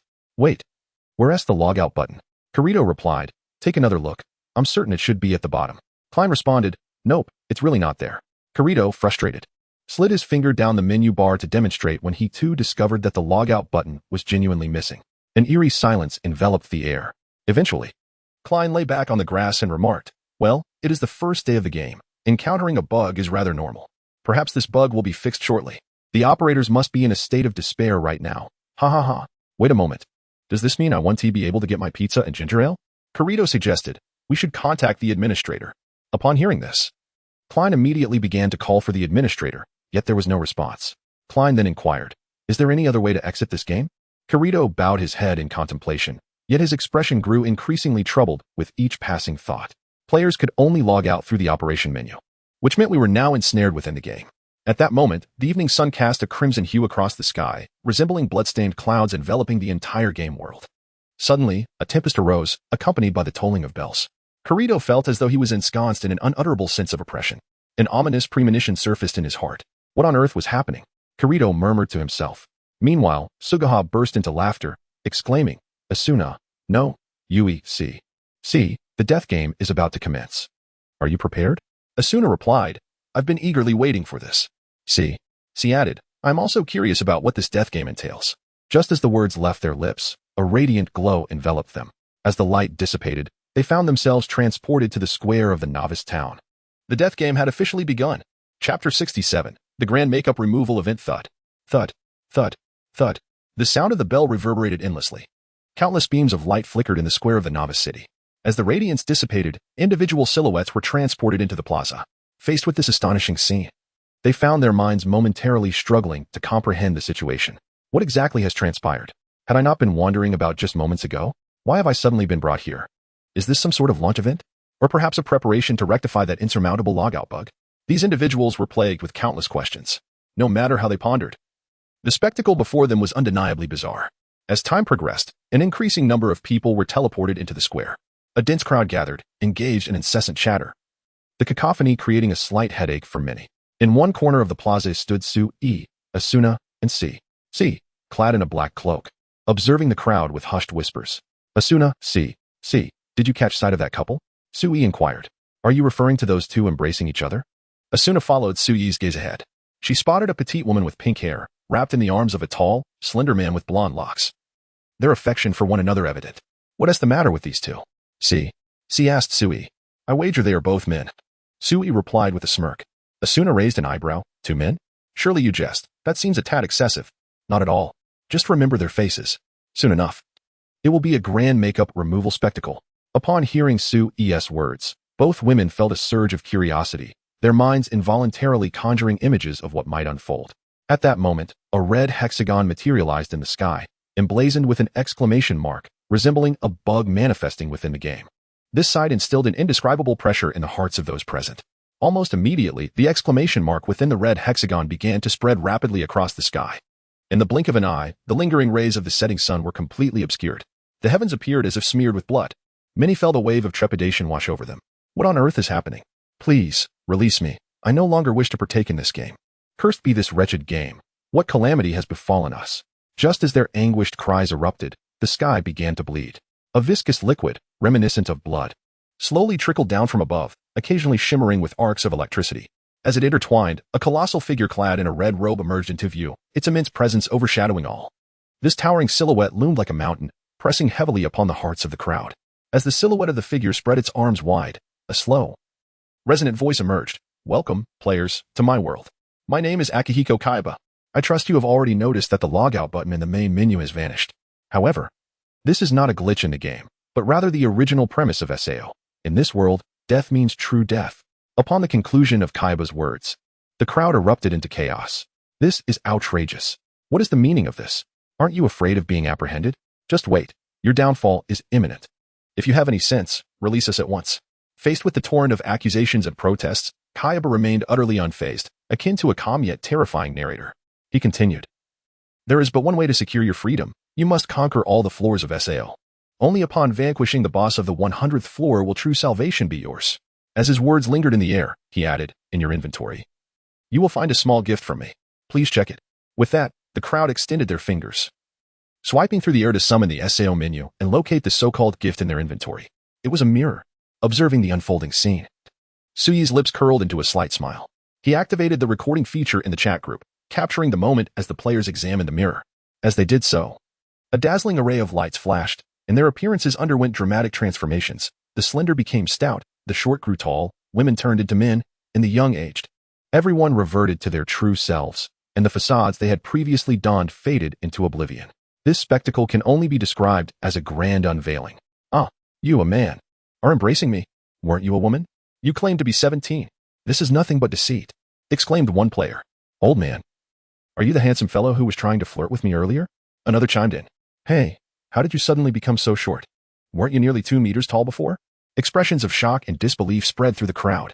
The grand unveiling was recorded by Sui and subsequently uploaded to the chat group. At that moment, many members engaged in discussions about the task at hand. Their curiosity piqued by the mysterious world of SAO, which they had never witnessed. Just then, Sui shared the video with the caption, A Grand Unveiling. As the members clicked on the video, anticipation filled the air. The members of the group were momentarily taken aback. Shortly thereafter, they all burst into uncontrollable laughter. Edward Elric exclaimed, Ha ha ha. What on earth is happening? I am utterly dying of laughter. Did you see the astonished expressions on those fellows' faces? Hinata Hyuga responded, Wow. I've gained some insight. Whitebeard chuckled, Gulalalala. What is going on here? Sui then elucidated the situation, prompting even more jubilant laughter from the group. Just then, Akihiko Kaiba spoke again. Ladies and gentlemen, the True Sword Art Online has officially commenced. I wish you all the best of luck. As his words echoed, his concealed gaze beneath the crimson robe seemed to briefly glance at Sui and the others standing in the corner. Subsequently, his figure gradually faded from the view of the crowd, leaving them in a state of bewilderment, unsure of how to proceed. At that moment, Sui addressed the 2 women, saying, Asuna, see, let us proceed directly to the next town and clear the entire labyrinth area. Let us ensure they have no chance of surpassing us. With that, Sui glanced at Kirito in the crowd, a smile gracing his lips. Chapter 68, Strategy Meeting for the Boss. Due to the differing flow of time, Sui found himself unconcerned about the passage of time in this world of Asuna. On the contrary, he relished every moment in the current gaming realm. After all, which young man does not harbor a fondness for games? especially the unparalleled experience of teaming up with female players in-game. Nearly 2 weeks slipped by in the blink of an eye.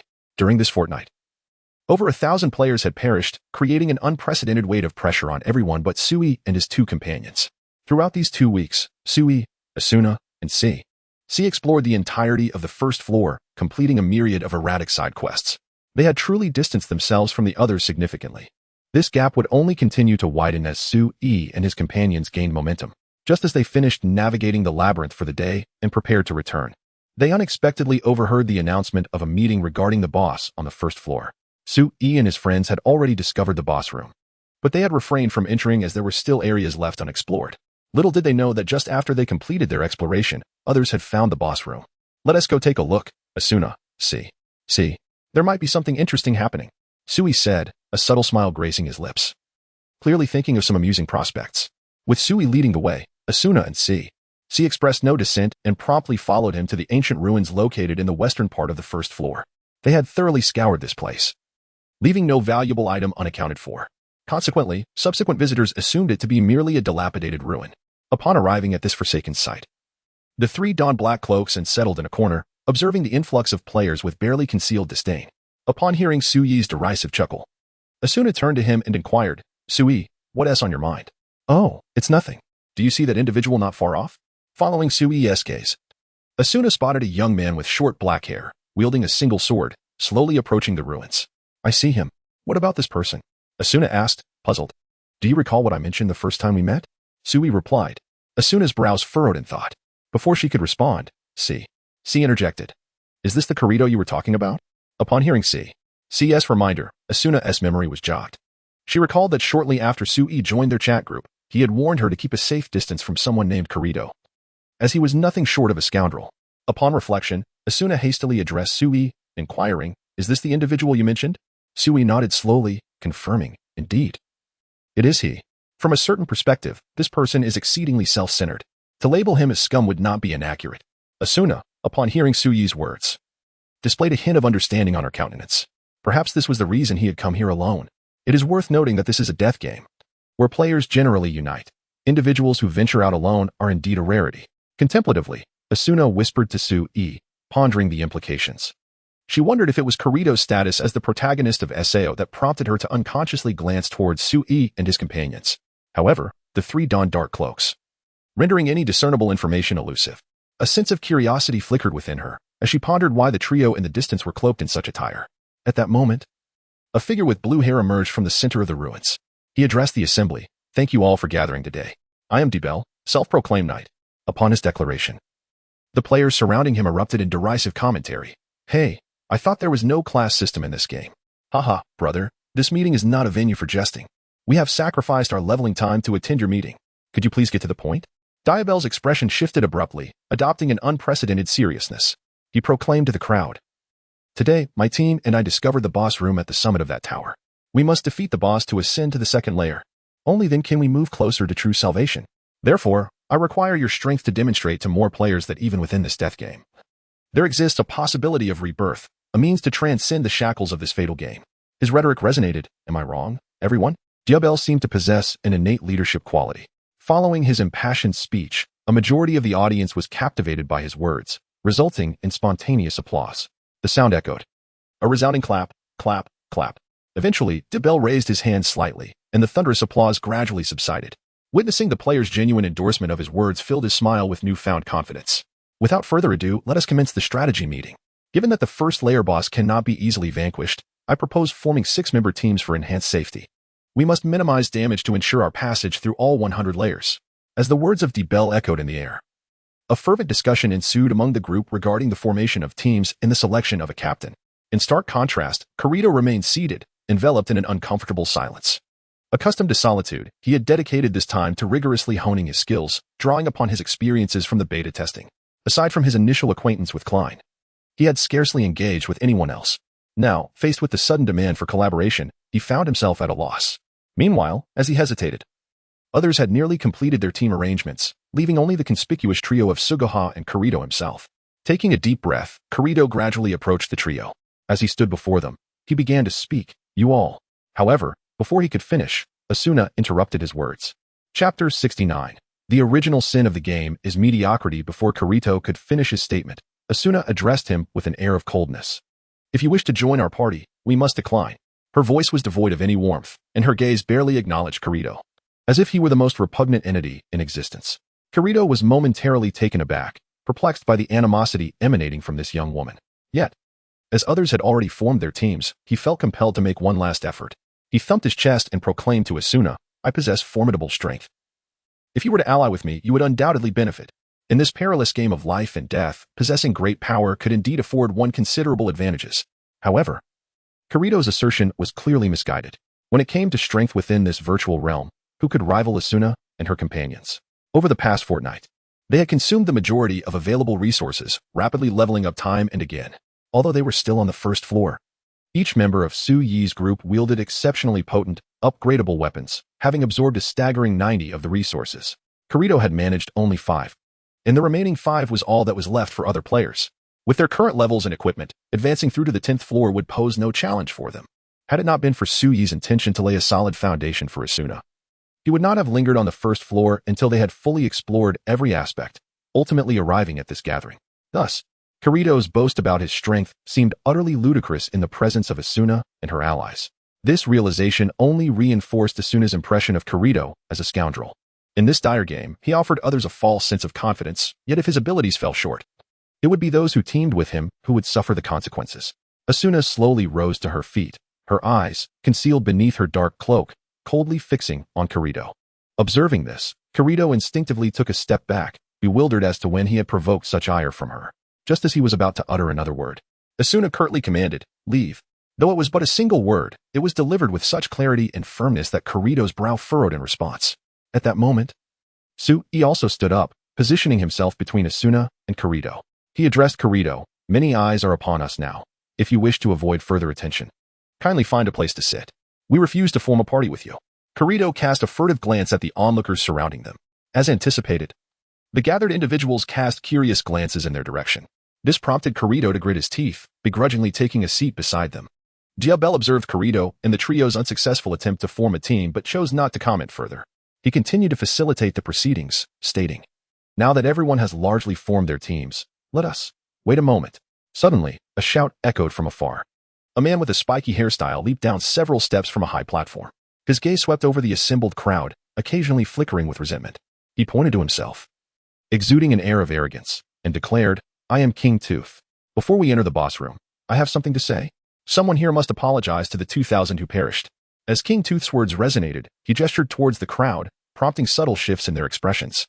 They exchanged glances, their faces reflecting a myriad of emotions, difficult to articulate. Kirito's expression darkened considerably. His eyes were fixed firmly on the ground, his hands clenched tightly, seemingly engaged in a fierce internal struggle. W-elc-o-me turned to King Tooth and inquired, Mr. Tooth, are you referring to those individuals who previously qualified as beta testers? With a sweeping gesture, King Tooth replied, what more needs to be said?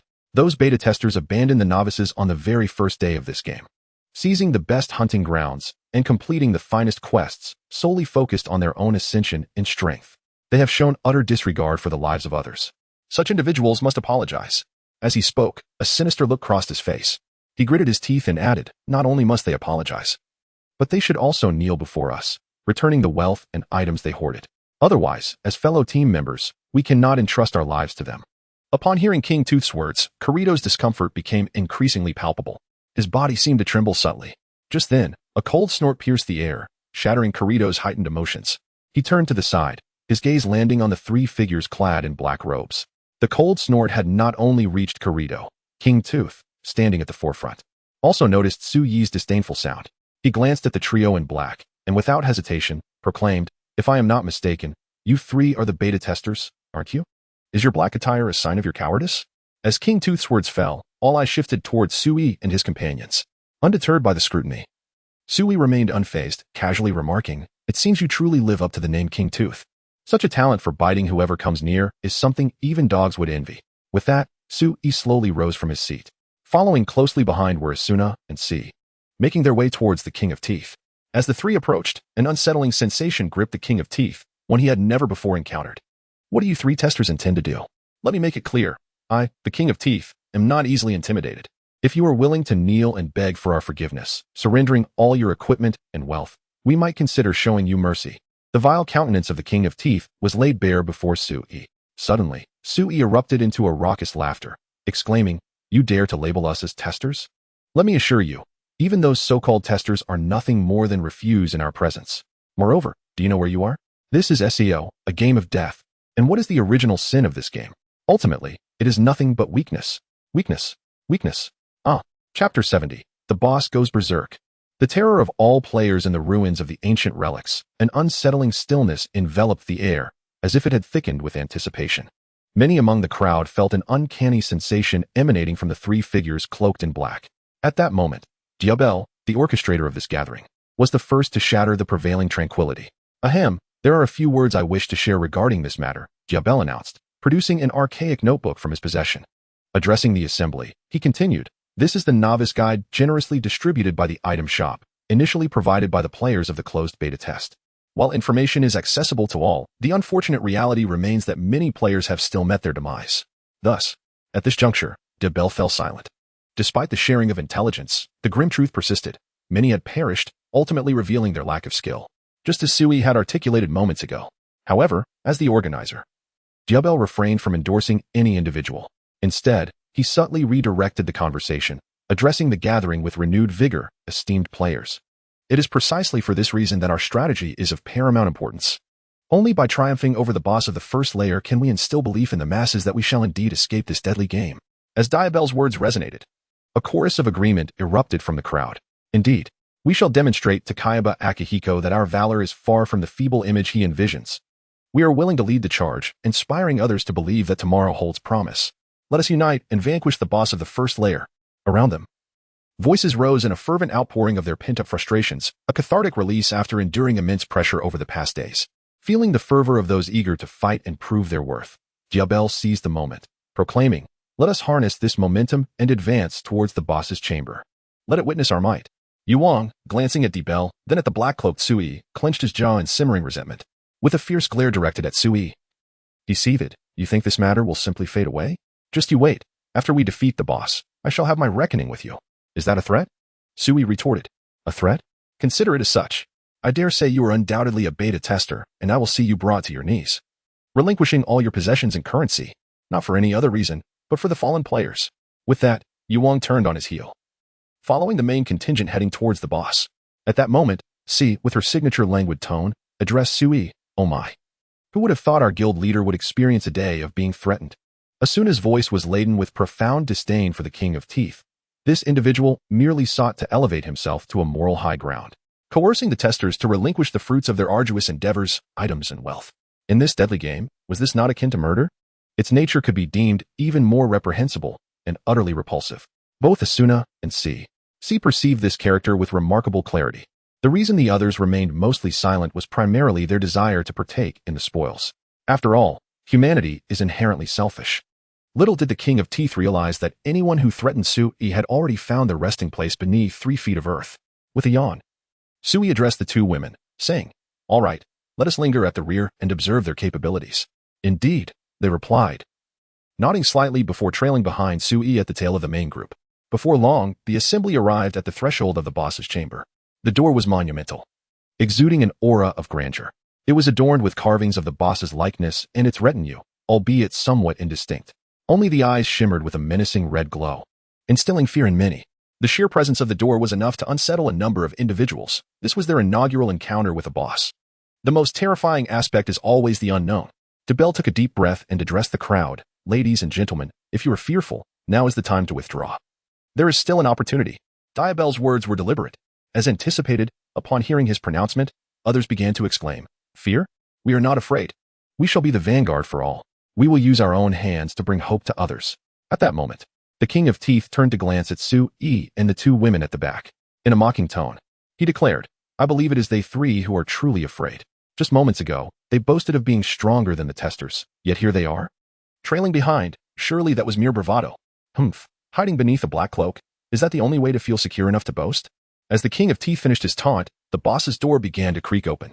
Observing this, he scoffed, "You worthless trash, I suggest you leave quickly, lest you impede our progress." With that, he hastened to follow W-elc-o-me into the boss's chamber. As the door to the boss's room closed completely, darkness enveloped all. In that instant, the surroundings seemed to be wrapped in an illusion. The entire chamber was suffused with captivating colors. Suddenly, a boss wielding an axe and shield materialized before the onlookers. The roar of the boss reverberated in their ears. Amidst the presence of the boss, a multitude of radiant lights flickered into existence. As the luminescence dissipated, the boss's 3 loyal guards materialized within the chamber, immediately charging towards the throng of players. Witnessing this, W-elc-o-me brandished his sword with fervor, initiating the assault. In response to W-elc-o-me's command, all players surged forward to confront the boss, including Kirito, who joined the fray. However, Su and his companions approached the boss at a measured pace. Charge! Let the boss witness our might. I am ignited with fervor. Oh my! The crowd vociferously rallied themselves, akin to soldiers preparing for battle. In an instant, the battlefield transformed into a chaotic melee between the boss and players. A team. C-team. Switch. The battle raged on, with W-elc-o-me continuously directing others in their offensive and defensive maneuvers, embodying the essence of leadership. Under his guidance, everyone except Su relentlessly attacked the boss, whose health bar steadily diminished. Just as the boss's health plummeted by a significant margin, an abundance of steam began to manifest around it. Not only the boss, but also its 3 guards, exuded torrents of steam from their forms.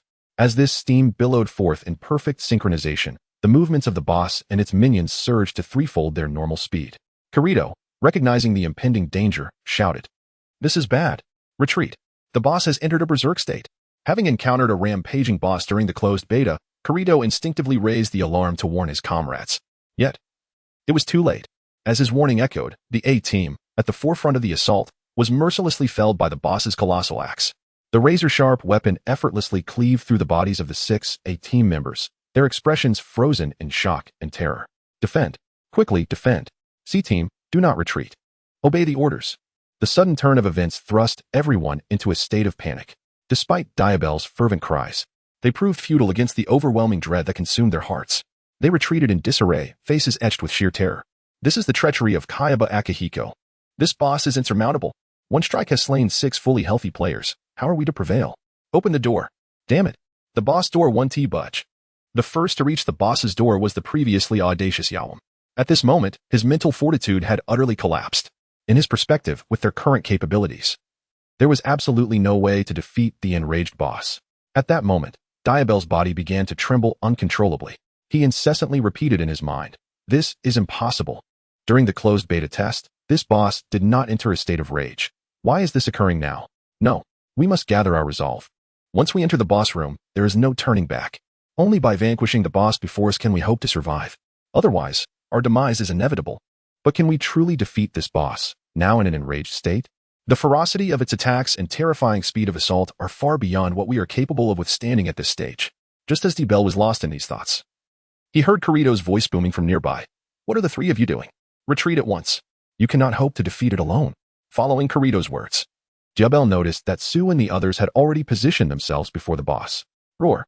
The boss, upon seeing Su and her companions, unleashed a thunderous roar. Before the elite guards could charge at Su, the boss swung its massive axe, striking down towards them with overwhelming force. At that moment, Su calmly stated, "Asuna, see, it's our turn to take the stage." Chapter 71. The Jester King. Now it is our turn to perform. With Suyi's words echoing, see and Asuna surged forward with remarkable speed. As they took their first step, the sword sheathed at their waist were drawn with fluidity and swiftness. Their movements were instinctive and seamless as they charged toward the boss with unparalleled velocity. Alone, the 2 of them were certainly no match for the boss. They needed to retreat quickly. Kirito shouted anxiously at Asuna and C. He wished to assist the 2 women, but at that moment, he was thwarted by the boss's elite guards, becoming ensnared in a fierce struggle. This is intolerable. If this continues, they will surely perish. As Kirito's words faded, the speed of his blade intensified further. His velocity was far beyond that of the majority of players on the first level. W-elc-o-me speculated that if anyone could potentially defeat the boss, it would be Kirito standing before them. However, just as everyone was contemplating this, the boss's agonized cries redirected their attention back to Asuna and C. Before their eyes, Asuna and C wielded their slender sword and broadsword, which simultaneously radiated a dazzling brilliance. Strike after strike landed with precision, each blow following the last in a relentless flurry. In the blink of an eye, the boss was riddled with numerous wounds, fragments resembling blood cascading down like snowflakes from the heavens. The boss's health bar plummeted at a visibly alarming rate, swiftly descending to its final segment. Kirito, W-elc-o-me, and the surrounding crowd were left in stunned disbelief, their pupils dilating in shock. They had already experienced the boss's formidable strength, the frenzied speed, and the devastating power conferred by its colossal axe, an onslaught they could not withstand. A mere touch resulted in certain death. Yet these two figures clad in black robes wielded their swords with such ease, accomplishing feats that were beyond their capabilities. The overwhelming sensation of shock reverberated in their minds. How extraordinary! Observing their speed and might, it seemed likely that their levels surpassed their own by a considerable margin. With their presence, perhaps they could avert their doom. How magnificent! Initially, they believed their fate to be sealed. Now, with the boss reduced to its last sliver of health, they could not fathom a scenario in which they would fail to defeat it. Truly remarkable. These two individuals. Their power is astonishing. Kirito and W-elc-o-me murmured in unison. As beta testers of the game, their understanding of its intricacies ran deep. Yet even they could not hope to achieve such prowess at the first level. It was genuinely terrifying.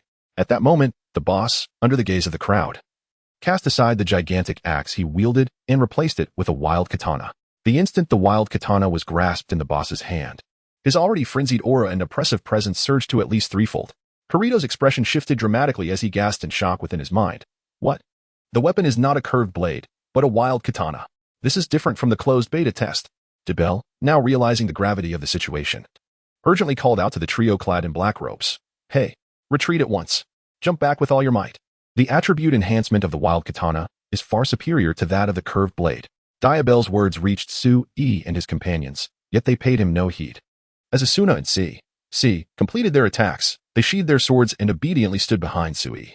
Meanwhile, the boss unleashed a shrill, furious roar, channeling tremendous force into his legs as he leaped onto an adjacent pillar. He began to move rapidly across these pillars. Bang, bang, bang. The boss's speed on the pillars escalated, the sounds becoming increasingly frenetic. Like a streak of crimson lightning, he amassed immense power before diving towards Sui from above.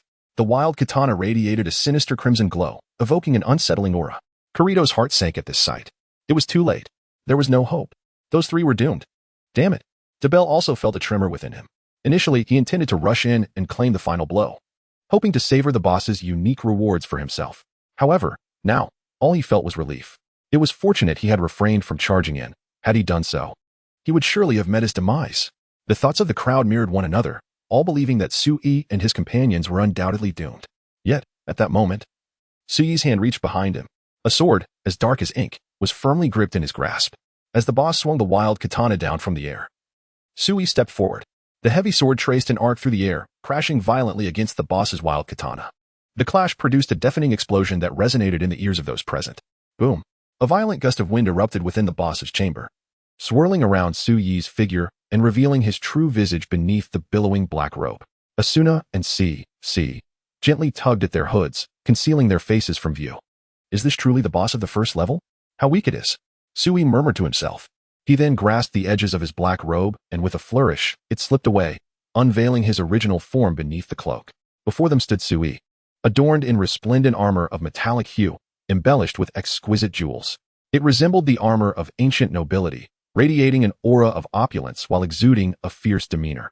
This ensemble left the onlookers utterly astonished, their disbelief palpable as they beheld Sui's remarkable attire. Could this truly be the equipment reserved for the first tier? It was simply too dazzling. While they were clad in mere cloth armor, Sui had already donned a suit of gem-encrusted armor, shattering their perceptions of reality. In that moment, Sui's other hand rested firmly upon the hilt of a formidable greatsword. It seemed to serve as the final straw that would topple the boss. With both hands wielding the sword, Sui unleashed its power to its fullest extent. In the blink of an eye, the wild blade in the boss's grasp was cleaved in twain by Sui's greatsword. Without hesitation, Sui's legs propelled him toward the boss's head with great force. The blade shimmered, slicing through the very fabric of space as it severed the boss's head from its body. Instantly, the boss disintegrated into countless fragments, slowly dissipating within the room under the silent gaze of the onlookers. At that moment, they could hardly fathom the sheer strength of Sui. Amidst the crowd, a voice pierced the astonished silence. Why? Why did you not strike earlier, when you possessed such immense power? Only after those 6 had perished did you approach the boss. The speaker was none other than the King of Teeth, who had been prancing about before Sui moments prior. Upon hearing the king's words, Sui smiled. In the next heartbeat, his greatsword pointed menacingly at the king, while an aura more potent than that of the boss emanated from Sui. Chapter 72. The red player's Sui, a terrifying aura emanated from Sui. a presence so formidable that it eclipsed even the recently vanquished boss. The sheer intensity of this force caused the lips of the Tooth King to quiver. However, he stole a glance at the people surrounding him, finding a semblance of confidence in their numbers. With so many witnesses present, what could Sui possibly do to him? With this thought, a fleeting smile graced the Tooth King's face, only to be quickly extinguished. His gaze returned to Sui, fixating on the armor that adorned him, his eyes gleaming with insatiable greed. This overwhelming desire swiftly consumed the Tooth King's reason. He addressed Sui, saying, "Do you understand? You must apologize to those 6 individuals. You are required to kneel before us and surrender all your equipment and wealth to everyone present. Otherwise, we shall never forgive you." As he spoke, the Tooth King advanced a few steps closer to Sui, boldly showcasing his lack of fear. The crowd, having overheard the Tooth King's demands, began to cast envious glances at Sui's impressive gear, speculating that defeating the boss would surely yield even superior equipment. Many voices echoed in agreement, affirming the Tooth King's assertions. "He's right. You must apologize to us. You must kneel. Hand over all your belongings. Failure to comply will result in dire consequences." Upon hearing these declarations, Sui erupted into laughter, as if he had encountered the most ludicrous joke in existence. He then addressed the assembly. "If I am not mistaken, the individuals speaking now are the very ones who fled the fastest just moments ago. Especially you, Mr. Tooth King. I distinctly recall the expression on your face when you reached the boss's door only to discover it was locked. Such a pitiable sight." Ha! Sui's mocking words resonated with the Tooth King and the others.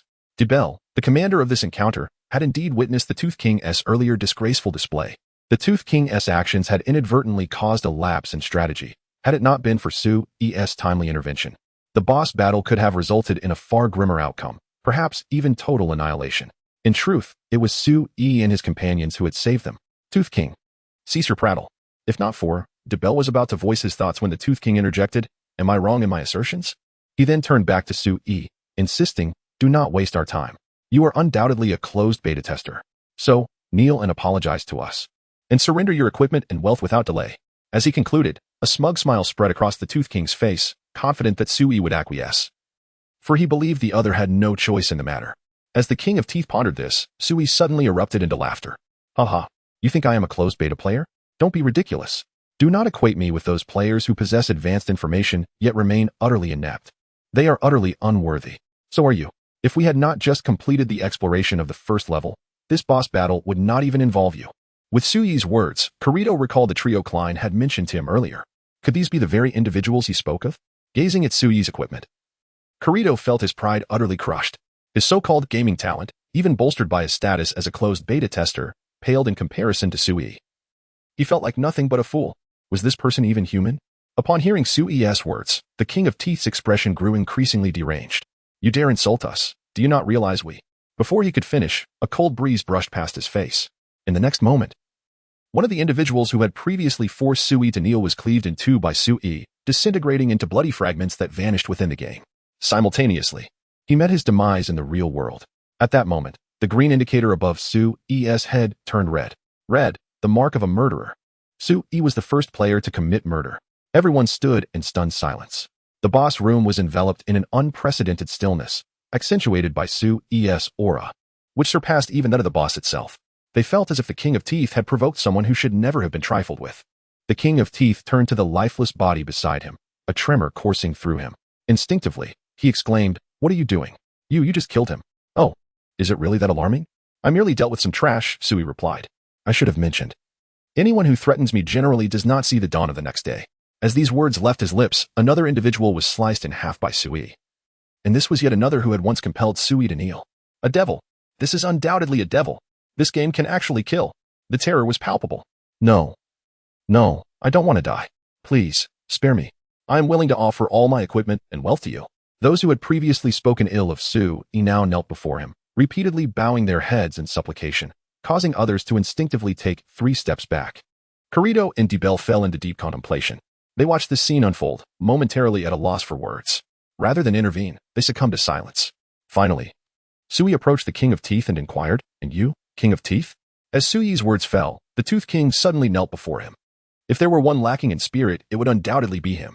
Had the Tooth King chosen to stand resolutely against his fate, Sui might have regarded him with a measure of respect and granted him a swift end.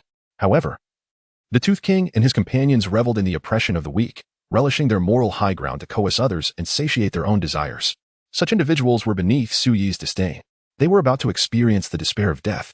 With Su Yi's declaration, he swiftly dealt a series of strikes. And in an instant, the Tooth King and his cohorts were reduced to mere fragments, vanishing completely from the realm of the living. Simultaneously, the sounds of a chat group echoed in Su Yi's mind. Chapter 73, The Arrival of the Destroyer. Hela faces the challenge amidst the cacophony of voices in the chat group. A resonant sound echoed within Su Yi's mind. A subtle smile graced his lips, indicating that this mission had likely reached a satisfactory conclusion.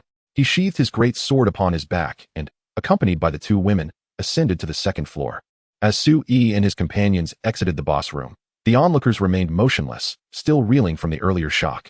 Conversely, Su Yi and his companions felt a palpable transformation within themselves. A wealth of skills surged into their consciousness, accompanied by profound insights into the art of swordsmanship that fostered significant growth among them. After a brief moment of introspection, Su Yi addressed Asuna, saying, "Asuna, once you reach the second layer, you may remove your cloaks. This way, no one will suspect you. At most, they will think you are beta testers, never considering you as my allies." Upon hearing this, Asuna promptly lowered her hood and replied, "What are you talking about, Su Yi? In truth, you are protecting us."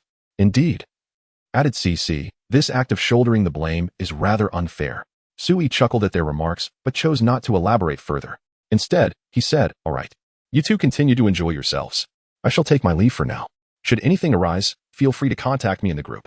With that, his figure gradually faded from the realm of Sao. As a being far surpassing this world, Su Yi possessed the ability to control his corporeal form freely. The constraints of the fully immersive helmet could not hinder his power. Watching Su Yi depart, CC turned to Asuna and remarked, "With Su Yi's protection, it truly feels like home, doesn't it, Asuna?" Asuna nodded slightly, her eyes shimmering with warmth, instinctively responding, "Yes." Yet, as soon as she uttered those words, she noticed that CC had already headed towards the second floor. Immediately, Asuna called out, "Wait for me, CC," and hurried after her companion. In the Marvel universe, Hela was perusing the cards Su Yi had given her, indulging in a shopping spree in the heart of Monaco. It is said that a woman's love for beauty is inherent, and even the goddess of death, Hela, was no exception. She had already accumulated 4 shopping bags, yet remained enthusiastically engrossed in her solitary expedition. At that moment, Hela glanced to her right, and her otherwise expressionless, exquisite face revealed a hint of seriousness. Perfect timing, she murmured to herself, inadvertently catching the attention of a man passing by. The man, captivated by Hela's stunning physique and breathtaking beauty, felt an exhilarating rush of excitement. The man pointed at himself and exclaimed, "Hey gorgeous, did you just say I arrived at the perfect moment?" Before Hela could respond to his words, a thunderous sound erupted. The ground within the mall began to tremble violently. Boom, boom, boom. The noise grew increasingly closer. In the next moment, a massive steel figure charged forth from the direction Hela was observing. The debris it dislodged fell directly upon the man, burying him beneath the rubble. Thud, thud, thud. The steel figure advanced toward Hela, showing no hesitation as it trampled over the pile of debris. The man barely had time to scream. Blood flowed from the crushed remnants. As Hela watched the imposing figure draw nearer, her heart sank slowly. She released her grip, allowing the newly purchased clothing to fall to the ground. Then, with a cold voice directed at the approaching steel entity, she murmured, "I never imagined Odin would go so far as to send the destroyer to eliminate me." With her words trailing off, she ran her hands back through her hair. A battle outfit, a blend of black and green, materialized around her. Simultaneously, her body began to levitate gently into the air, her expression icy as she regarded the destroyer. As a former member of Asgard, Hela was acutely aware of the destroyer's formidable strength. Crafted from the mystical Uru metal of the Celestial Palace, the destroyer was nearly indestructible, capable of annihilating all known matter. Its visage could emit a continuous beam of intense heat, capable of melting virtually anything. Additionally, it could transform its shape. Odin had constructed it to counter the invasion of cosmic deities and protect Earth. These attributes alone were sufficient to highlight the destroyer's might. Meanwhile, outside the mall, Loki's eyes gleamed with excitement. Odin's words echoed in his mind. Whoever kills the target first would become king of Asgard. With that thought, Loki chuckled. "Thor, it seems I shall achieve success first this time." As Loki's words faded, he immediately commanded the destroyer to advance toward Hela. The instant the destroyer stepped forward, its eyes radiated a golden glow. As the brilliance intensified, the aura surrounding the destroyer grew increasingly terrifying. Suddenly, the destroyer's eyes unleashed a scorching golden beam, burning the very fabric of space. The terrifying heat beam surged forth with unstoppable force, aimed directly at Hela. Unfazed, Hela waved her hands, summoning a multitude of night sky swords that floated beside her, guided by her will. If one were to listen closely at that moment, they would hear the continuous ringing of the swords resonating in the air. Just as the dreadful heat beam was about to engulf Hela, Hyla swiftly waved her delicate hand forward. This was far from over. Her arm, after a single flourish, did not falter. Divine power surged forth from her being, transforming into a sword of the night sky that raced towards the searing beam of light with astonishing speed. Bang! The two forces collided. The terrifying high-temperature beam instantly consumed Hyla's night sky sword. Yet, like an endless tide, her night sky sword surged forth in relentless waves, charging madly towards the destroyer's beam. This force, centered around the two, quaked and accumulated with intensity. Soon after, a mushroom cloud erupted, capturing the attention of all present. Everyone beheld the center mall of Monaco, which, alongside the emergence of this mushroom cloud, was utterly obliterated. Chapter 74. Entangled in Crisis. The depletion of Hela's divine power, the emergence of a mushroom cloud engulfed the heart of Monaco's central mall, utterly consuming it. The sweeping mushroom cloud churned with flames and smoke, incinerating everything in its vicinity. An unprecedented tempest radiated from the epicenter of Monaco's central mall, scattering debris in all directions. Countless panes of glass shattered under the force of the blast. Not far from the central mall, within a lavish steakhouse, Tony Stark was the first to react. He had intended to enjoy a meal with Pepper Potts, but the sudden upheaval compelled him to instinctively rise, shielding Pepper in his embrace. In the next instant, the windows of the steakhouse burst asunder, and fissures appeared in the walls, threatening imminent collapse. Witnessing this scene, Tony's heart sank. If his memory served him correctly, Sue's companion, Hela, was apparently wandering within the central mall at that very moment. Damn it! Tony cursed vehemently. The thought of Sue's terrifying prowess sent a shiver down his spine. Pepper quickly grasped the gravity of the situation. She addressed Tony with urgency. Tony, Hela, I know, but before anything else, I must get you to safety, Tony declared, discarding the suitcase beside him. He stepped onto it, and in a flash, his Iron Man suit enveloped him with remarkable speed. He swiftly pulled Pepper into his arms and soared out of the steakhouse. After safely placing her in a secure location, Tony returned to the hotel, where he donned a more formidable suit of armor, the Mark VI Energy Armor, a recent innovation stemming from the new element he had derived from Sue's gift. This new element bestowed Tony with formidable enhancements. For added security, he opted for this armor and promptly ascended towards the Monaco Central Mall with great haste. Meanwhile, the ominous clouds above thickened, rumbling with thunder, accompanied by gusts of chilling wind. Sir, an unidentified energy entity is approaching rapidly. 500 meters, 400 meters, 200 meters, 50 meters. As J.A.R.V.I.S. continued to alert him, Tony's expression grew grave as he focused ahead. He beheld a brawny figure with flowing golden locks, wielding a hammer, materialize before him. The man paused momentarily upon noticing Tony, but quickly dismissed the encounter and sped towards Monaco's central city. Observing this, Tony followed closely behind. As the two individuals arrived, they beheld the desolate ruins of Monaco's city center, where two figures stood in stark opposition. One was Hela in her battle form, and the other was the destroyer of Asgard. The two locked eyes, seemingly probing for each other's vulnerabilities. However, the arrival of Thor and Tony Stark shattered the stagnant atmosphere that had enveloped the scene. Tony Stark gazed at Hela ahead, his pupils dilating in surprise. You are Hela? Stark had never encountered any mention of Hela possessing such peculiar powers, making the current tableau all the more astonishing to him. Hela nodded slightly before turning her attention to the golden-haired man before her, sensing Odin's bloodline within Thor. She addressed him directly. You must be Odin's son. I never expected Odin would send his own son and the destroyer to eliminate me. Thor looked upon Hela, his expression laden with unspoken strangeness, for he too could feel the woman's peculiar aura. Nevertheless, the current Thor remained somewhat prideful and arrogant. He glanced at the destroyer beside him and remarked, I do not require the destroyer's assistance. I presume my brother Loki must have liberated it. As soon as Thor's words left his lips, Loki's figure materialized amidst the ruins of Monaco's central mall. Thor, if it weren't for me, you might not have found your target this time. Loki's mocking voice echoed from afar, drawing the attention of both Hela and Tony Stark. Stark's expression shifted. Thor? Loki? Are you figures from mythology? Are you gods? Thor inclined his head slightly. We hail from Asgard, sent to fulfill the tasks of our father Odin. At this point, Thor's gaze returned to Hela, only to notice a smirk playing at the corners of her mouth, her eyes glimmering with mockery. This expression bewildered the exceedingly proud Thor. What is that expression? Do you not fear my taking you back to Asgard? I shall return to reclaim my rightful throne. Yet, Hela countered, is your brother truly Odin's son?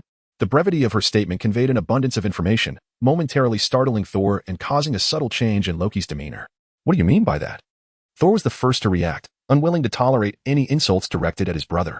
Although Thor was proud, he held a deep affection for Loki. In a sense, Their relationship was one of love intertwined with conflict. What else could it mean but to inquire whether your brother was plucked by Odin, devoid of any trace of bloodline? And a loathsome frost giant at that? As a former warrior goddess who had traversed the 9 realms, Hela's words carried a weight that resonated deeply. Heimdall was intimately acquainted with these scents. Hela's recent remark had incensed Loki to the core. You wretched woman, go to hell. I shall slay you this very moment. Loki, the god of lies, was not easily deceived. He could detect when someone was speaking the truth. Thus, upon Hela's utterance, he discerned that she was not fabricating her words. This indicated that her statements were indeed genuine. But what did it matter if he was not Odin's child? As long as he could eliminate the person before him, he would still ascend as the next ruler of Asgard. With this thought, Loki acted without hesitation, commanding the destroyer to launch an assault on Hela. Thor, witnessing this, also did not hesitate. He swung his hammer and charged toward Hela. Tony Stark inhaled deeply, feeling a palpable pressure from the divine beings surrounding him. Yet, thinking of that fellow Sue-E, he suddenly felt a surge of confidence. If he could just hold on until Sue-E returned, surely the predicament would be resolved. With this resolve, Tony piloted his Iron Man suit to position himself in front of Thor. The already devastated Monaco Central Mall found itself embroiled in battle once more. Swish, swish, swish. Hundreds of celestial swords were summoned by Hela's divine power, swirling ominously towards the destroyer. Simultaneously, Tony Stark and Thor engaged in combat, with the thunder in the sky complementing Thor's efforts, unleashing terrifying bolts of lightning. Boom! A ring of lightning erupted, creating a small crater in the ground. Tony Stark was well aware of the devastation wrought by thunder. Flames surged from his back, propelling him into the air. As he ascended, many missiles launched from his shoulders, locking onto Thor's figure and firing off in rapid succession. The sound of explosions resounded through the air as they battled amidst the ruins of Monaco Central Mall. Meanwhile, Monaco dispatched a multitude of helicopters, hovering low to observe the unfolding chaos. What on earth was transpiring? Reports indicated that there appeared to be a battle within the Central Mall, and they had identified one participant as Iron Man, Tony Stark. Tony Stark. This news reached not only Monaco's local forces, but also the S.H.I.E.L.D. operatives, who swiftly caught wind of the situation. Having just dealt with the Red Hulk and incurred significant losses, Nick Fury's distress grew upon receiving Monaco's intelligence. Immediately, he issued orders for a thorough investigation into the circumstances, particularly the current state of the battle, insisting that all available resources be mobilized to ascertain the truth. S.H.I.E.L.D. resembled a colossal machine, operating with an exaggerated efficiency that spiraled into a frenzied motion. Within a remarkably brief span of time, Nick Fury received reports from his subordinates. Director, the situation is gravely unfavorable for Tony Stark. He is engaged in combat with a hammer-wielding adversary and is clearly at a disadvantage. Additionally, Sue-Yi's companion, Hela, appears to be no ordinary individual. She is battling a figure seemingly forged from iron, with another shadow assisting her, yet they too seem to be faltering. After receiving this intelligence, Nick Fury inquired urgently, "What of Sue-Yi? Have you spotted her?" The response came, "Director, we have not located Sue-Yi." Upon hearing this, Nick Fury's heart sank, a grim testament to the dire nature of their circumstances. Within the heart of the Monaco Central Mall, the battle had escalated to a fever pitch. With a resounding crash, Thor swung his hammer, delivering a devastating blow to Tony Stark, sending him crashing to the ground, unable to rise again. In that moment, Hela felt an unprecedented weight of pressure. Still not at her peak, she found herself once more on the brink of depleting her divine power. Before her stood Thor, the Destroyer, and Loki, exuding an aura of lethal intent. Her heart plummeted into an abyss. And it was at this moment, Chapter 75, a critical moment. The arrival of Sue at that very instant, Loki, controlling the Destroyer, gritted his teeth and unleashed a devastating blow upon Thor, who was caught off guard by Loki's sudden ambush. The searing rays of heat mercilessly engulfed Thor's form as the terrifying beam scorched his body. Faced with the unfathomable might of the Destroyer, even Thor found himself momentarily overwhelmed. Observing the scene unfold, Loki could no longer contain his exhilaration. His laughter echoed through the air. Ha ha ha. Everything has reached its inevitable conclusion. No one can thwart me now. I, Loki, shall ultimately ascend as the king of Asgard. Heimdall, witnessing the unfolding chaos, remained undaunted. Despite having lost her divine powers, she exhibited no hint of fear. Coldly, she regarded Loki, exuding an aura of impending doom. Addressing him, she declared, "You are Loki, are you not? Should you choose to submit to me now, I could overlook your previous insolence. Once I fully regain my strength and vanquish Odin, I could elevate you to the rank of general, leading our Asgardian warriors to conquer the 9 realms. What say you?" Loki, upon hearing Hela's proposition, initially wore an expression of excitement, but it quickly morphed back to his usual demeanor. He gazed at Hela and retorted, "Are you negotiating with me? Have you assessed the circumstances? Your ally lies incapacitated nearby, and your divine powers have surely been depleted. Pray tell, what do you possess to contend with me? If I can eliminate you, I shall become the king of Asgard. At that moment, I will be the most esteemed person across the 9 realms. Even if I am not Odin's son, what of it? Hela regarded Loki with an unflinching gaze, her expression unwavering, like a tranquil ancient well, devoid of ripples. In a voice as frigid as the depths of winter, she replied, if that is the case, then proceed and kill me. With that, Hela slowly closed her eyes. Meanwhile, the central marketplace lay in ruins. The once thriving area had been reduced to rubble, with walls completely collapsed, leaving no trace of its former splendor. Tony Stark, upon hearing Hela's words, clenched his jaw and addressed Jarvis. Jarvis, can the iron suit be restarted? Jarvis responded, Sir, the suit's power system has been destroyed, and the weaponry system is non-functional. Aside from essential diagnostics, all basic functions are inoperative. Conducting a body scan now. Sir, there is significant internal bleeding that requires immediate medical attention. Damnable fiend. Tony Stark cursed under his breath, lamenting that if only the suit's strength had been marginally greater, he wouldn't have been subdued so easily by Thor. Ultimately, it is the core strength of new energy that prevails. However, being situated in Monaco, he is unable to fabricate superior armor. Given time, he could have devised a counter to the God of Thunder's armor, thus reclaiming his lost dignity. Yet now, it appears that all is too late. A profound sense of dizziness surged within him, and Tony Stark felt on the verge of losing consciousness at any moment. Reflecting upon this, he addressed J-A-R-V-I-S, saying, J-A-R-V-I-S, send a message to Pepper Potts. If you happen to encounter Sui, please convey my sincerest apologies. This time it was my oversight. And tell Pepper that I love her. With that, Tony Stark slowly closed his eyes. Having lost considerable blood, he succumbed to a deep state of unconsciousness. Meanwhile, Loki's excitement was palpable, barely contained. He longed to claim Hela's head. With hands trembling from exhilaration, Loki commanded the destroyer to advance slowly toward Hela. With each step, the golden light within the destroyer's eyes intensified, creating an atmosphere of palpable dread, even without being unleashed. This was undoubtedly the most formidable strike the destroyer had ever prepared. In that moment, Loki exuberantly proclaimed, "The throne is mine." As his words echoed, the brilliance from the destroyer's eyes erupted forth. A searing beam of intense heat shot towards Hela. In the distance, Nick Fury of S-H-I-E-L-D let his arms fall weakly by his side. Gazing at the transmitted images, he could not help but murmur, "It's all over." Damn it. Nick Fury could scarcely imagine the chaos that would ensue following Hela's demise. From his observations over the past few days, he knew that Sui was fiercely protective of those he held dear. Anyone he deemed worthy could never be bullied. The thought of such a person in a frenzied state sent shivers down Fury's spine. Just as despair enveloped Nick Fury, a subordinate suddenly exclaimed, "We are detecting intense fluctuations in the space before Hela. It seems something is about to emerge." What? Fury rushed to the side of the speaker. Scrutinizing the detected visuals in the data fluctuations, he observed that as the destroyer's beam approached Hela, a towering passageway materialized before her. The moment the passage appeared, a hand emerged seemingly unperturbed by the impending beam. With a sizzling sound, the destroyer's terrifyingly hot beam struck Suyi's palm, continuously scorching it. Yet, Suyi's hand endured, sustaining injuries that healed repeatedly in a relentless cycle.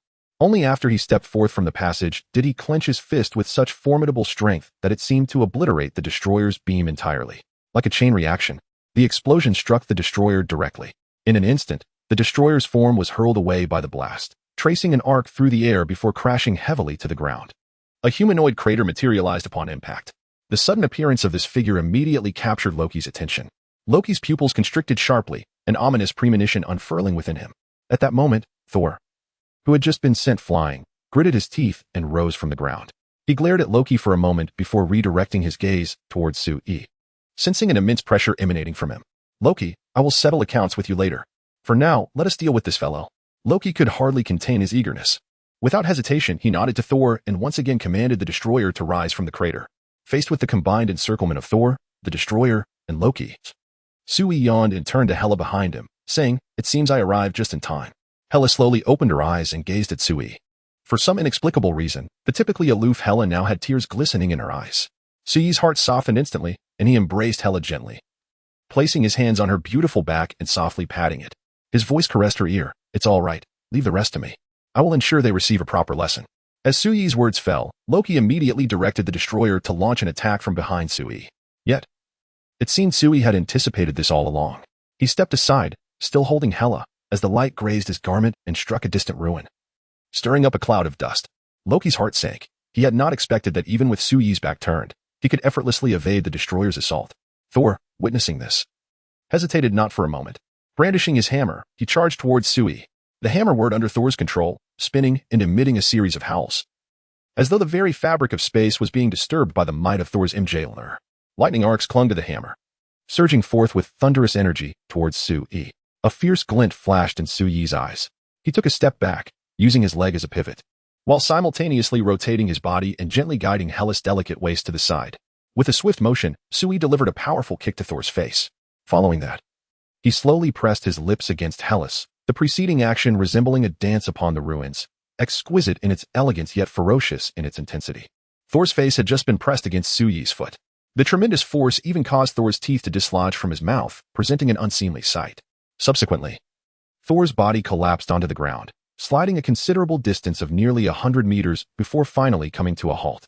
Hela's exquisite visage was flushed with color, bearing no resemblance to the former goddess of death. She appeared as a bashful young girl. How infuriating! Thor, summoning his strength, slowly rose from the ground. Simultaneously, he glanced at Loki and remarked, "Loki, this fellow is formidable." Loki, internally scoffing, thought, "I'm not foolish. I witnessed the previous battle." However, the words that escaped his lips were, "Indeed, this individual is exceptionally powerful. To defeat him, perhaps we could channel our divine power into the Destroyer." The Destroyer, one of the mightiest weapons in the celestial realm. It is far from the easily vanquished entity depicted in films. As Loki finished speaking, Thor wasted no time and joined Loki at his side, both infusing their divine power into the Destroyer. Observing their actions, Su-yi gestured towards Hela. "Hela, do you think it's foolish for them to strategize in front of the enemy?" Had it not been for Su-yi's own intentions, he would have already delivered a slap to each of them, knocking them to the ground. Hela chuckled at Su-yi's words, but soon turned to him, cautioning, "Be careful. Even at my peak, I would tread cautiously around the power of the Destroyer." As Hela's voice faded, the divine energy of the Destroyer surged to unprecedented heights. Chapter 76. The Day of Supreme Destruction. Awakening. The aura emanating from the Destroyer was relentlessly surging, reaching unprecedented heights. At that moment, Loki's eyes glinted with an enigmatic light, his mind seemingly lost in thought as he noticeably reduced the divine power he was channeling into the Destroyer. Clearly, he was preparing for what lay ahead. Nevertheless, even with this reduction, the formidable energy of the Destroyer, bolstered by Thor and Loki's contributions, became increasingly dense. It suddenly fixed its intense gaze upon Su-yi, who stood not far away. A searing beam of extreme heat erupted from the Destroyer's eyes, racing towards Su-yi at an astonishing speed. Surprisingly, as this terrifying beam approached, Su-yi slowly opened his arms and closed his eyes, relinquishing all semblance of defense, allowing the scorching light to wash over him. Thor and Loki were left dumbfounded, frozen in place. What was happening? If expressions could be shared, they would undoubtedly convey their bewilderment. Meanwhile, Su-yi activated a live stream in their chat group, and members began pouring in. Even Asuna and CC, currently engaged in SAO, joined the broadcast. "Asuna, what is going on right now?" "CC, Su-yi, you can't be getting pummeled right after returning to your world, can you?" "Whitebeard, Gurarararara, for a man, battle is the ultimate romance." "Is death, please, Whitebeard, for me. Battle is also romantic. Fighting alongside someone I cherish would be the epitome of romance." "Yuo no Hanari, I concur."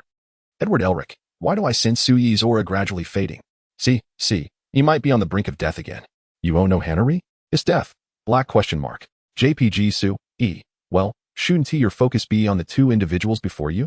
One is Thor, the god of thunder, and the other is Loki, the god of fire and mischief, also known as the god of lies." Asuna, meow shocked. JPG, W-elc-o-me, if I recall correctly, the thunder god's hammer is worth 50,000 points in the point shop. Is death. So, Su-yi essentially got a free 50,000 points. That is quite outrageous. "Yuo no Hanari. However, your aura is indeed growing weaker. Are you really alright?" Su-yi, speaking of death, I almost forgot about that. After sending this message in the chat group, Su-yi slowly closed his eyes, gathering nearly all his mental energy to restrain his body's self-repairing functions. He endeavored to lower his bodily functions to their minimum. Ultimately, after exerting unprecedented effort, he was ultimately slain by the Destroyer.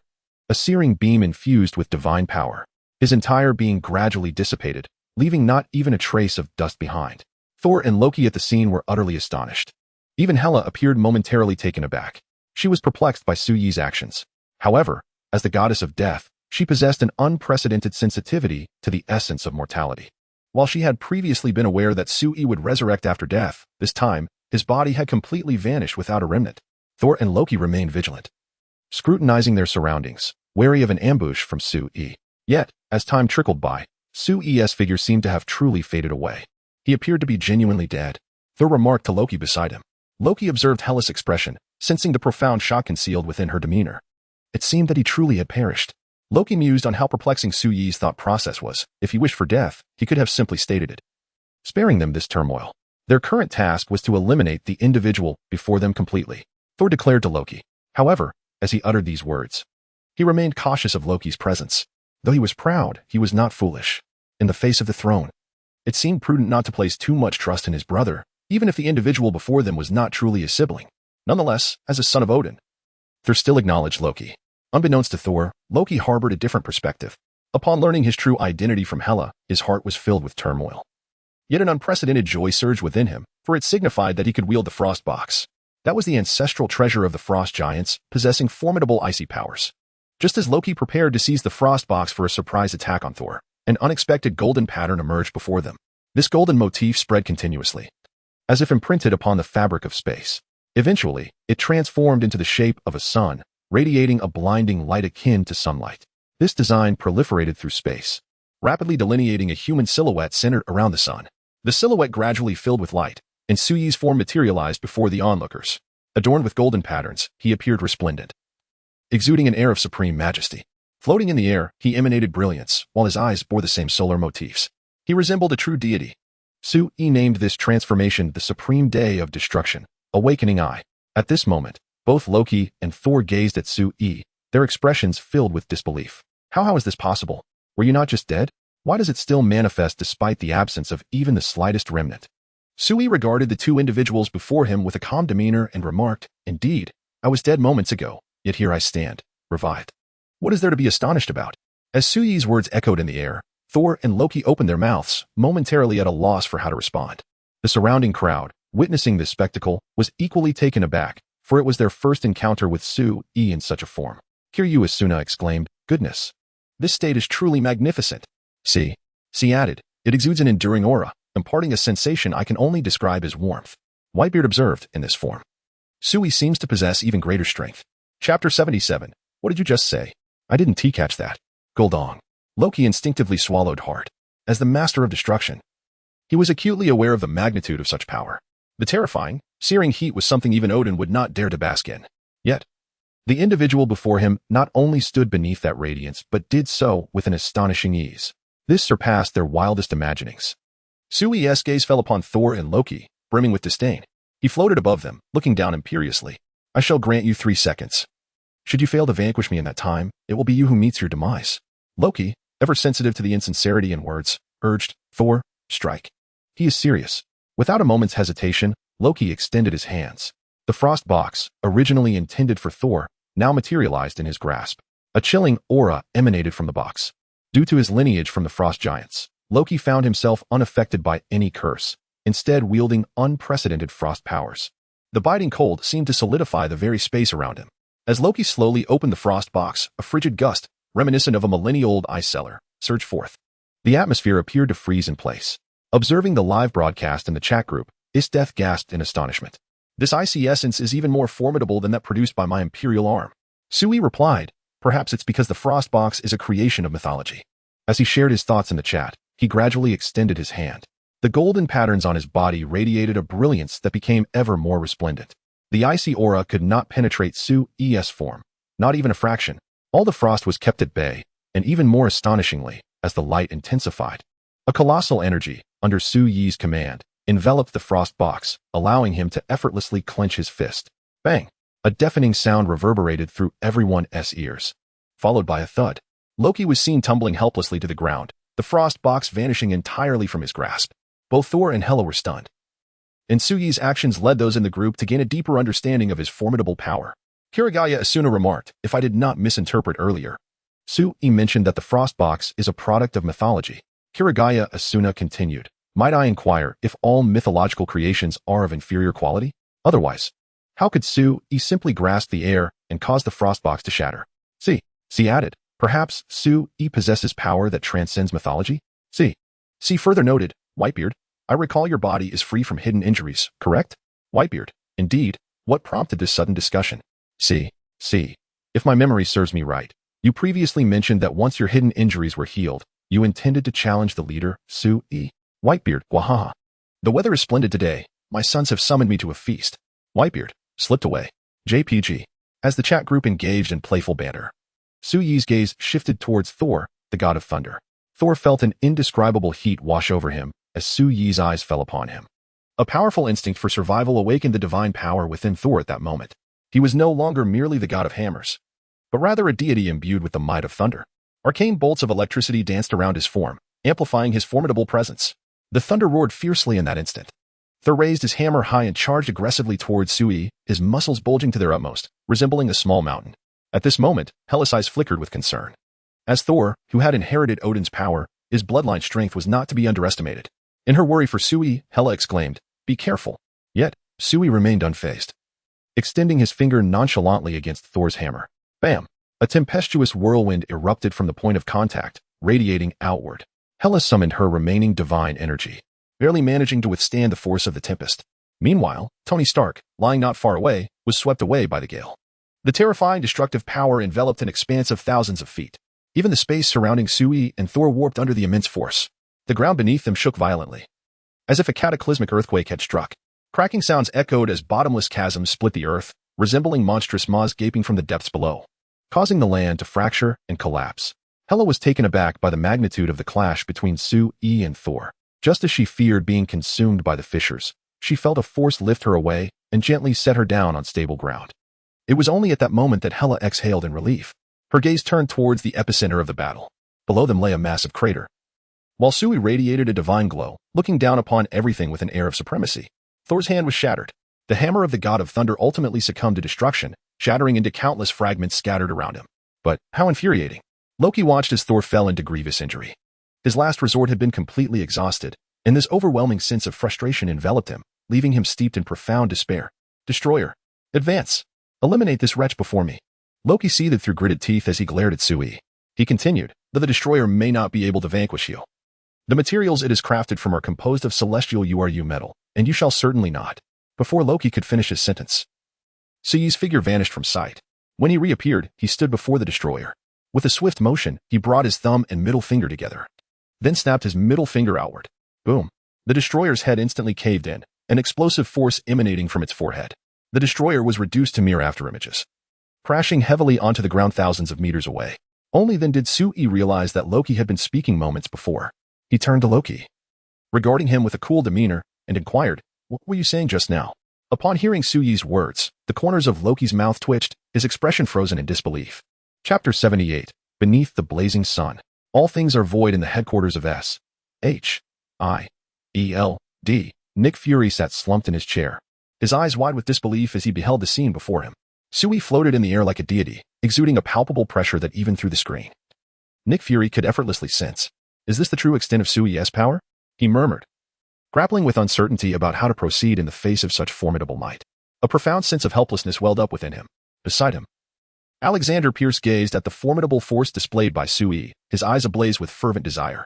If he could wield such power, would he not become a god in this world? Greed transformed into a demon, gradually consuming Pierce's rationality. Though he was consumed by an insatiable yearning for Su-yi's power, he was acutely aware that with his current abilities, acquiring even a drop of Su-yi's blood would be an arduous task, indeed, almost impossible. However, that did not preclude him from considering unorthodox methods.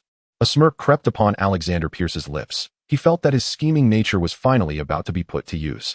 Meanwhile, amidst the ruins, Su-yi addressed Loki and Thor, saying, "It is now your turn. Do you have anything you wish to say before your demise? I am willing to submit at your feet. You are the most powerful being I have ever encountered, and to kneel before you is the wisest choice of my life. I implore you to accept my allegiance." Without hesitation, Loki dropped to his knees before Su-yi, utterly devoid of pride. Su-yi regarded Loki with a calm expression, his tone slightly elevated. "Is that so? Are you sincere?" A flicker of joy flashed in Loki's eyes as he eagerly nodded, "Of course." For the greatness of, before Loki could finish his sentence, a searing beam of energy converged in Su-yi's eyes. This high-temperature ray was even more intense than that of the destroyer. It was the ability Su-yi had evolved following his previous death, more accurately, an upgraded version of his prior heat ray, magnifying its power by at least tenfold. The terrifying gaze transformed into a blazing beam, striking Loki with astonishing speed. It was as if one could kill with a mere glance. With a resounding boom, as Su Yi's gaze landed, a new crater formed at the spot where Loki had just been. At this moment, the central plaza was already riddled with countless craters of various sizes. The landscape was a chaotic vista of rubble and ruin. As the smoke from the explosion dissipated, all that remained was one of Loki's arms, lying in the pit, while his body had vanished without a trace. In the chat group, the others began to notice this grim turn of events. Asuna Yuuki, one cannot help but acknowledge the mischievous nature of the god of pranks and the god of lies. It appears that every skill has been honed for survival. If all goes as anticipated, this must be a desperate bid for survival. C. To escape from Su Yi's subordinates. I believe he could boast about it for a lifetime. His death, to flee in the presence of Su Yi, showcases an impressive level of strength. Yuo no Hana-Rei, indeed. The more I come to understand Su Yi, the more I realize his power is overwhelmingly formidable. Yuo no Hana-Rei, at this moment. I even feel that our captain is far from being a match for Su Yi. Hinata Hyuga, brother Su Yi is the strongest. It isn't just the people in the group. Su Yi has also sensed Loki's escape. Moreover, his aura has grown increasingly faint, making pursuit quite challenging. Thus, Su Yi decided against the chase. He resolved to deliver a grand farewell to this place. Whether they live or die, it would be left to their fate. With this thought, Su Yi's figure flickered, and he instantly appeared above the ruins. Gazing down from above, he observed that the city had been ravaged beyond recognition. The remaining personnel had already been evacuated to other locations. It could be said that this had become a ghost town. Upon witnessing this, Su Yi slowly raised his right hand. Golden patterns began to emanate from his fingers, spreading through the air. In the blink of an eye, these golden lines crafted a miniature sun in the sky. The small sun hovered above the ruins, and merely its presence ignited an unprecedented inferno within the city. Loki, clearly aware of this unfolding scene, found himself in an utterly dire situation. Not only was his clothing in tatters, but his severely injured body and the loss of his arm inflicted upon him an unimaginable agony. He was seen sprinting forward, his mind consumed by a singular thought: to escape the city. As for any other trivial matters, they were far from his mind. If fate offered him another chance, he would undoubtedly avoid Midgard. This place was infinitely more terrifying than Asgard. Just as Loki pondered this, Su Yi in the sky waved his arm downwards. The sun began to descend gently from the heavens. Simultaneously, Su Yi activated his magnetic field, locking onto the figures of Hela, the Destroyer, and Tony Stark, drawing them beside him, and then leisurely soaring into the distance. Behind Su Yi, an incredibly blinding light radiated, illuminating the sky in a searing white hue. In contrast, other areas seemed to plunge into a dismal darkness, as if the entire world was gray solely by that blazing sun. As the radiant sun gradually faded, the entire city transformed into a colossal pit, smooth to the touch. Within that pit, all existence was obliterated. Perhaps some remnants linger only as dust suspended in the air. Before his masterpiece, Su Yi remains utterly indifferent. As for the fates of Thor and Loki, they weigh not upon his mind. After all, they are but insignificant insects in his presence. As the intricate patterns on Su Yi's body gradually faded, a colossal pressure began to dissipate from him. He stifled a yawn. For it must be said that once the state of awakening I was lifted, a profound drowsiness surged upon him like a tidal wave. This was not a mere exhaustion of physical energy, but rather a simple fatigue of the spirit. Hela, let us prepare to return to the Queen's district, he declared. And with that, his figure vanished from sight. In the next moment, Su Yi and his companions arrived at the Queen's district.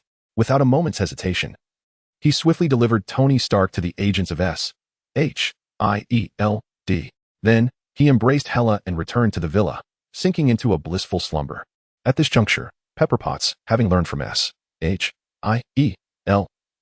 of Tony Stark's safety, hurriedly made her way from the refuge, boarding a plane to the agency.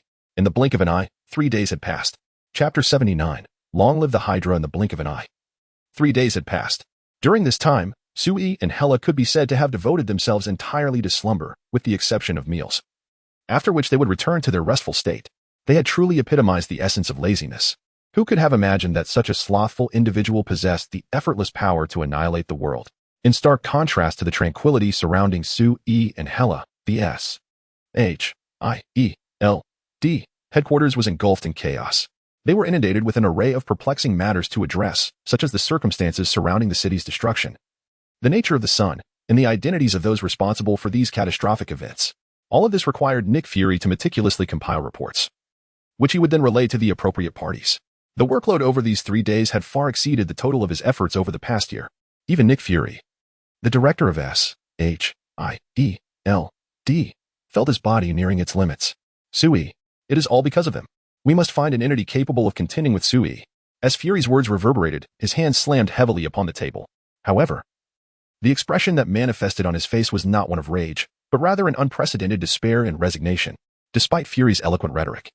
He was acutely aware that their current capabilities were utterly insufficient to confront Sui. This reality rendered them unable to thwart his desires, at times. They even found themselves compelled to assist him. This was the source of Fury's deepest despair. At that moment, Pierce approached Nick Fury and remarked, "Nick, there are times when we need not directly confront the individual in question." Fury paused, taken aback by Pierce's statement. He turned to Pierce and inquired, "What do you mean by that? Are you suggesting we target Sui's associates?" Pierce offered no verbal response, merely gazing silently at Fury. Yet, his demeanor conveyed his underlying thoughts. Fury scrutinized Pierce and exclaimed, "Pierce, have you lost your mind? In the face of absolute power, no cunning scheme can possibly succeed. I possess a certain understanding of Su Yi's strength. No, you cannot fathom the terror that he embodies. His abilities extend far beyond what you have previously witnessed. I suspect he harbors powers we have yet to comprehend." Upon hearing Fury's words, Pierce's expression darkened. Perhaps, he murmured softly, though his countenance betrayed his reluctance. Fury seemed to sense Pierce's reluctance and reiterated, "Pierce, I advise you to refrain from entertaining such notions.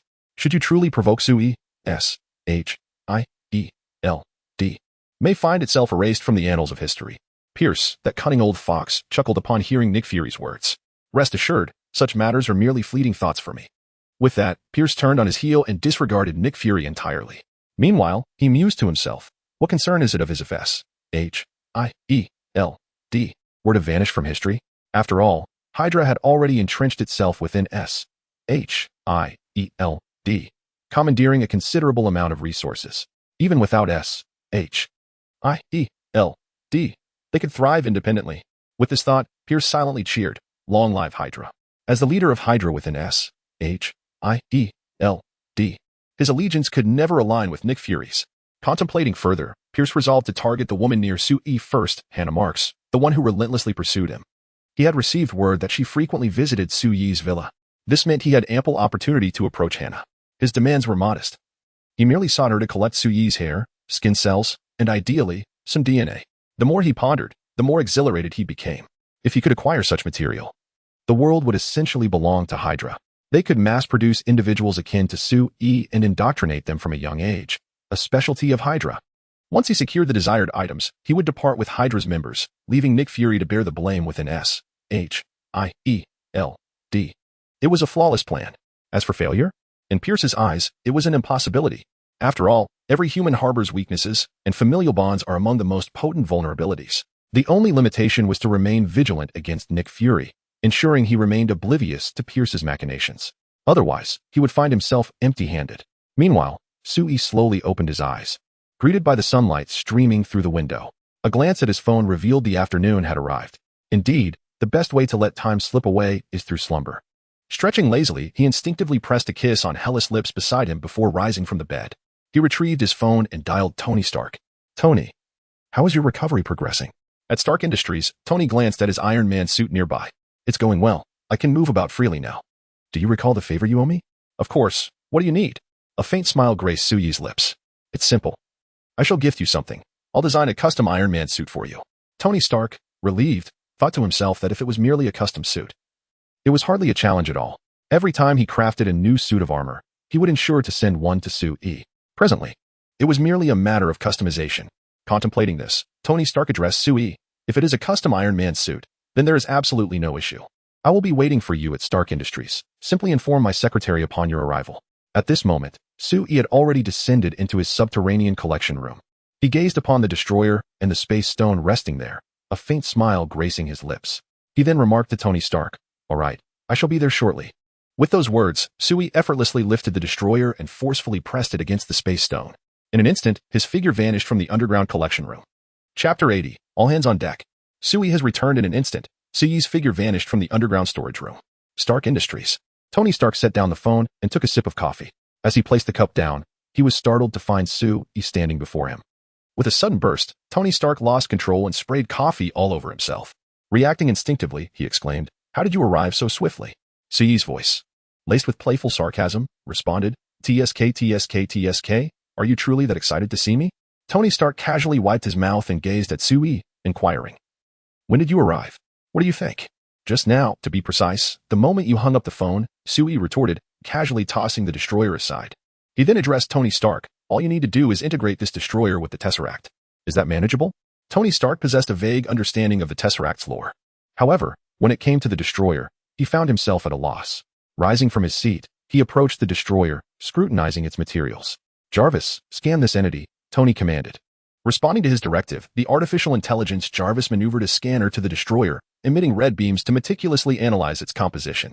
After a prolonged moment, Jarvis reported, Sir, this is composed of materials from other planets, and their resilience far exceeds our capabilities. At this juncture, Tony Stark shrugged and remarked to Sui, as you can see, it is not that I am unwilling to assist you. We simply cannot handle this creature unless you are willing to aid me. As he spoke, Tony's gaze fell upon the concave area of the destroyer's face, sending a chill down his spine. He had witnessed this being's terrifying power firsthand. The mere fact that his repulsor beam had produced no sparks upon striking the destroyer was a testament to the extraordinary nature of the materials employed in its construction. Meanwhile, Sui had begun to explore Tony Stark's office, softly stating, No, I merely wish to create a toy to play with, after all. Isn't a mech the epitome of a man's romance? If it requires an immense amount of time to construct this toy, it would be nothing short of a torment for me. Upon hearing that Sui only sought to fashion a toy, Tony Stark felt an overwhelming sense of exasperation. What kind of toy necessitated the use of the destroyer and the Tesseract?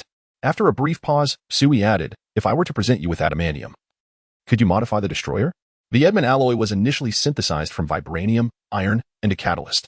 This metal is renowned for its unparalleled hardness, surpassing even vibranium by a slight margin. However, the current quantity of Edmund alloy is exceedingly scarce. Within Sui's mind, there exists only one individual in possession of the indestructible true Edmund alloy, and that is Wolverine from X Academy. Tony Stark, having heard of Edmund metal in the past, nodded slightly at this moment. If you truly possess Edmund alloy, I would be willing to experiment with it. Alternatively, if you could provide me with a substantial amount of vibranium, I could create a metal akin to Edmund alloy. At this point, Tony puffed out his chest, for he was indeed a genuine genius of research. He believed that with a sufficient supply of vibranium, he could undoubtedly develop a metal that could rival Edmund alloy, or perhaps even surpass it. Sui merely smiled and replied, That sounds feasible, but are you prepared to bear the cost of utilizing that vibranium? Tony Stark paused, instinctively asking, Cost? What do you mean? Sui, seated in the void, stated, for instance, a substantial loss of life. Tony Stark's body trembled slightly. He was completely unaware of why the use of vibranium would entail such a grave cost. Yet, he understood that Sui appeared indifferent to such matters. As long as he was willing to nod, he could indeed procure vibranium. But if he were to agree, he would no longer be Tony Stark. Realizing this, Tony quickly shook his head. No, that's unnecessary. I cannot bear the cost you mentioned. Observing Tony Stark's anxious demeanor, Sui chuckled. Why so tense? I was merely jesting. If I really needed to find vibranium, I wouldn't even know where to look. All right, wait here for a moment. I need to meet an old friend to borrow some Edmund alloy. As Sui's words fell, he abruptly pressed the cosmic cube in his hand. A brilliant blue aura surged forth, and with that, his figure vanished from Tony Stark's workshop. In the next instant, Sui reappeared at the entrance of X Academy. However, to his surprise, the moment he materialized at the gates, a piercing alarm resonated throughout the entire academy. Upon hearing the alarm, the members within the academy were all taken aback. Phoenix, noticing the commotion, quickly turned to her companions and exclaimed, That guy has arrived. Everyone, prepare for battle. Take the children to the shelter. I say, you needn't be so frightened of me. Sui's figure appeared beside Phoenix, addressing her and those nearby. Everyone felt as though they had plunged into an icy abyss. You haven't kicked down the door again, have you? The Phoenix woman confronted Sui. Her eyes filled with wariness as she scrutinized him. Memories of 3 years prior flooded her mind, recalling the moment when Sui first arrived. At that time, he was rather inexperienced, and merely dispatching 3 mutants was sufficient to defeat him.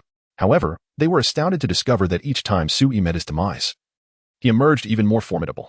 For an entire month, he diligently appeared at X Academy, day after day, until he could effortlessly overpower them. Subsequently, his visits to the academy became infrequent. Although he returned a few times, those occurrences were long ago.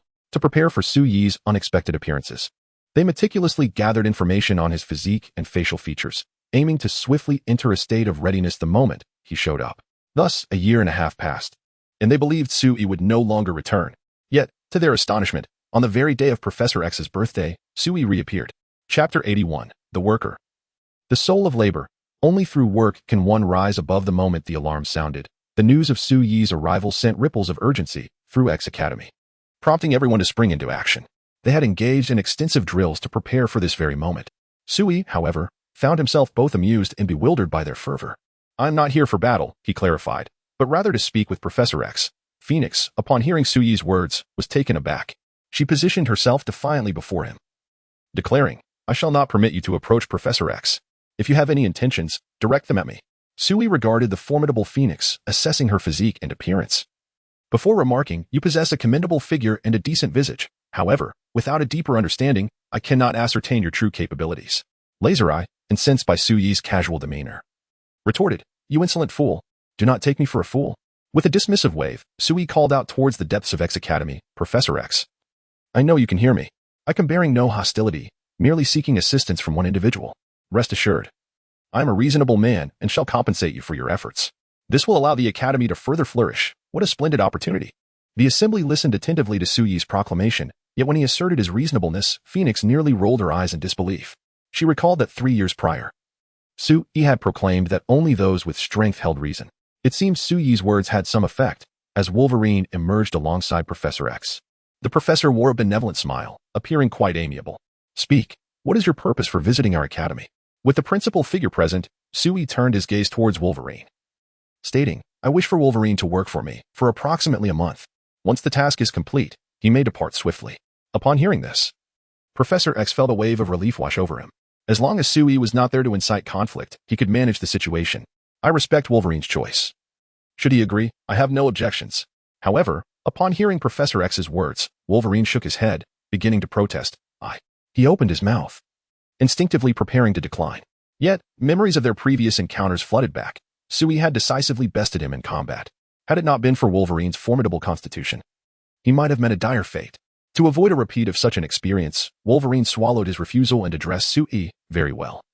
"But I expect to have other time at my disposal outside of work." "No problem. Aside from work hours, you are free to use your time as you wish. You can also rest on weekends, and once the work is completed, payment will be provided to you." Wolverine slightly nodded, then looked at Su Yi with a hint of disbelief, as if he were pondering whether this amiable Su Yi before him was truly the same person who had once exhibited such extreme ferocity. After discussing these matters, Su Yi directly led Wolverine out of the academy, leaving the others in a state of bewilderment. At that moment, Phoenix turned to Professor X beside her and remarked, "This fellow seems somewhat different from before." Cyclops, hearing Phoenix's words, retorted in indignation, "What is different? He is still the same. Perhaps if we were to refuse him, he would erupt in rage." Professor X's eyes sparkled with an enigmatic light. From his observations, the hostility emanating from Su Yi appeared to have genuinely dissipated. Moreover, he seemed to have grown more composed, unlike the previous madness and volatility. Contemplating this, Professor X slowly stated, "Perhaps he has indeed changed." Through the cosmic cube, Su Yi transported Wolverine directly to Tony Stark's room.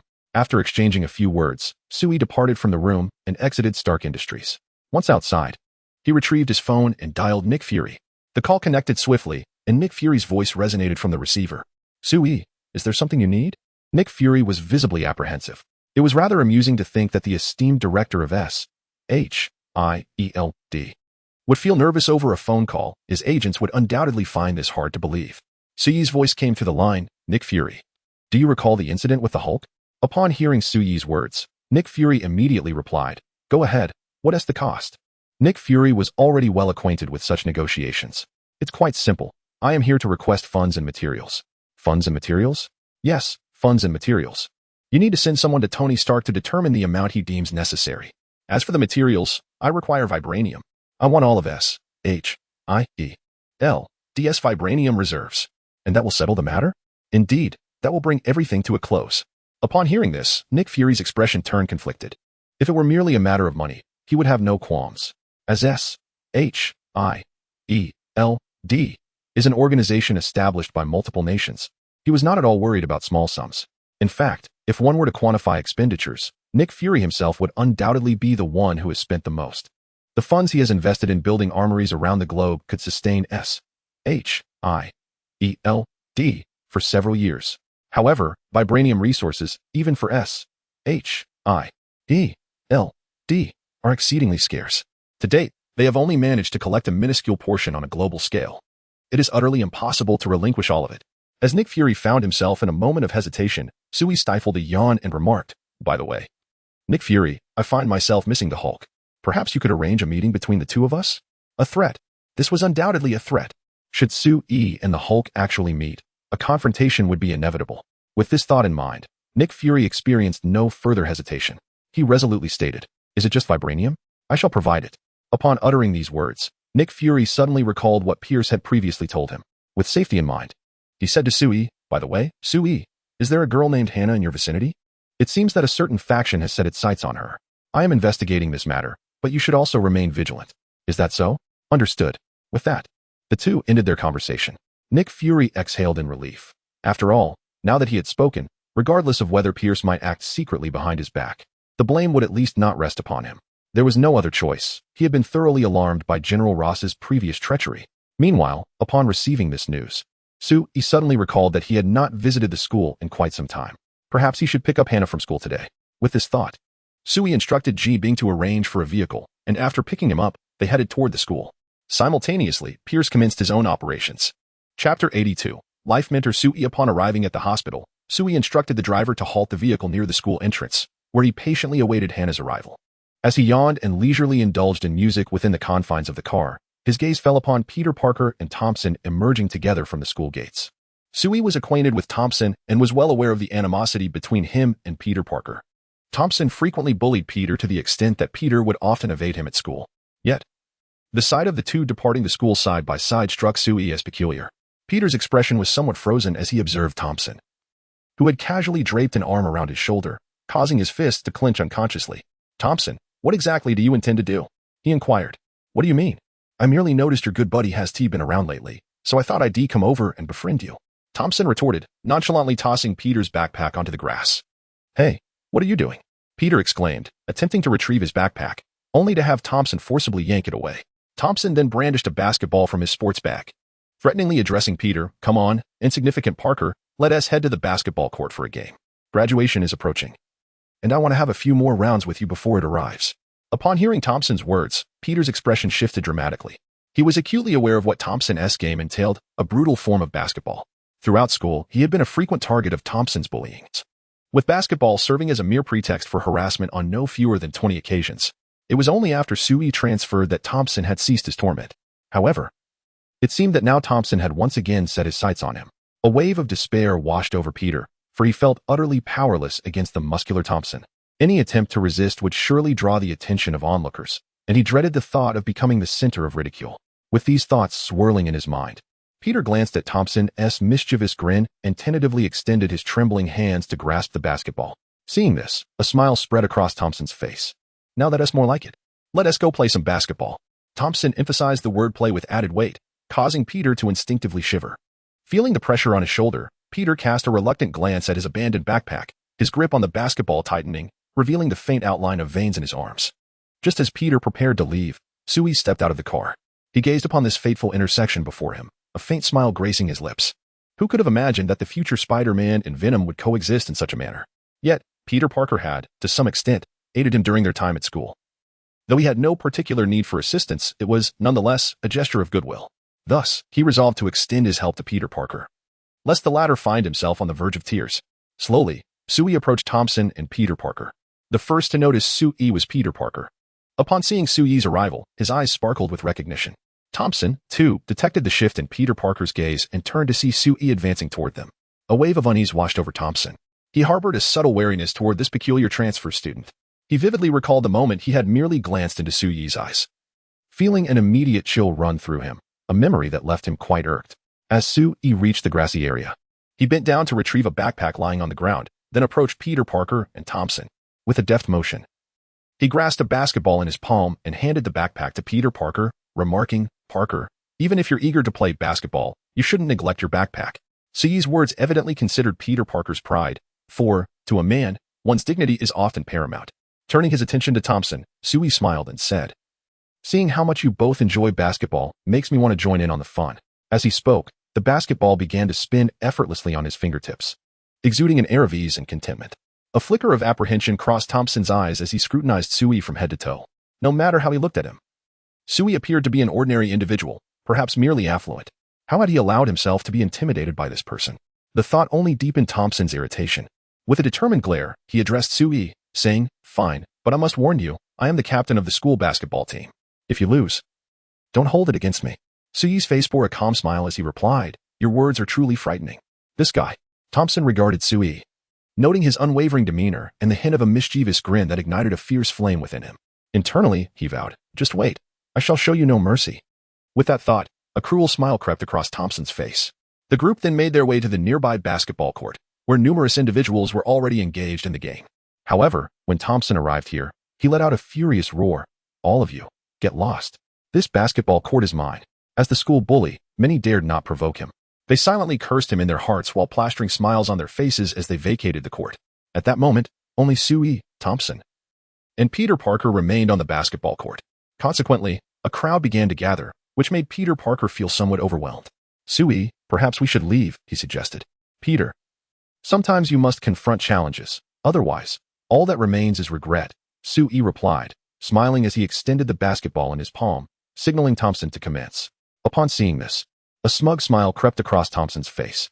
He believed Sui was displaying weakness and inviting him to take it easy. However, was that even possible? Absolutely not. He would not only refuse to relent but would also unleash a brutal onslaught. With that thought, Thompson reached for the basketball. Yet, in that very moment, his expression shifted. For he realized he could hardly lift the basketball held by Sui. What on earth was happening? Chapter 83. The victor of life. Thompson was momentarily stunned, questioning whether he was trapped in an illusion. Taking a deep breath, he yanked at the basketball with all his might. Yet, the ball remained completely immobile, defying all expectation. How could this be possible? Thompson murmured in disbelief, gazing at Sui with a look of utter astonishment. As more and more people gathered around, they too sensed the peculiar situation, whispering among themselves. What was happening? Was Thompson merely toying with Sui? Surely. Thompson's character was notoriously cruel. Was he planning to humiliate Sui later? Poor Sui had unwittingly attracted the attention of this school bully. The murmurs wafted into Sui's ears, yet he remained unfazed. Instead, he provocatively challenged Thompson, asking, "What's the matter? Why don't you seize the basketball? Is it that you lack the capability?" Thompson, noticing the smile curling at the corners of Sui's lips, felt an intense fixation wash over him. "Damn it! Give me the basketball!" Thompson shouted furiously, his muscles bulging with effort as his demeanor turned feral. He grasped the ball with all his strength. Yet the basketball in Sui's hands remained steadfast. "You fiend! How on earth are you managing this?" Thompson seethed through gritted teeth, convinced that Sui was employing some trickery. In response, Sui merely smiled and suddenly loosened his grip. The basketball was liberated from his grasp, sending Thompson sprawling backward, limbs flailing in a most undignified manner. The onlookers, despite being aware of Thompson's notoriously vicious nature, could not suppress their laughter at the sight. Even Peter Parker wore a faint smile, his previous fear of Thompson having dissipated significantly thanks to Sui's deliberate intervention. At that moment, Sui seemed to realize, you possess quite a bit of strength, don't you? You actually managed to take it from me." However, as he uttered these words, accompanied by an infuriatingly smug expression and a teasing tone, it ignited the fury within Thompson's heart. With remarkable agility, Thompson sprang to his feet. The basketball seemed to merge with his very being, effortlessly under his command. He was determined to redeem himself and wash away the shame he had just endured. Taking a deep breath, Thompson launched himself toward the hoop with rapid determination. As the captain of the school basketball team, he had led his teammates to numerous victories, particularly shining in collegiate tournaments. Anyone who played basketball in the school would undoubtedly recognize Thompson. Thompson's prowess was undeniably formidable. He swiftly maneuvered past Sui, who stood idly before him, a fierce expression etched upon his face. Almost immediately, gasps of astonishment echoed around them, further fueling Thompson's sense of pride. "Allow me to demonstrate what it truly means to be a basketball deity," Thompson roared within the confines of his mind. In that moment, he leaped high into the air, his arms stretching backward before he unleashed his strength. His arm traced a graceful arc through the air as he executed a thunderous dunk. The rim trembled under his powerful grasp, as if he sought to showcase his extraordinary might. Yet, in that instant, Thompson found himself utterly stunned. He gazed in disbelief at the rim, suddenly realizing that the ball was no longer in his possession. Where had it vanished? This thought raced through his mind. Upon landing, he instinctively turned to the side, only to find Sui yawning, the basketball spinning rapidly at his fingertips. Sui's expression bore a hint of fatigue, as if mocking Thompson's efforts. How infuriating! When had this happened? Thompson's mind was flooded with a whirlwind of thoughts. Most significantly, he had failed to comprehend when Sui had made his move. Suddenly, a revelation struck him. Could it have been at that moment? Just as he had circumvented Sui, amidst the gasps of the onlookers, Thompson had initially assumed those exclamations were in admiration of his skills. but he had never anticipated they were in awe of Su-yi's actions. A humiliation. This was an undeniable disgrace. Thompson seethed internally, vowing not to underestimate Su-yi again. He was determined to demonstrate the ferocity of his defensive skills. With this resolve, Thompson positioned himself, his eyes gleaming with an unprecedented seriousness. This scene did not escape the notice of those around them, who could sense Thompson's newfound intensity. Thompson was indeed serious, despite his somewhat unpleasant demeanor. His basketball prowess was exceptional. It was said that Thompson was a once-in-9,000 years talent. Seriously, a once-in-9,000 years talent? Are you trying to make me laugh? Yet, this was a testament to Thompson's remarkable abilities, wasn't he? I had heard that upon graduation, he would be able to step directly into the NBA. As Su-yi caught wind of the admiration from the crowd, he chuckled. I didn't expect you to be quite this skilled. He continued with a hint of challenge. Enough talk. Let us see your offense. I shall surely thwart you. Very well, then I shall attack, Su-yi replied, dribbling the basketball as he slowly approached Thompson. His unguarded demeanor felt like a deliberate insult to Thompson, or at least that was how Thompson perceived it. You underestimate me at your peril. Thompson gritted his teeth, voicing his determination. With a single step, he extended his palm towards the basketball. At that moment, Su-yi's voice fell silent. Almost immediately, Su-yi leapt into the air, his arms stretching backward. Then he exerted a powerful force. His arms traced an arc in the air, culminating in a thunderous dunk. Bang!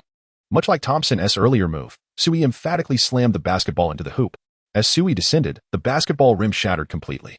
I will have someone bring a new hoop, he declared, turning to Thompson with a warning, and Thompson, do not let me see you bully the weak again. With his back turned to the utterly astonished Thompson, Su-yi casually waved his hand and strode off the court. Instinctively, everyone parted to make way for him. At that moment, Hannah emerged from the teaching building, resembling a fledgling returning to its nest, and sprinted towards Su-yi. She leaped into his embrace, nestling tightly against him. Inhaling his scent, in a sweet voice that wafted through the crowd, she exclaimed, Su-yi, you actually came to pick me up today. Indeed. I have come to escort you home, he replied, wrapping his arm around the stunning campus belle, Hannah, as they made their way to his luxurious car. The onlookers were left with envious gazes, their thoughts echoing. Is this what it means to be a winner in life? Chapter 84, The Transformation of the Campus Belle. Hannah Su-yi embraced Hannah as they entered the luxurious car. The vehicle gradually began to move, and the surrounding scenery retreated in a blur. Hannah reveled in this tranquil moment. Suddenly, her phone rang. Upon glancing at the caller ID, she was momentarily taken aback. Why were her parents calling her at this hour? Without hesitation, she answered the call in front of Su-yi. Mom, what is the matter? Hannah, if you have time today, please come home early. I've prepared something delicious for you. Su-yi noticed the tremor in Hannah's mother's voice, revealing a hint of anxiety. Recalling Nick Fury's words, Su-yi's lips curled into a slight smile, though his expression remained devoid of any warmth, exuding an air of coldness. Anyone who dared to cast their gaze upon him or those close to him would not escape unscathed. He subtly nodded to Hannah, who quickly sensed the shift in his demeanor. She soon became aware that her mother seemed somewhat unusual. Nevertheless, with Su-yi by her side, Hannah quickly regained her composure. All right, I'll take a cab back right away, she assured her mother before hanging up. Su-yi, I feel like something is off with my mom. Don't worry. As long as I am here, you can go back without concern. Besides, do not forget that you possess geas. Hannah nodded slightly, removing her contact lenses to reveal the red, bird-like patterns within her eyes. Soon, Su-yi and Hannah arrived at the base of a building. Su-yi employed the power of the phantom fruit to blend seamlessly with the surrounding environment while Hannah made her way towards her home. This scene was under the watchful surveillance of agents sent by Pierce. The target has entered the building. The target has taken the elevator to the designated floor. The target has entered the room. Initiate encirclement immediately. Su-yi could hear the steady footfalls echoing throughout the building. It appeared they were not targeting Hannah, but rather her parents, aiming to use them to control Hannah. Su-yi pondered this as he followed Hannah into the room. Inside, Hannah saw her parents restrained on the sofa. The armed assailants surrounding them were menacing, their dark weapons trained on Hannah's parents, causing her expression to shift dramatically. Who are you? Release my parents at once. Hannah's delicate hands clenched in anger, her gaze fierce enough to pierce through the agents before her. One agent, seemingly the leader, stepped forward and addressed Hannah. There is no need for alarm. We are merely here to discuss a few matters with you. Upon hearing the agent's words, Hannah furrowed her brow slightly, yet her demeanor remained unyielding. Is this the attitude you adopt when negotiating? Do put down the gun from my parents' heads at once. Her parents, filled with anxiety, gazed at their daughter, wishing she had not come if it could be avoided. However, upon sensing their concern, Hannah gently shook her head and reassured them. It's all right, Mom and Dad. With me here, I will ensure your safety. With that, she turned her attention back to the agent, demanding, you should lower the gun now. The agent felt a twinge of frustration. Typically, in such situations, targets were on their knees pleading for mercy. How was it that this woman was so audacious? Or was she simply oblivious to the gravity of her situation? Nevertheless, orders had been given from above to avoid harming Hannah if at all possible. Consequently, the agent signaled to his colleagues, and they lowered their weapons aimed at Hannah's parents, though their vigilance remained intact, eyes fixed on them. Witnessing this, Hannah boldly settled onto her family's sofa and challenged the agent. Now, tell me, who sent you? This was a tactic she had learned from Hela, whose commanding presence was formidable. While Hannah may not have fully embodied that aura, she certainly exuded a fraction of it, leaving the agent momentarily at a loss for words. However, the agent quickly regained his composure. He coldly replied, "Do not misjudge your position. If you refuse to comply with our demands, we will not hesitate to eliminate your parents." Hannah, undeterred, met his gaze with her icy eyes and retorted, "Dare to make a move, and I assure you, I can kill you with just a look." Her parents, observing Hannah, sensed that their daughter had undergone a transformation they could not quite comprehend. Meanwhile, Sui, standing nearby, watched the unfolding drama with a smile, even indulging in a sip of his drink. He had not anticipated Hannah's newfound assertiveness, so different from the girl who once screamed in moments of crisis. It was evident that during this time, Hannah had experienced an unprecedented metamorphosis. Perhaps this was the change that strength could bring. The agent, clearly taken aback by Hannah's resilience, had not expected her to be such a formidable opponent. Although instructed not to harm Hannah, that did not preclude them from threatening her parents. The notion of being killed by a mere glance seemed absurd, almost laughable. Without hesitation, the agent ordered one of his subordinates, eliminate her father first. Upon hearing this, Sui swiftly approached Hannah's parents, rendering them unconscious. At that moment, Hannah turned to the agent beside her, her expression resolute. Hannah, upon merely gazing into the eyes of the agent, was able to unleash her extraordinary abilities. She beheld the image of a crimson bird, its wings gracefully flapping, as it soared directly into the agent's gaze. In an instant, without any forewarning, the agent's eyes rolled back, and he collapsed to the ground. At that moment, Sui utilized his magnetic field to control Hannah's parents, guiding them back into the room. When they regained consciousness, they would simply perceive it as a haunting nightmare. Meanwhile, the agent found himself utterly bewildered, pondering, "Who am I? Where am I? What am I doing?" Yet, ultimately, he remained an agent, and his formidable professional training prompted an instinctive reaction. His firearm was drawn in an instant, aimed directly at the unyielding Hannah. At that precise moment, Hannah's gaze shifted towards the leader of the agents. The crimson bird descended into the depths of the agent's eyes. In the blink of an eye, the agent felt as if a nuclear bomb had detonated within his mind, the overwhelming force resulting in his immediate demise, leaving him no time to react. At this juncture, Sui retracted his illusionary fruit ability, revealing his presence within the room. The magnetic field activated, and in the briefest moment, Sui seized control of all the agents present, positioning them before Hannah. Taking a deep breath, Hannah gazed at the agents and whispered softly, "Explode."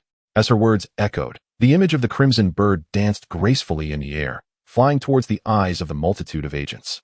The strange sounds emanating from the room drew the attention of the agents who had just surrounded the doorway. Chapter 85. The ninth person confirms. The crumbling world, the strange sounds within the room, stirred the agents outside. With a resounding bang, they entered the room without a moment's hesitation. Yet, upon crossing the threshold, the scene that greeted them was jarring, akin to the piercing whir of a power drill, striking their very nerves. Inside, the room bore no signs of chaos. However, to their astonishment, the formidable team leader lay sprawled on the floor, accompanied by other agents, all seemingly devoid of life. "What have you done, you fiend? How despicable!" One of the first agents to enter exclaimed, teetering on the brink of despair as he instinctively raised his weapon at Hannah. A palpable sense of impending death weighed heavily upon her, prompting her abilities to surge forth uncontrollably. The crimson birds, vibrant as freshly bloomed flowers, pierced the minds of the agents, detonating like a series of nuclear bombs within their consciousness. In an instant, every agent sent to carry out the mission was utterly incapacitated by Hannah alone. Witnessing this, Hannah instinctively murmured, "How could this be? Has my power spiraled out of control?" She turned to Sui, seeking affirmation. Just then, a bird soared toward Sui, causing Hannah's heart to tremble violently, a wave of regret flooding her being. Her face paled dramatically as she gasped in horror, watching Sui slowly close his eyes. In that moment, her heart plummeted into despair. The intense psychological strain shattered her, enveloping her in anguish. The blood-red birds manifested in another pair of eyes. Gia's awakened. Having evolved directly from the brink of chaos, he stabilized entirely. However, Hannah remained oblivious to this transformation, consumed by overwhelming guilt. She rushed to Sui, clinging to him tightly, crying out, "Sui, are you all right?" "Sui." She repeated his name incessantly. Suddenly, she felt two large hands cover her back. Looking up, She saw Sui gradually opening his eyes. I must say, Hannah, your abilities are rather formidable. With a slight enhancement in physical strength, you would indeed be a paragon of both offense and defense, Sui remarked. He had previously perished in the wake of Hannah's mental explosion, but he had awakened a mental barrier capable of mitigating her psychic assault. Otherwise, he would have faced death once more. After comforting Hannah, Sui turned to her and said, Hannah, your parents should wake up soon. Just continue with your life as normal and tell them that this was all a nightmare. As for these individuals, I shall take care of them. Hannah nodded vigorously, her grip tightening around Sui's arm, and tears unconsciously dampened his chest. He affectionately tousled her hair, utilizing his magnetic field ability. Sui levitated the numerous agents into the air, blending them seamlessly with their surroundings using the powers of his illusion fruit. With the bodies of the agents in tow, Sui soared towards S-H-I-E-L-D. As he ascended slowly, he entered the chat group, a habit he had grown fond of. Group leader Sui has entered the chat group. As the notification rang out, the participants in the chat became increasingly lively. Hinata Hyuga, brother Sui. It's been so long since I last saw you. When can I see you again? Hinata Hyuga, crying. JPG, C. Haha, little Hinata. If Sui isn't coming to find you, you can always come to find him. I'm sure he wouldn't refuse. Hinata Hyuga, but I can't go out lately. I still need to prepare for the Chunin exams. Sui, Chunin exams? Is it that soon? Sui was somewhat astonished, but recalling the differing flow of time across worlds, his shock diminished. Hinata Hyuga, brother Sui. Will you come to watch when I take my Chunin exam? You no Hana Ray. Little Hinata, you're only inviting your brother Sui. What about us? It's death, exactly. We want to watch little Hinata's exam too. W-elc-o-me. By the way, with Whitebeard's stature, he would definitely attract attention if he were to go. Whitebeard, Gurarararara. That's no problem. Whitebeard, I happen to see a size reduction experience card in the points mall. For just 10 points, one can shrink their body for a time. Whitebeard, so when little Hinata has her exam, I can go and watch too. Gurarararara. Kiriyama Asuna, but when will the 9th person arrive? I really want the chat group to upgrade soon. Otherwise, we, the slackers, won't have any points to use. Ding, the 9th person has been confirmed. But due to their world on the brink of collapse, they cannot arrive for now. Ding, mission issued. Save the collapsing world of the 9th person and stabilize it. Limit, 5 people. Reward, 5,000 points. Ding, once the 9th person's world is relatively stable, they will join the chat group, leading to an upgrade. The chat group was suddenly filled with a series of electronic notifications, capturing everyone's attention at once. Asuna Yuki, a world in collapse? My heavens. It sounds utterly terrifying. See, am I the only one fixated on those 5,000 points? W-elc-o-me. I yearn to participate. Yet I am bound by pressing matters. It's death. I am currently engaged in battles abroad, unable to break free for the time being. Hinata Hyuga, I too am preparing for the Chunin exams. Ryuzuki, since none of you are available, it seems we have exactly 5 individuals remaining. Sui, however. The only issue at hand is that we remain oblivious to the nature of this world's collapse, as well as the identity of the 9th individual. Just then, the chat group emitted another electronic chime. Ding, the name of the collapsing world is High School of the Dead. The name of the 9th individual is Seiko Busujima.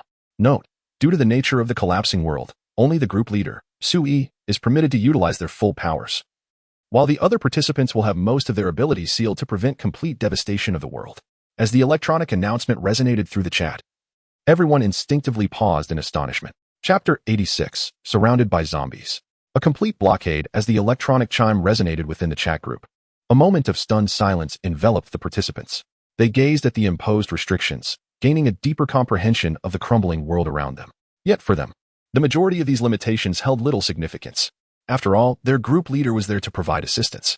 The mere thought of the leader's formidable power instilled in them an unprecedented sense of security. They felt fortunate to have drawn Sui as their leader.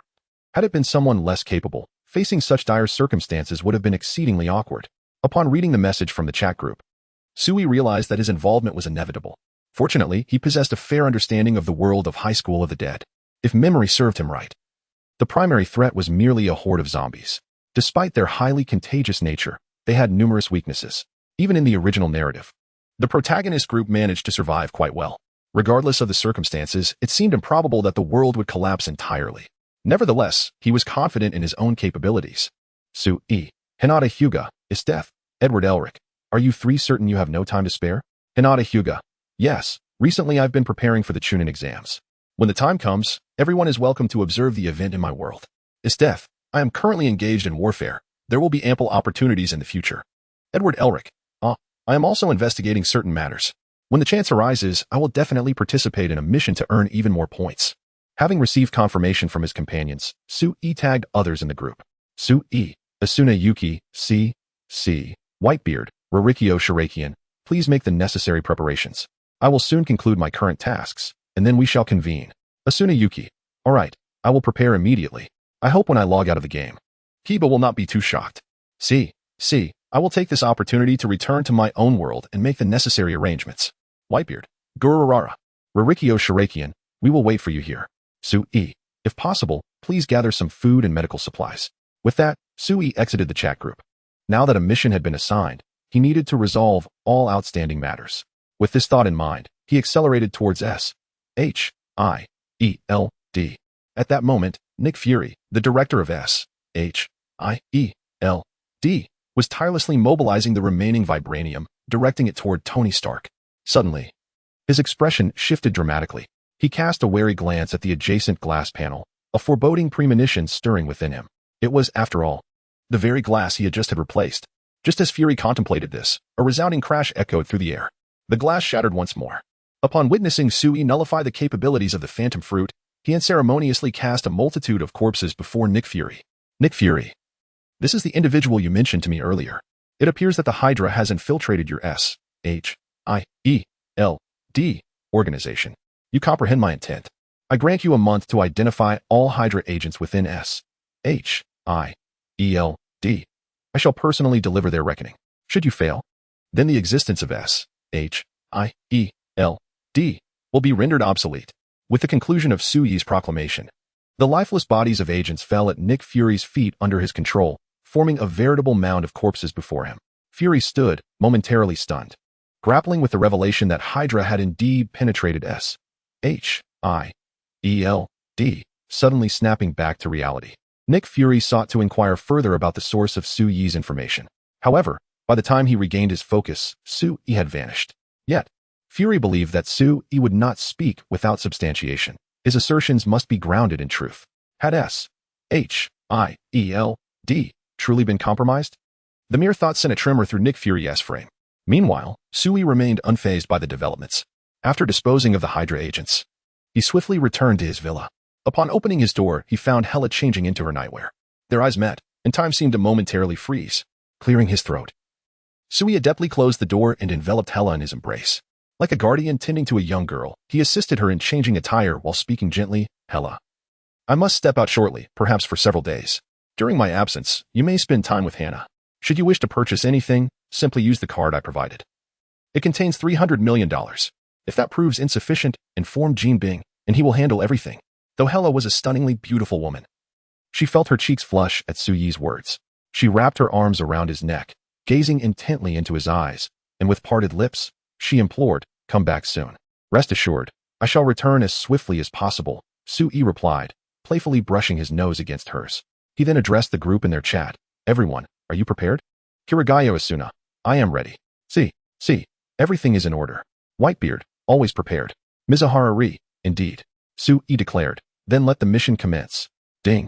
Mission. Rescue the 9th individual from the collapsing world and restore relative stability. Mission members. Su-e, Yuuki Asuna, Whitebeard. C. Mizuhara-ri. With a resplendent flash, the group of Su-e found themselves transported into the crumbling world of Academy Apocalypse, where the 9th member, Seiko Busujima, resided. Su-e turned to his companions, and upon gazing at Whitebeard, he noted with surprise that his towering height of 666 centimeters had been reduced to a mere 216 centimeters. Whitebeard, what has happened to you? Ah, this is a shrinking experience card I redeemed from the point shop. Whitebeard exclaimed with a hearty laugh. Rei Hino squinted her eyes, glancing at Whitebeard, astonished that the shrinking experience card had also diminished his weapon to a corresponding size. Asuna Yuki and C. surveyed their surroundings, and Asuna remarked, perhaps we should postpone our conversation for now. It appears we are surrounded. With her words, the group turned their attention to the vicinity, where they beheld a horde of tattered uniform-clad figures, drenched in blood and exuding an aura of death, now transformed into zombies, advancing menacingly towards them. The oppressive atmosphere was palpable, and in the blink of an eye, they found themselves trapped with no means of escape. Chapter 87. The arrival of Seiko Busujima from the swordsmanship club. A low, guttural growl echoed through the air as the zombies limped towards Su-e and his companions, their bodies dripping with viscous blood. Judging by their wounds, it appeared to be the first day of the zombie outbreak. Furthermore, given their uniforms, it was likely they had been transported directly to the story's inception at Fujimi Academy. As the zombies drew near, Sui inquired of his comrades. To what extent have your powers been restricted? Yuuki Asuna received a katana from C, which she had brought from her own world. After casually swinging the blade, she remarked, I seem to have attained the level of a sword master, as I can no longer unleash sword chi. C echoed her sentiments, stating, I am in the same predicament. I cannot manifest sword chi. However, the immortality bestowed upon me by code appears to still be in effect. Whitebeard added, I am unable to utilize my fruit abilities in hockey at all, but my other powers remain intact. Dealing with these creatures poses no challenge. Retsu Unohana also assessed her capabilities, slowly articulating, it seems I can no longer employ Kido. I cannot perform Shurkai or Bankai, and I cannot release my spiritual pressure. It appears I am left with only my swordsmanship. Upon hearing their comments, Sui gained an understanding of their circumstances. This was a world overrun by zombies, and only by destroying their heads could they be utterly vanquished. With their powers largely sealed, this situation represented an excellent opportunity for growth, immersing them in a life-and-death experience that would allow them to advance once their seals were lifted. Pausing for a moment, Sui continued, however, when confronting zombies. Be sure to avoid their bites. The zombie antidote in the point shop cost a staggering 500 points. Upon hearing Sui's words, confidence radiated from the group. Rest assured, Sui, we will not make such a fundamental error. You can simply observe from the sidelines. This task is our responsibility to protect you. Understanding their desire to grow stronger, Sui smiled. Very well, then I shall rely entirely on your protection. Haha. As Sui's laughter rang out, it inadvertently attracted several zombies, who began to approach them slowly. The other four, excluding Sui, charged into the throng of zombies, while Sui found himself reduced to a mere spectator. His role was to ensure their safety, leaving the rest to their own trials. At that moment, within a nearby classroom, a girl with violet hair wielding a bamboo sword navigated through the horde of zombies. Suddenly, a piercing scream echoed, capturing her attention. Was that the infirmary? Seiko Tokushima whispered softly, and the speed of her bamboo sword quickened by several degrees. In her hands, the bamboo sword transformed into a true blade, dancing with strokes of light and shadow. With each lift of her arm, she felled a zombie. Before long, Seiko arrived at the infirmary. Upon opening the door, she beheld a zombie relentlessly gnawing at a human shoulder, the air filled with the harrowing cries of the victim. Oh, what is happening here? Classmate, why are you biting people? This is not good, remarked a woman with striking yellow hair and an impressive figure, her voice soft and seemingly devoid of urgency. Seiko recognized the woman immediately. It was Shizuka Marikawa, the school nurse from Fujimi Academy. At that moment, the zombie, having finished its gruesome meal, turned its attention towards Shizuka, its hands outstretched and its gaping maw wide open, causing Shizuka's pupils to constrict as she covered her mouth in shock. In an instant, Seiko struck. With a swift motion, the wooden sword arced through the air, landing a powerful blow to the zombie's head. The creature's skull was shattered, and it ceased its movements. Seiko then turned her gaze to the human beside her. No, to be precise, after being bitten, he was no longer truly human. Taking a deep breath, Seiko approached him slowly, introducing herself. I am Seiko Tokushima from the Kendo Club. Senpai, cough cough. He spluttered, blood spilling from his mouth as agony consumed him. You must know what will happen after being bitten. Surely, you wouldn't want your family to witness you in this state. After a pause, Seiko continued. Though I have never taken a life, if you would prefer. Her voice trailed off. The student gazed at Seiko, recalling the grotesque visage of the zombie moments earlier, instinctively recoiling. Senpai, I do not wish to become like that. Please, let me die as a human. He pleaded. Upon hearing his words, a faint smile of relief appeared on Seiko's face. Perhaps, this was a form of redemption. However, Shizuka Marikawa was momentarily taken aback. Wait, what are you planning to do? Seiko cast a cold glance at Shizuka and replied, though you are the school nurse, I would prefer you not to interfere. This is his final choice. As her words hung in the air, the last rays of the setting sun streamed through the window. As the junior collapsed, Seiko T turned to Shizuka Marikawa and said, Listen, school nurse, the world has crumbled. If you lack the resolve to survive, then you might as well leap from the window. However, if you wish to continue living, do not ask questions and stay close to me. Your medical knowledge is invaluable in this devastated world. In such dire circumstances, Seiko found herself growing increasingly composed. I understand. I want to survive. Please, Seiko. Then just follow closely. With that, Seiko prepared to lead Shizuka out of the infirmary. Yet at that moment, her peripheral vision caught a glimpse of something outside the window. Instantly, Seiko froze, her gaze fixated on the scene beyond the glass. Chapter 88. The first encounter between Seiko Bisujima's team and Suyi's team, these individuals are extraordinarily formidable. Peering through the window, Seiko Busujima surveyed the scene near the school entrance from her elevated position. She observed four individuals relentlessly dispatching zombies with remarkable ease, a sight that left even her astounded. Among these four, one appeared to be yawning incessantly, radiating an air of nonchalance akin to that of a wealthy heir. Consequently, Seiko dismissed the yawning Sui from her thoughts, focusing instead on the four combatants. Her curiosity was piqued. Who were these exceptionally skilled individuals, and what brought them to the school? If they were students, why had she never encountered or heard of them before? Particularly, the elder among them, towering over 2 meters with a crescent-shaped white beard, should be quite renowned if you were indeed affiliated with the school. Seiko, behind you. The voice of Shizuka Jikawa reached Seiko's ears. Instantly alert, she pivoted sharply. With the momentum, her wooden sword struck the zombie behind her. Thud, thud, thud. In rapid succession, 3 strikes dispatched the 3 zombies that had approached her. Afterward, Seiko cast a penetrating glance at the 5 individuals before she and Shizuka made their way outside. As Seiko departed, Sui's gaze shifted to the glass of the room where Seiko had just been. That individual seems to have noticed us. After slaying a zombie, Ryo Nohana remarked to Sui. A smile crept across Sui's lips as he addressed the group. That person is the 9th, Seiko Busujima. The members present, having sensed Seiko's scrutiny moments ago, were now taken aback upon hearing Sui's words. They hadn't anticipated encountering Seiko Busujima so soon after arriving in this world. Should we go greet her? Asuna Yuki inquired. No, she is likely unaware of the chat group and our existence. She may already harbor doubts about us, after all. This is a post-apocalyptic world. Compared to the zombies, she is probably more wary of individuals like us with considerable strength, Sui replied, standing within the protective circle of the 4. All right, the zombies are mostly cleared now. Let us proceed into the school. By the way, how do you all feel? The elder mused. It has been a while since I felt such a drain on my stamina. It seems our endurance is indeed being tested. Ryo Nohana concurred.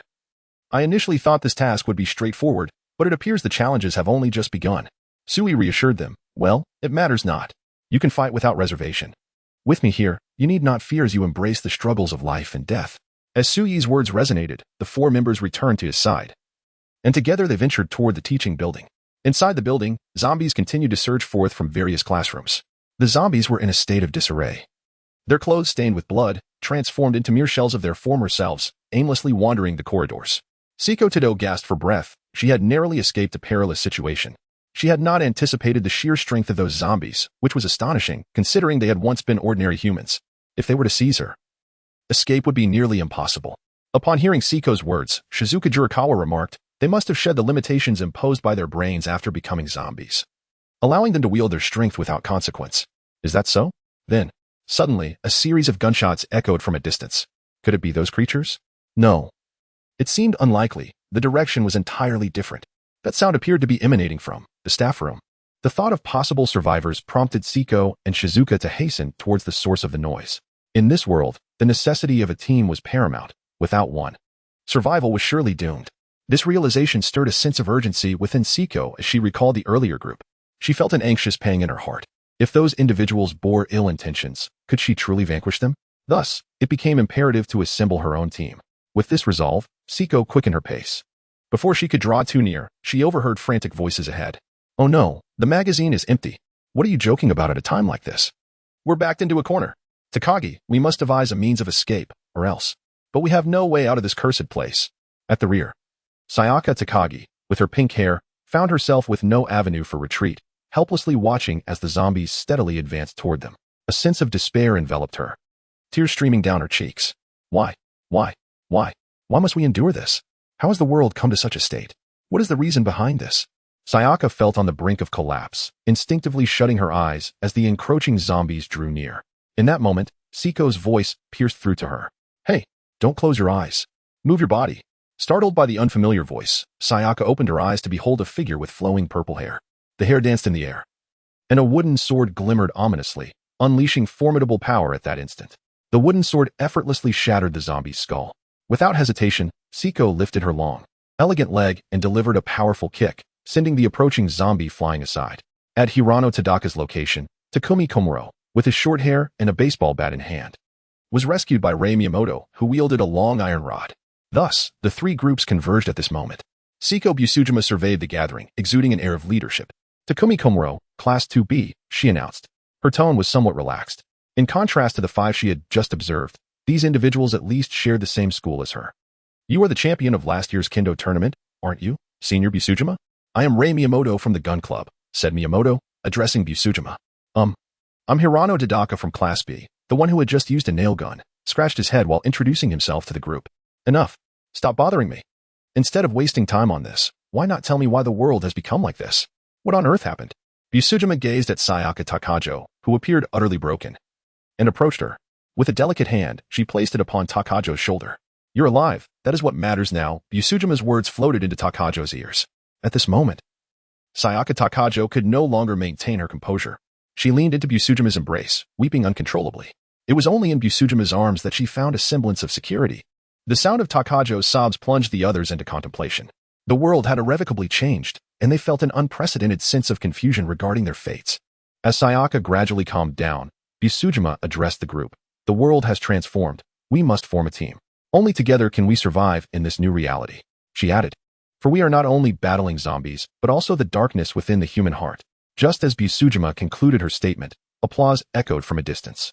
Suichi, flanked by Asuna Yuuki, Reiko Munakata, and Whitebeard, made his way toward Busujima. Upon seeing Suichi and his companions approach, Busujima's pupils dilated sharply. Chapter 89. Taking Su-e as a hostage. When Poison Island Seiko beheld Su-e and the others before her, her pupils constricted sharply. She pondered anxiously, how did they find us? Poison Island Seiko regarded the 5 individuals with utmost vigilance, sensing a palpable air of suspicion surrounding them. Su-e, noticing her wariness, allowed a slight smirk to grace his lips. There is no need to be so wary. In this world, strength lies in numbers, does it not? However, what Su-e remained oblivious to was that, in Poison Island Seiko's eyes, he might as well have been wearing a sign that read, I am the villain. With a firm grip on her wooden blade, Poison Island Seiko instinctively positioned herself in front of the others, her gaze locked intently on Su-e. You are not from the school, are you? State your intentions. Su-e, with a cheerful expression, regarded Poison Island Seiko with an air of confidence. He could distinctly sense her body trembling slightly, revealing her anxiety as an ordinary person confronted with their presence, especially with a towering figure beside him. Standing at an imposing height of 216 centimeters, wielding the formidable blade known as the Supreme Great Knife, one of the 12, the cloud-cutting blade. As various thoughts flitted through his mind, Su-e's smile widened. In truth, we are here to protect you. This was no mere pretense. As the leader of the chat group, it was only natural for him to safeguard the future members of their community. Yet, under these circumstances, Poison Island Seiko's suspicion only deepened. Takashiro Saya, too, began to engage her intellect, scrutinizing the attire of Su-e and his companions. Aside from Su-e and Yuuki Asuna, who were dressed similarly, the others were clad in a bizarre array of outfits, strange to an extraordinary degree. Poison Island. Takashiro Saya was about to offer a cautionary word when she was silenced by a mere glance from Poison Island Seiko. I do not care what your intentions are, but if we do not leave the school now, we will be completely surrounded by zombies. At that point, escape will become exceedingly difficult. Su-e responded, and so?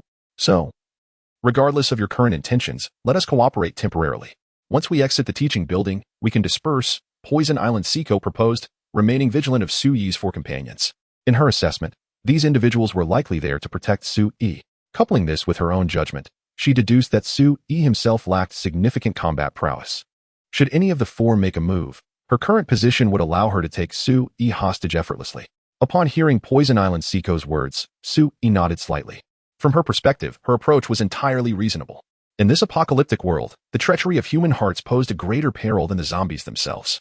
Just then, the nearby Komuro Takashi offered his own thoughts to Poison Island Seiko and Su-e. The strength of many is formidable. Perhaps we should form a team right now. I believe that once we unite, we shall undoubtedly grow stronger. With clear division of labor, even in the face of overwhelming hordes of zombies, we shall stand unafraid. Komuro Takashi confidently proclaimed this notion, which starkly contrasted with the ideas of Poison Island Seiko. Upon hearing Komuro's thoughts, Hirano Tadu nodded in agreement, affirming his perspective. The smile on Komuro's face blossomed even further at the sight of his ally's support, for he harbored his own ambitions.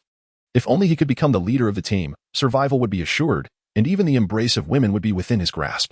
This thought ignited an undeniable grin upon Komuro's visage, unbeknownst to him that in the minds of Takashi Saya and Poison Island Seiko, he was already loathed. They could almost discern his innermost thoughts, which further revolted them. Just as they contemplated how to navigate this situation delicately, Suichi, standing before Poison Island Seiko, slowly smiled and remarked, indeed, strength lies in numbers. At the sound of Suichi's words, both Takashi Saya and Poison Island Seiko felt a weight in their hearts. They could sense the pointedness of Shuichi's smile, causing their nerves to tighten. For regardless of how one looked at it, a clash between their team and Shuichi's would surely lead to their defeat, coupled with Shuichi's peculiar entrance into the classroom to seek them out. Siko found it hard to believe that these individuals did not harbor ulterior motives. In that moment, Komuro Takashi made another move that left them feeling utterly disheartened. With a beaming smile, he approached Shuichi, extending his hand and stating, "I look forward to your guidance in the future." However, Shuichi merely cast a fleeting glance at Komuro before turning to Poison Island Siko, saying, "I look forward to your guidance as well." The implications were manifold. With that, Shuichi turned and strode towards the school's exit, as if paving a path, unbeknownst to anyone. A shadow flickered in the depths of Komuro's eyes as he walked at the rear. In the chat group, "Esther, I'm curious, have you found the 9th member?" Poison Island Siko, "Shuichi, we have indeed found her." Hinata Hyuga, "What kind of person is Sister Siko?" Edward Elric, "Curious." JPGC, "C. I believe Poison Island Siko is an exceptional individual, both in character and capability." Asuna Yuki, "Indeed. It seems that Siko Busujima would undoubtedly enhance her prowess swiftly upon joining the chat group, becoming an exceptionally reliable member." Rei Unohana, however, "There is a rather unpleasant man here. His gaze disgusts me, and I find myself yearning to eliminate him." Sui, haha. I thought I was the only one who felt this way. Kamishiro Takashi appears quite foolish, attempting to control a group that is stronger than himself in this post-apocalyptic world. One must admit, such a notion is truly naive. Sui, Rei Unohana, "Let me know when you can no longer restrain yourself. I will team up with you." Rei Unohana, "I would be honored." In the corridor, Sui walked at the center, a slight smile gracing her lips. They engaged in battle while simultaneously participating in the chat group, a form of clandestine communication. Meanwhile, Siko Busujima and the others, upon witnessing the ferocity of the fights led by the likes of Whitebeard, felt a deep sense of trepidation. They feared that the escape ahead would not be devoid of peril. Unconsciously, Siko and the others began to harbor some aversion towards Kamishiro Takashi and his group. At that moment, however, Kamishiro Takashi remained oblivious to this palpable tension, lost in self-admiration. With each zombie he vanquished, he felt increasingly formidable. This sensation lingered in his heart, even noted by his childhood friend, Rei Miyamoto, who sensed a subtle change in him. Yet, as they continued to forge their way through, the surrounding zombies multiplied, rendering contemplation a luxury they could no longer afford. The pressing concern now was to break free from the confines of the school. Just as Rei Miyamoto's focus wavered, 5 zombies lunged toward her. In an instant, her complexion turned a ghastly white. Alone, she would not have been overly fearful, however. Facing 5 zombies simultaneously filled her with an icy dread that penetrated to her very marrow. "No, please, not yet. I do not wish to die. I do not know if my parents are still alive. If they were to learn that I had been bitten by a zombie, would they not be heartbroken?" Rei Miyamoto found herself paralyzed with fear. Yet, in this critical moment, Su-Yi's voice resonated, "Rei Unohana." Upon hearing her name, Rei Unohana's lips curved into a smile. She swiftly appeared before Rei Miyamoto, reminiscent of a serene Yamato Nadeshiko, drawing her Zanpakuto in an instant. Rei Unohana's aura transformed dramatically, shifting from tranquil grace to overwhelming combat fervor. In a flash of steel, the 5 zombies were cleaved in 2, their brains obliterated as they collapsed to the ground. Subsequently, Rei Unohana sheathed her sword and returned to Su-Yi's side. This scene was witnessed by Siko Busujima, evoking an indescribable sensation within her. Up ahead is the entrance to the teaching building. "I recall there is a school bus there. We can take it to leave," Shizuka Marikawa remarked as she strode forward. Upon witnessing the scene, Siko Busujima could not help but exclaim to Shizuka Jikawa, "Hey, pay attention to the zombies." Su-Yi, observing Shizuka's demeanor, silently mused, "Indeed, this woman is hopelessly foolish." With this thought in mind, Sui called out, "Asuna, C. Upon hearing these names, Asuna Yuki and C. promptly positioned themselves beside Shizuka, shielding her as they made their way toward the bus. Seeing this, Siko Busujima, having dispatched a zombie, expressed her gratitude to Su-Yi, saying, "Thank you." Although she was unaware of Su-Yi's intentions, she still wished to convey her appreciation. In response, Su-Yi casually remarked, "After all, these are the people you brought along. It is only natural to protect them, isn't it?"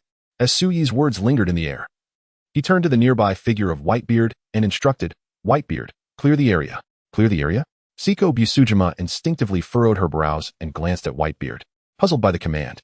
Not only Siko, but also Sayaka Takagi and Rei Miyamoto turned their gazes toward Whitebeard, seeking clarity. Upon hearing Su-Yi's directive, Whitebeard inhaled deeply, his muscles bulging even more. He then erupted into a boisterous laugh. "Gura, leave it to me." With that proclamation, he boldly brandished his weapon, the Songyun Xia, and charged toward the horde of zombies. In the wake of his actions, Siko and the others felt their pupils dilate. Chapter 90. Wisteria. Your path has grown narrow. With a firm grip on his cloud-cutting blade, the old man charged directly into the horde of zombies, his hands a flurry of motion. Not a single zombie could breach his defense to reach Sui. Incredible. This fellow is astonishingly powerful, murmured Poison Island Siko. Takashiro Saya gasped in disbelief. Is it truly possible for someone to be this formidable in this world? Such strength, it defies the very essence of humanity, Miyamoto Ray pondered aloud. Hearing Miyamoto's words, Komuro Takashi's lips twitched in irritation. He harbored a silent grudge against the old man, feeling that he was overshadowed. Meanwhile, Jikawa Shizuka had already started the bus. Yuuki Asuna shouted to the others, "Hey, hurry up and get on the bus." Poison Island Siko, gritting her teeth, urged, "Get on immediately. The zombies are multiplying." Upon hearing their calls, Sui yawned. Reflecting on the peculiar sensation of witnessing two individuals from entirely different worlds converging at this moment, he murmured to himself as he made his way toward the bus. Unohana Retsu closely followed him, stepping aboard together. Seeing that everyone had boarded, the old man relinquished his slaughter, gripping his cloud-cutting blade tightly as he leaped atop the bus. After all, he was the old man. He preferred not to be confined to a cramped space. Sitting atop the vehicle felt far more liberating. Once Jikawa confirmed that everyone was on board, she pressed the accelerator, preparing to surge toward the school gate. "Wait, please, help us," a distant voice suddenly called out. Komuro Takashi felt his heart swell with compassion upon hearing the plea. He turned to Jikawa in the driver's seat. "Don't drive yet. Someone is calling for help." Poison Island Siko's brow furrowed as she glanced at the individuals rushing toward the bus. "Is that Koichi Wisteria?" Miyamoto Rei's pupils constricted sharply at the mention of the name. "Koichi Wisteria," she murmured, suddenly realizing something. She quickly turned to Komuro Takashi and insisted, "We shouldn't help that kind of person. We ought to leave here quickly." Takashi was taken aback by her words, feeling a wave of disdain. "Someone is pleading for our assistance. Why should we ignore them? In a situation like this, strength in numbers is vital, isn't it?" After speaking, he looked at Hirano Toda beside him. "Am I right, Toda?" Hirano Toda, who had been idly standing by, instinctively nodded at Takashi's words. Seeing the two of them, Miyamoto Rei was overwhelmed with frustration. Her heart felt as though it were crumbling. Wouldn't it be better if that kind of person simply perished? Sudi, Mayheim Rei, C, and Kiryu Asuna were seated at the rear of the bus, observing the scene before them, and they subtly shook their heads. C remarked beside them. "This person, named Takashi Komuro, must have been raised in a greenhouse. They are truly naive." With a gentle smile, akin to that of the most tender woman, Mayheim Rei expressed, "This is precisely why I wish to eliminate such a saintly figure." Upon hearing her words, the others found themselves caught between laughter and tears. They had grown accustomed to Mayheim Rei's ability to deliver the most ruthless and terrifying statements with the softest of words and smiles. At that moment, Kiryu Asuna added, "Siko Poison Island is undoubtedly superior. One cannot help but admire their selection by the chat group. From certain perspectives, she is indeed exceptional, especially when contrasted with Takashi Komuro." Sui interjected, "Let us not dwell on him. Instead, share your feelings about the battles." Kiryu Asuna responded, "It's bearable. Continuous fighting seems to rapidly enhance one's strength." C concurred, "I share that sentiment." Mayheim Rei continued, "I have gained some insights, but now, with physical limitations, we must exercise caution in all aspects." While they conversed, Koichi Fujitani arrived on the bus with several others. Takashi Komuro, playing the role of the benevolent figure, declared, "Rest assured, you are safe now." He then commanded Shizuka Marukawa, "Drive immediately." This audacious display prompted Siko Poison Island to nearly draw her wooden sword to teach Takashi Komuro a lesson, making him understand why flowers bloom so beautifully. Takashi Komuro seemed intent on projecting himself as a leader to showcase his capabilities, seeking recognition from those around him. However, Miyamoto Rei knew that such aspirations were utterly futile, for Koichi Fujitani was certainly not that type of person. As anticipated, after a brief recovery, Koichi Fujitani was slightly out of breath, adjusted his collar, and remarked within the bus, "That was quite the ordeal. We've finally been rescued." He then turned to Takashi Komuro and asked, "Are you the leader of these individuals?" Just as Takashi Komuro was about to respond with a smile, Siko Poison Island interjected coolly, "We have no leader. We merely help each other to survive." After making this statement, she glanced at Sui, hoping that if he aligned with them at this moment, it would greatly benefit their current situation. However, Siko Poison Island had no inkling of Sui's true intentions. Regardless of her thoughts, she presumed it was unlikely. Koichi Fujitani adjusted his glasses, a confident expression gracing his face. His voice resonated within the bus. "That simply will not do. A leader is absolutely necessary for survival. I shall lead you towards genuine hope, to a future bathed in sunlight," Koichi Wisteria proclaimed. gesticulating animatedly as if delivering an impassioned speech to the crowd. Miyamoto Rei, unable to endure Wisteria's nauseating words any longer, turned to her companion, Kamishiro Takashi, and declared, "Takashi, you will surely regret rescuing this man." Following this, she directed her words to Jukawa Shizuka, "Stop the bus, I wish to disembark." Takashi, bewildered, inquired, "Rei, what are you intending to do?" Sue observed the unfolding scene and turned to C, saying, "C, I recall you have some snacks." C produced a bag of pizza-flavored chips from her purse and handed it to Sue. Immediately, Sue and the three girls in the back began to munch on the chips, becoming mere spectators. At that moment, Wisteria's gaze shifted towards Sue. His voice drifted into her ears, "Dear classmate, in this world now in turmoil, food has become a precious commodity. Kindly surrender the snacks you hold." As he approached Sue, his eyes wandered to the three girls beside her, displaying an exceedingly lecherous glint. He continued, "Ladies, I see you aren't in uniform, suggesting you may not be students. Would you consider joining my team? If you do, I can assure you a steady supply of food." Just as Yuuki Asuna prepared to teach Wisteria a lesson, Sue's voice resonated within the confines of the bus. "What if I decline?" With a smile, Sue addressed Wisteria. Before he could respond, Wisteria's followers chimed in, "If you refuse, we will expel you from this team. Following teacher Wisteria is the only sensible choice. Should you reject our offer, you shall be thrown off this bus." Their words pierced the air, each more cutting than the last. Yet, while Sue remained calm, Takashi's anger flared. He confronted Wisteria, "Hey, don't forget who saved you. This isn't your bus. Had I not rescued you, you wouldn't even be here." Upon hearing Takashi's words, Wisteria's glasses glimmered ominously. He then addressed his students. "It seems this individual is unwilling to join our collective. What should we do with those who refuse to unite with us?" Wisteria, resembling a malevolent spirit, incited his followers, who, as if enchanted, turned their attention towards Takashi. "Throw him out." The origin of the phrase remains unknown. Yet the students led by Koichi Zita charged directly towards Takashi Komuro. Inside the bus, chaos erupted. The elderly man seated at the top of the bus, with a white beard, sensed the turmoil within. Curiosity piqued. He observed as Takashi Komuro seemed to be unceremoniously expelled from the vehicle. Soon after, Hiranatoda was similarly hurled out by Koichi Zitu and his companions. Presently, within the confines of the bus, aside from Zitu's group, only one male, Su-e, remained inside. "Tell me, would you prefer to be thrown out by them, or would you choose to exit the bus on your own accord?" Koichi Zitu, exuding an air of superiority, gazed down at Sui. In that instant, the atmosphere within the bus became palpably tense. Seiko Bujita gripped the hilt of her wooden sword with determination. The expressions of Sayaka Takashiro, Rei Miyamoto, and Shizuka Marikawa turned grim. At that moment, Sui's voice echoed softly, "What if I were to select a third option?" The notion of a third option momentarily bewildered Koichi Zitu. "Ah, yes. The third option, where I would break your arms and those of your students and unceremoniously toss you out of this bus, allowing you to truly experience the devastation of this world." However, as Sui's words fell, Koichi Zitu erupted into a fit of manic laughter. "Ha ha ha ha. You think you have the right. Disgusting." Chapter 91. The Demise of Koichi Wisteria. Ha ha. "Do you truly believe you are worthy?" His laughter was cut short as he felt an invisible grip around his neck. Suddenly, his body was lifted off the ground. An overwhelming sensation of suffocation washed over him. When did this happen? Seiko Tokishima's pupils dilated in shock. She had completely missed Sui's earlier movement. Was this astonishing speed truly that of an ordinary individual? The mere thought of having considered taking Sui hostage sent a chill down her spine. Koichi Wisteria's hands flailed helplessly against Sui's arm, desperate to speak. But the intense constriction rendered him utterly voiceless. In that dire moment, Sui addressed him. "Perhaps you did not hear me clearly. Allow me to reiterate. Would you like to experience the sensation of having your arm shattered and then attempt to survive in this world?" Koichi's pupils contracted sharply. He yearned to vocalize a response, but found himself utterly incapable of producing even the faintest sound. Blood vessels began to surface in his eyes as his complexion paled even further. If given another chance, he would certainly avoid offending the person before him. No.